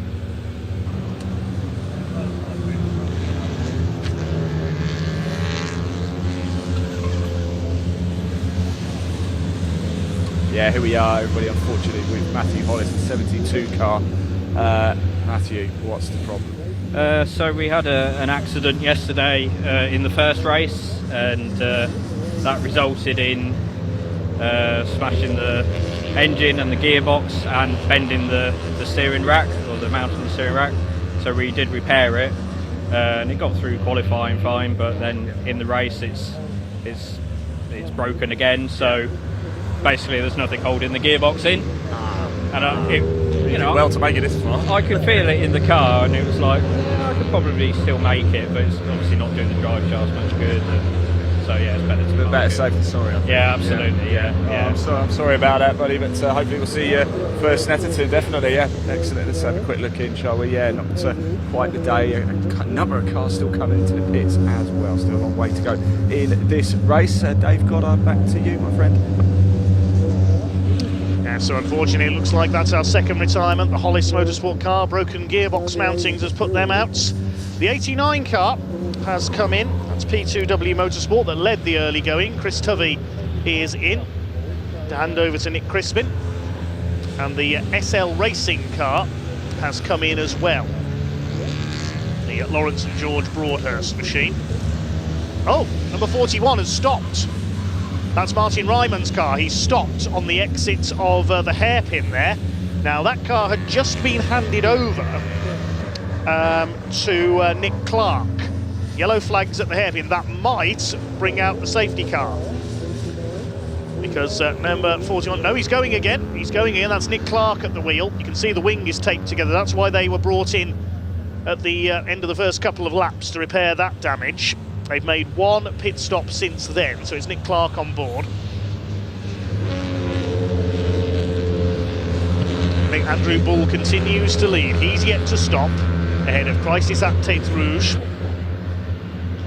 Ahead of Podium Motorworks, sorry, in second place. Crisis at Tête Rouge third. 81, the red Tête Rouge car is fourth. And number 97, Max Wire for Team Lion fifth. Team ECAS, number 33 in sixth place with Matt Arrowsmith-Brown on board. All 6 of those cars have yet to stop.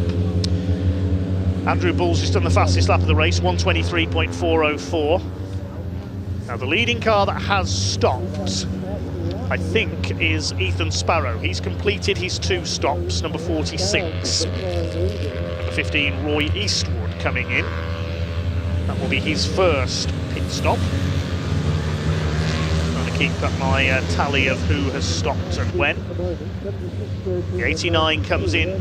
Again, there's a bit of smoke trailing there from the back of the 89 car.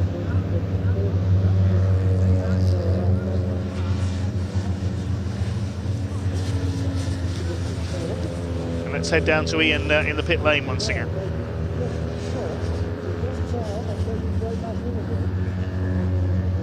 Again, it's an awful lot of smoke coming from underneath the bonnet here as well. But nobody looks particularly concerned, so it looks like he's going to head straight back out again. A number of other cars coming in as well. The number 41, Martin Ryman and Nick Clark, they're in for their second stop. So off goes Eastwood now to head on out. And I think that's about it right now, really. So yeah, I'm going to hand back to Dave. So Roy Eastwood has headed back out. That's his first stop. Cars that have made their 2 stops that I make it, the 89 car's just come in for the second time, but it's doing its stops back to back. So if Chris Tovey gets back in the 89 car, then he won't be able to take the 55 out. The 33 just coming in there. Matt Arrowsmith-Brown's going to hand over to Glenn Oswin. So I assume that Nick Crispin is going to do an out and back in again stop here, and a simulated driver change, if you like. And he'll drive stints 2 and 3. There's the 33. Matthew Arrowsmith-Brown gets out. Glenn Oswin getting in the ECAS 2CV parts car. They were in 6th place. So there's been some contact between the ECAS car and the 79 of Sam Archer at some points as well. Saw Sam Archer's completed his 2 stops. The 55 car, Steve Walford Motorsports, that's been in twice, shown on the time stream. That's the only car I'm not too sure about. Did it make its first stop for another reason than to change driver? SL Racing have done their 2 driver changes. The number 20 has been in twice, but one of those was outside the pit window because they got some damage early on. Roy Eastwood's doing the back-to-back, he's in again. Still concentrating on the on-track action as well. There's no change among the leaders. There's Neil Graham's car, they're still working on that, you can see on the inset there.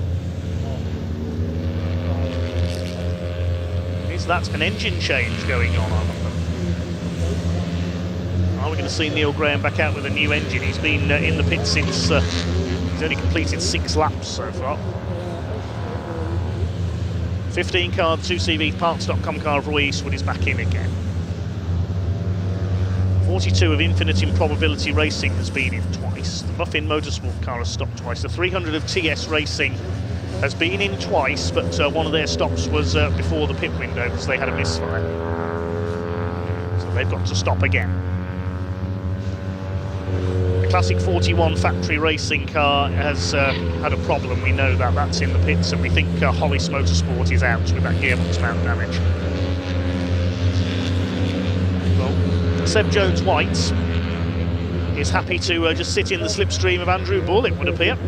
The top 5 have all yet to stop even once, so they're waiting perhaps to see if a safety car will appear later on, or just biding their time. The pit window closes 15 minutes before the end of the race. They can take those 2 pit stops at any time they like, as long as they don't miss the pit window.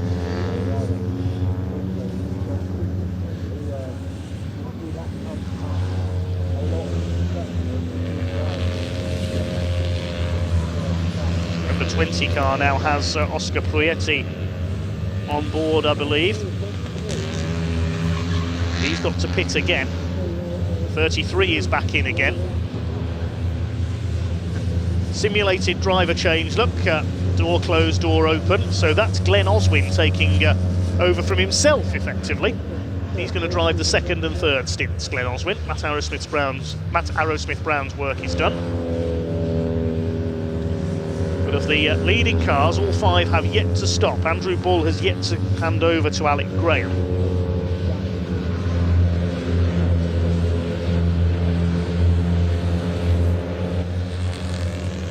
Seb Jones-White is yet to hand over to Luca Proietti. Brian Heary has yet to hand over to himself. Here's a battle further back. The 42 of Martin Sunderland up the inside there into the hairpin, attacking the Etch Racing car with Colin Etchells on board. They've yet to make their second stop. I think Martin Sunderland has made his 2 stops. The 89 car is being caught by the leaders, about to go a lap down, so they'll have lapped everybody up to 7th place. Let's head down to Ian in the pits in the meantime.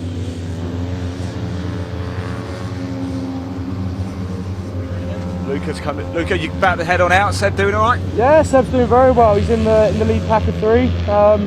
It's looking quite promising. I guess I've got to go out and help him, I guess. You want this, don't you? I fucking want it. Always want it. Excuse my French. Yeah, I can't wait. Just get me out there and I'll see what I can do. I can see you're an eager beaver. Go get it, Luca. Go get it. Yes, apologies there if you heard any bad language. Of course, it is motorsport. It is passionate. And Luca is a man ready to go. Dave, back to you. Apologies again for any choice language there. Luca Proietti a bit fired up ahead of his stint. He wants to win this race. He won't be sitting in any slipstreams, I don't think. As the leaders continue to circulate as one. 37 minutes of this race still to go. Pit window remains open until 15 minutes from the end of the race, so they've got about 20 more minutes to make their stops. None of these 3 have come in yet. Probably enjoying themselves too much.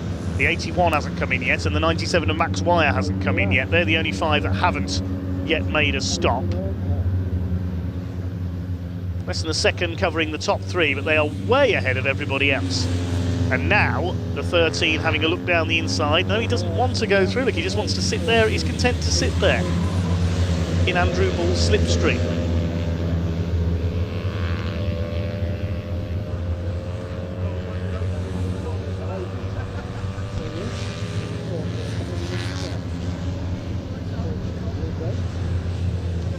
Running a bit wide in the back there. I think that was Ethan Sparrow. Now, he's the leading car that has stopped twice, the 46. So you could call Ethan Sparrow the de facto race leader at this point, because the 5 cars ahead of him have yet to stop, so they'll drop down. We'll have to just see where they come out. Sparrow is currently 25 seconds ahead of the 89 car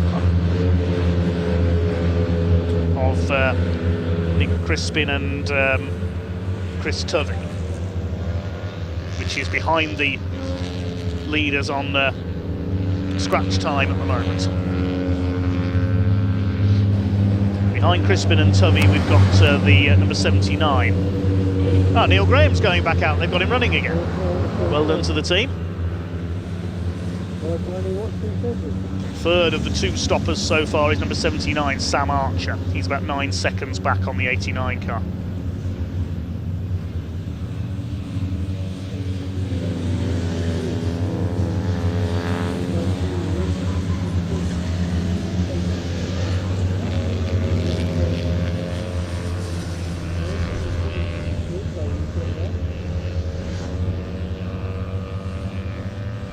...20 minutes to go before the pit window closes. We know that Luca Proietti is ready to take over the white number 13 car from Seb Jones Whites. That'll be in shortly.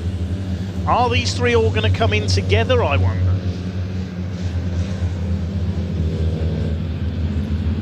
Interesting if they do. They've got one of the Team Lion cars ahead of them there. Is that Max Wire? He's another of the cars that haven't stopped. There's just the 5 cars now on the lead lap. Yes, I think that's Max in front of them in 5th place. The 81 car of Nick Rhodes is some 48, nearly 49 seconds behind this group.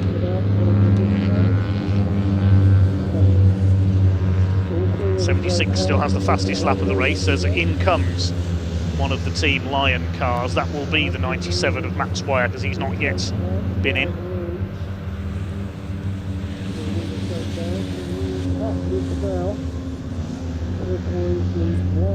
Oh, Neil Graham's coming back in again. Just can't get that 77 car to run right. Back on the apron. I think this might be game over this time, sadly. So So 97 Max Wire has come in. He's probably going to do the back-to-back pit stops. One lap and then back in again.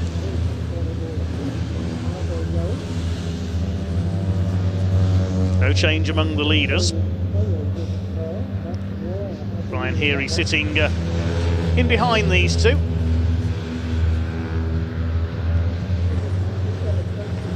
Four cars that have yet to stop.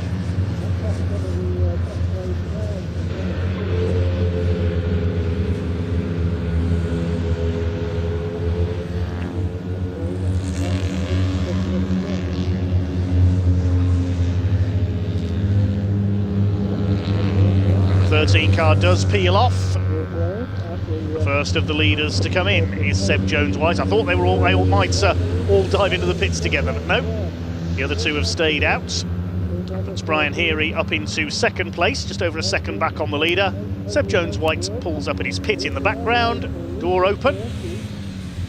Pick up the pictures. Luca Proietti almost pulls him out of the car. And we see back at the hairpin, Neil Graham is trying to keep going, but not having much luck. Is it going to be lucky 13 today then? 41 car being pushed back out, the Classic 41 factory racing team. I imagine that will be Martin Ryman back on board that machine now. He's heading back into the race. The 13 is taken over by Luca Proietti. We'll get a word with Seb Jones-White once he's got his breath back. Luca heads back out. Now, where is he in relation to the other two race leaders? We'll have to work it out. Let's see where they are. Where's the 48? That's the SL racing car, the Broadhursts. And as George is normally the quicker of the father and son pair, I would imagine it's still George on board. He's got the 81 behind him, that's Nick Rhodes, who has yet to come in. Three cars now that have not stopped. Well, there are the leaders. Yes, Max Wire's back in, the number 97, so he's doing the back-to-back stops. Top two continue on.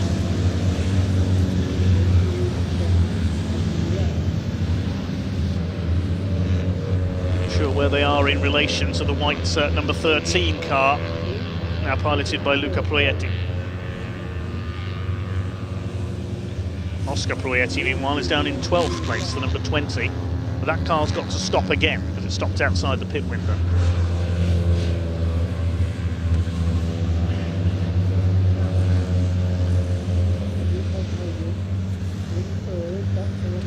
"30 minutes to go then. The order is 76, Habitable Leisure at Tête Rouge, who leads this 2CV Mini Enduro, sliding a little there through Brooklands. Crisis at Tête Rouge in second, the two teammates with Brian Heary in the second place car. Andrew Bull still leading, he's weaving about there. I imagine, is he going to come into the pits this time? Yes, he must do. Yeah, the leader comes in.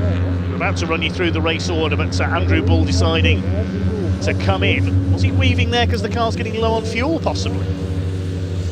Had to make the decision to come in that time. So Brian Heary takes the lead in car number 92. The 67 car comes in. Alec Graham gets into the 76 car. We saw how quick he was yesterday. He was into the lead battle, having started from the back of the grid. He missed qualifying for the sprint races.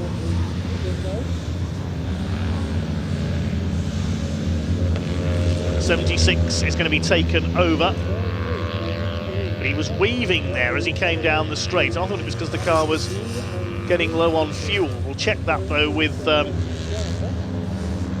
Ian. The 55 car comes back in again for another stop, so this might be Chris Tovey getting on board. He's got out of the 89 car.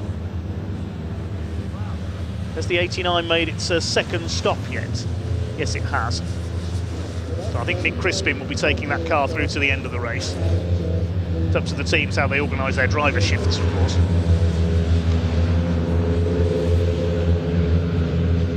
They race on through the afternoon sun here at Pembrey. So the only car that has not stopped is Brian Heary. Is he going to come in this time? Yes, he is. So Brian is the last to make his first mandatory stop. We've got other cars that have not made their second stop yet. So the 76, Habitable, has only just made its first. The 81 has been in as well. So 81, Nick Rhodes handing over to Simon Turner. That's been in. That's the 89 car hidden in behind the 33 there. 67 heads back out with either Tom Woolard or Colin Etchells on board. We didn't see if they changed drivers again. The 89 up the inside. Is that for position? No, it's not. Bit of smoke there as they come off the hairpin. We'll establish the order when everybody has made their stops, of course. Depends how long they take in the pits. So the 92, 76 and 13 have all got to stop again. 92 is currently making its way out of the pits. And the 76, I think, has come straight back in again. Yes, it has. So the 76 straight back in. They're doing their stops back to back. Is Andrew Bull going to take back over? Yes, he is. That's interesting. Alec Graham has only done one lap in this race.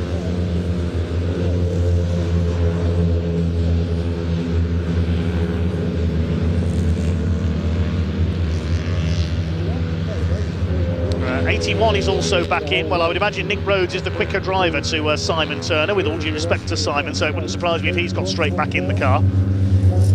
There's no length of stint mandated in the rules for this race, so drivers can just do one lap, and that's what Alec Graham has done.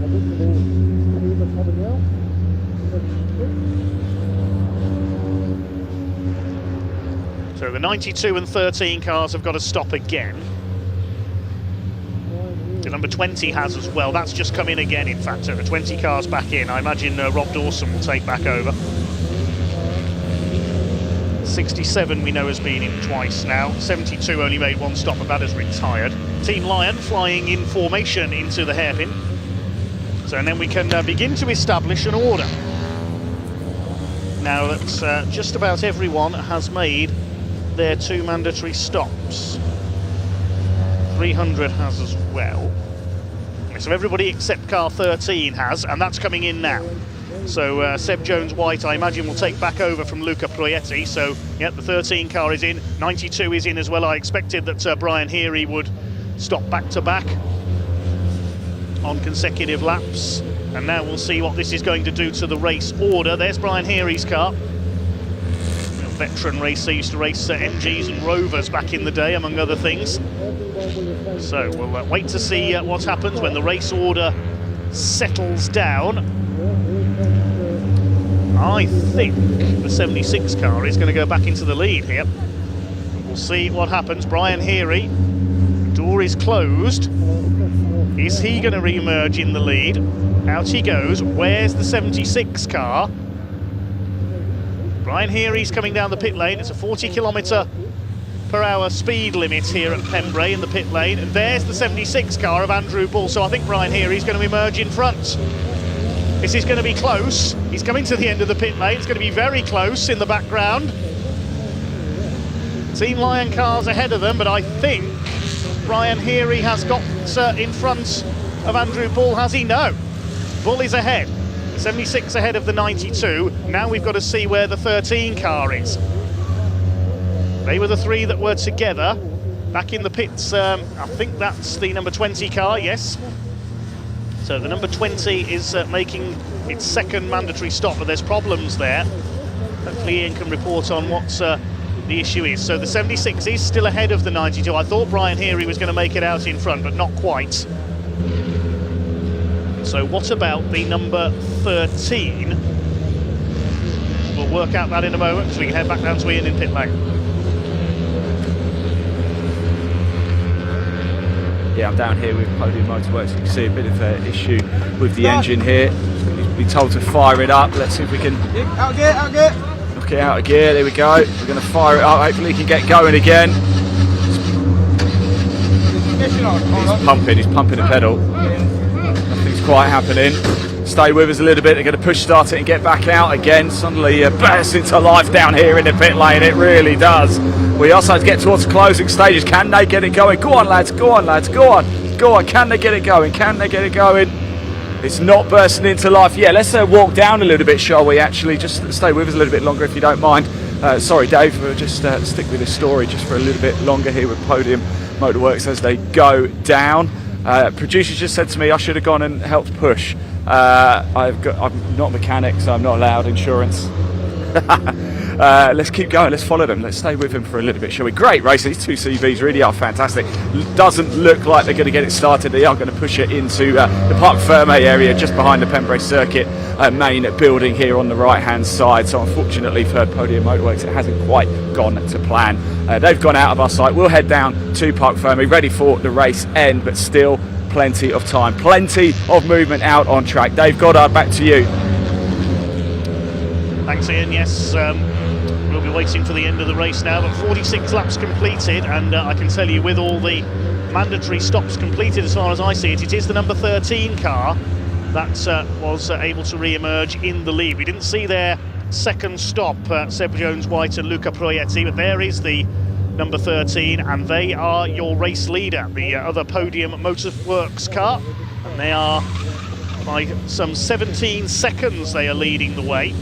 So they got the advantage with the quicker second stop. We'll wait to see what the gap is. 17.3 seconds ahead of Andrew Bull, who's now back in the number 76 car, as we saw.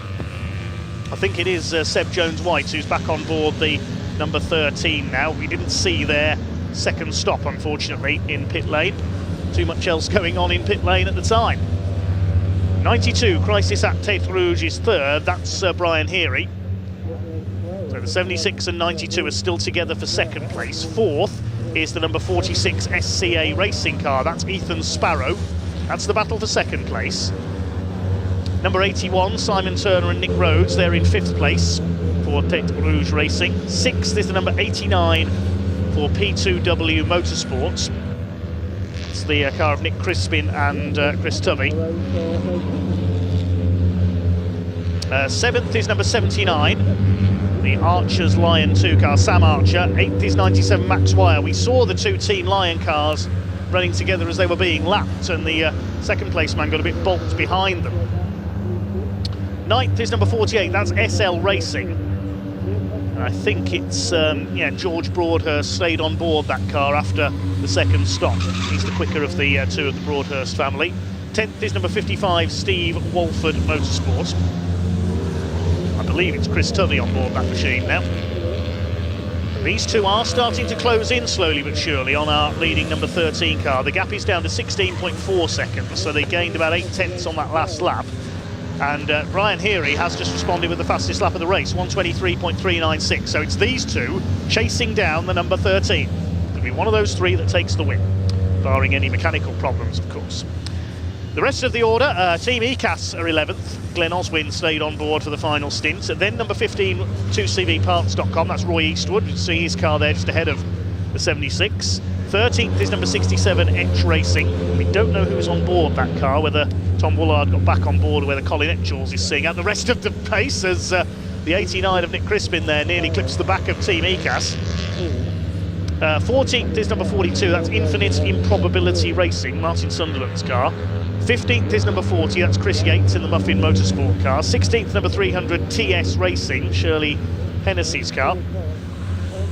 17th is number 20, although that car didn't fire up again after its second stop. We saw them pushing it down the pit lane, so the number 20 may not have restarted. We'll wait and see. And 18th, number 41, Classic 41 Factory Racing. That car had some problems earlier on as well. We saw it stopped at the hairpin for a time. We know Hollis Motorsport are out. Who's that in the pits there? It's the number 20 car, isn't it? Yeah, they're still working on it. So I thought that was Ethan Sparrow's car for a second there, the other dark grey car. And Neil Graham, if he is still running, he is some 32 laps behind. So technically 16 cars have run virtually problem-free in this race. There's the leader. What's the gap? 15.9 seconds. 18.5 minutes of this race to go. These two have got to work together to try and chase him down. They're only gaining at a rate of about half a second a lap at the moment. Will they catch up?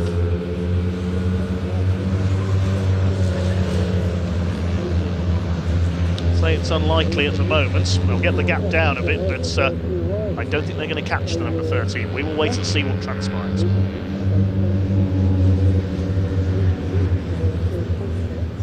There's the 41 car with its front wing taped together. Martin Ryman's car side by side with the 300. That's Shirley Hennessy's car.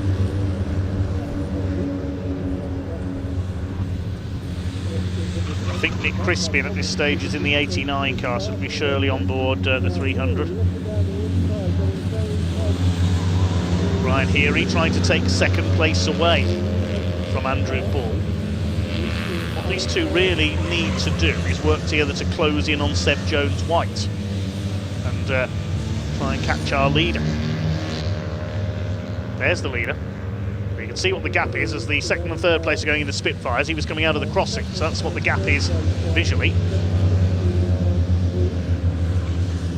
So this team, the big winners at the pit stops. With a stint by Luca Proietti able to build up the lead.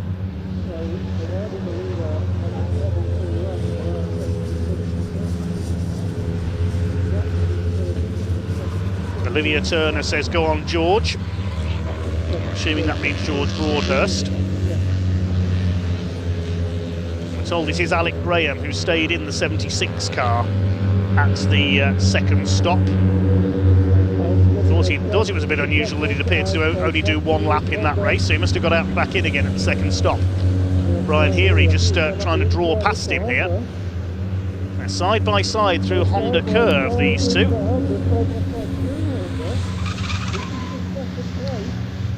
Now these two, I thought they'd be working together to try and catch the leader, but they seem to be more intent on racing each other for second place at the moment. Maybe they've worked out the gap is a bit too large to catch the 13. Thanks Kira Bull for letting us know who's in the 76 car. Suggestions for names for two CVs. I like the suggestion by Rebecca Jones. She suggests Brian, as in Brian the Snail from the Magic Roundabouts. They are known as tin snails, these cars.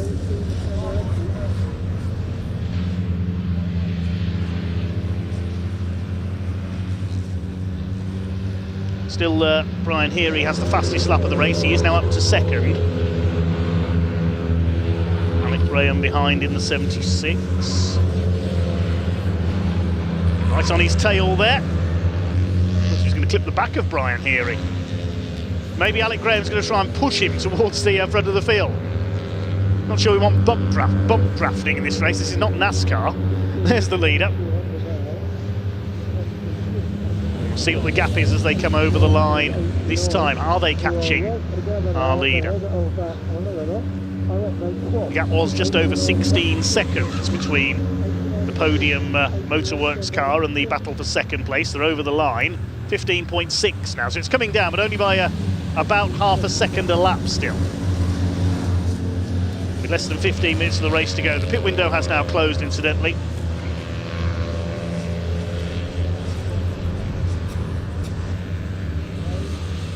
They won't catch him at that rate, unfortunately, for the 92 and the 76. This 92 Brian Heary can really put a spurt in here and start closing at a faster rate. Now he's ahead of the 76 car. We'll wait and see.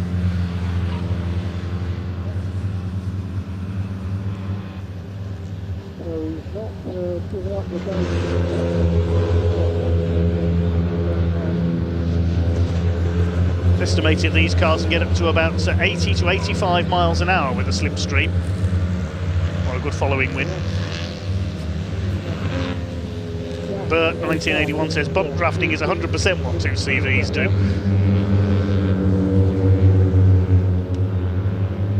We see Legends cars do it, of course, but they're a bit quicker. This is good fun to race. This little gaggle of cars here. We've got the Steve Wolfen Motorsport car, they're in 10th place. The 89 P2W car, the 33 of Team ECAS. 55 and 33 are on the same lap.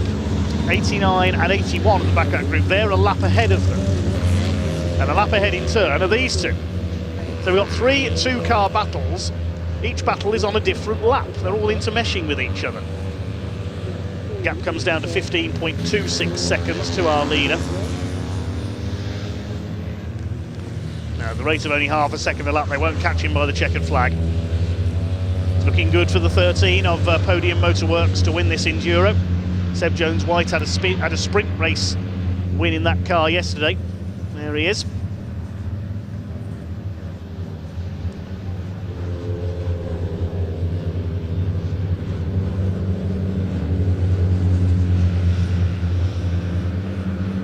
Just got to keep it steady now. Then again,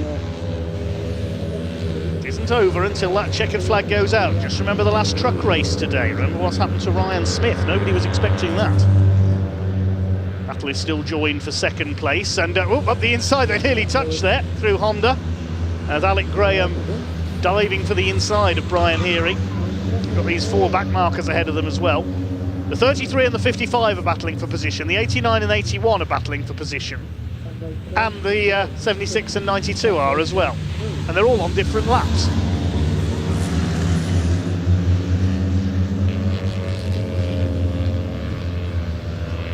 The 33 ahead of 55, 89 ahead of 81, and 76 ahead of 92. 76 and 92 are about to lap the other 4. And 89 and 81 are about to try and lap 55 and 33. Got that? Good.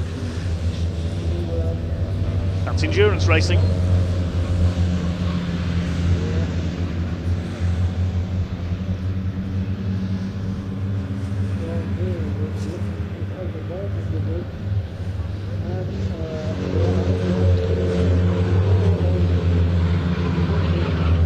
A slide there for the 76, going wide over the curve as he tries to deal with the slower traffic. 6 of them together. The gap is slowly but surely coming down to the race leader, but they'll run out of time to catch him, I think. Interesting to see how much they can get the gap down here. It's 2CV Enduro race. The pit window is closed. Everybody's completed their stops.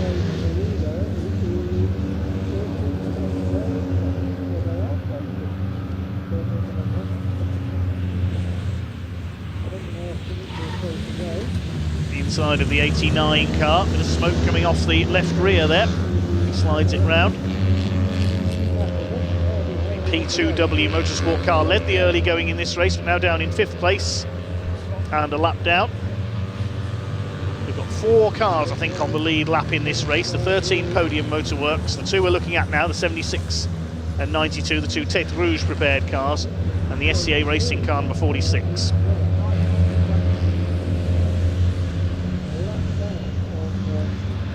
All this adds up to is a fun, cheap way to go motor racing, to go endurance racing. I think that's the 46 car about to be lapped by the 13.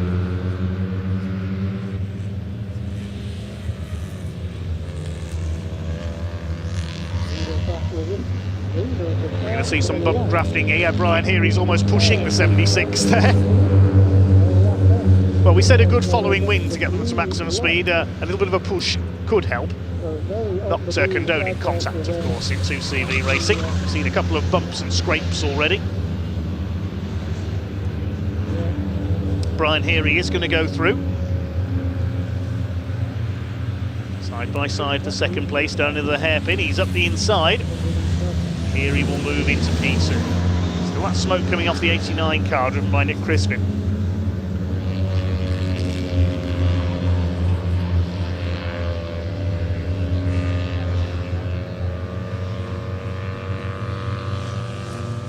.6 is now the gap.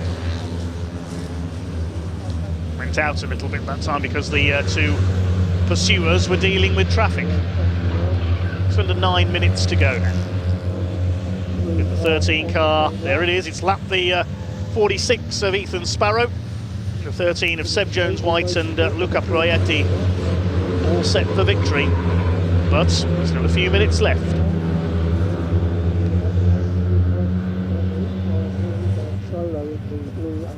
Still nose to tail. What's Alec Graham going to do this time?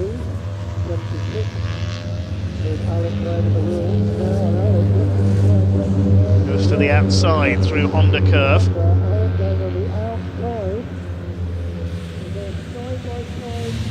And they lean on each other. Oh, Alec Graham nearly sent onto the grass there as Brian Heary took the line.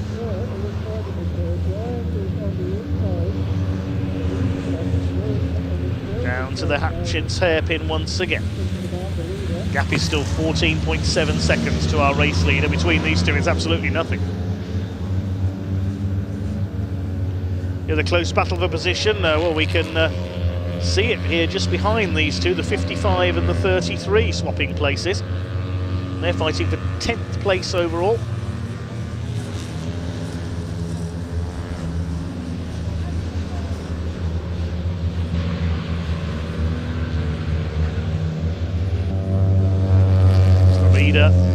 Has lapped Chris Yates. No, the 300 car, sorry. The other car with the angry eyes on the lights. I was fooled there. That's Shirley Hennessy's number 300.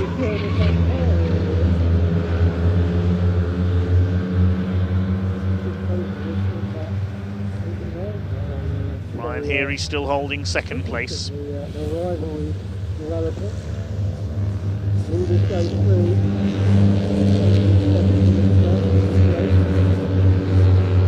89 there, starting to have a go at the 76. I said they might treat it as a sprint race towards the end here. The 55, I think, has got Chris Tovey on board the 55, and he's chasing the car he started, if so, the 89 of Nick Crispin.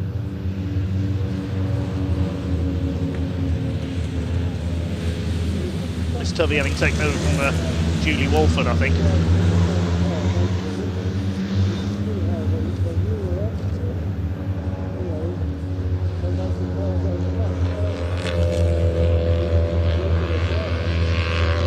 Oh, a 13 car with 6 minutes left to go. If anything, the lead gap has increased a bit on that last lap, 15 seconds in it now. So they're not going to catch Seb Jones-White and Luca Proietti. They're all set for victory. They've just got about 4 or 5 more laps to survive. These two are going to battle to the flag for second place. Brian Heary against Alec Graham. Brian Heary with experience in a number of different classes of racing. Well, Alec Graham vastly experienced in 2 CVs. A bit of bump drafting there out of Brooklands. 46, we say, is now a lap down. The SCA racing car of Ethan Sparrow. The 89 P2W Motorsport car in P5.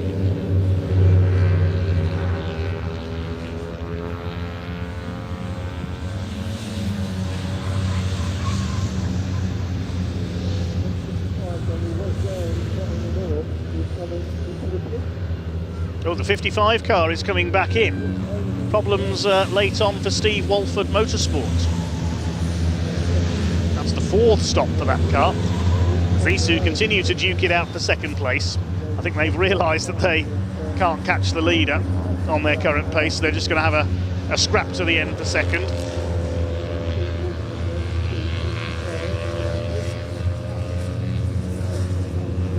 Side by side up towards the crossing.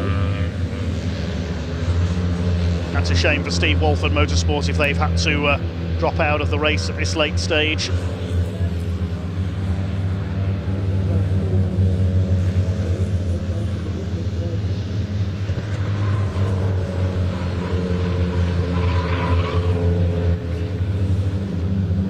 They're still ahead of the 89. It'll be Nick Crispin in that car chasing them. And we've got the 33 of Glenn Oswin. With 81 of, I would imagine it's Nick Rhodes back on board.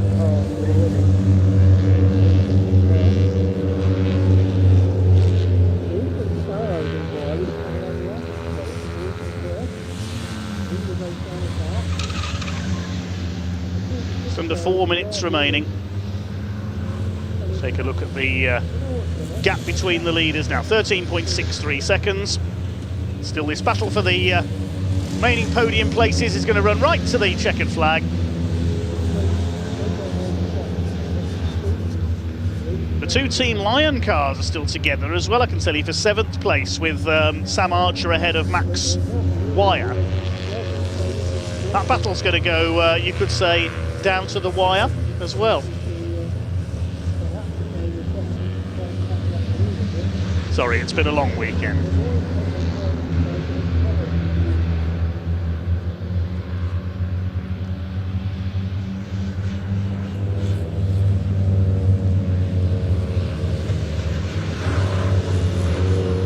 Brian Heary holding off everything Alec Graham can throw at him at the moment, and Alec Graham nearly onto the grass.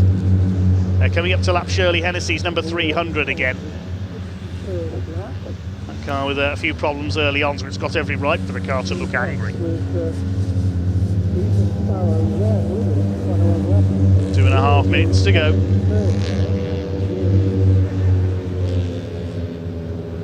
There's the 89, which is Nick Crispin. The 81 is stuck behind Glenn Oswin here in the 33. That car's a lap behind it. The 55 heading back out, at least to take the checkered flag. I don't know what the problem was there, because Ian's gone down to Parc Fermé now for the race finish. Thanks again to Ian for his service, as Alec Graham is pushed wide there. Brian Heary is not letting him get alongside. Brian's also got the fastest lap.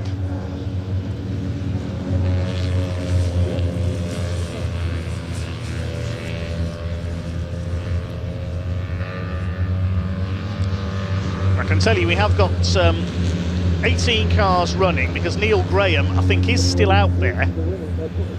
He is still running. The leader's got Ethan Sparrow, 4th place man, up behind him there. I think it will be last lap this time. These two are still at it, getting past the 300.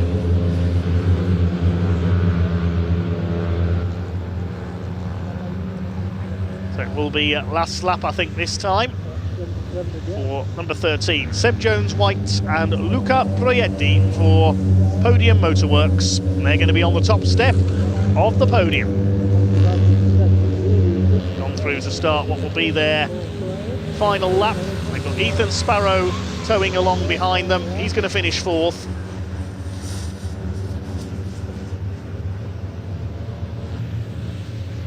Still the battle for second rages on. Is Brian Heary going to hold off Alec Graham?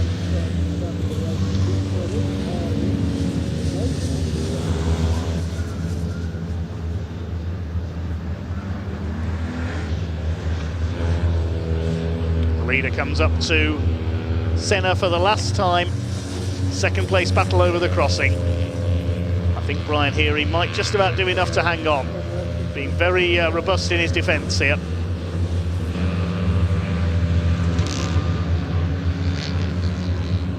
Checkered flag is being readied on our last race of the weekend here at a very hot Pembrey. The battle for second is going to go right to the wire, and bash! Contact between the two, they both go off. They're both off onto the grass. They are sufficiently far ahead. They're about 3/4 of a lap clear of 4th place, so they will rejoin. The win is going to go to the number 13 car, though, of Luca Proietti and Seb Jones-White. They weave across the line. The checkered flag is out. Seb Jones-White and Luca Proietti for Podium Motorworks top the podium and win here at Pembrey. But who is going to be second? They've got themselves back off the grass, these two. Brian Heary and Alec Graham, who start in the car, started by Andrew Ball.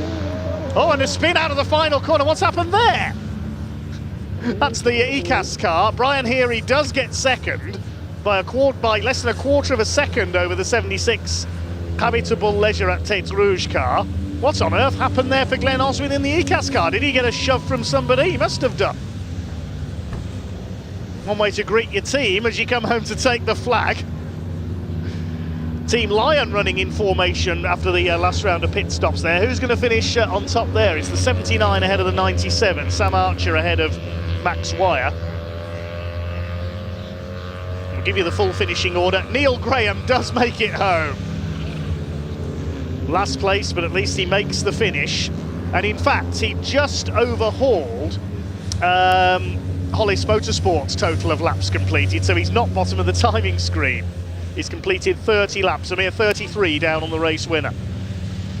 But he gets to the flag. The rest of them come home. We'll give you the full finishing order in just a moment. There's our winner, number 13, Podium Motorworks, Luca Proietti and Seb Jones-White. Seb's second win of the weekend, finishing 16.9 seconds clear of the battle for second. What a battle it was. Second place goes to Brian Heary for number 92, Crisis at Tête Rouge. Third, Habitable Leisure at Tête Rouge, Andrew Bull and Alec Graham. Fourth place went to number 46, Ethan Sparrow for SCA Racing, a lap down. Fifth was number 89, P2W Motorsport, that's Chris Tovey and Nick Crispin. Sixth, number 81, Tête Rouge Racing, Nick Rhodes and Simon Turner. Seventh, number 79, Archer's Lion 2, that's Sam Archer. Eighth, 2CV Team Lion 1, that's Max Wire. Ninth, 48, SL Racing, Lawrence and George Broadhurst. 10th, number 33, Team ECAS, despite that late moment, for Matt Arrowsmith-Brown and Glenn Oswin. 11th, number 15, 2CVparts.com, a welcome return for Roy Eastwood. 12th, number 55, Steve Walford Motorsports, who made a quick pit visit at the end. Steve and Julie Walford plus Chris Tovey. Muffin Motorsport were 13th, Etch Racing 14th, Infinite Improbability 15th, TS Racing 16th. 17th went to Classic 41 Factory Racing. The other runner was Neil Graham, a long way behind. I don't think he'll be classified, unfortunately, and we lost the other Podium Motorworks car and, of course, Hollis Motorsports. Let's head down to Parc Fermé.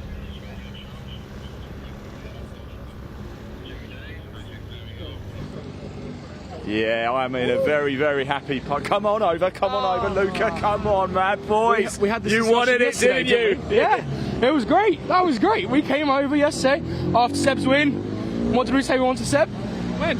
Well, finish, but we won. No, we wanted to win. We wanted to win. And what did you do? We won. Yeah! How does it feel?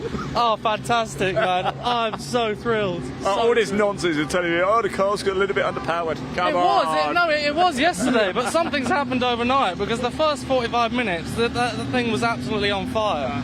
Boys, you have been fantastic this weekend. You deserve this. You really, really did. Go on, have a great night. Go on, well done. Congratulations. We've got Alec Graham here. I wonder if we can. Brian Heary there as well. So our second and third place. Look at it. Oh, this is what it's all about. Sorry about the last bit, man. This is what it's all about. Look, Alec is just saying sorry about the last bit there too, Brian Heary, but fantastic racing. Brian coming home in second place, of course. Alec Graham sharing the car with Andrew Bull, so good stuff indeed. Chaps, quick word with you both, actually. If we can, Brian, congratulations, second place. Alec as well, sharing with Andrew, of course, coming home in third. What a race! Yeah, it was really good. Yeah, hard work. Here's Andrew as well now, and things getting a bit hairy near the end, weren't they? Yeah, me and Brian got to know each other a little bit more than we anticipated, but it's a good job you like each other. Yeah, it's a very good job. Yeah. Andrew, how does that feel? Another podium. It's a great way to finish a weekend. Not bad for a second engine. So yeah, pleased with that. Just stood on the pit wall watching teammates kind of fighting it out, going, "You're slowing each other down. Let's go get him." So, unfortunately, they just had too much of a gap, didn't they, in the end? I didn't know what position we were in, to be honest. I had no idea, so I was just enjoying myself. Oh, well, that's fantastic. That's the best way to do it. Guys, well done. Thanks for entertaining us. It has been super. Really appreciate it. Yeah, congratulations. Sebastian Jones-White, Luca Proietti over there. They are very, very happy indeed. But I'm a little bit sad because that is it from Pembrey. What a weekend we have had. Big thank you to the Classic Touring Car Racing Club, of course, the 2CVs, the MG owners, and of course the British Truck Racing Championship. Can we just say a big thank you as well to all of the Orange Army? They've done so much hard work. A fair few red flags yesterday we had, but a wonderful day's racing today. Thank you to the Orange Army. Thank you to you guys at home as well, or wherever you are, for tuning in and watching as well. Thank you for commenting. Thank you for hitting that like button and that subscribe button as well. We are back live in 2 weeks' time from Anglesey with the BARC. Make sure you tune in for that. Hit that little subscribe button. I'm going to hand back to Dave Goddard for the final word from me and Paul here in the pit lane. Thank you for watching, and I'll see you in Anglesey in 2 weeks. Dave, back to you. Thanks very much to Ian and to Pointy down on the ground today for all the interviews and insights. And well done to everyone for an excellent weekend here in Wales. That just about wraps things up then. I must say my own thanks to the Orange family, also to the medical staff, recovery crews, race control staff, the timekeepers, everyone else who have worked behind the scenes to put this event on. We can't go racing without them. So thanks to everybody here at Pembrey this weekend, everyone from the BARC. Thank you to all the drivers for their entertainment and their backup crews in the paddock for keeping the cars running. A big thanks to our camera crews and our directors behind the scenes for bringing us the action as well. Without them, there's nothing for me to talk about, so thank you very much indeed to them. But that does wrap things up here at Pembrey. Some wonderful racing across the course of the weekend. Well done to everybody for some superb action from the trucks and everyone else. We do it all again in 2 weeks' time, but this time we're at the other end of Wales. As Ian's already said, we're up at Anglesey in 2 weeks, where the Caterhams plus support will be in action, and I'll be back in action as well to bring you all the coverage from that one. So we'll see you in a couple of weeks. On behalf of Ian Pointy and everyone else here at the home of Welsh Motorsport, this is Dave Goddard signing off here at Pembrey Circuit. We'll see you in a couple of weeks in Anglesey, but it's goodbye till then.